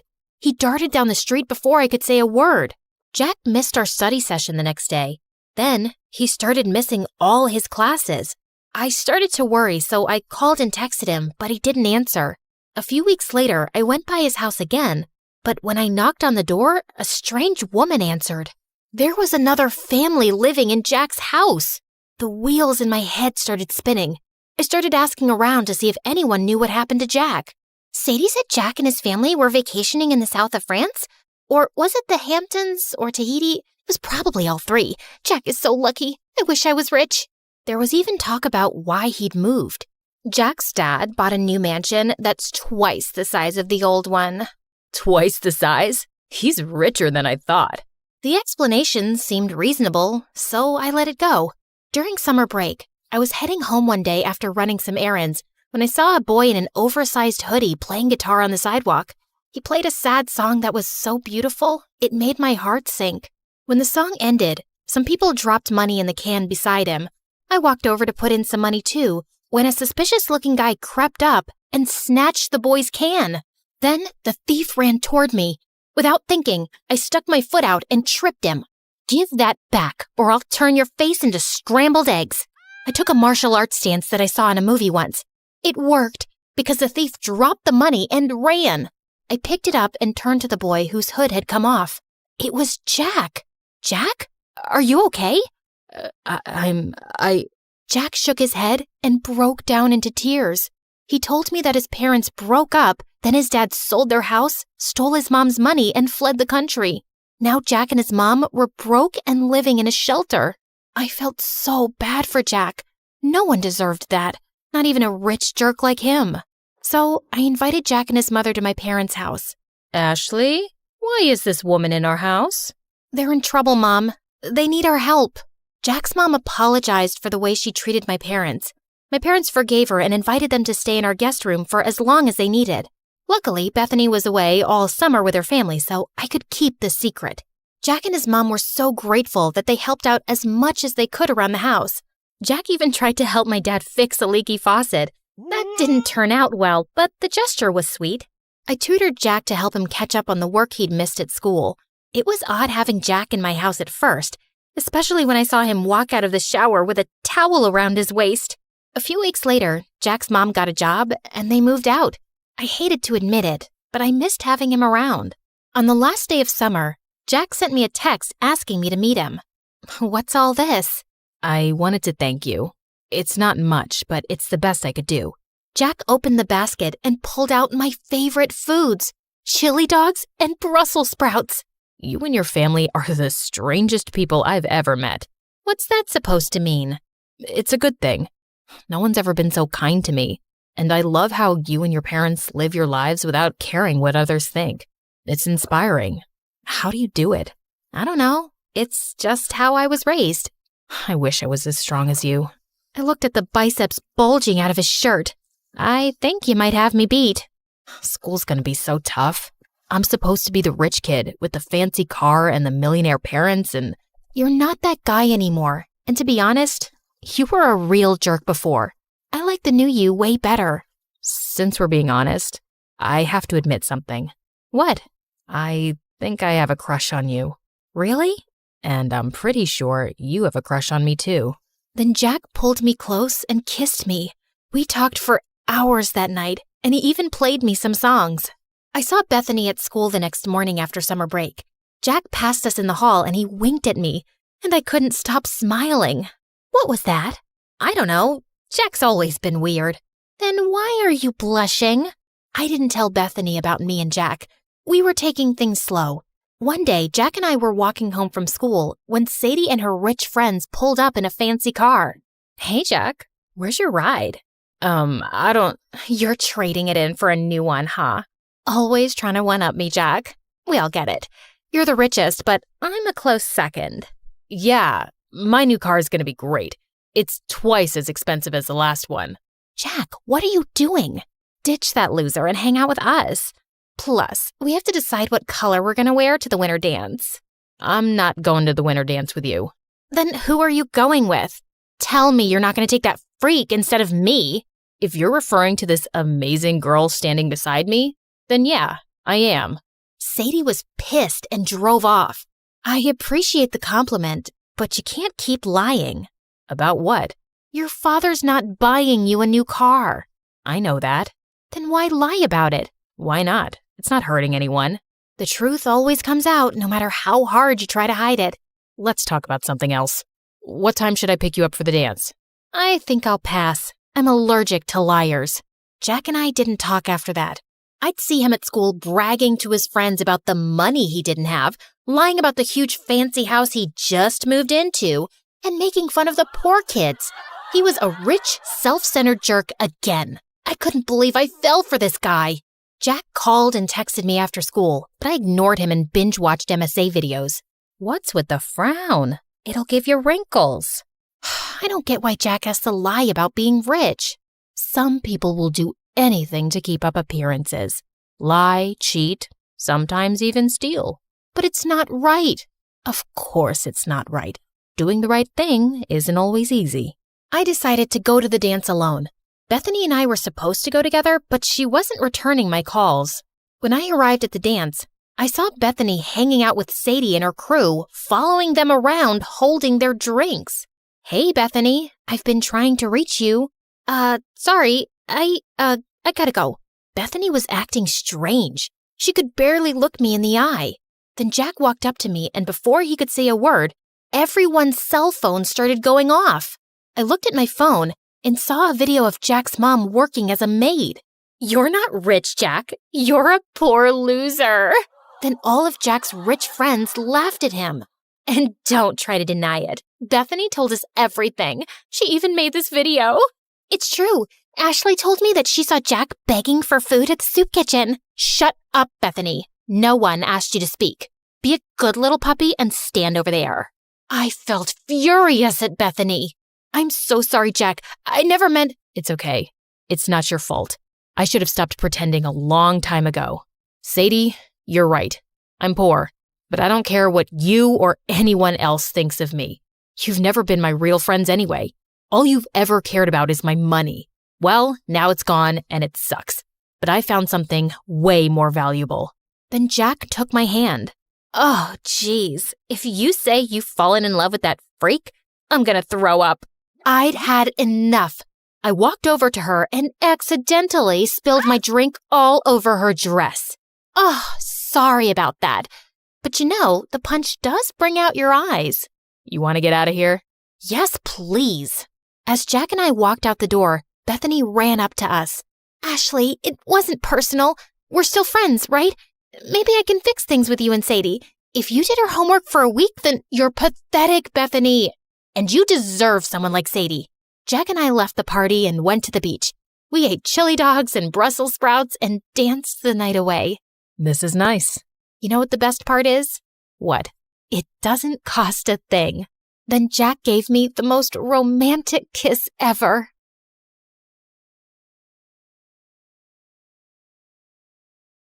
Hi, I'm Jessica from Napa Valley, and I have a weird story to tell you today. But first, please like and subscribe because MSA will give $1,000 to one lucky person in the coming 7 days. I lived in a beautiful house surrounded by trees. I had a good life, but growing up, I didn't get along too well with my family. For starters, my mom was like a 5-year-old trapped in an adult body. All she wanted to do was run around and play. Mom's idea of having fun was a water balloon fight with me and my older brother Dylan, and I found her childish behavior so annoying.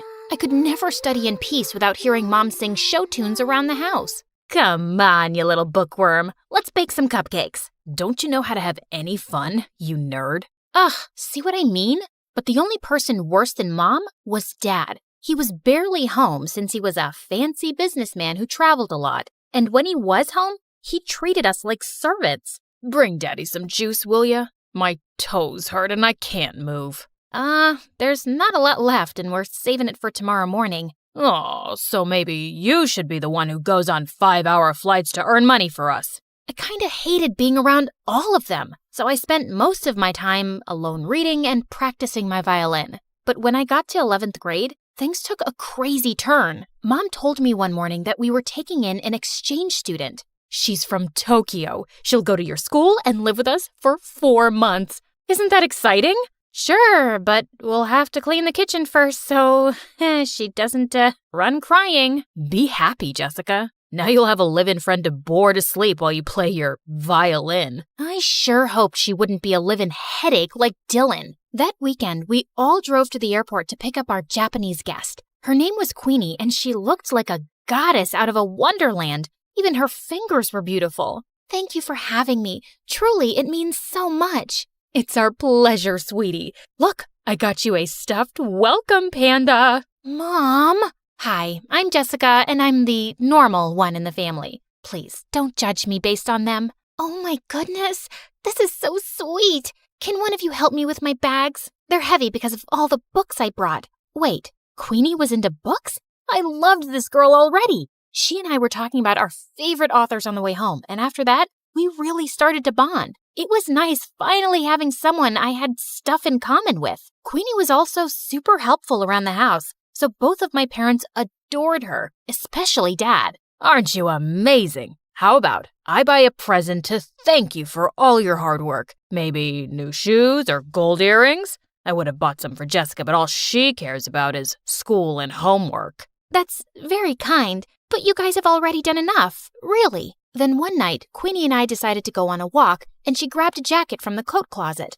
Oh, that's actually Dylan's. But it's so comfortable, and I don't have any warm jackets. Can't Dylan lend clothes to his guests? You can't just take someone's jacket without permission. Give it back. I don't want you wearing it. Fine, here you go. I'll just freeze to death then. Come on, Jessica. Dylan looked really mad, and suddenly he pulled me aside. What's her deal? After all we're doing for her, she gets this worked up over a jacket? I don't get why you can't just lend it to her for 10 minutes. Because there's something about that girl I just don't like. You mean 'cause she's actually sophisticated and has manners? Makes sense why you wouldn't like her. Dylan just looked angry and stormed off. Jeez, what a drama king. He probably was just jealous that Mom loved Queenie so much. He'd always been Mom's favorite. The next day at school, I was studying for exams in the library when Queenie came in and sat next to me. Hey, girl, listen, I just want to apologize about Dylan being so mean to you. He must have forgotten to take his meds.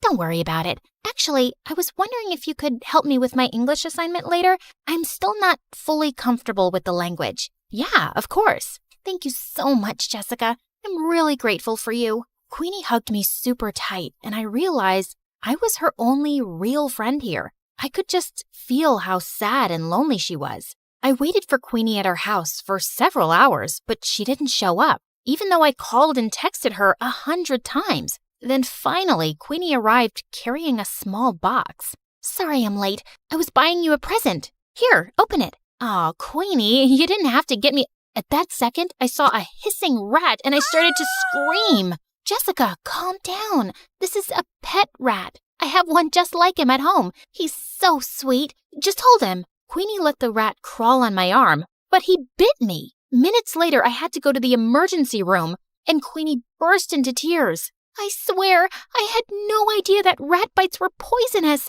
I have the exact same one at home, and he's such good company. It's okay, Queenie. The doctor said I'll be fine. Just don't go around giving people pet rats in the future. Queenie just kept apologizing and hugging me. I felt bad for her, but man, it had been an exhausting day. And for some reason, things kinda went downhill after that. Queenie wanted to be around me 24/7 and do everything together. I was thinking I could come with you to your violin lesson today. I've always wanted to play an instrument. I have a recital tomorrow, Queenie, and don't take this the wrong way, but I need a little space. We already go to school together and live in the same house. Of course, I totally understand. Your mom wants me to make dinner anyway. I was relieved that Queenie wasn't upset, but when I knocked on my violin teacher's door, I saw he looked mad. What is it now, Jessica? Haven't you caused me enough stress today? Caused you stress? What are you talking about? Your mother called in to tell me you wanted to quit the violin for good. The recital is tomorrow night. I have 24 hours to find a replacement. My teacher slammed the door angrily, and I was so confused. Why would Mom tell him I was quitting the violin? I went home to confront her when I saw Queenie standing by the kitchen, smiling at me. How was your violin lesson? Was your teacher disappointed that you quit? How did you know about that? Wait, unless you were the one who said I quit? Yeah, I was a little hurt that you didn't let me observe your lesson. So I thought a good punishment would be taking the violin away from you for a while. I'm sorry, punishment? Queenie, you're not my mom. How could you do that? Playing the violin is one of the only things that gives me joy. Like you already don't have enough joy in your life?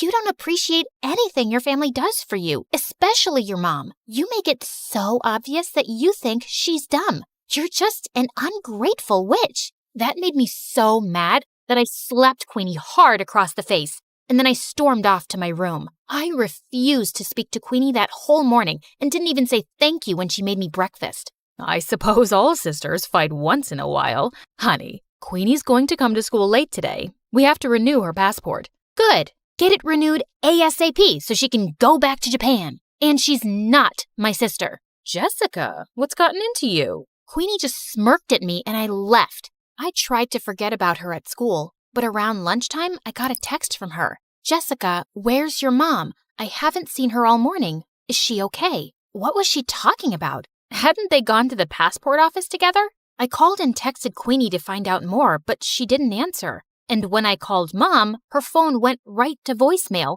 I started panicking and went home as fast as I could to see what was going on. And I found Dylan on the porch looking super upset. I just got a text from Queenie asking where Mom is and if she's okay. What is she talking about? Neither her or Mom are answering their phones. Why would Queenie send a text like that? Something's going on. We have to call the police. Okay, but go tell Dad first. I found Dad in his office and told him everything, but he shrugged like it was nothing. What's the big deal? She'll turn up soon enough. So you're not worried at all if Mom's okay? You don't think those texts were weird or... Quit bothering me, Jessica. I could use a break from your mom. Get a little peace from her morning singing. What? What kind of monster was my dad, not caring if Mom was safe? I would have to take matters into my own hands. But just then, I heard yelling coming from Dylan's room, and I opened his door to find Queenie sitting on his bed, while Dylan looked furious. What is going on? Queenie, you've been home this whole time?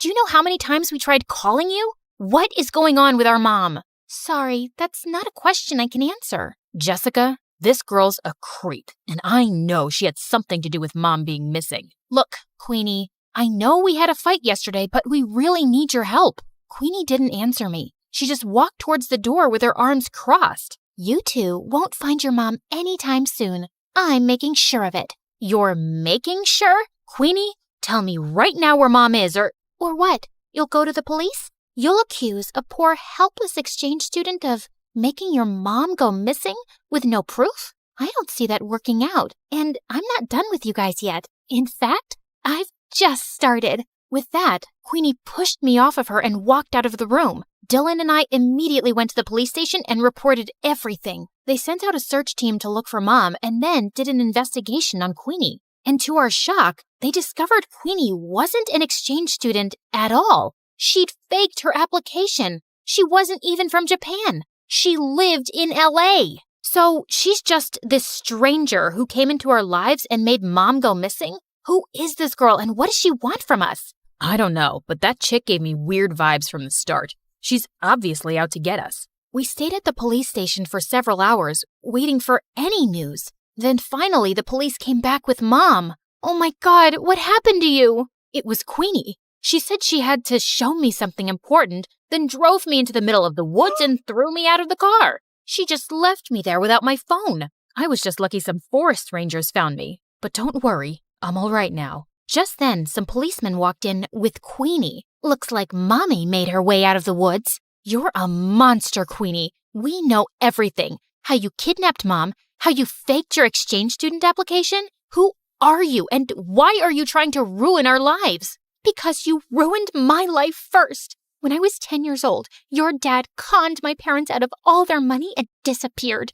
and we ended up having to live on the streets. My mom had a mental breakdown. Your dad is a criminal, and I finally tracked him down because I wanted him and his perfect family to suffer the way I did. I was speechless. I knew Dad had been a jerk, but he was a crook too? Queenie was admitted into juvie, but we insisted that the police look into her family's case. And 2 days later, the police came to us with some news. It turned out that Dad was part of a group of conmen that had been going around in disguise all over the country for years, scamming people. And as soon as Dad got home, they arrested him. He kicked and screamed and shouted at us to do something, but we didn't. A part of me almost felt relieved to see him go. I am so sorry, you guys. I never knew much about your father because he always told me to mind my business and kept everything a secret from me, and I stopped asking. That's why I was never happy in our marriage. He was the worst. He never cared much about you or us.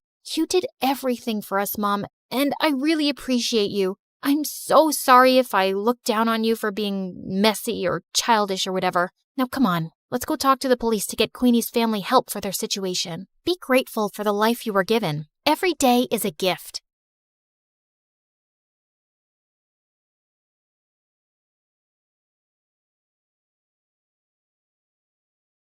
Hi, I'm Zoe, and I grew up in a small town in Iowa where nothing interesting ever happened. Till one day, someone moved in next door and my life turned upside down. Before I continue, please like and subscribe. Dad was a farmer, and as a kid, I always saw him struggling for money. So when I joined high school, I started working part-time to earn extra cash. That's also how I got my first guitar. At the end of the day, I would sit back playing songs from my favorite band, the Starboys. I wanna hold you in my arms and never let you go. You're the sunshine that I want, that makes my life flow. These guys were like California's BTS, only more popular, especially their songwriter and lead singer, Nico. He was so mysterious though. He didn't even have a social media account and hardly came to interviews. But my favorite was Dylan, the other singer in the band. I had his posters everywhere in my room, and I prayed every night I could meet him just once. I must have prayed extra hard because a week after my 19th birthday, a huge truck pulled up at the house across the street and 4 familiar boys jumped out of it. Now that's what nature and isolation smells like. The only thing I can smell is cow dung. You couldn't find a better place to lay low, Nico? The heat here is making my butt sweat. We need some time away to concentrate on our music, and this place is perfect. Now get in before someone spots us. All 4 boys hurried inside while I just stood there dumbfounded. What the freaking fruitcake? The Starboys were gonna be my neighbors? I could scream my lungs out. The next morning, I got up extra early to bake some cookies and hurried next door to welcome the new neighbors. Okay, stay cool. It's just Dylan. Dylan, the love of your life. And no, Dylan. Just Dylan. I tried to stay calm, but then Dylan opened up and I jumped on him. Oh my god, it's you. It's really you. Are you for real? Can I touch you? Who are you? Oops, sorry. We haven't met. I mean, I've met you in my dreams lots of times, but you obviously don't know me. Before I could finish, someone pulled me inside and pinned me to the wall. Nico! Who sent you? Which newspapers? Spill or I'll call the police on you for trespassing. Zoe, neighbor, cookies, baked, love Dylan, huge fan. I can't breathe. So you're not the paparazzi? No. Now, can you move away? Your cologne is too strong. It's giving me a headache. You might not be the paparazzi, but you can still go around telling people we're here. We can't risk it, Dylan. Let's pack our bags and go. No, please. I won't tell a soul. Just let me hang out with you guys. I'm your #1 fan. I can do anything. Cook, clean, play guitar. You name it. I'll be your Snow White, but not as white. I can even entertain you with my very professional magic tricks. Now watch this carefully. I'm gonna pull this tablecloth and everything will stay just as it is. You have to be quiet. Let me concentrate. Abracadabra! I pulled the tablecloth, feeling confident. But I guess I pulled it too hard and everything came crashing down. It doesn't always work. But, yeah, not a magician. Snow White, remember? That's enough. Look, we don't need anyone. Just shut up and leave. I wanted to argue more, but Nico looked really mad, so I ran off. Over the next few days, I tried everything, from posing as the pizza delivery guy to prank calls, but nothing seemed to get past Nico. Then one evening, I was pretending to jog outside their backyard, trying to get a glimpse of Dylan, when I heard someone arguing. You really have no business telling me what to do when you're not as half as talented as I am. We're here because of my talent, Dylan. I'm the one who writes all the songs. If people knew how fake you are, you wouldn't be standing here. What? I wanted to hear more when suddenly I heard someone unlatch the door. I turned around too fast, got a head rush, and landed flat on my face. I tried to sneak away, but Nico caught up with me. How long have you been standing here? I wasn't standing. I was just getting a feel of this grass. It's so nice and dewy at this time of night. Snow White likes nature and... Stop lying. I know you heard something. Oh, you mean how Dylan's fake? Yeah, okay. I heard everything. So he's not the singer everyone thinks he is? Does he use auto-tune? OMG, that's big. Dylan, yeah. That's it. You caught us. He's totally fake. But listen, Zoe, no one can know. It'll destroy the band. Do you want that? No, I don't. Okay, fine. I can stay quiet, but you'll have to buy my silence. Help me date Dylan. Even if he's fake and all, he's still cute and I want him. That's impossible. You're not his type at all. Well, cool. Then maybe the press is his type. I'm sure he'd love to have a little date with them. Wait. Okay, I'll think of something. But you have to promise to me to keep your big mouth shut. Shake on it. And just like that, I was in. Nico welcomed me into his home as the new housekeeper, and everyone, including Dylan, was so confused. But Nico explained how I was really good at cooking and cleaning, so everyone got on board. In the house, I kept a close watch on Dylan. I noted the time he ate, slept, pooped, everything. I tried to get close to him, but Nico ruined the moment every time. Hey, Dylan, want me to help you with that? I'm really good at applying sunscreen. You are? Great. Too bad Dylan has to leave. We have to discuss the new song. Chop chop. Dylan, oh, you're working out. Let me help you with those crunches. Go 1, 2, 3. Give me one more. Yes. That's very inspiring, but I'm starving. Make me an apple pie and some pumpkin spice latte because I'm craving Starbucks. Do it right now or you're fired. So annoying. I pulled Nico aside the next time I saw him. What's wrong with you? You're supposed to help me date Dylan, but you keep pulling me away from him. Relax. You need to play hard to get. Boys like that. Have patience and stop drooling all over him. But I was anything but patient. Then one evening, I was leaving for home when I saw Dylan swimming. And holy cow, he looked so hot. I was just admiring his perfect body when suddenly I saw a strange guy in a hoodie tiptoeing his way around the pool. He was definitely some intruder, so before he could harm Dylan, I sprang into action, but he dashed inside the house. I was running after him when I slipped and landed into the pool instead, right on top of Dylan. I tried to get out using Dylan's shoulders as a makeshift ladder, without realizing that I was pushing him into the water. What do you think you're doing? Stop drowning me. There's an intruder. He just went inside the house. Help me get out. Put your hand under my butt and lift me out, now! What? You're crazy. Dylan got out of the pool and stormed inside, and I followed. Fire this stupid girl or I will. What's wrong? I saw an intruder running just now. I'm sure he's hiding here somewhere. We need a game plan. You two go that way. Nico, you go to the right, and Dylan and I can search the bedrooms. Zoe, we've been here the whole evening, and if there was an intruder, we would have seen him. But I just saw him come in. You're hallucinating, weirdo. You've ruined a perfect evening, so thank you and go away. As Dylan left angrily, Nico turned to me with a towel. I swear I saw someone go in, Nico. Or, I don't know, maybe I was imagining things. I mean, sometimes I see little pixies flying here and there at night. And we all know pixies aren't real, right? Oh God, I messed up everything. Dylan hates me. The Snow White plot isn't working. He doesn't hate you. He's always been a little short-tempered. How am I supposed to win him over when he doesn't even look at me? And you're not helping at all like you promised. I told you to be patient, but I guess that was clearly a mistake. Hold on, give me your phone. Ew, Zoe, what is this? Oh, I always keep a banana with me. What if the world runs out of food? What if I'm stuck in a hurricane with no food? Girls gotta be strong, and bananas are a great source of potassium. You want some? No thank you.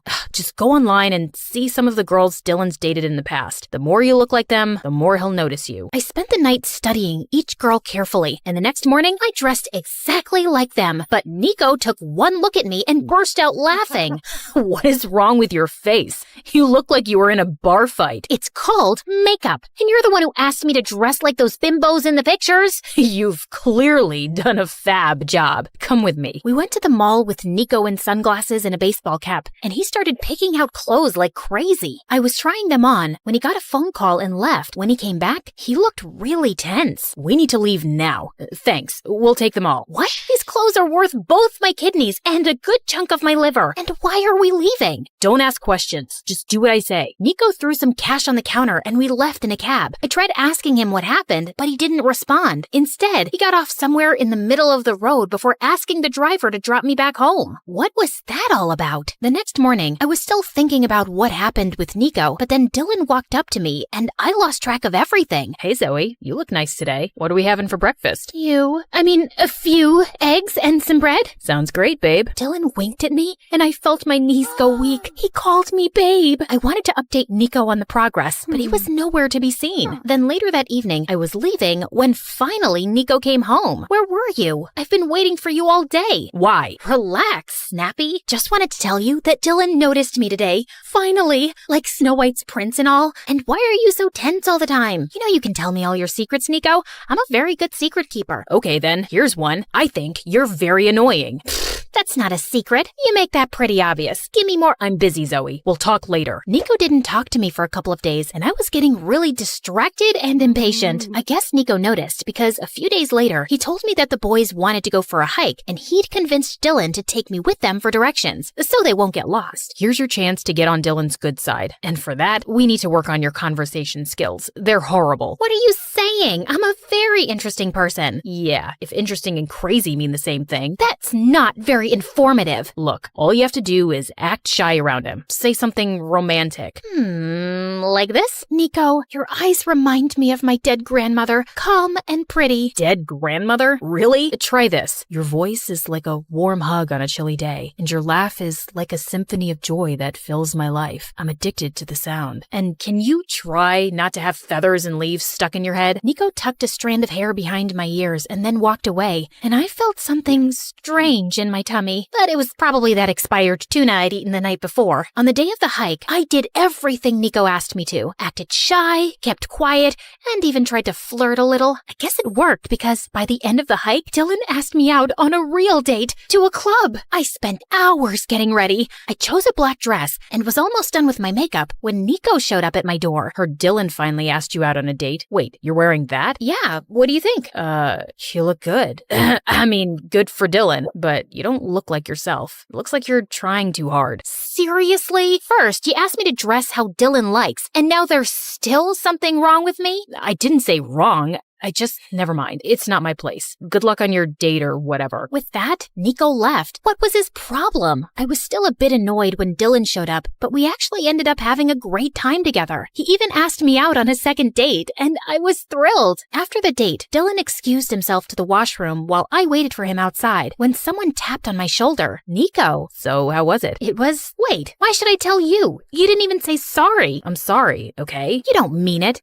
Hold on. Have you been waiting here all this time? I had to make sure you didn't end up making a fool of yourself, and it looks like you didn't. One sec. Nico came closer and opened my hair, setting them loose, and I felt something turn in my belly. I really needed to stop eating tuna. Just as he left, Dylan walked up to me and we laughed, but I couldn't shake Nico off my mind. It was so difficult to figure him out, and I was failing miserably at it. Dylan and I started dating officially. The first few days were great, but as time went by, I realized that we had nothing in common. He was totally self-obsessed and didn't give a hoot about anyone else. What do you think about my hair? How about my shirt? This is vintage Prada, by the way. I'm pretty sure you've never seen a shirt like this before, right? Well, you will now, because you're my girl. Have you seen my shoes? By the third date, I was practically yawning on Dylan's face, and I thought he felt the same, except at the end of the night, he kissed me. Before I could react, a bunch of photographers jumped out of nowhere and started taking our pictures. I thought Dylan would tell them off, but instead he started posing. I panicked and hid behind a tree. Who is that? The paparazzi, obviously. They've tracked me down. Look, just come out. You can't hide like this. They'll make a joke out of me. Dylan pulled me out and introduced me as his girlfriend. At one time, this would have been my dream, dating Dylan, but now I just wanted to run away. Soon, Dylan and I were the hot topic,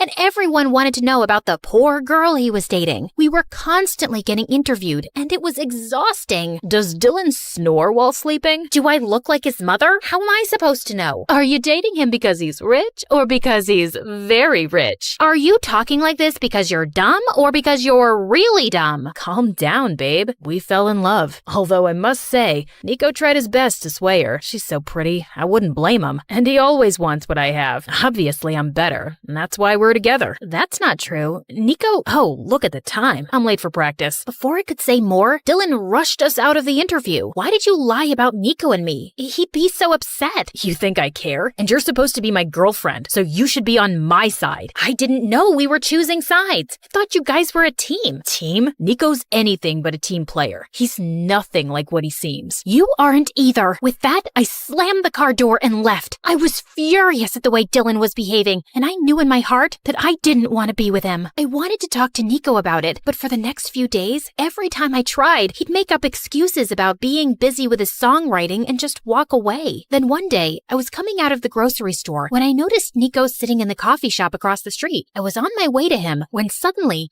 a black van screeched out of nowhere and two men in dark suits grabbed him, pushed him inside, and left. Nico was getting kidnapped. I stood there horrified for a few seconds, and then my brain sprang into action. Hey, can I borrow this bicycle? No? Never mind. I'm taking it anyway. Stop crying. It's important. Okay, so it was a really small bicycle, but it did the job. I pedaled with all my might and didn't stop till I finally saw the van. Get out now and release Nico, or I'll kick your butt to whatever prison you came from. Step away from the car, you freak. You've damaged it. And I'll do a lot more than that if you don't let Nico go, you kidnapper. Mommy, who's this crazy lady? Wait, this wasn't the right van? Dang it. I apologized and ran home immediately to inform the rest of the boys that Nico had been kidnapped. But as soon as I got there, everyone was gone. Like all their stuff was gone too. I tried calling Dylan, but he didn't answer, and neither did anyone else from the band. Had something happened to all of them? I decided to wait another hour before informing the police. But I guess I dozed off because when I woke up, it was morning already. I rushed downstairs to Dad watching the TV, and what I saw next was the most shocking news of my life. The news report said that Nico had faked his voice and had hired someone else to sing in his place. In fact, he never sang at all. He was just a songwriter. That was not true. Dylan was the one with the fake voice. I needed answers, and since no one was giving them to me, I decided to take things in my own hands. I knew it from the news that the Star Boys were holed up in a hotel in California, so that's where I was going. Hey, Dad, can you feed the chickens and make sure the pig doesn't run away again? I need to be somewhere. It's important. Okay, thanks, bye. I reached the hotel, but the place was bustling with media. Somehow, I made my way to the reception. Luckily, the staff recognized me as Dylan's girlfriend from all the useless interviews I gave with him and led me to their room. What are you doing here? First, I'm here to dump your sorry butt. And second, how dare you frame Nico and spread false news about him? It's you who's fake. You hired someone to sing in your place. You're the liar here. Calm down, you walking carnival. The only liar here is your beloved Nico, and you're about to find out why. I turned around to see Nico on TV with the same intruder guy I'd spotted in the boys' house. The news you've all been hearing is true. Everyone knows my dad's a big music producer who gave us our first break, and I wanted to take the top spot as the lead singer for myself. But I can't sing a note, so I hired this guy to do it for me. I'm ashamed of lying to my audience and my fans for so long, and I have no excuse except saying that I was young, naive, and stupid. I ask you all to forgive me, and also, I'm quitting the band. He's quitting the band? He can't. He writes all our songs. Aw, you're scared you'll have to actually prove you're better than Nico now? Dylan glared at me angrily, but I ignored him and left. But I was still reeling with shock at the truth. All of social media exploded with Nico's news. People were calling him a liar and a cheat. Even his dad was facing backlash. It was a huge mess. I was still shaken as I left for home that evening. When I got there, I saw Nico waiting on the porch for me. Nico, what are you doing here? And how are you?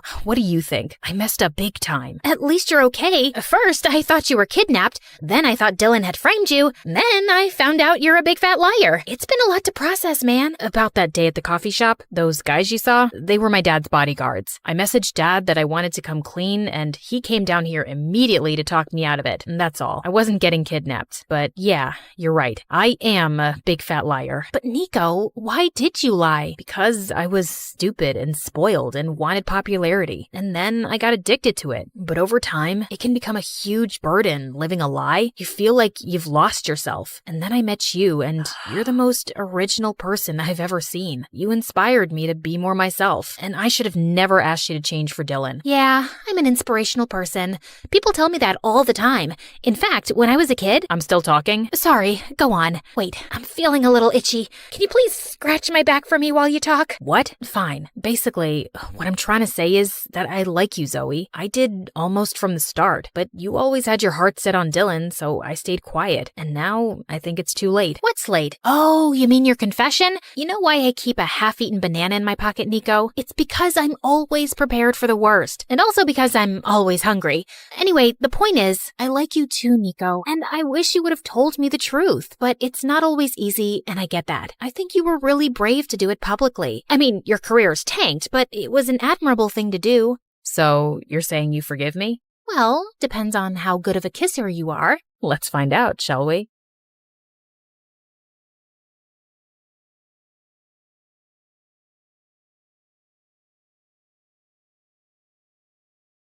Hi, I'm Lucy.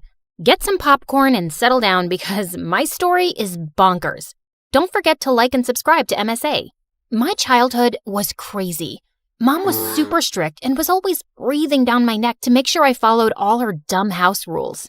Lucy, this placemat is 0.5 inches to the left. I'm so disappointed in you. Seriously? I got no dessert because of freaking placemats. And Dad was a complete weirdo. He stayed in his study all day long and only left at night with a suspicious-looking briefcase. But whenever I asked him what was in it, he would always tell me to mind my own business. So rude. One day, I was playing football by myself in the park when two mean-looking men grabbed my ball and squished all the air out of it. Hey, are you stupid? You're supposed to kick the ball, not squish it. She's a little firecracker. Where's your dad, little girl? He owes us an apology. Why? Who are you? And what did my dad do to you? You ask too many questions. Let's just say your father isn't a very nice man. Selfie! And they took pictures with me and left. What was going on? I ran home and confronted Dad. He looked panicked but told me it was no big deal. But I wasn't going to let it go. That night, I sneaked out of my room like a ninja and tried to get into Dad's study. But suddenly, a loud alarm went off and red lights flashed all over the house. I nearly jumped out of my skin in fright. Dad was so furious, he made me write 200 times, "I will mind my own business." But the next day, he was gone. I looked for him everywhere and called him, but his phone was off. And I felt guilty. Had he left because of me? But Mom refused to talk about him. Aren't you even a little bit worried about Dad? He's missing. He's a grown man. I'm sure he can take care of himself. People said he's a bad man. What did he do?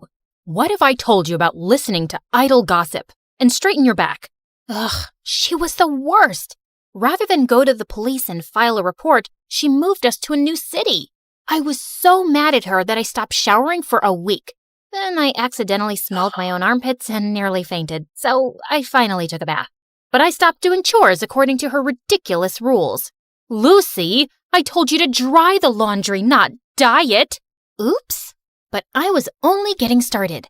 I always put the forks and knives in different drawers around the house after washing them and screwed up the TV remote so it wouldn't work properly. I dyed my hair orange and got fake piercings and tattoos, but told her they were real. She was so upset, she got me enrolled in an insanely strict school. They have uniforms and rules. I'm sure they'll knock some sense into you. Not if I knock them over first. St. Mary's was a mansion with super rich kids. The lawns were perfectly kept, and the halls were so clean they shone like diamonds. But I got in trouble on the very first day. I was putting my books in my locker when suddenly someone threw a hoodie in my face. Wear this. Your ugly face is gonna make me vomit. Then look somewhere else, creep. This is a respectable school. We don't want people like you, so you better clean up. She knocked the milkshake out of my hand and pushed me down in the mess. I saw red. I was about to get up and slap this crazy witch when suddenly a boy came running down the hall and stood between us. Picking on the new kid on the first day? You're really desperate for attention, aren't you, Crystal? Mind your own business, Anthony. This is my school, not your dad's office. What I say goes. Maybe I should give him a call and we'll see who really runs this school. Crystal looked furious. She flipped her hair and left with her minions, and Anthony helped me up. Hey, I'm sorry about Crystal. Just because she's the principal's daughter, she thinks she can boss everyone around. Thanks for coming in like a knight in shining armor. I always wanted to save a damsel in distress. Oh, you didn't save me. You saved her from me. But the teachers at the school were like Mom Pro Max. They gave detention for everything. Need to sharpen your pencil twice a day? Detention. Spend more than 5 minutes in the bathroom? Detention. The last straw for me was when one of the teachers took away my bag of candies and threw them in the trash. Just keep your candy at home. Mom is a bigger candy police than the teachers. One time I had more than one M&M and she took me to the dentist for a cleaning. That's intense. Come over to my place and we can play video games and eat all the candy you want. Anthony's house was bigger than the White House. There were guards all over the place and a whole room dedicated to gaming consoles, snacks, and a freaking cotton candy machine. Fart in my face to wake me up because I must be dreaming. You are so weird. We played till our eyes hurt, and it was the best time I'd ever had in my life. Over a dinner of greasy burgers, I told him all about my parents, how we'd moved so suddenly, and how I'd never had a normal childhood. and how Dad left. I think Dad was a criminal or something. That's the only logical explanation. Is that why he disappeared? Maybe. This is the best burger I've ever had. Mom would freak out if she saw me eating this. That just shows your mom really cares about you. My dad builds bridges and has a whole list of rules that he needs to follow strictly, or people's lives could be in danger. Your mom is just trying to build a strong bridge. I'd never really thought about it like that. Maybe Mom wasn't so bad. But Anthony was so wrong, because when I got home, Mom was waiting for me in the living room, boiling with anger. How dare you go to a friend's house without permission? Do I even know these people? You'd know about my friends if you cared about anything other than your stupid rules. You're grounded. I hated my life at home, and Crystal was making me miserable at school. She was the student body president and was always after me for breaking some rule, which she made up herself. Ugh, I know you can't fix your ugly face, but at least have the decency not to smile. Your crooked teeth really make everyone cringe. Detention. For smiling? That isn't against the rules. No, but it should be for you. Well, if I'm gonna do the time, I might as well do the crime. I was getting detention so often that kids in school had started calling it getting a Lucy. It was ridiculous. So I decided to get even in the most Lucy way possible. I came in super early one day, did a little dance for the security camera, and drew poop emojis all over Crystal's locker. But why stop there? The whole school was a blank canvas. So I drew the little brown swirls on every whiteboard and bathroom stall. The school went nuts. One of the teachers fainted. The principal called me into her office, and soon after, Mom showed up with Dad's briefcase. She told me angrily to go outside for a few minutes. You're definitely going to get expelled, Lucy. That's what happens when you don't follow the rules. But just then, the principal came out looking pale and sweaty. Well, Lucy, I've decided not to expel you.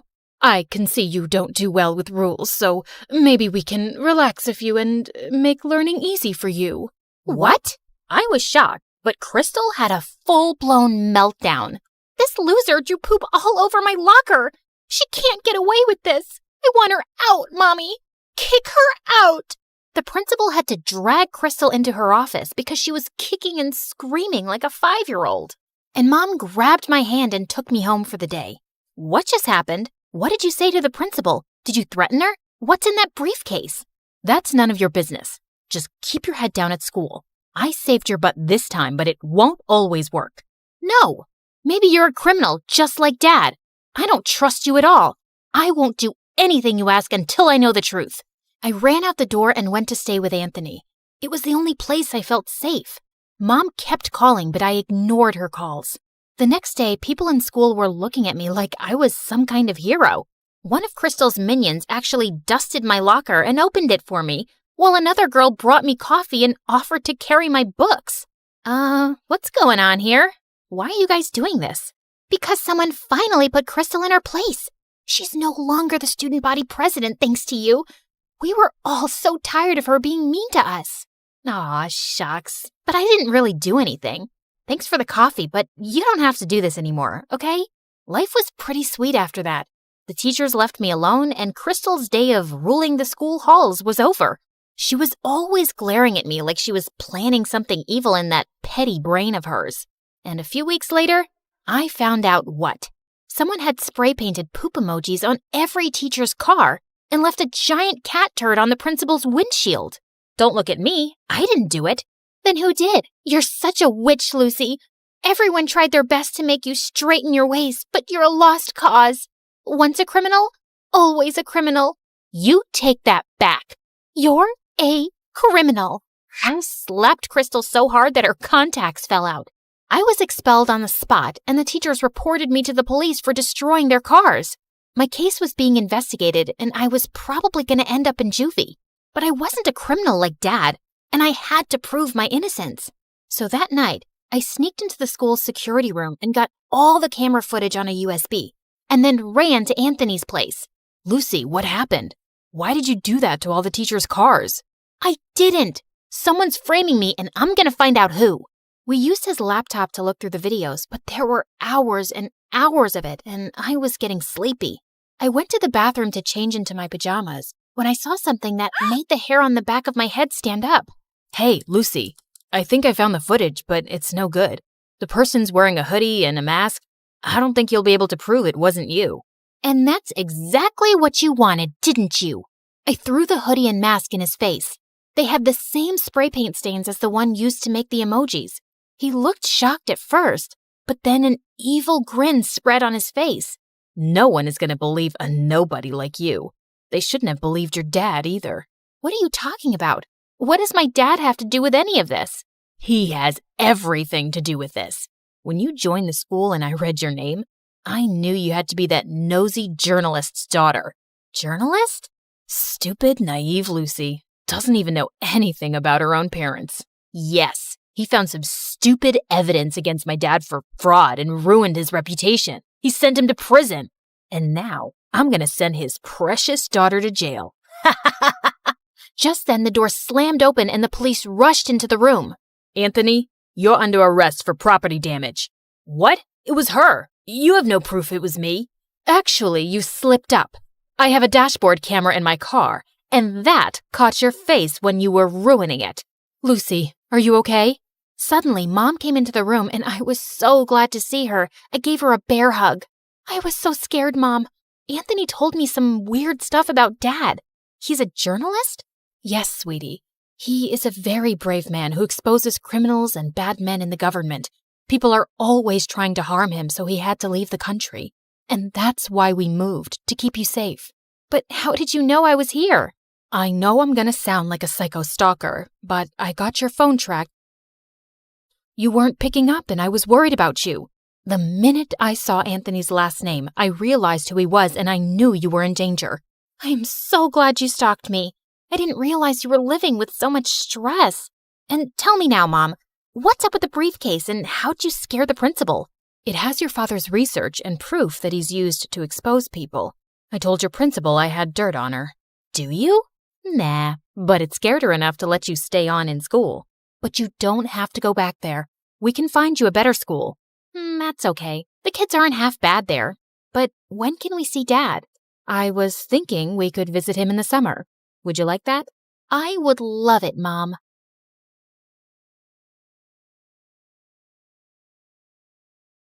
Hi, my name is Gigi, and I'm from Illinois. Before I continue, please like and subscribe. Ever since I can remember, I have loved cars. I guess it's because my dad is a professional racer. I grew up hanging out with him at the racetrack, and his pit crew always treated me like one of their own. Don't get me wrong, I'm totally a girly girl. I love to do makeup, get my nails done, shop for the latest trends, and post selfies on Instagram. But given the choice between a hairbrush and a socket wrench, well, you can't fix a car with a hairbrush. The year I turned 16, my dad was in a terrible accident while racing. It was so hard for my mom to see him in the hospital, but I did the best I could to help by keeping my little brother and sister in line while she was visiting him. I cooked and cleaned, and sure, I hated it, but I had been raised with a pit crew mentality. Everyone pitches in. I missed my dad, and I couldn't wait for things to get back to normal. At night, I would watch NASCAR videos on my phone under the covers, dreaming of the day that it would be me driving. One day at school, our mechanics teacher said he was offering extra credit for anyone who wanted to work on fixing up an old car after class. My arm practically came out of my socket as I raised it to volunteer. The boy sitting next to me sneered.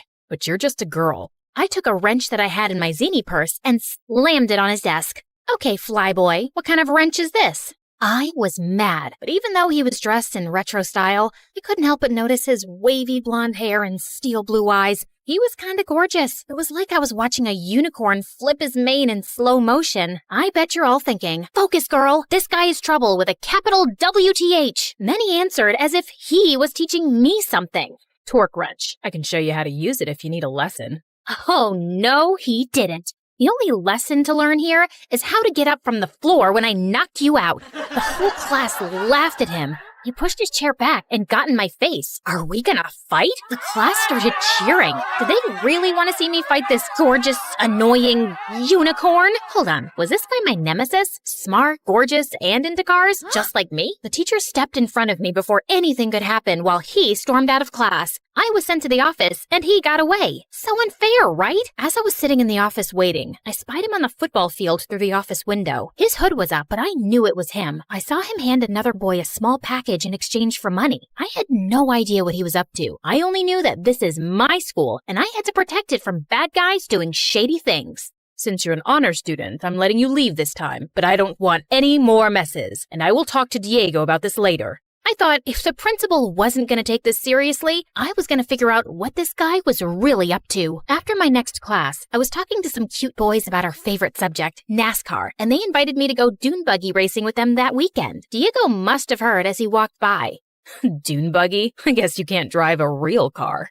I followed him to confront him about his rude comment and saw him walk off alone to a lunchroom table. He took a half-eaten apple out of his pocket and started eating it. I stopped myself from gagging at the thought of eating what looked like something you would find in the trash. Gross. I needed to let him know that I was watching his every move, so I walked by him and gave him a dirty look. What's the matter? Couldn't afford a whole apple? He stood up, and I thought, this is it. I'm gonna wrestle him to the ground and search his pockets for evidence. Just then, my friends walked up to me, congratulating me for standing up to this bully earlier. But before they even noticed he was there, he put his hood over his head and darted away. We heard what you did, girl. Chalk one up for girl power. Girls can do anything.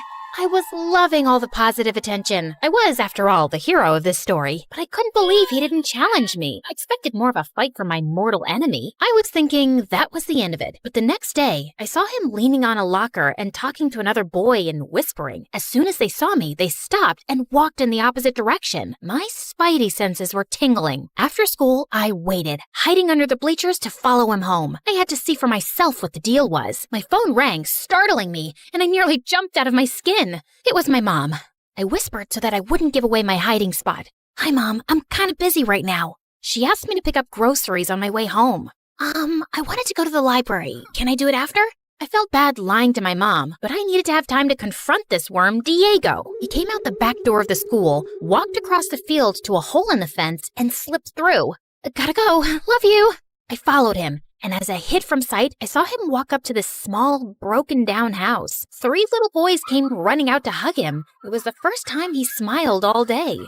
Hi, guys. Come on, let's get you into the house before... Just then, a loud car pulled up to the house, and Diego hurried the kids inside for safety. A very large, scary man leaned out of the window and just stared at Diego. Diego was clearly intimidated by this man. He dove into the house like he was trying out for the swim team. The car spun its wheels, screeching so loudly I had to cover my ears, and it took off down the street. But before it left, I managed to take a picture of the license plate. I knew he was up to no good, and now I had the proof. The next day after school, I waited for Diego again, but this time, I stopped him before he ducked through the gate. What are you doing here? What's going on? Are you breaking the law? Because we don't tolerate that in this school. I mean it, Diego. Why are you spying on me? Don't you have a life? I'm super connected at this school. I know everyone. And if you think that you're gonna... Okay, fine. I'll tell you, but just to get you off my back. That's Leo. He keeps asking me to work for his chop shop where they steal and sell illegal car parts. I knew it. You're a criminal. Suddenly, he got really calm and touched my arm. We locked eyes, and for a second, I couldn't explain it, but I wanted to kiss him so badly. I know what you guys are thinking. Love him or hate him, girl, but pick a lane.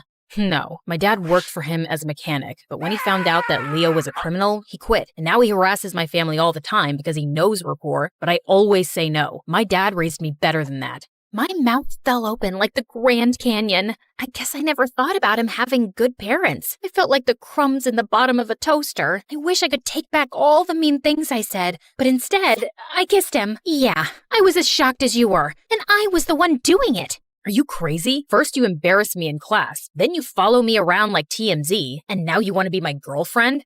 A girlfriend? Slow down there, Flash. It was just a kiss. No, this is a kiss. He kissed me back, and after a second, he shot me a shy smile. But then I remembered why I was there. Hey, you're trying to distract me. Did it work? Never mind that. What was all that sneaking around school, handing people mysterious bags? If I didn't know any better, I'd say you were obsessed with me. You wish. Now answer the question. If you must know. He pulled up his sleeve and showed me a leather cuff around his wrist. I make these out of scraps and sell them. It's the only income I have since my dad isn't working. I felt like a monster. I wouldn't have been surprised if I had horns and a tail at that very moment. Guys, has anyone ever said to you, don't judge people until you know what they're going through? I'm gonna get that tattooed on my forehead. I'm sorry that I judged you before I got to know you. And yet, you kissed me. I felt embarrassed, but then he started talking, and I got to know that he and his brothers live with their foster dad, who wants to adopt them, but he just needs a steady job first. And just then, my phone rang, startling me again. Man, I gotta change that ringtone. Oh, I have to take this. It's my mom. And without even listening to me, she burst into yelling so loudly that I had to hold the phone away from my ear. You forgot to take out the trash and your brother dumped it all over his bed. Not to mention, I asked you to give your sister a bath. She's so sticky I could hang her from the ceiling. Diego could hear her because it was so loud, and he laughed. When she heard him, she flipped her switch from angry mom to no personal space mom. Are you hanging out with a boy? Oh, Jellyfish, I'm so happy for you. What's his name? Is he cute? I was mortified. Didn't she know he might hear her? Mom, I'll be home soon, okay? She ranted on like a teenager on a sugar rush and yelled louder. Don't rush on my account. Hello, Jellyfish's new friend. Ugh, bye, Mom. I hung up and wished I had a time machine to erase that horrible moment. Parents, right? I'd better go. Okay, see you tomorrow, Jellyfish. Ugh, Mom. Ugh. Well, I couldn't stop thinking about Diego and how they barely had money for food. On my way home, I stopped and bought food to give them. When I got home, my mom saw the extra food, and before I had a chance to explain, she lost her mind. Are you kidding me with all this extra food? Do you want the kids to call you Gigantic Gigi? But no buts. Except your butt'll get even bigger if you eat all this food. I was so angry. And besides, I have a great butt. I'll bet JLo's mom never said that to her. Well, I asked her to calm down, and then I explained to her. After that, she flipped her crazy switch back to sweet again. Oh, why didn't you say so? Let's go bring these to him. She grabbed her keys, and my jaw hit the floor. How could she go from steaming hot to ice cold at the drop of a hat? We pulled up to Diego's house, but he burst out of the front door. What are you doing here? Did you tell child services about me? I knew I couldn't trust you. Was I dealing with another crazy person? Then I saw his little brother snuggled behind him in the doorway, and I realized he was protecting his family like a lion protects his pride. We just brought these groceries. We don't need your charity. Oh, that's too bad, because I brought peanut butter and jelly. His little brothers trampled him like a herd of gazelles. Peanut butter and jelly? Yay! I giggled at their unabashed honesty. Thank you, nice lady. Diego told them to take the groceries inside. Sorry, I might have overreacted. Might have? Okay, I'll forgive you, if you promise never to call me Jellyfish again. Deal. He reached out to shake my hand, but instead pulled me close, took off his wrist cuff, and wrapped it around mine. To say thank you for... And just then, my mom honked the horn and interrupted us. Parents, right? Just as we were about to pull away in the car, that same scary dude came screeching around the corner in his loud car. He pulled up next to my mom's car. I was freaking out. Was he going to try to steal my mom's car or hurt her? Stop. Don't you dare try anything. I will not. He tried to stop them, but they laughed and scratched our car just to terrify him. Mom ducked me into the car, and she floored it and sped off down the street like Mario Kart. That Diego is nothing but trouble. You are never going to see him again. No matter what my mom said, I couldn't wait for school to see Diego. But when I got there, I found out that my mom had called the principal and gotten him in trouble, so he would have detention all week. I tried calling Diego, but he didn't answer. So after school, I rushed to his house. Better you listen to your mom and stay away from me. I don't want you to get hurt. I dashed towards my house and slammed the door open so hard that it shook the wall. Everything okay, Jellyfish? No! You got Diego detention, just so that you could stop me from seeing him? You know he's a great guy. And first, you want me to be friends with him, then you don't. Why have you been acting so crazy lately? I just wanted you to be safe. Since your father's accident, I'm afraid of bad things happening to you, and I just want to protect you from getting hurt. I just love you so much. Oh, Mom, but you can't wrap me in bubble wrap for the rest of my life. You raised me as a strong, smart girl, and you need to trust that I can make good decisions. You're right. I guess I'll return that bubble wrap. And then the next day, she went into high gear and fixed everything. She got Diego out of detention and reported the shady guys to the cops who got arrested. And the next month, my dad got back on track. And Diego's dad got a job with my dad's pit crew, allowing Diego and his siblings to finally be adopted. Diego was so thankful that he made me a PB&J sandwich in the shape of a heart and asked me to be his girlfriend. I, of course, said yes and immediately called my mom to tell her. You called to tell me your happy news first? Well, yeah, you're my best friend and the best mom. I love you. I love you too, Jellyfish. I couldn't help but be so grateful that Diego taught me not to be so quick to judge someone. You never know, they could wind up being family.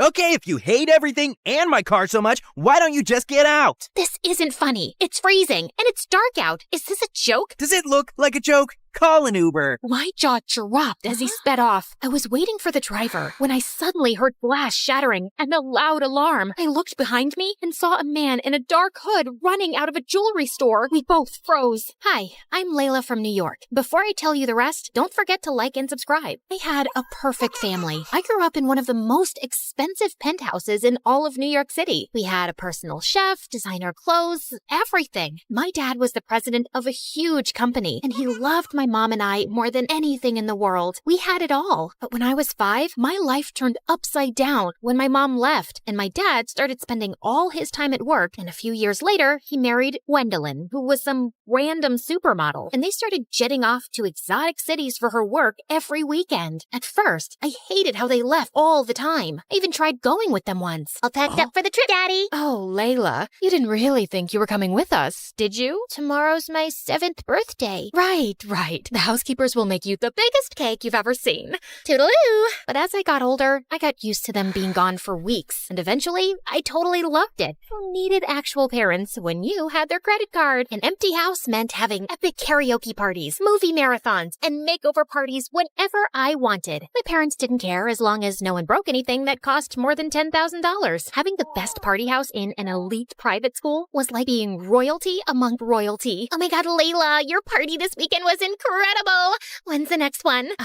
Don't think I didn't see you break my stepmom's favorite vase. For you, there won't be a next one. Like any queen bee, I had to keep my hive in line. And most importantly, I had to have a super hot king by my side. So I had a boyfriend, Jackson, who was the heir to a massive family fortune. Hey, babe, want to take my dad's helicopter to the Bahamas this weekend? Ooh, the Bahamas. Should we ask our parents?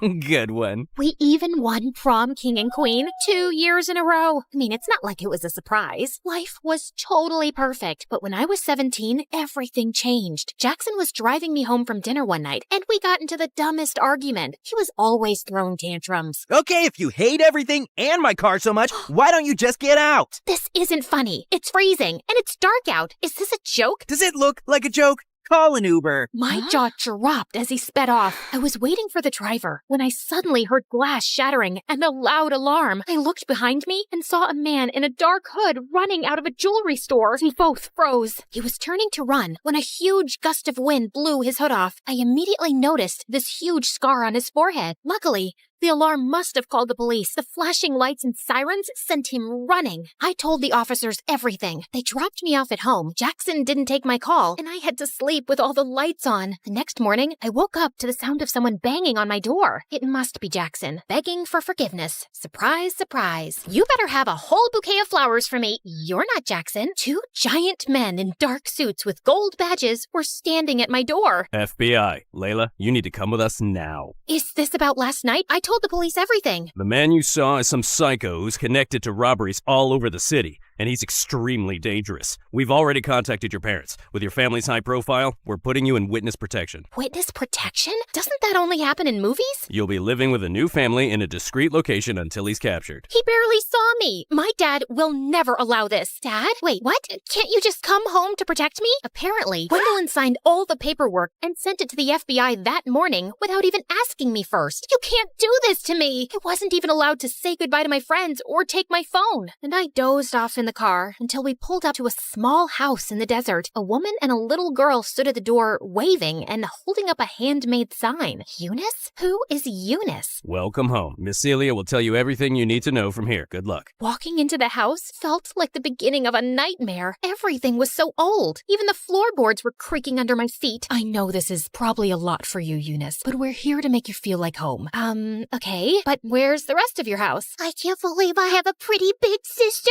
Don't mind Amy. She's only 5 and she is excited to meet you. I'm sure you're exhausted, but I was instructed to change your hair tonight. You need to be unrecognizable, Eunice. Are you kidding? I just got highlights. And please stop calling me Eunice. My name is Layla. Sorry, sweetheart. But according to your new identity, your name is Eunice. You're my niece who just moved here from a farm, and you have short, green hair. Cool. I love green hair. I'm gonna be sick. Hopefully not too sick. You have to start school tomorrow. After hours of sobbing, I had no choice but to let Celia destroy my hair. Before school the next morning, Celia printed out a schedule and told me about my new identity. Whoa. AP Trigonometry? Chess Club? You'll do great. Oh, and I packed you a sandwich for lunch. It's probably nothing as fancy as you're used to, but I think I make a mean PB&J. The best sandwich. Oh, and here's your phone. Don't try to sneak any texting to friends. It's only programmed to call me. A flip phone? Have a great first day. As if that wasn't enough, the students all looked so weird. Not a single person was wearing designer clothes. I guess I wasn't either. I shut the locker and jumped when I saw a tall guy with glasses and a plaid sweater standing right in front of me.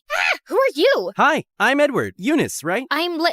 Yeah, I am. How did you know? I'm the chess team captain. I heard we were getting a new student today, and you're the only person here I don't recognize. Small town. I don't need a greeting committee. I won't be staying long. Whoa, sorry. I thought I'd help the new girl, but if you've got it all figured out, I'll see you later. Great start, Eunice. If the nerds already hated me, I wouldn't dare try my luck with the popular girls. I ate lunch in the bathroom, alone. This is all Jackson's fault. I was so furious that I spent the rest of the day in a daze, thinking about getting out and seeking my revenge. The final school bell snapped me out of it. Time for the worst part. We have a new member. Everyone, this is Eunice. She'll be my partner today. Earth Eunice, you go first. Oh, right. Okay. I bumped a random piece up on the board. I don't know what chess was like where you're from, but you can't do that. My aunt made me join. I really don't care about this. Well, we care, and I don't have time for someone who doesn't want to be here. Fine, whatever. I stormed out and looked for a phone booth since I couldn't use my own phone. There had to be a way to get out of here. I thought about calling Jackson or my dad until I realized they're the ones who got me here in the first place. Jackson abandoned me on the sidewalk, and Dad just straight up abandoned me. I gave up and went back home. I had the best day at school. We got to play outside, and I saw a rock that was bigger than my head. Okay, what about you? Did you make any new friends? Nope, but maybe a couple of enemies. I told Celia that I didn't want to go to chess anymore. Although, seeing them all play did remind me how fun it was to play with my dad. Did I just call chess fun? One day, I was walking to the bathroom for another sad PB&J, but someone was blocking the door. Edward, you know this is the girls' bathroom, right? I just wanted to make sure you knew that it wasn't the cafeteria, since you eat lunch here every day. Small school, people talk. Well, that was humiliating. What do you want? Surprisingly, he apologized for being so harsh on the first day. He even offered me to join him for lunch, where they play chess as well. I never thought I'd say it, but it was way better than eating alone in a bathroom. Edward even walked me home after school, and I saw Celia spying at us through the window before he dropped me off. Someone's making friends. Does he want to have a play date with me? I'll ask him. Edward and I started spending more time together, and it was fun. And I started to look forward to school, and I had to admit, it was nice not having friends who only looked for status and where I had to dress up like I was going to a fashion show every day. And once, as I prepared to leave for school, I saw Celia braiding Amy's hair, and it reminded me of my mom. I gathered myself and took my bag to leave. Okay, bye, Mom. Bye, before I knew it, Celia was hugging me. I'm sorry.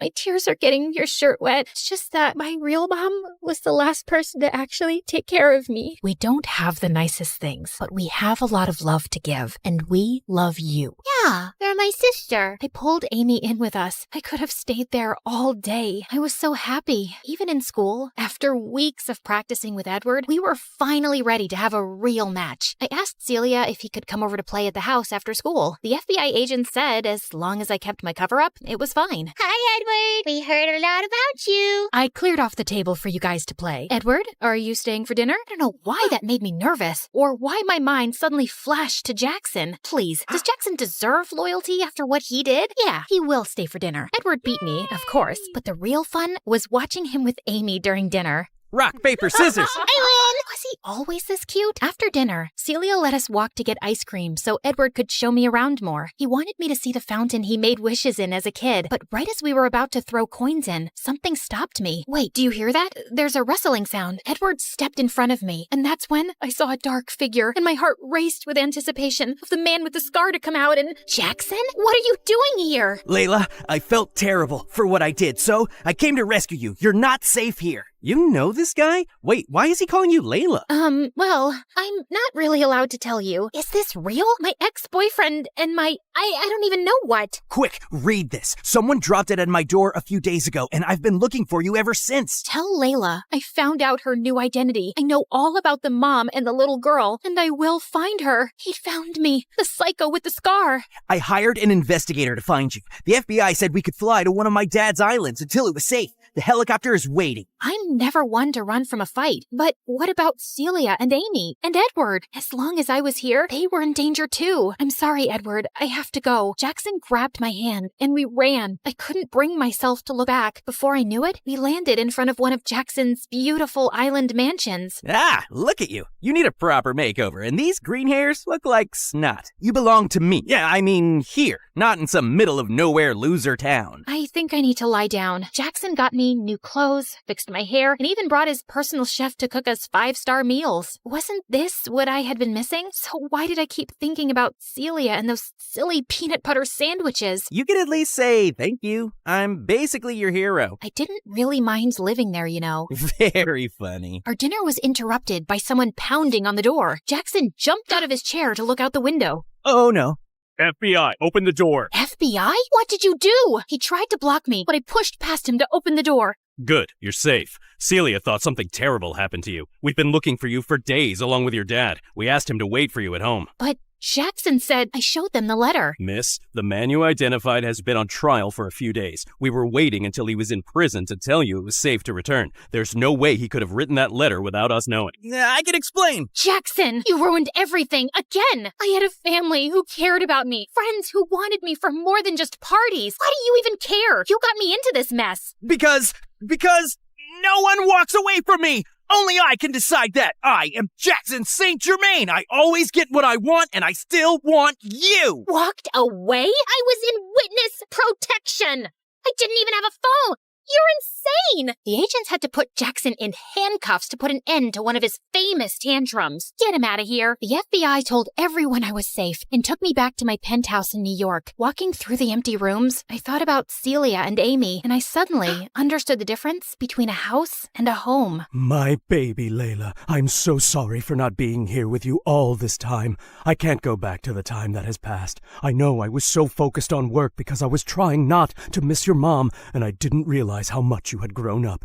You look just like your beautiful mom, and when I got to know that you were in the witness protection program, I used all my connections to find the scumbag bandit as soon as possible. And when I found out you'd gone missing, I realized what a terrible father I am. Oh, Dad, you'll always be my dad, but I really want to go back to finish high school with Celia. My dad accepted as long as I had a bodyguard for protection. There was just one thing I had to do before going home. Driver, can you please make a stop at the local jail? You better tell them to let me out. Tell them it's a mistake. I cut him off with a well-deserved slap across the face. Clearly, he hadn't learned any lessons yet, but he was super rich. I knew he'd be bailed out in no time, but not by me. Bye, Jackson. It was time to reveal my big plan. Layla, it's beautiful. I took Celia and Amy's blindfolds off and revealed a brand new house by the fountain in the park. My dad wanted to make up for his absence, so he paid to build a big house with everything the three of us could need. And yeah, I did ask for a walk-in closet. A girl can only change so much. Do I have a playroom? You have two. Wow! I still can't believe your name is actually Layla, and you did all this just for some chess-playing nerds in a small town. Don't flatter yourself too much. It was for all you nerds in this beautiful small town. Let's head inside. I'm kind of craving a peanut butter and jelly sandwich.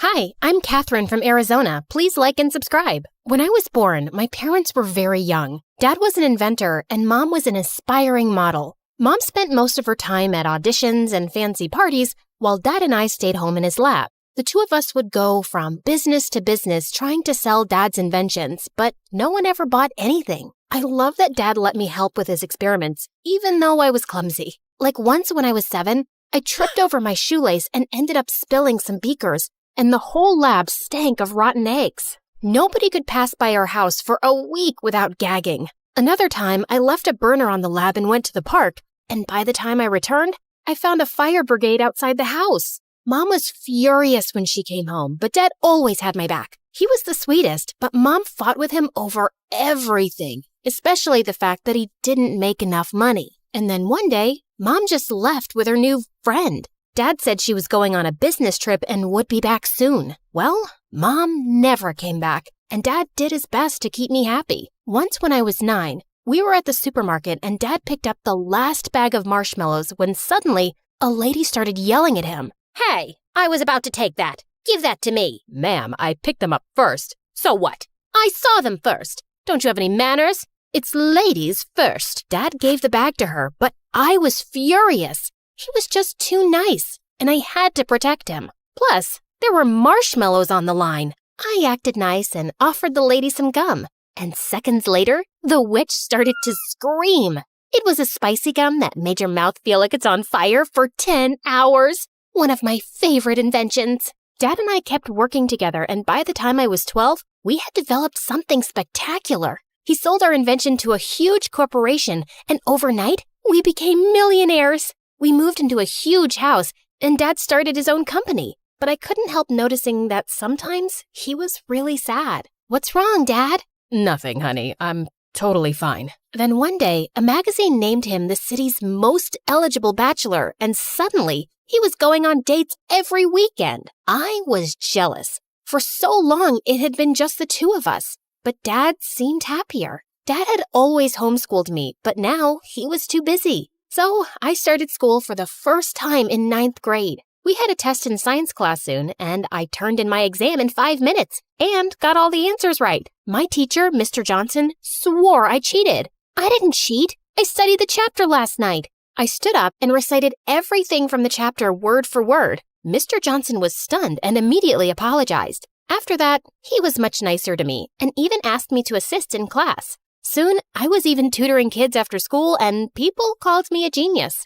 Everyone loved me, except for a kid named Gabe. Gabe and I had competed against each other on the school's debate team. Every time I came in first, and he came in second. Later that year, Gabe and I competed in the science fair. The teachers were really impressed with Gabe's project. That is, until they saw mine. I won first place, and Gabe came in second. You think you're so awesome, don't you? Well, you're not. Things are just easy for spoiled brats like you. Excuse me? You heard me. You're a billionaire's daughter. You have everything handed to you. People only love you because of your money. Your dad probably buys you the first prize every time. I didn't want to admit it, but his words did hurt. I knew Dad gave a lot of donations to my school. Did everyone just like me because of my father? A few nights later, Dad brought home a pretty blonde woman. Catherine, this is Layla. She's my new friend. The next thing I knew, Layla had moved into our house. Dad was head over heels for her. He showered her with gifts and followed her around like a lovesick puppy. Ew, can you two get a room? Layla was the worst. First, she threw out all my favorite foods. She painted my room bright pink, and on one occasion, she dragged me out of the lab to take me to her stylist. You're such a pretty girl. Don't hide your face with all that hair and baggy clothes. Wow, honey, you look like a clown. Layla is the worst. Don't be rude. She's just trying to help. She's ruining everything. After a while, I hardly recognized our house anymore, and Dad spent all his free time taking Layla shopping and on romantic getaways. I didn't trust her one bit. She was probably just after his money. But it didn't matter what I thought, because soon, Dad and Layla were married. A few months later, while Dad was away on a business trip, I woke up at night to get water when I found Layla talking outside with a man in a hoodie. The two argued for a while, then she hugged and kissed him. I saw her coming back in and ran upstairs. What? The next morning, Dad was back and I found him with Layla in the kitchen. Good morning. I made your favorite pancakes. What's the matter, honey? Is something wrong? Yes, it is. I saw Layla with a strange man last night. She kissed him. What? Kat, are you sure you're okay? I was out like a light last night. It was probably just a dream, silly. I felt like an idiot. Layla just lied to Dad's face, and he was too love-struck to believe me. A few weeks later, Dad went on another business trip, and at 2 a.m. in the morning, I heard a strange man whispering with Layla in her bedroom. I was pissed. I grabbed my cell phone. This time, I'd get evidence. I crept towards their room. The door was closed, but I could hear the man's voice through the walls.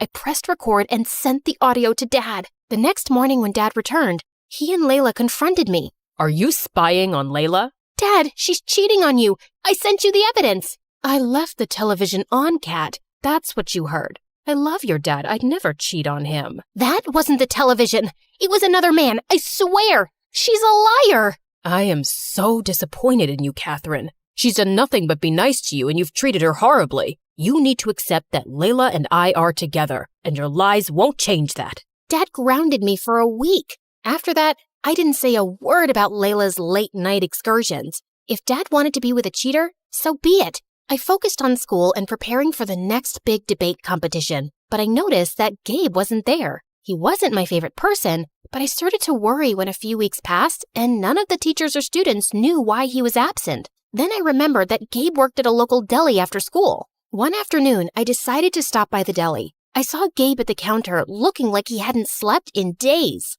Gabe, are you okay? What are you doing here? I was just worried about you. I brought you the homework you missed from class. Why are you being nice to me? No one's ever nice to me. You might be my nemesis, but I still care. Suddenly, Gabe burst into tears. He told me about how his mom was sick and he was working day and night to pay for a special surgery she needed. I'm scared I won't be able to raise enough money in time. I can give you the money. I don't want your charity. It's not charity. Consider it an investment. Competing with you keeps me on my toes. Gabe accepted the money, and a week later, he ran up to me and gave me the biggest hug. Whoa, I can hardly breathe, buddy.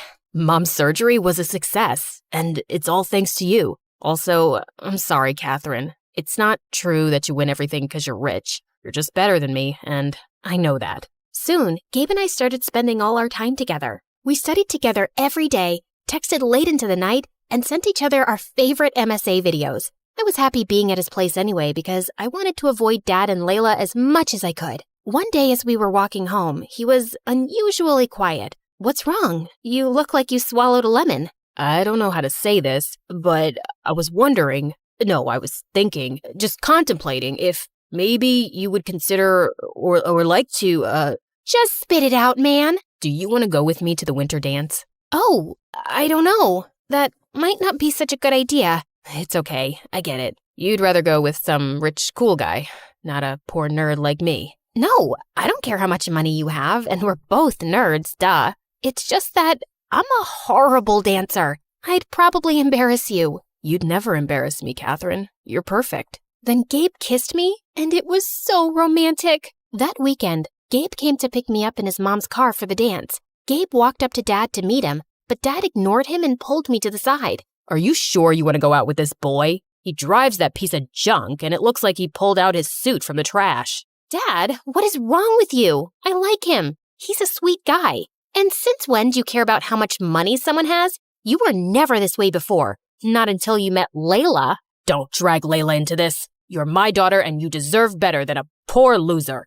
You're being impossible. Let's go, Gabe. Gabe and I had a blast at the winter dance, and we officially started dating. I started inviting Gabe over to my house, and thankfully, Dad didn't create a fuss again. He even tried to be pleasant to Gabe, and I was sure he felt sorry for his behavior. One day, Gabe and I were studying a math test in the kitchen when Gabe excused himself to go to the restroom. He came back a few minutes later, and then Dad stormed into the room. You thief! What? What's going on? Honey, calm down. I saw him roaming through the house near my study, and now my wallet's gone. I know he took it. No, I didn't. I swear. Dad grabbed Gabe's backpack and tossed its contents onto the floor. Then he made Gabe turn out his pockets, which were empty. I know you stole my wallet. Where is it? Stop it. Leave him alone. Gabe ran out of the house terrified. I didn't speak to Dad or Layla for the rest of the night. The next morning, I tried apologizing to Gabe. We need to break up. your father hates me. No, Gabe, we can make this work.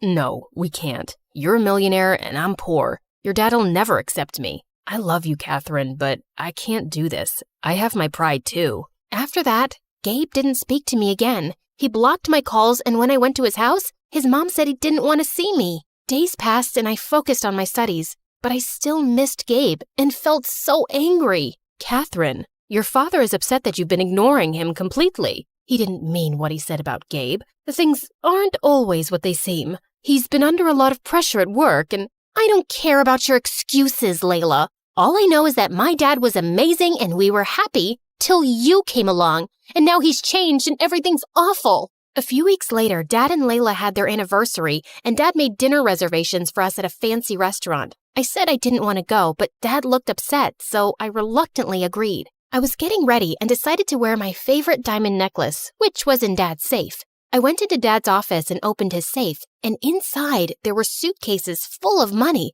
stacks of gold bars, and duffel bags full of diamond jewelry. But then my eyes wandered to the table, to Dad's lost wallet, and next to it were some newspaper clippings that made my blood run cold. They were all from unsolved bank robberies with pictures of the masked robber. I examined the photos, and one of them had a close-up of the robber's neck and the birthmark on it. It was just like my dad's. Dad?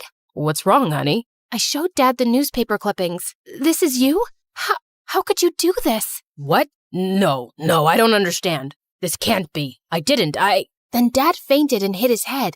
Layla called the ambulance and Dad was rushed to the hospital. I sat in the waiting room while Layla spoke to the doctors. Then she asked me to come into Dad's room. Layla and I have been keeping a secret from you. I have dissociative identity disorder, also known as a split personality. I struggled with it when I was younger, and I had it under control for years. I was his psychiatrist and fell in love with him. He was good for a while, but then his condition got worse. That was your dad in the hoodie outside the house that night, and he was the one you heard in the bedroom. He was supposed to be out of town getting treatment, but both times, he came home acting strange and saying things that didn't make sense. He didn't ever let me tell you because he didn't want you to worry. I have no memories of the robberies, Kat, I swear. I didn't know things had gotten that bad. I'm so sorry, honey. I hugged my dad and Layla. I felt so bad for Dad and for how I'd treated Layla. Dad was released from the hospital. The judge decided not to press charges for his crimes, but ordered him into therapy, and we returned all the stolen goods.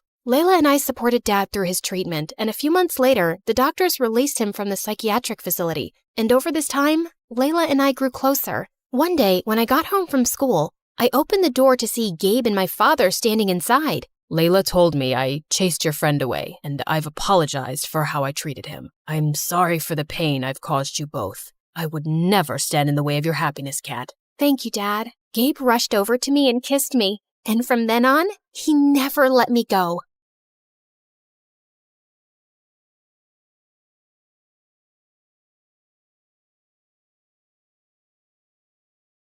Hey, it's Juniper, the rhyming whiz. Ever since I was a kid, I've loved poems. It all started with my amazing grandma and her incredible library. People would line up just to catch a glimpse. But when I turned 13, something really bad happened. My grandma left us, and because of a big business loss, my parents had to close down the library she loved so much. It was heartbreaking to see her special books being sold off. I felt so sad and lost without her and the library. Life went on, but one day, I spotted a real gem, my grandma's collector's edition book of Emily Dickinson's poems. I knew I had to get it to honor her memory. OMG, OMG. Mom, Dad, I need to have this. Please, please.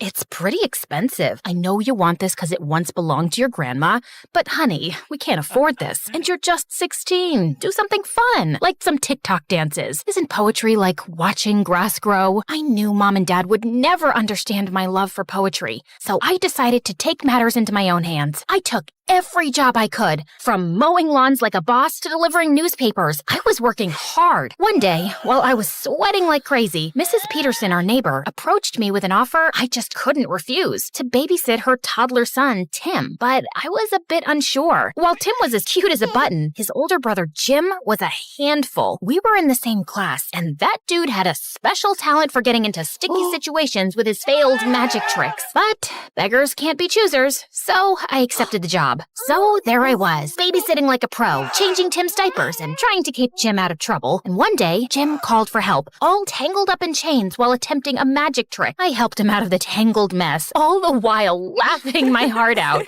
You really need to be careful with your magic, Mr. Magician. Oh, I'm so sorry. But it's all part of the magic charm. How about being my assistant? Every magician needs one. One day in the library, I was reading a poem, and Jim looked over. What's so fascinating about those words? Poetry is like a secret language of feelings and thoughts. It's like life in a nutshell, bro. You should try it. And he did. For the first time, I had a friend who showed interest in poetry, and I appreciated it. One day, Jim and I were hanging out at the bowling alley, and he went to get me some water. Right then, something totally unexpected happened. Aaron, of all people, came over to me. I'm not gonna lie, my heart was literally racing with excitement. But what he said next shocked me. What are you doing here with Jim the Dim? Shouldn't you be with someone like me? Did he really have to? No way I was gonna just stand there and listen to him diss my bestie. Hey, don't call my friend that.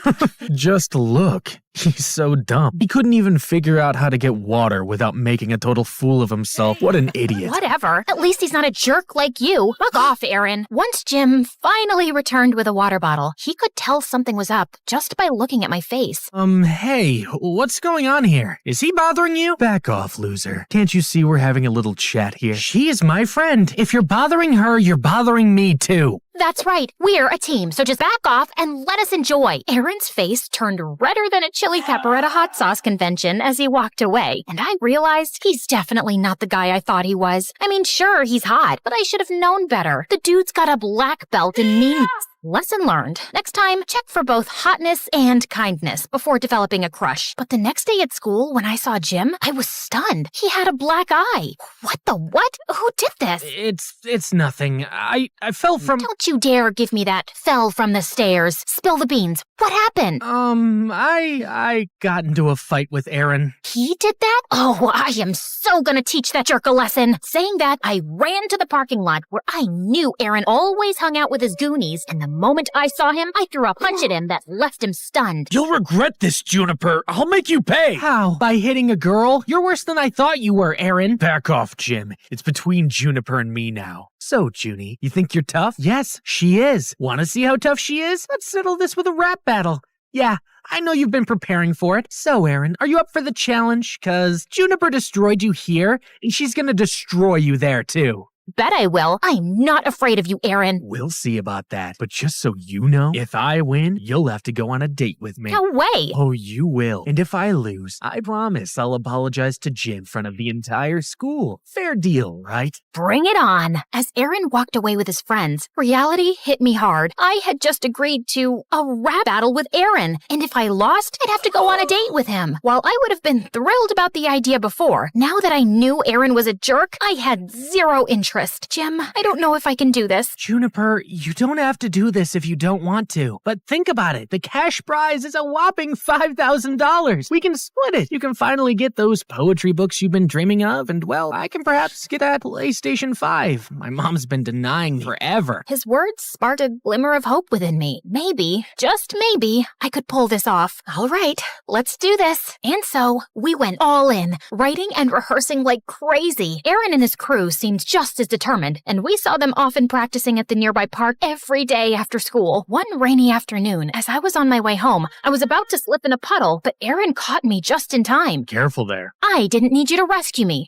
Even though I didn't want to, we both ended up finding shelter under a small roof, and there, I felt a bit uneasy. It was a tight space, and we had to stand close, making the situation all the more awkward. I never thought I'd be stuck in the rain with my archenemy's BFF. I don't know why you think he's your enemy. Jim's an amazing guy. It's you who's a grump all the time. Just like everyone else. You also probably think I'm just a jerk. Duh. You think you've got it all figured out, huh? Well, I've got it figured out that a tough guy act you put on, it's to keep others away. You know, you don't have to be a meanie all the time. Whatever. It's just that things at home aren't good. Everything feels like a mess. Well, everyone has problems, Aaron. I guess it's time you realize that and perhaps show people the goodness in you. You're weird. You know that? Takes one to know one, I guess. As Aaron and I kept talking, I realized he wasn't so bad after all. Once the rain finally eased up, we both went our separate ways, but I couldn't help but feel a newfound understanding for Aaron. As the days passed, I saw a new side of Aaron, and it amazed me. One time, I spotted him helping a stray dog find its way home, and another time, he even shared his lunch money with a classmate in need. One day, I noticed Aaron leaving school in a hurry, forgetting his phone. I chased after him on my bicycle and found him at a hospital, sitting in a room and crying. Hey, Aaron. What are you doing here? You left your phone at school. Is everything okay? You seem upset. It's none of your business. This is my mom. She's been in a coma for a long time. I come here every day to see her. Oh my God, I had no idea. I hope things get better for you. Yeah, thanks. From that day on, I saw Aaron in a totally new light, and when I told Jim about how Aaron's mom was sick, without revealing the part that I spoke to him, he just rolled his eyes. That guy's a phony. Don't believe everything you hear, Juniper. Jim hated Aaron, but I guess I had started to have feelings for him. One day, at lunchtime when Jim wasn't around, Aaron approached me. Hey, Juniper. Want to catch a movie together? Barbie's playing. I heard it's hilarious. Sure. Why not? But just as friends, right? But Barbie? Are you sure? Absolutely. I know you'll love it. If you love it, I'm sure I'll love it. I'm talking too much. See ya. Day of the movie arrived, and I had come up with a plan to watch Barbie with Aaron without Jim knowing. I told Jim I was feeling sick and needed to rest, which wasn't entirely a lie because I felt butterflies in my stomach at the thought of spending time with Aaron. At the cinema, Aaron and I laughed our hearts out at the silly scenes in Barbie. It was so fun. But as we left the cinema, I was in for a surprise. Jim was standing there looking heartbroken and hurt. Juniper, you lied to me. I thought we were supposed to be best friends, and here you are with Aaron of all people? It's not what you think, Jim. Aaron is a really nice guy. Juniper, please. This guy, he's a snake. Hey, dude, I'm standing right here. You better shut that mouth. You shut up and stay away from Juniper. Before I knew it, Jim threw a punch at Aaron and knocked him on the ground. I was shocked. Are you crazy, Jim? What's gotten into you? You hurt him badly. But Juniper, you're my friend. You're supposed to be on my side. Jim, I'll be friends with whoever I want. I can't stay around you. It's like I don't even know who you are. I then helped Aaron up and walked him home. He could have pressed charges against Jim, but he didn't, which was very kind of him. In the days that followed, Jim tried to contact me many times, but I wasn't ready to talk to him yet. It felt like everything was spinning out of control, and I needed some time to sort out my feelings. So, on the day of the rap battle, instead of participating, I messaged Jim that I wouldn't be joining. All he replied with was a simple okay. Feeling torn and anxious, I decided to at least visit the rap battle to see Aaron perform and support him, but what I saw there left me shook. Jim was trying his best, but Aaron, he was killing it, and not in a good way. Hey, Jimbo, you lost your friend. Now you're on your own. My tricks played well. She fell for my lies. What a surprise. To the cinema. Took her. She didn't know. Faked about my mom. Perfect sorrowful show. She thought I'd changed, but it was just a facade. Remember that call? I tipped you off. So odd. To gain her sympathy, I took a punch so tough. Now she's on my hook. My power to show it's enough. My emotions went wild as I heard Aaron's hurtful words. Seeing Jim's pained expression, it hit me hard. He was right about Aaron's tricks. It all clicked. He had done the whole nice guy act to distract me from the rap battle. He messed with the wrong girl. Without even thinking, I jumped on the stage next to Jim. Jim, my buddy, you know I got your back through thick and thin. We never lack. Fake friends leave, but we stand tall. Bonds unbreakable, never gonna fall. They're just haters, but we're the real deal, and that's all. As for you, Aaron, you're a fake, always playing games. Lies, manipulation, it's all the same. Emily Dickinson said, tell the truth but tell it slant, but your lies won't fool me. They won't enchant. With Jim, I stand firm. Your tricks won't grant. Hearing this, Jim jumped up and down and hugged me tight. I knew you'd come. I had to. Now come on, let's win this thing. Jim and I were doing amazing. We were spitting verses in the mic like we were on fire. In the end, it was us against Aaron and his gang, and I decided to bring my A-game and finish him once and for all. But before I could speak, Jim took the mic and left me totally blown. You call my friend naive, but let me retort. She's like a rainbow, shining bright, never short. Like twinkle, twinkle, little star, she'll reach for the sky, while you're stuck in the dark, telling lie after lie. Life's a journey, not a devious scheme. In the little engine that could, she follows her dream. She'll rise and shine while you're left in the dark, with no true friend friends, no real spark. The rap battle ended. Jim dropped the mic, leaving Aaron speechless. OMG, how did you do that? Learned from you, Juniper. In the end, we totally nailed it and won the cash prize. As Aaron tried to get off the stage, I quickly called out his name. Hey, Aaron, remember the deal? Apologize to Jim in front of everyone. Come on, yeah, come back on stage. Aaron's face turned red as a tomato, and like a kid who was punished, he took the mic and apologized to Jim. Now that was a mic drop. Once we left the venue, Jim took me straight to the bookshop where my grandma's book was. Get that poetry book you've always wanted. But it's not just my money. We both won. You get part 2. No, I wanted to win just for you, Juniper. OMG, you're the best friend ever, Jim. Remember, true friends got your back, no matter what. Fake people and lies can't break real friendship. Trust your buddies.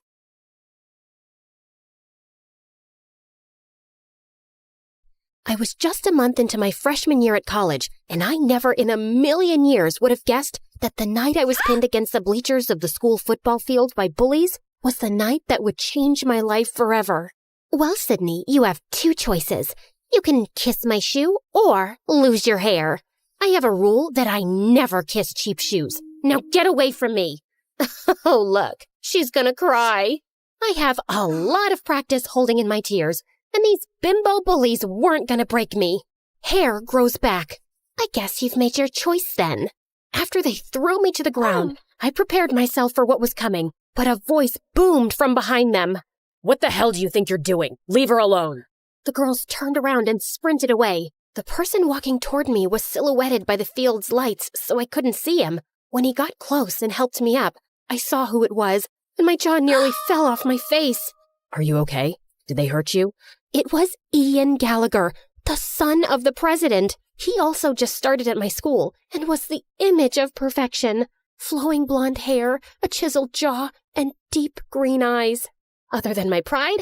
No, but there wasn't much of that to begin with, so I'm good. Thank you. Maybe you and Sydney should go get some food, Ian. Who was this guy, and how did he know my name? Yes, absolutely. Are you hungry? Joe Jr.'s Diner is just up the street. I'm Todd, Ian's assistant. Our driver will be happy to take you and then bring you back to your dorm room afterward. Right, Ian? Yeah, absolutely. Please stop saying absolutely. Absolutely. I mean, right. I wasn't sure what was happening here, but whatever it was really frickin' weird. Okay then, shall we go so you two can eat and get acquainted? Can you two hold on for just a minute? I need to pause this here. As you already guessed, my name is Sydney, and it would be awesome if you clicked like and subscribe. And while you do that, I'm going to fill you in on some quick backstory. I grew up in a huge house with everything a girl could want. Giant stuffed animals, so much chocolate that Willy Wonka would be envious, and an arcade packed with every video game that ever existed. There was only one thing missing. My parents. Sure, I had an amazing nanny who hated children and would lock me in my room when she wanted to be left alone. But all I wanted was to spend time with my mom and dad. They ran an international hotel business and traveled the world visiting their properties. Even when they were home, all they would do was criticize me and compare me to others, like my spoiled brat of a cousin who screamed whenever she didn't get what she wanted, or their friend's daughter who was forced to perform at the most ridiculous beauty pageants, or even the little girl on the cereal commercial who ate the cereal, acting like it was the best thing ever. That little girl appreciates her life. I've never seen you enjoy your cereal that much, Sydney. I felt so bad about myself that I developed this nervous facial tic where I would squeeze my eyes shut and then open them really wide.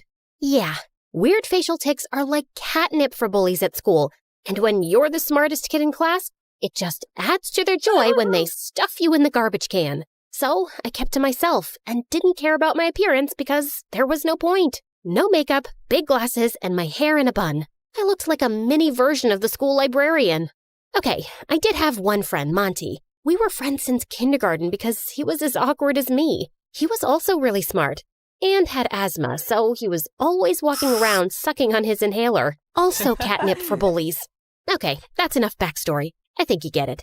I thought college would be better, but clearly I was mistaken. Once an outcast, always an outcast, it seems. Now, back to the night I met Ian, because it just gets weirder from here. He took me to the diner, but our table was guarded by his two big, serious-looking Secret Service agents. His tiny assistant, Todd, sat in the booth across from us, just Staring? Sorry about all this. It must be really weird for you, Sydney. This? Weird? Nah, I'm used to it. Happens every time I meet a president's son. He laughed. Someone actually thought I was funny besides me. And then he leaned in. Just imagine that your whole life is like this. It was manageable when I was a minor because the media left me alone. But now that I'm 18 and my father is running for re-election, it's like every move I make is under a microscope. Sometimes I just want to disappear. In a weird way, I completely understood. I felt the same way, except I always wanted to disappear. Just then, reporters swarmed into the diner and started taking photos of us. Todd signaled for us to smile, so I did, but I had absolutely no idea what was happening. Okay, that's enough. Everybody out. Why do they want pictures of me with the president's son? My own parents didn't want pictures of me. I think it's time you head back to your apartment, Ian. If it's okay with Sydney, I'd like to stay and chat some more. Considering all the insanity of the last couple of hours, the one thing that didn't feel completely nuts was the connection I had with Ian. It's like we instantly got along. I'd like that. Yeah, no. Sorry, we're leaving. Car's waiting outside to take Sydney home, so it's time to say goodnight. I couldn't believe how Ian's assistant was treating him like a child. And then I felt something touch my hand underneath the table. Ian slipped me a piece of paper with his cell number.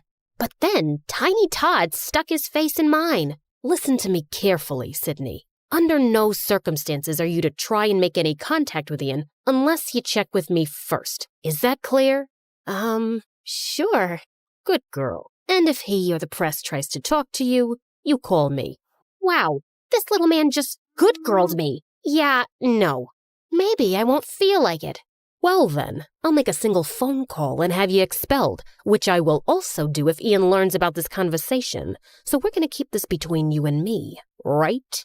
I was frozen. If I got expelled, my parents would disown me. All I wanted to do at that moment was to wrap my fingers around Todd's throat and choke him. But instead, I just nodded. When I got back to my dorm room, the first thing I did was call Monty. Yeah, we both applied to and got into the exact same colleges. And then, like the weirdos that we are, we chose to go together. That's crazy. So you hit it off with Ian Gallagher, like for real? I wouldn't say we hit it off, but I feel like we kind of get each other. You mean like you and me? Yeah, but the difference is, he's the president's son. But why me? Because you're amazing, Sydney. You're like the smartest person I know. You're funny, you're not deserving of Ian's attention, that's for sure. That's not true. You're deserving of anyone's attention. You're just saying that because you're my best friend. I want to call him, but I'm scared his tiny jerk assistant will find out and get me expelled. So don't let him find out. I stared at the number on the piece of paper for like an hour before I got the courage to call Ian. And then, late that night, he snuck out of his apartment and picked me up. I'm so glad you called. Now hold on to me. They let you have a motorcycle? Nope. They have no idea. And then we sped down the road, and it was thrilling. I actually had to pinch myself to believe that I wasn't dreaming. We raced up to a narrow, twisting road to a spot that looked out over the city below. Wow, this view! I found this spot when I first got to school. I needed a secret place to get away from everything. My dad, his re-election campaign, Todd. He was so sincere. When he looked into my eyes, I thought I would melt into a big puddle. He's such a jerk. He really is. Why do you let him treat you like that? Why don't you just fire him? I wish I could. My dad hired him to manage me, and now you're in it too. I'm so sorry. What do you mean I'm in it too? He then handed me a copy of the morning newspaper. On the front page was a photo of Ian and me at the diner with the headline, Ian Gallagher's new college girlfriend? I couldn't believe what I was seeing. If you never want to see me again, I totally understand. This is my life, but it doesn't have to be yours. I had spent my whole life avoiding attention, and here I was, about to be on the front page. My instinct was to run away as fast as I could, but Ian needed someone, and for some reason, that someone was me. We just sat on a rock and talked and laughed for hours, but as the sun came up, Ian looked at his watch and panicked. Oh no, they're going to be looking for me. We have to go, now. We sped down the road, but suddenly there were flashing lights behind us. It was the police. At that moment, I knew I was going to get expelled. My life was officially over. But instead of being pulled over, Ian floored it. We raced down the road away from the police car. Forget about being expelled. I was going to jail. Ian pulled behind a tree and shut off the motorcycle lights. We watched as the police car sped by. My heart was racing. But Ian looked at me, and we both just burst out laughing. The next day, when the papers came out, I walked through campus, and everyone at school was just staring, including the 3 bullies. All I could do was smile. For the first time ever, I cared about how I looked. Monty went with me to get a prescription for contact lenses, then to the salon to get my hair done, and finally to Sephora to get a makeover. Listen, Sid, something feels off about this whole thing with Ian. Wow, is somebody getting jealous because someone else is taking up my attention for once? No, that's not it at all. You said it yourself. Why did Todd know your name? But I wasn't listening. All I could think about was seeing Ian again, and then the cosmetologist turned my chair around. So, how do I look? That bad, huh? You're beautiful. I hugged him as hard as I could. I don't know what I would have done without him all these years. For the next few months, Ian and I snuck out nearly every night and went on crazy adventures. We went to a closed amusement park and turned on one of the rides, did a Ouija board in an abandoned house, and went for a midnight swim in the park fountain. During the day, I struggled to stay awake in class, and my grades went down, but I didn't care. I was falling in love. I was so caught up in Ian that I barely ever saw Monty anymore. I didn't even care that Todd kept posing us for the press. Until one day, when things took a dark turn, Todd had Ian and I meet. Well, look at you 2 lovebirds. It just warms my heart. I didn't know you had one of those, Todd. Every day there's a new surprise. Ian tried to contain his laughter, but Todd was not amused. When the press gets here, Ian, I want you to kiss Sydney. Ian and I hadn't kissed yet, which I thought was strange, but I felt like he was just taking it slow. Then, out of the corner of my eye, I saw Monty sitting alone on a bench eating his lunch. Is that necessary, Todd? Of course it's necessary, Ian. And I want you to kiss her like you mean it. Understand? What the heck was that supposed to mean? Why wouldn't he mean it? And like clockwork, Ian's bodyguards ushered a dozen reporters over to us. But Ian looked so uncomfortable. He gave me the most awkward, quick kiss. Now, I'm no kissing expert, but I would have to say it was pretty terrible.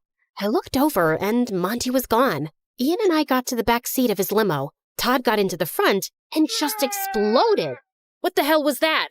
I'm sorry, Todd. I'll do better. For your father's sake, you better. For your father's sake? What does that mean, Ian? What does it matter to you, Sydney? You're not bullied anymore. People admire you, which I'm guessing is a first. So be a good girl and keep your mouth shut. Hey, don't talk to her like that. Or what, Ian? You gonna fire me? I was waiting for Ian to defend me, but he just went quiet. When I opened the door to my dorm room, Monty was waiting.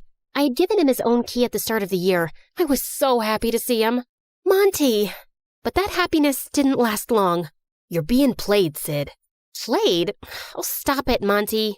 You and Ian? It's a setup because his father is running for re-election, and Todd was hired to craft his image for the public. You're just jealous because I fell in love and I'm spending my time with someone else. And then Monty held up a printed photo of Ian embracing another boy. I did some digging, and this was Ian's high school boyfriend. Boyfriend? You're saying that Ian is... Yes, I'm so sorry, Sid. And they're using you to give off the image that he's straight, so it doesn't affect his father's re-election campaign. Wow, Monty, you are pathetic. I was a loser until I met Ian, and you're just upset that you're still one. I can't believe I was ever friends with you. Now get out. Monty looked like I just slapped him as I slammed the door in his face. That night, when Ian picked me up, I told him I wanted to go to our spot on the cliff overlooking the city. I'm so sorry about today, Sydney. The pressure to perform in front of the camera just... Before he could finish, I held up the photo. Have you been lying to me, Ian? Where did you get that? Who cares where I got it? This is the reason why you've never kissed me, isn't it? Todd says if the world finds out about this, my father will lose. I was furious at myself. Monty tried to warn me, but I didn't listen, and now I've probably lost him forever. But it all suddenly made sense. Right. Choose a girl with low self-esteem who wouldn't question what was happening, who would be so thrilled with the attention that she would just go with it. And these adventures at night, were they part of it? Not at first. But the police officer that first night ID'd me, and Todd thought it was a great idea to keep them going. He threatened to tell my dad if I told you. I'm so sorry, Sydney. I never wanted to hurt you. Your dad doesn't know about you? No, that was the only photo ever taken of my boyfriend and me in high school, and Todd found it too. Goodbye, Ian. Sydney, you need to see this through until the election. My dad is coming to campus tomorrow, and if you're not there, Todd will have you expelled. Doesn't matter. I'm dropping out anyway. I'm done. Ian dropped me off in front of my dorm, and I turned to him one last time. If you want to live your life trying to be someone you're not just to prove yourself, it will crush you. Trust me. The next morning, my face was puffy from crying. I loaded up my car with all my stuff and was preparing to head home, back to a life where I wasn't worth anything, back to face the judgment of my parents who already thought so little of me. I got into the car and tried to close the door, but it didn't budge. Monty was standing there holding it. What are you doing here? Stopping you from making a huge mistake? Didn't you already try that? Yeah, well, that's what best friends do, right? And then I just lost it. I am so sorry. I was such a huge jerk. Why do you even want to talk to me after those horrible things I said? I don't deserve you. Because I love you, Sid. I always have. Why do you think I chose this school? It was to be with you. And then he kissed me with a passion that I had never experienced before. My body felt like it was plugged into an electrical outlet. The president's about to speak. Shall we go watch? Why would I want to watch? And so we went to the football stadium, where Ian was standing on the stage next to his father. Todd was standing behind them. And as I stand on the cusp of the next presidential election, I want to hand the mic over to my son Ian, who means more to me than anything in the world. During my dad's first election, nobody paid attention to me because I was only 14 years old. But now that the world is paying attention, I want them to meet my true love. And suddenly, the boy from the photo walked onto the stage. The whole stadium burst out into applause. It was incredible. And then Ian turned and hugged his father. Todd looked horrified. After the speech ended, Secret Service let Monty and me backstage, just in time for Todd to walk out. I hope you enjoyed your time here, Sydney, because you're as good as expelled. Nah, but you're as good as fired, Todd. Ian walked over, and for the first time, Todd looked terrified. You can't fire me, but I can. Mr. President, I was only doing this for you. Who told you to do that? You harassed my son for years and misused the power I gave you. Get him out of here. And the Secret Service dragged him away, kicking and screaming. It was glorious. I forgave Ian, and 4 years later, he and his boyfriend became the best men at Monty's and my wedding, at the White House. My parents were there, glowing with pride, but winning their approval didn't matter to me anymore. I was happy that at least they were there. And finally, I was just happy being me.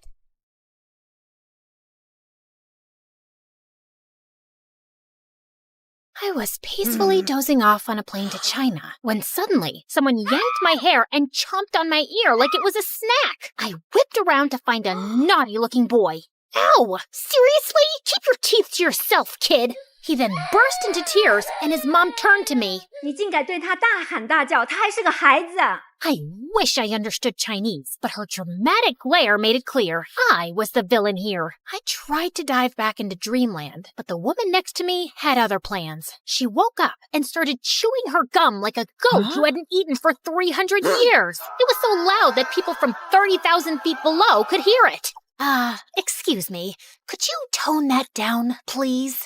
Tone down the what? Oh, great. Her voice was even more annoying. I shrugged it off and reached for my trusty earphones instead. But before I could enjoy some music, the guy on my right suddenly smacked my shoulder. What is wrong with this flight? Everyone was driving me nuts. Left, right, front, and back. The culprit was so engrossed in some stupid adventure game on his phone. Hey, quick question. Do I look like a punching bag to you? A little bit. You can't play your stupid game without attacking a real person, you know. Chill, girl. It's called reflexes. Maybe if you had better ones, you wouldn't get hit. The audacity of this guy! I couldn't help but think, why do these online gamers waste their time in a virtual world when there's a beautiful one right outside the window? Real life is 1,000 times better. Or so I thought.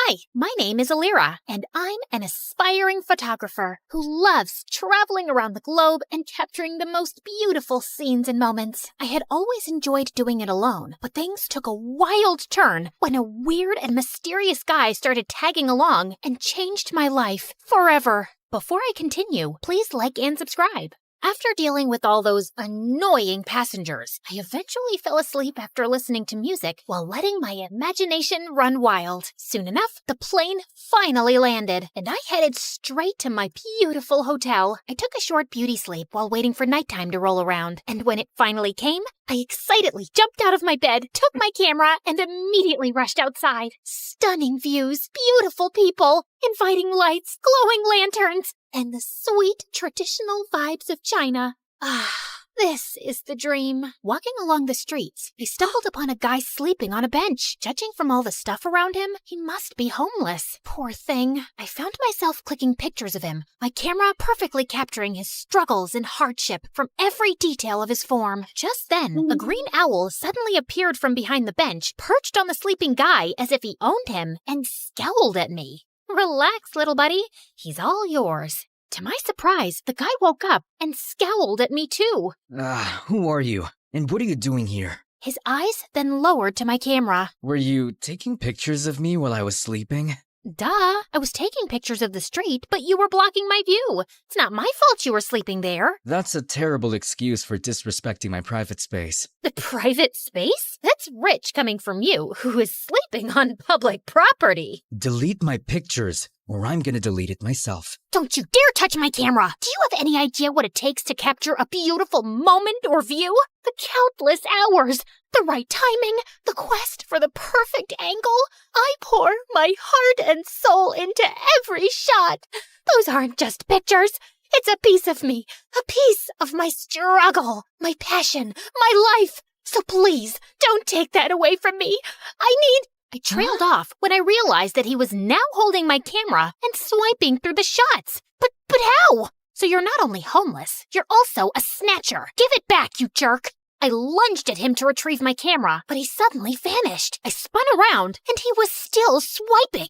This guy, I swear to God. In all fairness, you have quite a remarkable talent for capturing beautiful images. What do you think of me now? Just some lousy, try-hard photographer? I snatched the camera back, and this time he didn't resist. He practically handed it over. I immediately checked my gallery and realized he hadn't deleted anything. Relax. I usually don't meddle with other people's business. Unlike you. I tried glaring at him, but I felt like I ended up pouting, which made him smirk. Oh, well, at least I finally bumped into someone who speaks English. I'm so tired of racking my brains and using weird hand gestures to understand what the locals are saying. He ignored me and started picking up his things as if preparing to leave. So, where are you from? Not from around here. I see. Where are you going? I don't know. Maybe under the bridge, at the back of the junkyard? Just anywhere with a roof where I can recharge my energy, so I can continue my pursuit of answers to my questions. Just then, a sudden rumble of thunder echoed through the streets. I think you should speed your pursuit up, because the rain is about to pour, buddy. I don't mind the rain. It helps me think better. But your owl doesn't. He stopped in his tracks when he realized that I was right. You know what? Why don't you just come with me to my hotel? I'll get you a room. It's just nearby. I appreciate your hospitality, but I don't need your pity. Oh, look. Mr. Grumpy Bench Guy is being such a drama queen. Fine. But the moment the rain stops, we're out. Another thunder rumbled as we started walking away. When we reached my hotel, the receptionist immediately greeted me with a question. 给你朋友另一个房间. As I scrambled for my translation book, Hatham suddenly swooped in. Shida, Ching. Did you just speak Chinese? I speak multiple languages. I have a constant hunger for endless knowledge. So, you're a polyglot. So cool. That's literally my dream. But learning another language is so difficult for me. What's your secret? Oh, I use this splendid application on my phone, Duolingo. Oh, I have heard about it, but I never tried it. It has a fun and engaging approach to learning a language. It's like casually playing a game, which is a pretty good motivation for the learning process. Okay, that sold me. I immediately downloaded the app and was greeted by a cute green owl named Duo, who looked very familiar. I turned to his pet, who was sitting on his shoulder. Whoa, Duo looks exactly like your owl. They have the same name too. Just a little warning. Duo's nice and helpful, but he can be a little persistent sometimes.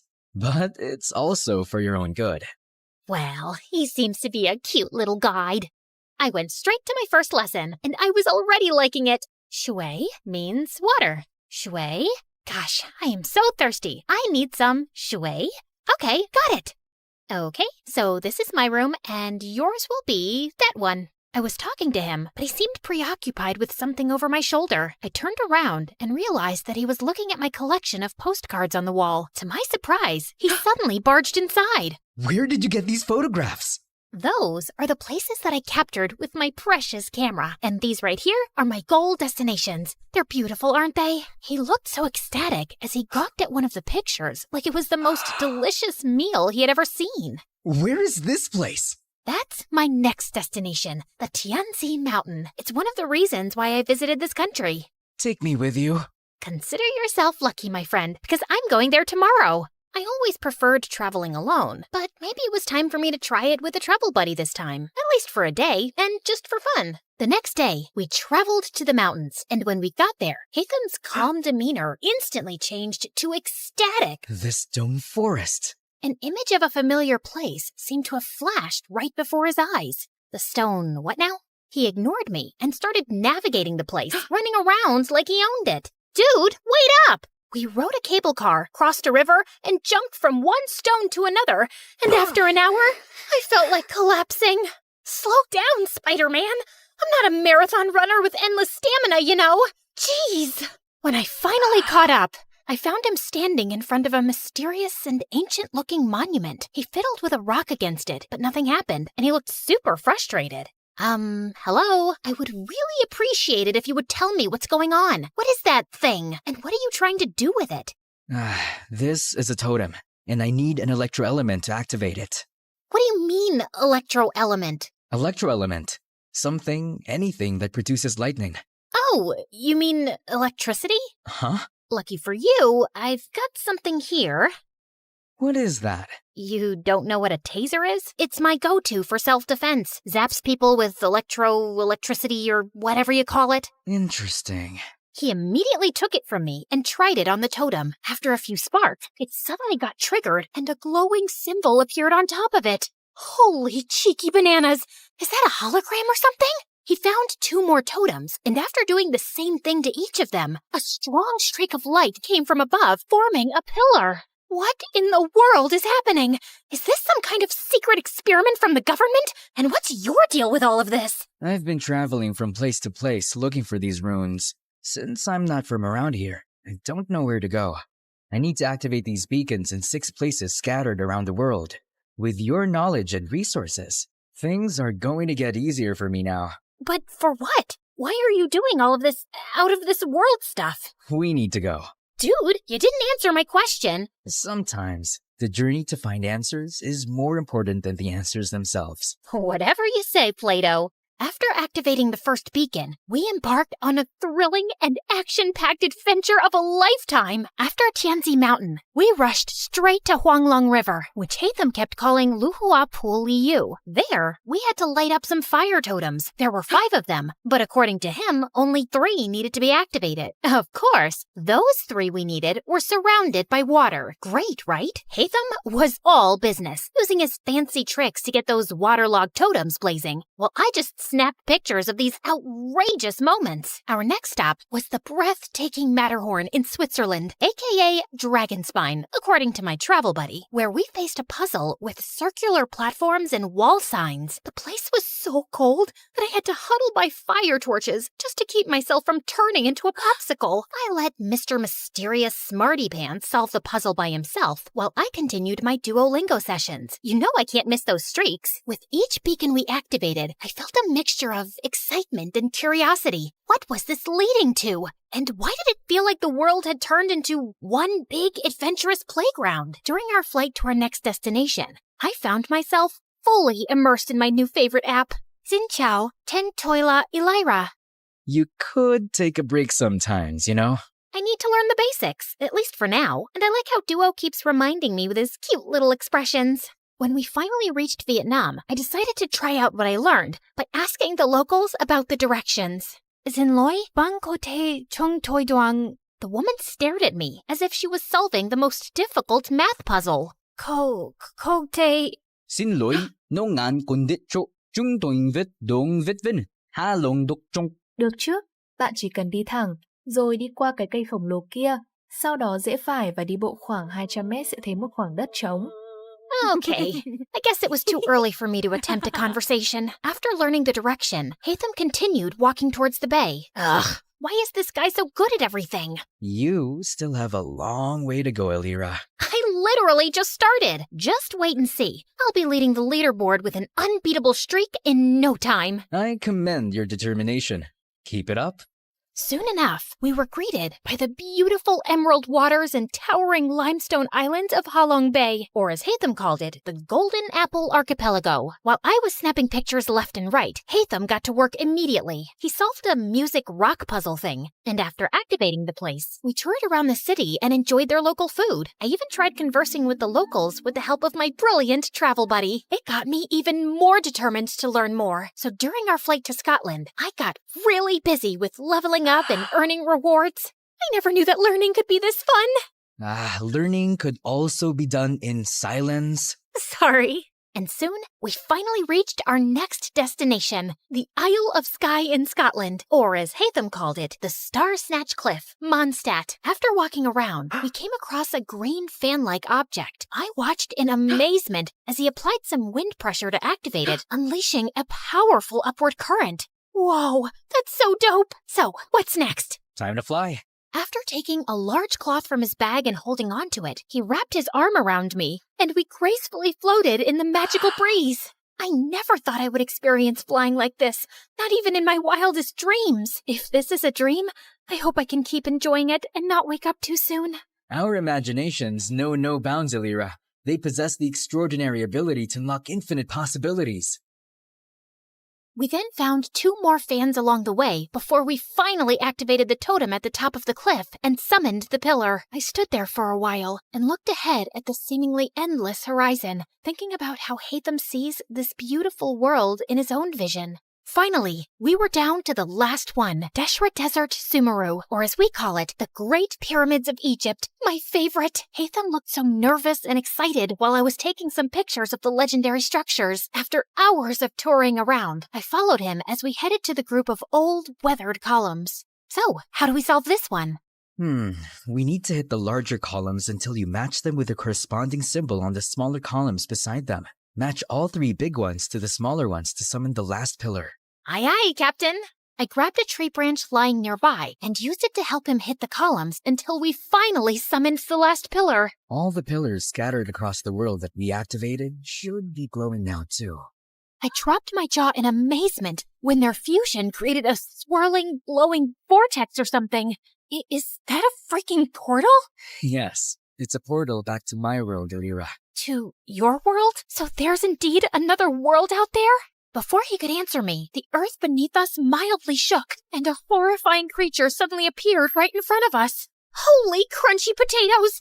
Is that a transformer? Did Hatham summon that machine from their world? What if he was actually a bad guy who was set to ruin our world? Oh my gosh, what have I done? I wasn't ready to say goodbye to our beautiful earth just yet. I have yet to discover the other wonders of... My paranoid voice trailed off when I realized that Hatham was gone. Just then, I felt a strong, glowing presence behind me. I slowly turned around and saw him and Duo transforming into something with dust particles and glowing green projections dancing around them. Everything then cleared away, revealing a strikingly handsome video game character and his adorable sidekick. Hatham, is that you? This is my true form, Elira. And my real name is Zal Hatham, a scholar from Sumeru, and our academia scribe. That machine in front of you is a primal construct, only found around the desert area of Sumeru. This machine enemy is often found guarding the temples and ruins, and I need to defeat it. So it's like the final boss in the game, and you're the brave hero. I suddenly felt bad for suspecting him as a bad guy. As the primal construct started charging toward them, 3 ethereal green mirrors popped in and hovered around Hatham. radiating a brilliant emerald light that almost blinded me. He then started fighting the monster, moving with grace and precision, consistently blending freestyle moves and rotational attacks with his sword and abilities. Watching them fight was mesmerizing, as if I had been transported into an epic video game. He unleashed a barrage of reflective attacks, boomerangs slicing through the air, slashes carving through steel. Each hit dealt a lot of serious physical damage. Soon enough, the terrifying machine was finally defeated. Dude, you were so cool. How did you do that? I don't need to fight. I only need to think. Everything else is connected. All I have to do is find the weakest link, deal with the causal factors, and everything else tends to resolve itself. Okay. Enough with your deep philosophical words, dude, and maybe start explaining everything to me properly. You know, I've been following you around like a dumb little kitten and catching up with your stamina. As a gratitude for helping me, you deserve to know the truth. My friend Kavi and I were trying to open a domain, but something went wrong. It started malfunctioning. The rule is to hit these columns using a physical attack and never use any elemental attack.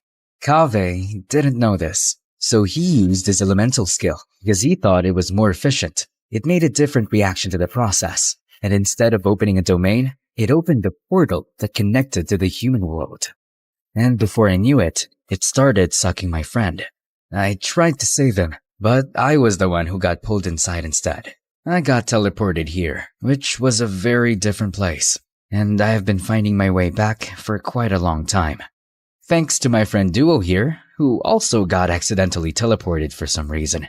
He's been my companion since the day I got here, and he's the one who has been helping me learn the different languages of humans. Now that makes sense, and no sense at the same time. I swear, I'm stuck in a fantasy adventure novel. Anyway, I'm glad that you finally made it. I appreciate all your help in this journey of mine, Alira. As much as I wanted to discover more about your interesting world, I need to return. Tevat needs me. Oh, well, traveling won't be the same anymore without you. I'm gonna miss you a little bit, I guess. Just play Genshin Impact, and I'm sure you will enjoy the magical beauty of our world, Tevat. We have 7 nations brimming with natural wonders that you would love to capture. You'll meet a diverse set of people with unique personalities and abilities like me. And together, we will fight exciting enemies. We'll share every adventure in this enchanting realm. I felt a lump in my throat as he extended his hand, but knowing that I would be seeing him again, I shook it with a smile. See you around, Alira. I watched them as they entered the portal, returning to their world. Come here, boy. Bam, bam, eat that monkey butt. All right, hate them? Time for some snacks. Ever since I started appreciating video games, I became the annoying passenger this time. These games opened my eyes to the existence of extraordinary places that remain hidden from our physical world, places that only exist in our minds, yet they possess the power to transport us on thrilling adventures. They hold captivating magic and beauty, offering a gateway to fictional worlds. Now, I embrace the opportunity to immerse myself in both realities, and because of it, I have never felt alone again. I was so into the game that I jerked when an incoming announcement sound chimed in. Ladies and gentlemen, this is your captain speaking. We will begin our final descent to Paris shortly. And now, it's time to explore the famous beauty of Paris. Bonjour, comment allez-vous? Wait, is it allez-vous? Allez-vous? Bonjour, comment allez-vous?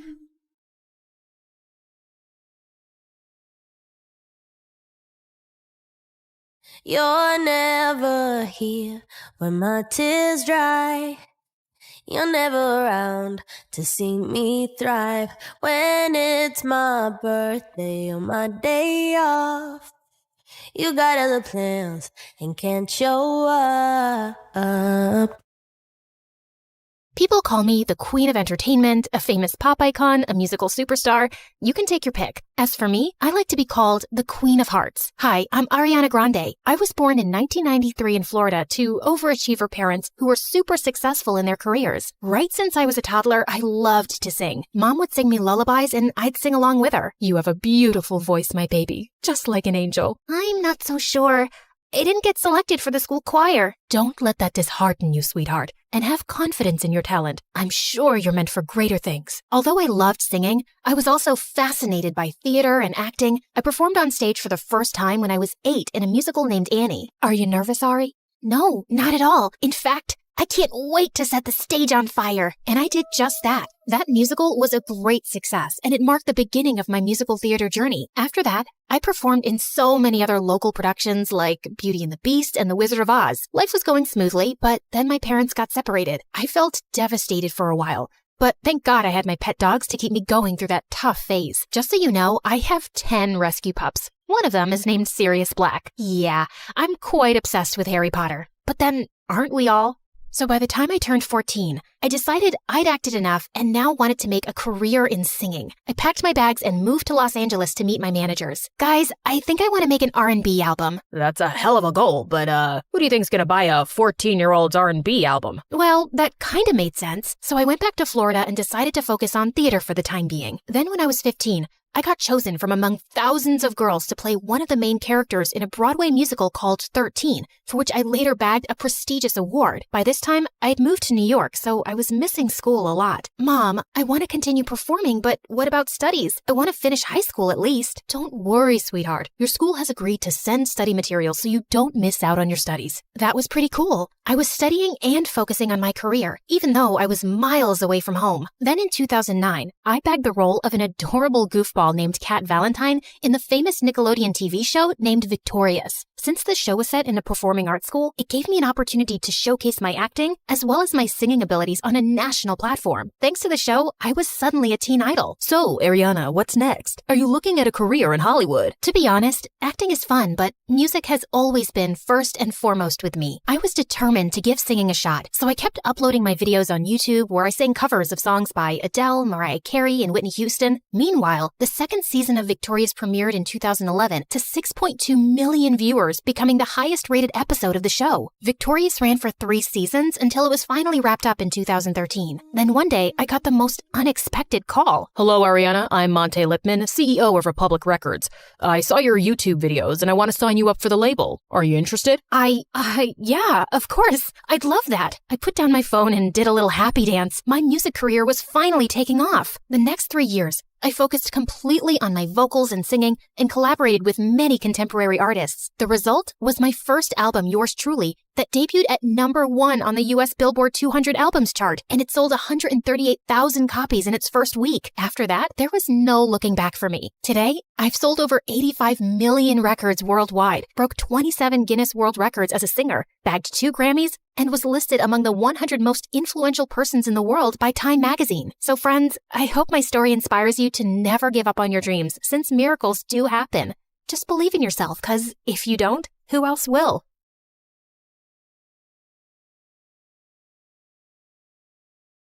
And then finally, a letter arrived one morning. My hands were trembling so much, I almost ripped the letter trying to open the envelope. Dear Drizella, my delegation has been extended and my duties have grown. I'm far too busy now to keep up with our correspondence. I hope you understand and wish you well. Prince Henry. I read it 3 times, as if expecting other words to magically appear the more I stared at the paper. But that was it.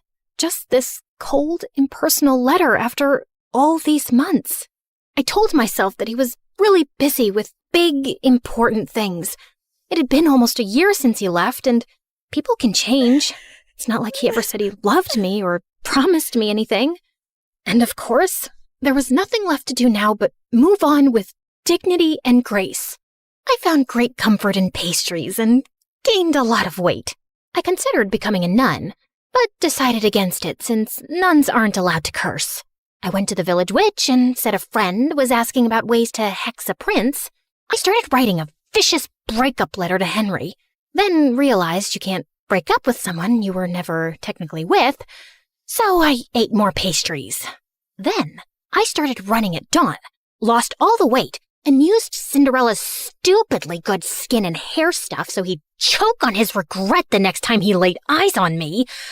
But no matter what I did, it didn't dull the ache of missing someone who didn't miss me back anymore. It had been months since that last letter. and I had picked myself up and moved on. So I wasn't expecting my stomach to lurch when an official invitation arrived from the palace, announcing a grand ball in honor of the prince's return. Great. Other people could honor him. I wasn't going. Besides, Anastasia was terrified of dancing, and Mother wouldn't be up for it either. Over the past few months, she'd grown very weak and was always tired. I'd asked a couple of doctors to examine her, but they had no answers. Cinderella had been on top of her care, of course, always fluffing her pillows, rubbing her feet, making her special herbal teas. And the thought had crossed my mind more than once. What exactly was she putting in those concoctions? I didn't think she was beyond slowly poisoning a woman for her inheritance. I'd thrown the invitation in the trash. But sometime later, Cinderella came into the living room, clutching it to her chest. You're invited to a royal ball. Can you believe it? Oh, I've never been to a proper ball or worn a ball gown, and I've never seen the palace. I know I'm not invited, but maybe I could go, if you could take me with you. Yeah, no. We're not going. Royal balls are dull. Take our invitation and go, love. I'll arrange a carriage for you. You deserve to have some fun. Yeah, there was no cute fairy swishing a wand and going bibbidi-bobbidi-boo. Just my own mother handing Cinderella one of her finest gowns, a string of expensive pearls, and some money to buy shoes. Because naturally, Cinderella's feet were impossibly tiny and delicate, and she couldn't borrow shoes from us ogres. And off went Cinderella, looking like a vision. Since she was finally out of the house for a few hours, there was no way I wasn't going to snoop through her room, which was, as I suspected, disgustingly perfect. Not a speck of dust, and everything was arranged with military precision. Psychopath. I rifled through her drawers, opened her wardrobe, peered under the bed. I didn't find some secret stash of poisons or a diary confessing to slow murder. I wasn't even sure what I was looking for, and I was beginning to feel stupid. I turned to leave when suddenly, my elbow bumped into a picture frame on her vanity, knocking it to the floor. I cursed under my breath as I picked it up. Luckily, nothing was broken, and the picture had just come out. As I was placing it back in, something slipped out, a folded piece of paper tucked away carefully. And when I opened it, I recognized the handwriting instantly. I would have known it anywhere. Dearest Drizella, I'm so sorry I haven't written in a while. A sudden, strange illness gripped me and I was too sick to be moved or even lift my head. The royal court kept quiet to avoid panic, and it took me months to recover. Even now, the physicians say the worst is not over. I'm healthy otherwise, but my vision has been compromised permanently. They expect it will continue to worsen until I lose it entirely, perhaps within a few months or a year. Before that happens, before I lose my ability to pen down words myself, I need to tell you that I'm in love with you. I'm not the man you deserve, but if you could ever imagine a future with me, one where I will not have my sight, but you will have all my heart, I would ask you to marry me. Yours always, Just Henry. I read it again and again and again. My knees gave out and I sank to the floor. He had loved me. He had wanted to marry me. He had needed me when he had gotten such terrible news, and I'd never even known. I'd spent all this time thinking he'd forgotten me so easily, but it wasn't true. None of it was true. But Cinderella had known. How had she gotten this letter? Had she stolen it before it reached me? Did she intercept others too? Did Henry get mine? A broken sound escaped my throat. I wasn't crazy or paranoid. I'd been right about her all along.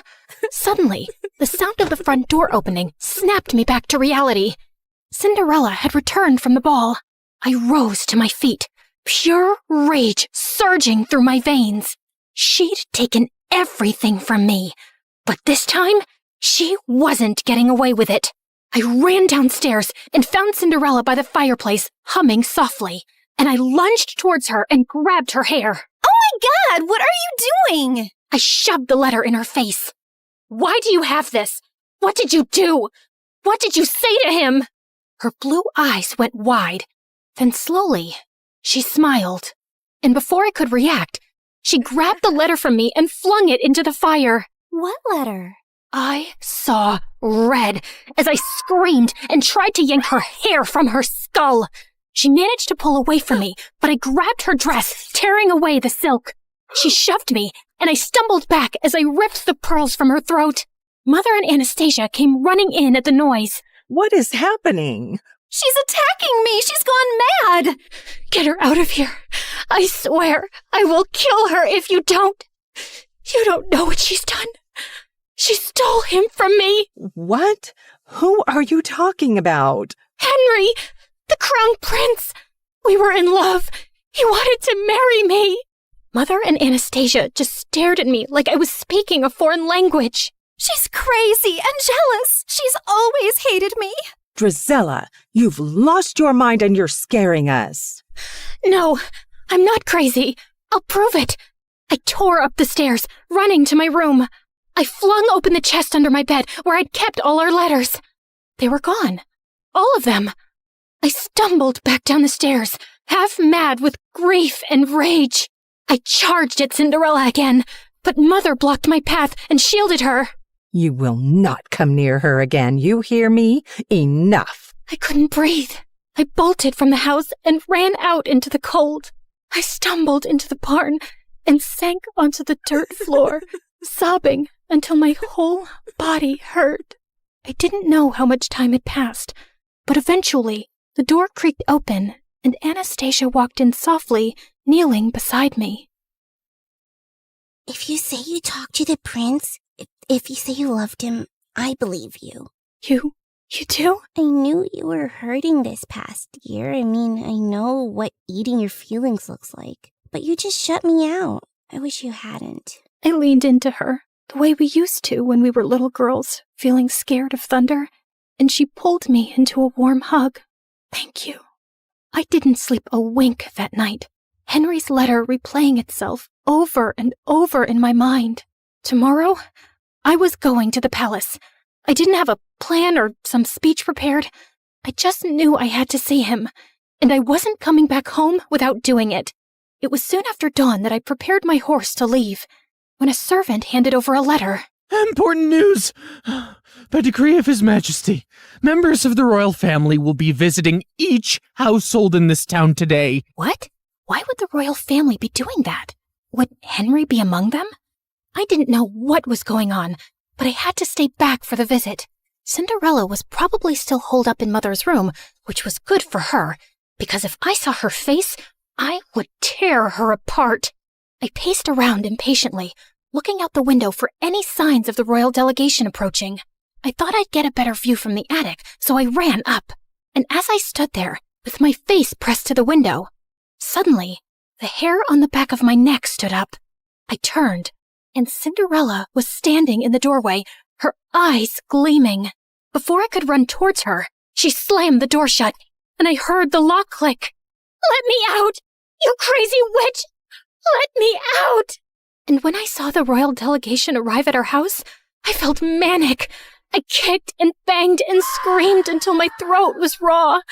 But no one heard me. Why was the royal family here? What was Cinderella doing?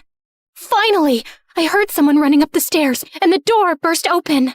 The prince, he's here. He's here. And he just asked Cinderella to marry him. The words punched the air out of my lungs. You have to go. You have to stop him. Hurry.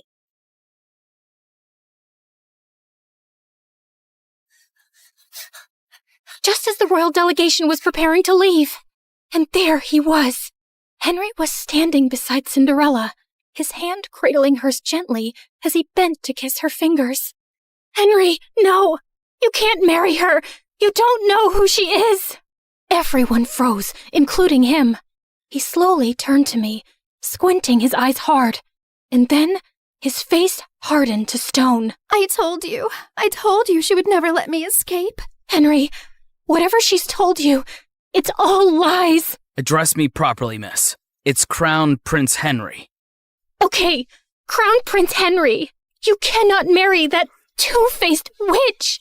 A ripple of murmurs went through the small crowd gathering around us. I need a moment alone with her. He led me forcefully into the stables away from everyone and slammed the door behind us. You are the biggest liar I've ever met. All the time you whined about your perfect stepsister replacing you when it was just a poor, abandoned girl that you and your family made your slave? I felt like he'd slapped me in the face. She didn't even dare tell me her name yesterday at the ball. She said she sneaked away because she wasn't allowed to exist freely, not even for a night. Then she ran away before I could even ask who she was. All I had was her slipper she left behind by accident. And then imagine looking for her and finding that you're the villain in her story. Henry, she's a manipulative psychopath. She stole my letters. She stole yours. I didn't even know you were sick or losing your sight. Stop lying. It was your handwriting on the letter I got, where you told me you couldn't be with me because of my illness, where you said it would be better to end things before they really even began. I never wrote that letter. She faked it.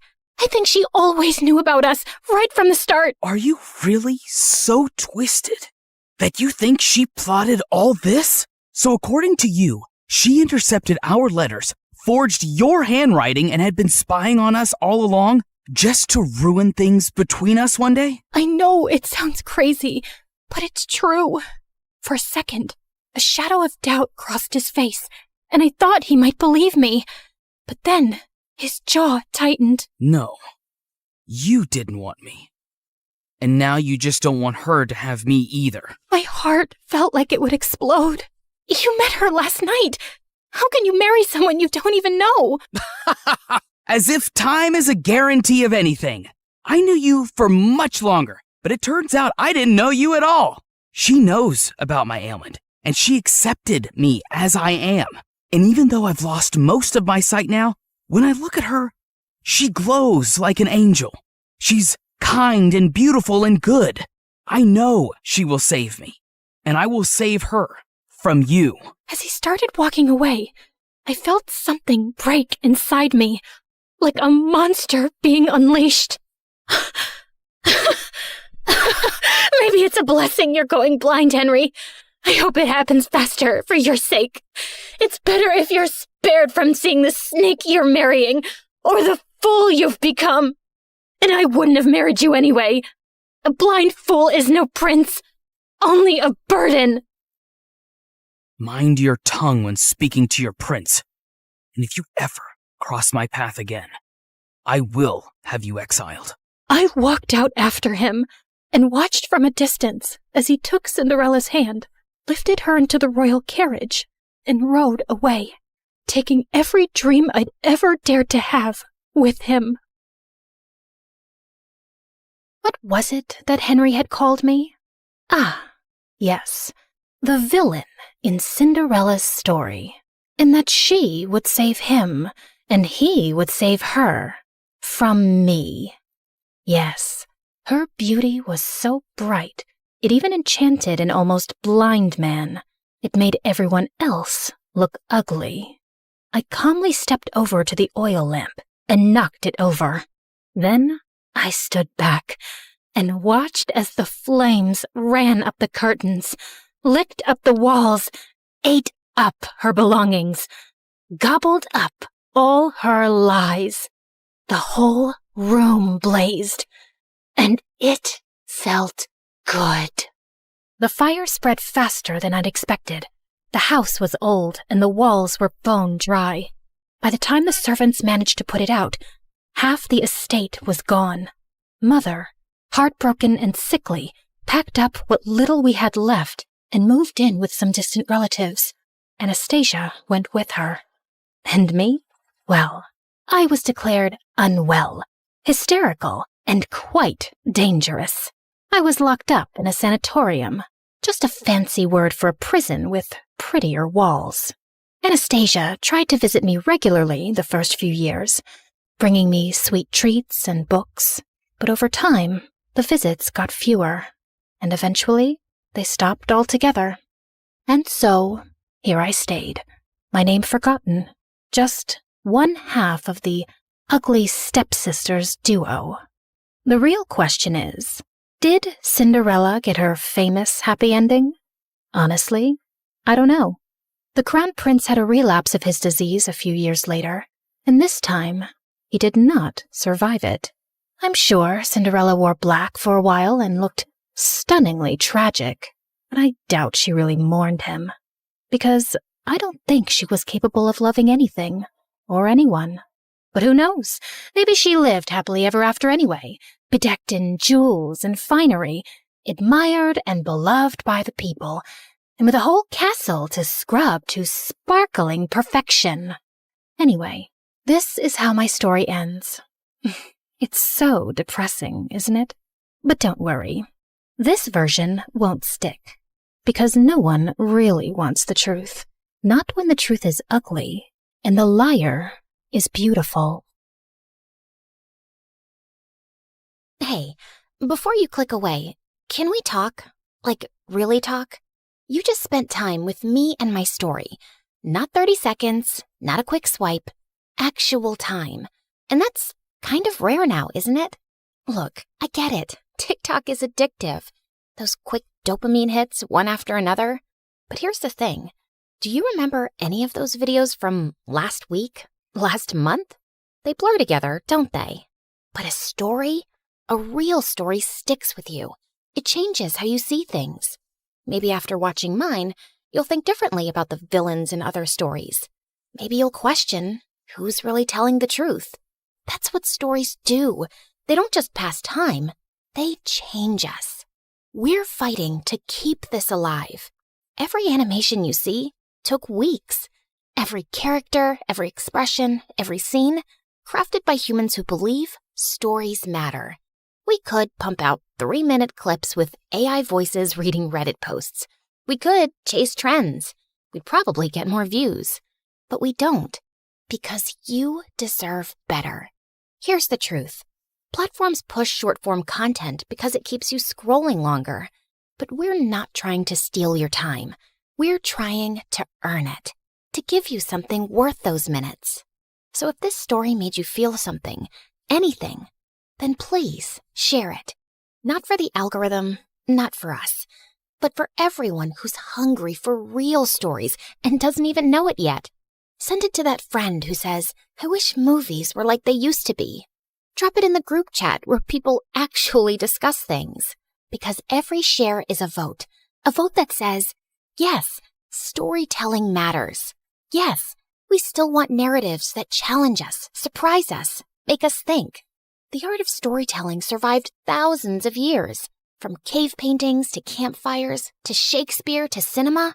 Don't let it die on our watch. Not for a 5-second dance trend. Help us prove that in a world of infinite scroll, some things are still worth stopping for. Share this story. Save storytelling. It sounds dramatic, because it is. Your mom, she isn't okay. There will still be other hospital expenses, and you girls will have to figure out something soon. Do you have any relatives? Of course. I'd do anything for you, Claire. Can you tell me where the trial patient files are? When we visited Mom next at the hospital, I was able to slip away and retrieve Mom's file and another patient's who was receiving the drug. That night, Meredith and I used every Photoshop skill we had to make duplicate copies, complete with the hospital seal and everyone's signatures to ensure that Mom was the patient chosen for the treatment. And the next day, I slipped the files back in. I knew what I'd done was wrong, and I'd broken at least 5 different laws. But as I walked away, I didn't feel like a criminal at all.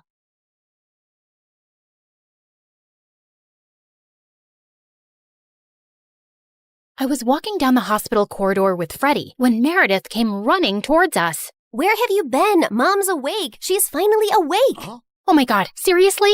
This better not be a joke, Meredith. I swear on my beautiful face, it's the truth. The doctors are just checking her vitals. Can you girls stop making so much noise? It's a hospital. Oh, shut it, nurse. We're in the coma ward. Who are we disturbing here? Don't you want these people to wake up? How dare you talk to me like that? This is preposterous. That's not even a real word. Remind me to buy you a dictionary. How did you become a nurse? Jeez. We ran down to Mom's room to find her fighting off the doctors. She jumped onto her bed like an animal and started screaming at them. Where am I? Are you doing a science experiment on me? You will not touch the daughter of Vladimir. I learned how to catch fish with my bare hands when I was 3 and tackled a bear when I was 5. You think you are any match for me? Ma'am, we mean no harm. We're your doctors. How are you old enough to be a doctor? You have pimples like a teenager. I'm fully qualified. Shut up, little boy. Tell me where I am before I take your eyeballs out and play bubbles with them. Mom? Mom turned and stared at me with wild eyes. Let's get out of here before she attacks us. For once, I agree with Meredith. Who are you? And what did you just call me? Hey guys, the last time you saw me, I was walking down a hospital corridor after switching the clinical trial files. That was 2 years ago, so let me get you up to speed on everything that's happened since then. Mom entered the clinical trial, and her tests started showing signs of progress, but she didn't come out of her coma anytime soon. Freddie tried to help us, but Meredith and I had to learn to manage on our own. And it turns out, there's a lot you can steal from a hospital. We never had to buy toilet paper or cleaning supplies again. And we always had endless cups of pudding and Jell-O. Meredith, is that diaper cream you're putting on your face? A girl's gotta moisturize. It's very hydrating. My face is as soft as a baby's butt. What did you score today? More useful things like new bed sheets, pads, towels, and batteries for our TV remote. Time for our show and more Jell-O. Woohoo! But we still needed money, and after high school, we went back to our conning ways. I always pushed away the guilt and justified it to myself with things like, we needed the money, we had no other choice. But I have to admit, I also felt a thrill every time we outwitted someone and got away with it. It started out small, like hitting venues of concerts and games in different cities and selling fake tickets to desperate fans, hoping to get in at the last minute for twice the regular price. By the time they figured the tickets were bogus, we were gone. Or going to the American Idol audition venues and convincing hopeful contestants that we were part of the TV show crew, and we'd get them through to the next round if they paid us a little money. Then, we set up an Instagram matchmaking business account with tons of fake success stories. We were getting booked for our services by loads of women. We'd always meet at the client's house in disguise. What is this exquisite dessert? It's like a cloud melting in my mouth. It's a Japanese cheesecake, delivered fresh every day from Japan. You are just the kind of people I like. Ow! Let's get down to business, shall we? Wow, I mean, this cake. Yes, business. This is your daughter? Oof. We know she's a bit plain. And she's 6 feet tall? With that face? Is her case hopeless? Oh no, we've dealt with a lot of uggos before. Believe me. Ow! What my partner means is there's someone for everyone out there, and we're experts at making those two people meet. We'll need a small advance, and we'll bring you a portfolio of suitable bachelors in a week. You'll be the mother of the bride soon, watching your little giraffe walk down the aisle. Sounds good, right? Make that check to cash, please. Can you also pack the rest of this cake? We'd take the advance, keep in touch for a few weeks saying we were gathering options, and then disappear. Of course, people soon started commenting on our page, calling us frauds and reporting our account, but we made a good amount while it lasted. We tried out a wedding planner service next. That's a gorgeous cake, but it's so expensive. But it goes so perfectly with your pink and white theme. Also, we're planning to order 2,000 pink and white roses. And an ice sculpture for the reception area. How much will all this cost? You can't put a price tag on happiness. Daddy will have a heart attack. He's gonna have one anyway. I just saw him eating a block of cheese. Why should that stop you from having the wedding of your dreams? Really, you deserve the best on your big day. Okay, I'm sold. Let me write you a check. When that went bust, we became travel bloggers and influencers. With our huge number of fake followers, we managed to get into the best hotels for free as long as we wrote a review. When I'm rich, I will buy a hotel and live there. They have the best beds. Room service? Yes, we'll have 2 lobsters, 4 sushi platters, 2 beef burgers with fries, the prawn tempura, the fish tempura. Okay, anything with the word tempura. And why don't you bring up the entire dessert menu? Thanks. Of course, none of these businesses lasted too long, and we were always on our toes, traveling from place to place, changing disguises, trying not to get caught. The only person who had any idea of our activities was Freddie. But whenever we went back home, he was always happy to see us and never asked questions. 2 years had gone by like this, and Mom was finally awake, except she didn't remember being our mom. Now, we had no chance to ask her about the fake IDs and laptop we'd found, because all she seemed to remember was her childhood in frickin' Russia. We showed her pictures of us together, and the doctors explained that she'd lost most of her memory, and they were unsure if she'd regain it. Oh, my girls, I am so sorry I don't remember anything about you, but I feel a connection to you, as strong as the frost on my toes, walking barefoot in snow, and as sweet as the smell of my grandmother's honey cakes, and as deep as the violet skies of Siberia, and— Yeah, we get it, Mom. We love you too. As the three of us sat in a cafe later, I was still trying to process everything when I saw Meredith had a faraway look on her face. I know that face, Em. What are you planning? Oh, nothing. Just thinking how excited Arthur will be when he finds out Mom is awake. You're talking about our neighbor, Arthur? Yeah, he's been visiting Mom every week for 2 years. He's always been in love with her. He'll be happy, but she won't even remember him. That actually works in his favor. Mom always found him irritating. What are you saying exactly? What if we convinced Mom that she was deeply in love with Arthur before she went into a coma? I'm sure he won't have any problem playing along. Maybe we even say that they were engaged before she got sick. If we set them up, Mom will be taken care of for life. Arthur is rich with a capital $sign. Wow, Meredith, you're a frickin' genius. Jeez, why are you girls always scheming? Because our parents are not neurosurgeons. You can't use that excuse forever. Watch me. Like we expected, Arthur immediately agreed, and we got to work. We photoshopped tons of pictures of Mom and him, and soon he even turned up with a giant emerald ring. You chose this Russian emerald ring from an antique shop where I proposed to you. Oh, it is so beautiful. I wish I remembered all of these moments. But I do feel a connection to you, as strong as the smell of lavender on a Russian summer breeze, and as warm as Papa's fur coat, and as comforting as a bowl of kidney pickle soup, and— Kiss her, now! As Arthur and Mom kissed, Meredith and I walked out of the room and burst out laughing. We laughed till we almost peed our pants. Oh God, my tummy hurts. Are we doing the right thing? Fooling Mom? She's no fool. She asked me how rich Arthur is yesterday. Now she feels very connected to him. And within a month, Mom was walking down the aisle in a grand wedding in Arthur's garden. Of course, Meredith and I had made all the arrangements and totally overcharged Arthur. I promise to cherish and to love you forever, and follow you to the ends of the earth. We will go to Russia and start our new life there in the lovely house you have bought me as a wedding gift. And yes, I will cherish and love you and whatever, etc., etc. Now you may exchange rings. Did you just hear what I just heard? Are they moving to Russia? That can't happen. Is it too late to object to this wedding? Shh! You guys are ruining the ceremony. What's wrong with you? Are you a moron? You know she can't go to Russia. Why not? She's Russian, isn't she? Oh, yeah, she shouldn't go to Russia. Hold it, everyone. Sorry, Mom, but you can't go to Russia.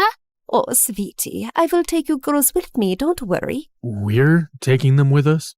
No one's going to Russia. Can we, discuss this later? You're ruining the moment. Arthur, shh. Listen, Mom, we need to talk. As I got up to talk to Mom, I tripped on my dress and crashed into this big cage holding 100 pigeons, and they all started flying off.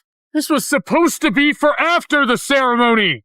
But suddenly, those pigeons turned vicious and came back to attack everyone. They clawed at people's hair, poked them with their beaks, and pooped everywhere. As the guests ran around in chaos, someone slammed straight into the wedding cake. Meredith and I grabbed Mom's arms and dragged her home. What is wrong with you two? There's something you need to know, Mom. Meredith and I ended up showing her all her fake passports, IDs, and the laptop, and she was stunned. My name is Alexei, and none of these IDs have that name. Mom, we don't know who you really are or why you left Russia. What if you were a spy or some sort of criminal? What if you're wanted in Russia? If you go back there, you might get arrested or worse. Apparently, many years ago, some bad people were looking for you, and we don't know why. You have to stay here and keep a low profile. But I want to find my parents and see my home. It's all I remember. You can't risk it. Not till you get your memory back. Or we get someone to tell us what's on that laptop and figure out who you are.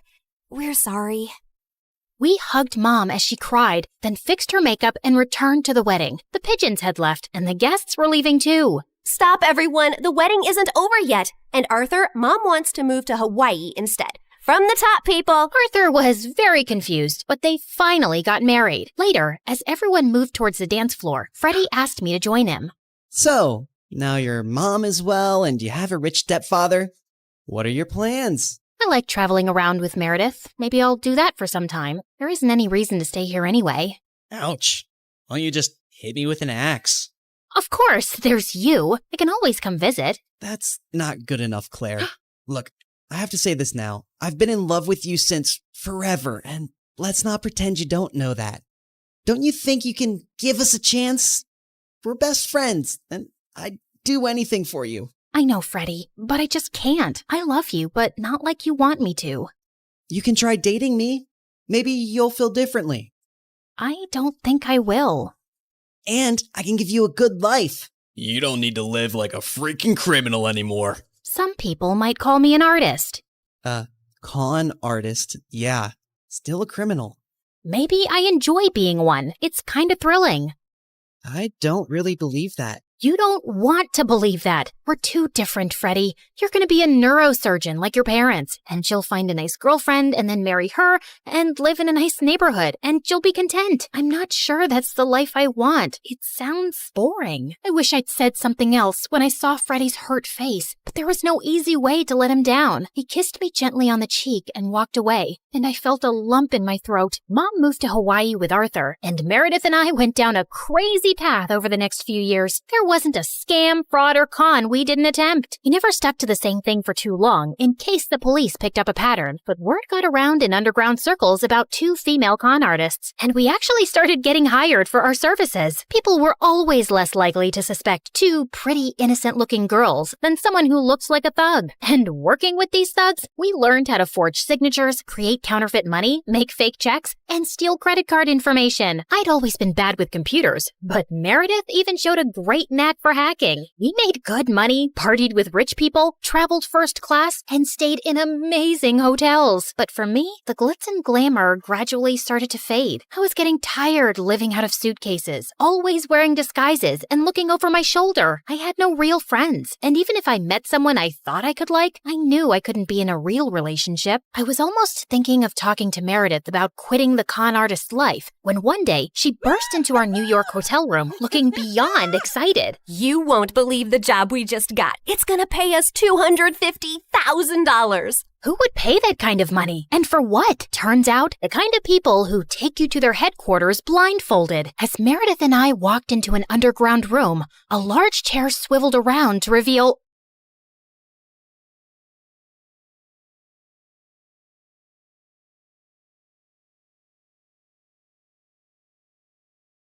When the music kicked off and everyone started dancing, I escaped to the garden for some fresh air. As I sat down by the fountain and sighed, a soft object hit me squarely in the face. Then someone in black jumped down from the tree above me. Brought your favorite cheeseburger. Meredith, what are you doing here? And why would you hit me with a burger? Wait, are you dressed up like Catwoman? Yeah, it's been my look for weeks now. 1, it shows off my fantastic figure, which is a service to humanity. 2, every vigilante hero needs a costume, and I've always found Catwoman classy. 3, vigilante hero? You basically rob people. Yeah, like Robin Hood, stealing from the rich and giving to the poor. You steal for yourself. I am the poor. And what's all this you nonsense? Last time I checked, we were a team. But sis, what's taking so long with this mission? It's not that simple. It's pretty simple. You make this rich dude fall for you, get access to his vault, steal the painting, and we run off to Bora Bora. Are you having trouble making him fall for you? Maybe he hates your eyebrows. I don't know, but I feel like punching you in the face every time I see your eyebrows, which is basically every time I see your face. Shut up, Em. Everything's going fine. Okay, but hurry up. This catsuit is giving me a butt rash, even though I use baby powder under it. I want to put it away soon and retire on a beach in a bikini. Aren't you looking forward to it? Just take the stupid suit off. You're a con artist, not a cat burglar. And of course, I'm looking forward to it. You should go before you blow my cover. And thanks for the burger. It's not a gift. Duh. You're gonna pay me back. I've noted it in my diary. See ya. I couldn't help laughing as I saw her clumsily climb the wall, then fall over to the other side. But as I turned away, I felt troubled. The problem wasn't about making this rich guy I had to rob fall for me. He already had. The problem was, I'd fallen for him too. Let's start from the start, okay? Hi, I'm Claire, originally from Connecticut. And yes, you might have heard some fun words being used for me. Deceitful witch, manipulative liar, and con artist might come up, none of which is an exaggeration. But people change, okay? Before I tell you my crazy story, please like and subscribe. My mother was born into what she always called old money, which basically means her family had been rich for a long time and their wealth was passed down generations. Unfortunately, it skipped our generation. Apparently, my dad was extremely charming and swept Mom off her feet when she was just 20. She married him against her parents' wishes and they cut her off from their wealth. Then, 2 years later, Mom gave birth to twins, Dad met another woman, and he abandoned us. At least he left us the house in a nice neighborhood, but my grandparents refused to help Mom out and said she had to live with her decisions. Mom, how are you feeling now? Like my organs are shutting down one by one. So, same as this morning then? Here's some chicken soup. There's no chicken in it. Well, you asked for chicken soup when there was no chickens in the fridge, so I guess we all have to use our imaginations, don't we? Oh, the soup at my parents' house always had chunks of chicken and big fat prawns. What has life come to now? I was raised as a creature of luxury. I'm like that fairy tale princess who couldn't sleep because of a single pea under her mattress. So you say, but there's a bunch of sharp pebbles under your mattress and you sleep like a log and snore like a bear. What? How could you put pebbles? I do not snore. Leave me to decompose, please. Well, you have to return to your waitressing job, so get well soon, Mom. Shall not. I loved Mom, but she was basically a spoiled, selfish child who just couldn't adapt to her change in fortunes and start acting like a freaking parent. My sister Meredith and I were twins, but we looked nothing alike. With her soft blonde hair and big baby blues, she looked like the kind of sweet soul who saved kittens from trees, helped old people across the road, and sang to birds. She didn't look like she had an ounce of evil in her, which wasn't true, like at all. But we'll come back to that later. From an early age, it was clear to me and Meredith that we had to be resourceful for money. I started doing odd jobs for our rich neighbors in the 8th grade, like raking their gardens, walking their dogs, and babysitting their kids. But Meredith was always finding more creative ways, like taking stupid boys in her class on paid exclusive tours to an alien site she'd discovered in the nearby forest. I'd seen her digging up the crater where the spaceship had landed, or selling youth water to high school girls, claiming she'd traveled far to the Fountain of Youth over summer break and had a limited supply. They actually thought she was telling the truth because it tasted different. Yeah, that's because she was filling up bottles from the neighbor's gross jacuzzi. People eventually caught on and stopped buying from her, and that's when she started stealing from me. But whenever I'd confront her, she'd throw a tantrum and deny it like I'd accused her of killing someone. So the next time, I hid money in my diary and made my latest entry. Dear Diary, guess what? What? When Mom took Meredith to the hospital for her sore throat the other day, the doctors made a shocking discovery. Meredith has a rare, incurable disease. She only has a few more months with us. We've decided not to tell her so she isn't scared and lives the rest of her short life in peace. Yes, I'm sad, but not that much because my baby sister is going to a better place and's leaving me all her stuff. I knew my trick had worked when Meredith came down one morning with swollen eyes. When Mom asked her what was wrong, she burst into tears about her incurable disease. Where would you get an idea like that? Yes, Meredith. Please, tell Mom where you got this idea from. You wrote it in your... Wait, you chubby witch! You made me believe I was dying! Meredith lunged at me and we went rolling all over the kitchen floor. But she ended up getting grounded for a month for stealing and invading my privacy. I soon started missing her at dinner time though. So late one night, I snuck into her room with ice cream to find her playing darts with my face as the target. I'm sorry you're stuck here, but you did steal from me. I know we don't have a lot right now, but we'll work hard and make money in the future. But the future is in the future. What do I do now when I need money for mascara and gummy bears? Maybe we can think of some business idea. Oh, I thought you'd never ask. She pulled out a box from under her bed full of t-shirts. So you know my friend George, the next-door gardener's nephew? Apparently he volunteers at a mental institution every weekend. The owners got t-shirts made from all the patients, but they refuse to wear them, blah, blah. So now the mental place has hundreds of these lying in storage. George said he can score them for me, and we could have our own t-shirt range with cute things written on them. Look, here's one I made for myself. I want to go to Bora Bora, but I'm Bora Bora. Please help me. Funny. I'm very serious, actually. I'm gonna live in Bora Bora one day. So, are we selling these t-shirts? I'm in. I also made one for you. That'll be $10, thanks. Money can't buy happiness, but poverty can't buy anything. Please help me.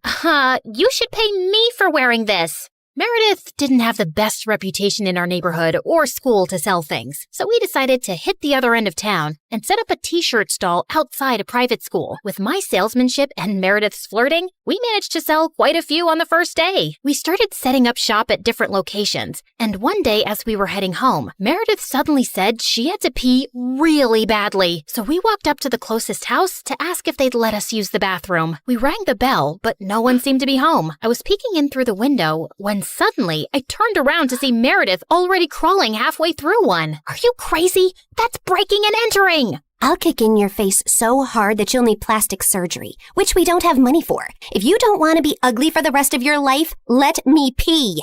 I let her go and was standing guard at the door when, to my horror, a car suddenly pulled into the driveway and a snooty woman stepped out. Hey, you girl. What are you doing lurking around my house? Were you thinking of breaking in? What? No, of course not. I'm a Girl Scout selling cookies. Yeah, I study in the, Aston Bridge School for Girls. Oh, I see. It's a lovely school. I know many people whose children go there. Sorry for my mistake. I'll be happy to buy some cookies from you. Put me down for 20 boxes. Sure. It's, $5 a box, so that'll be $100. I'm putting your name down on my list, and I'll drop them by tomorrow. That's perfect, sweetie. Here's the money. I'll see you soon. Just then, I saw Meredith slip out the window, and as soon as the lady went in, we ran like crazy down the block and then collapsed on some grass. Look, I took some pastries from her kitchen. Perfect for a spontaneous picnic. That's stealing. Oh, you're one to talk. I heard the whole cookie conversation from inside. You took that lady's money and you're never going to give her any cookies. I was just trying to distract her before she caught your butt. I didn't think she'd be dumb enough to actually give me the money. I can return it. Look, she didn't do it out of the goodness of her heart. She's a rich snob who was being really rude till she thought you were someone rich too. You didn't force her to give you money at gunpoint. Oh, Claire, this has just given me the best idea. You're not serious. Yes, I am. Dumb people deserve to be tricked. And what does $100 mean to someone who has a gold toilet seat? I knew it was wrong, but it was also so easy. And before I knew it, Meredith and I were wearing private school uniforms and hitting different neighborhoods collecting money for Girl Scout cookies that we had no intention to deliver. We made $2,000 in a month. But one day, when we went up to a rich old lady's house, she invited us in and even offered us cake as we signed her up. How many boxes will that be, ma'am? Oh, none, thank you. You see, I don't buy imaginary cookies. What? I'd heard that there were 2 conning Girl Scouts in town, and I was ready for you. I've called the police, and you 2 will end up in a detention center.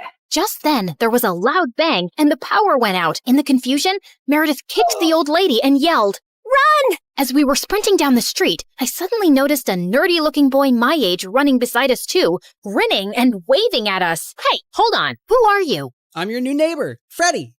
I'm the one who saved you from that old crow. What? I'm so confused right now. New neighbor? You moved into the house next to ours? Why are you here? I was bored and saw you girls leaving your house, so I followed you for fun. Don't worry, I won't tell anyone about your little cookie secret. When I heard that old lady threatening you, I went to the main circuit board and pulled out a wire with my tweezer, which I always keep handy. You could have been electrocuted. You're either incredibly smart or exceptionally dumb. My mom says the exact same thing, except for the incredibly smart part. Listen, you geek, what do you want? If you think you're going to get a cut of our profits. No, my parents are well off. They're neurosurgeons. I just want to be friends. I swear, I don't have any siblings and I don't know anyone here. What if we say no? I'll keep following you around until you say yes? Okay, fine. Congratulations. You got yourself 2 friends. Oh, I'm so happy! Merry Christmas and a Happy New Year! And from that day on, that goof really did become our best friend, especially mine. He was like the sibling I never had. I mean, the nice sibling who did my nails and watched the channel I wanted to watch on TV without arguing. He was also really generous. I didn't want to take advantage of it, but Meredith and Mom had no problem keeping all the gifts he was always getting us. We decided to lay low with our conning activities in case the old lady had actually told the police about us. But soon after we joined the 11th grade, a new drama unfolded in our lives. A family moved into the huge white house across the street. Apparently, the couple who'd bought the place was loaded, and they had 5 teenage boys. Finally, some eligible bachelors on our street.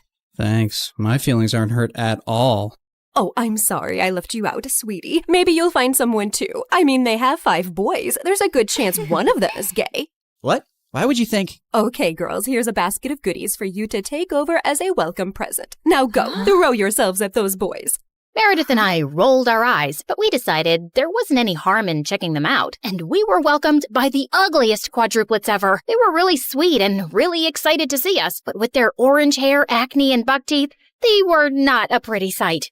Man, I feel sorry for those parents. Like, Mom got one average-looking kid, but God made it up by giving her me. But those parents, God decided to use copy-paste on that ugly model. They must have done something terrible to deserve this. You are so rude. Oh, shut up. I know you're thinking the same. I just have the guts to say it out loud. But then a day later, I'd just woken up when the bell rang, and I opened the door to find the most gorgeous boy ever standing outside.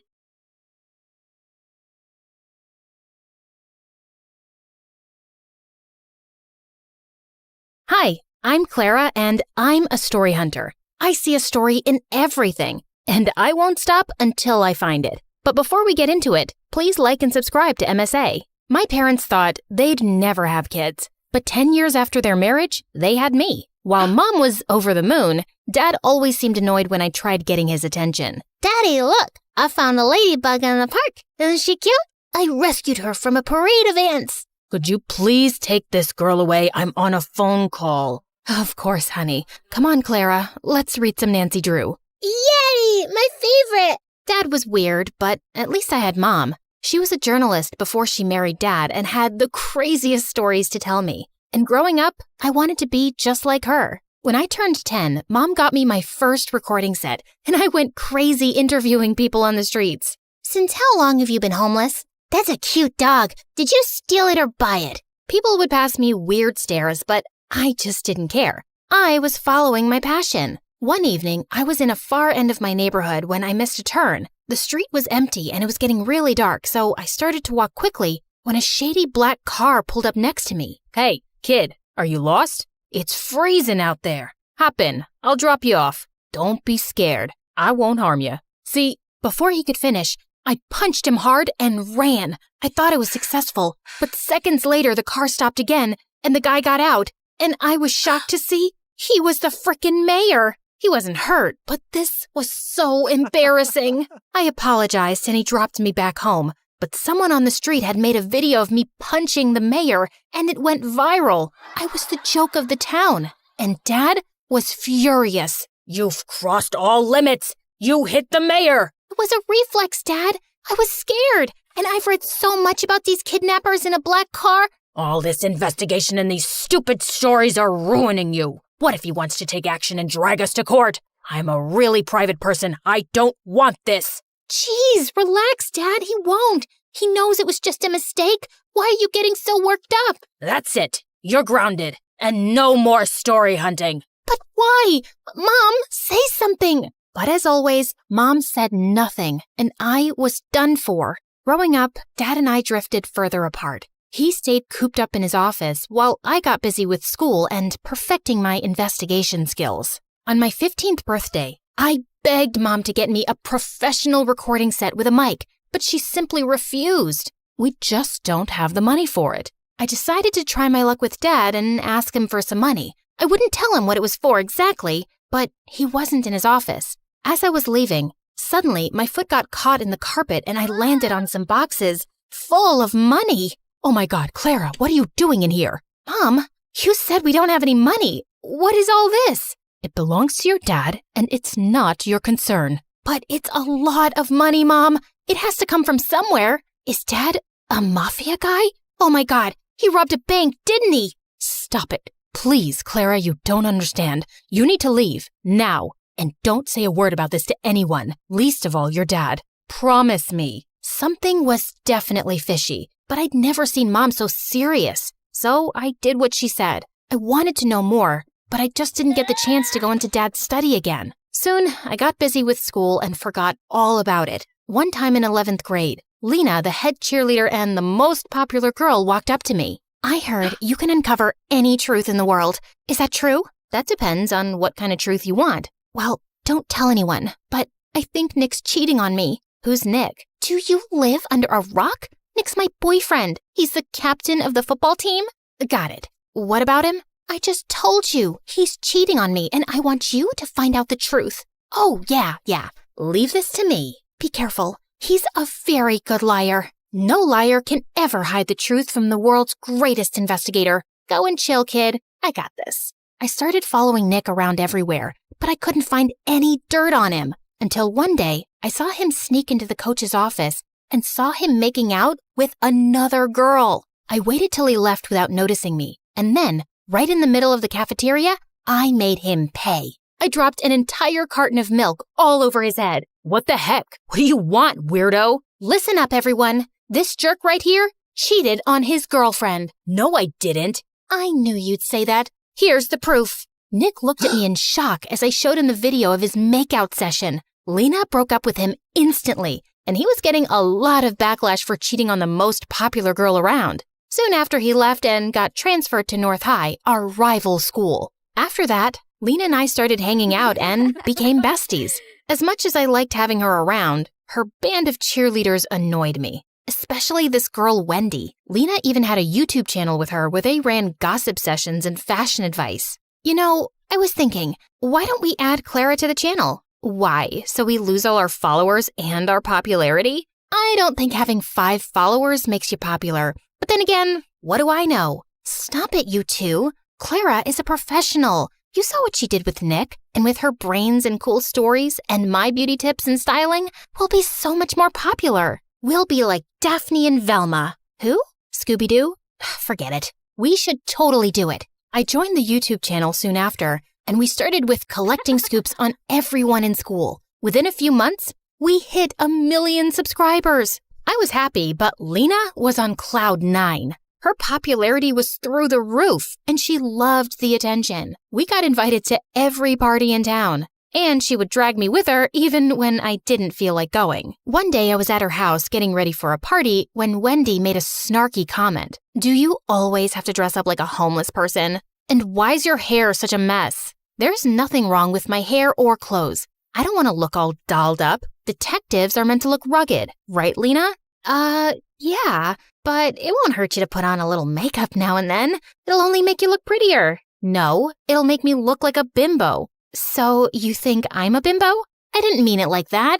But Lena was already walking in the other direction. Good job, Sherlock. I wanted to apologize to Lena, but she kept ignoring me at the party and at school the next day. I got that she was mad at me, but it wasn't like she supported me in front of Wendy either. I decided to give her some time and continue doing my bit for the channel. The next day after lunch, I was passing by when I saw Wendy terrorizing the school topper and making him do her assignments. But as I took my camera out, Lena walked up to me and knocked it out of my hand. What are you doing? She's our friend. Nope, she's your friend. She doesn't even like me. Why can't you guys just try to get along? For me? I know you think we're bimbos, but that's the least you can do as my best friend. Oh, you're so dramatic. Okay, fine. I'll let this go. Just this once. And I don't think you're a bimbo. I'm sorry. Stop talking and meet me for boba tea later. Deal? Deal. And just like that, we were back to being besties. And I tried to tolerate Wendy better, even though she still got on my nerves. Soon after, the entire school was buzzing over the senior day prank wars with North High, and Lena was determined to crush the rival school, mainly because Nick was their new student body president. We need to ace this. They should never see us coming. How about we break into the school? You can't be serious, Wendy. You guys'll get caught. Not with these masks, we won't. And why are you so negative? I'm being practical. It's the dumbest plan on earth. Back me up, Lena. Actually, I like it. No one will ever know. Now, are you in or out? Out. You know my dad. He would ground me for life if I got caught. You know what, Clara? I've been there for all your dumb investigations. I even got you in on the channel. And now, if you can't support me, then you're not a good friend. Hey, that's not fair. It's my channel too. I made it popular. Really? Wow. Tell me why she's here again. Oh my God, I can't deal with you guys right now. I'm going. Lena turned to leave. I didn't want her to be mad again, so I reluctantly tagged along. But just as we reached there, all the cheerleaders took out spray cans and started trashing lockers and vandalizing the walls. I tried to stop them when Lena banged into me and I went flying into a statue, crashing it to pieces. Those statues are like thousands of dollars. I told you this was a dumb idea. Oh my God, what are we supposed to do? We don't have time. Run! As I made my way home, my heart couldn't stop racing. I'd just made the most terrible mistake of my life, and I prayed no one would find out about it. But the next day at school, I felt numb when the principal called me into his office, with both Dad and Nick waiting for me there, along with a few other people from North High. Clara, where were you last night? I was vandalizing property, right? Are you really that dumb not to know that every school has security cameras? The school authorities checked last night's footage, and guess what they found? Nick flashed the phone in my face with footage of me crashing into the statue and breaking it. Everyone else had a mask on, but me. How could I be so stupid? But it was a mistake. Was it? And who are these other girls with you? Do you have a name? I wanted to punch Nick in the face. He knew I wouldn't rat Lena out, even though I was mad at her for putting me into this mess. Now, either you pay for the damages, or you get expelled for a month, or you give me the names of all the other girls involved, and I'll think about reducing your punishment. I can't. I'm sorry, Dad. Expel her. There's no way I'm paying that money. With that, Dad simply got up and left, leaving me in tears. How could he do this to me? I knew it was my fault, but he was my father. Wasn't he supposed to look after me or something? That evening at home, I had the worst argument with Dad, while Mom just stood in a corner like a stone. Were you at that school for some dumb story? You're such a nuisance. I can't believe you're my kid. I can't believe you're my dad either. What father gets his own child expelled over a few bucks? You never supported me, and you always acted like my existence bothers you. And it's not like you're so perfect yourself. What do you even do, Dad? How do you really make money? How dare you talk to me like that in my own house? I don't have to take this. Mom, are you just going to stand there and say nothing? The suspension will go down on my record. How can you be such a coward? What is she gonna say? Listen to me, kid. You better stop throwing tantrums and do as I say, or you'll be out of here. I wanted to scream in Dad's face, and I felt angrier at Mom for being quiet. That night, I felt the most alone I'd ever been. The worst part about this was I couldn't talk to Lena either, even though she'd tried calling me 1,000 times. That night, I slept with the worst headache of my life. And the next morning, I woke up to loud noises and Lena shaking me like a mad person. Wake up, dummy. Wake up. Fine, I'm up. What is that noise? Get dressed and come out. Your mom needs you. It's your dad. He's been arrested. Arrested? For what? Just come down. I rushed downstairs, and I was shocked to see our entire yard was surrounded by police cars and reporters shoving cameras in my face, asking a million questions all at once. How does it feel to be the daughter of a lying thief? Did you know about your father's crimes this entire time? Oh my God, what was happening? Just then, I spotted Mom talking to one of the reporters. Mom, what's happening? And why is Lena saying that Dad's been arrested? What Mom told me next shook my entire world. Your father is a criminal, Clara. He was laundering money from his company to fake accounts abroad. I just knew it. That's what all the money was for, right? Yes. I didn't say anything because I wanted to protect your dad. But what's the point of saving his sorry butt when he couldn't even stand up and protect his daughter? So I told the police everything. I even gave them evidence. I don't want to live like a coward. Mom, I'm so proud of you. And I'm sorry for calling you that. It's okay. I know it was a lot for you. Now, let's start afresh. Talking about a fresh start, can we be friends again? I miss you, and I'm sorry for dragging you into this mess. Looks like you did me a favor there. If not for you, I wouldn't have been expelled and Mom would have never taken the step forward. So, thank you. So that means we're cool? Well, will you treat me to boba tea later? And keep that Wendy away from me? You got it.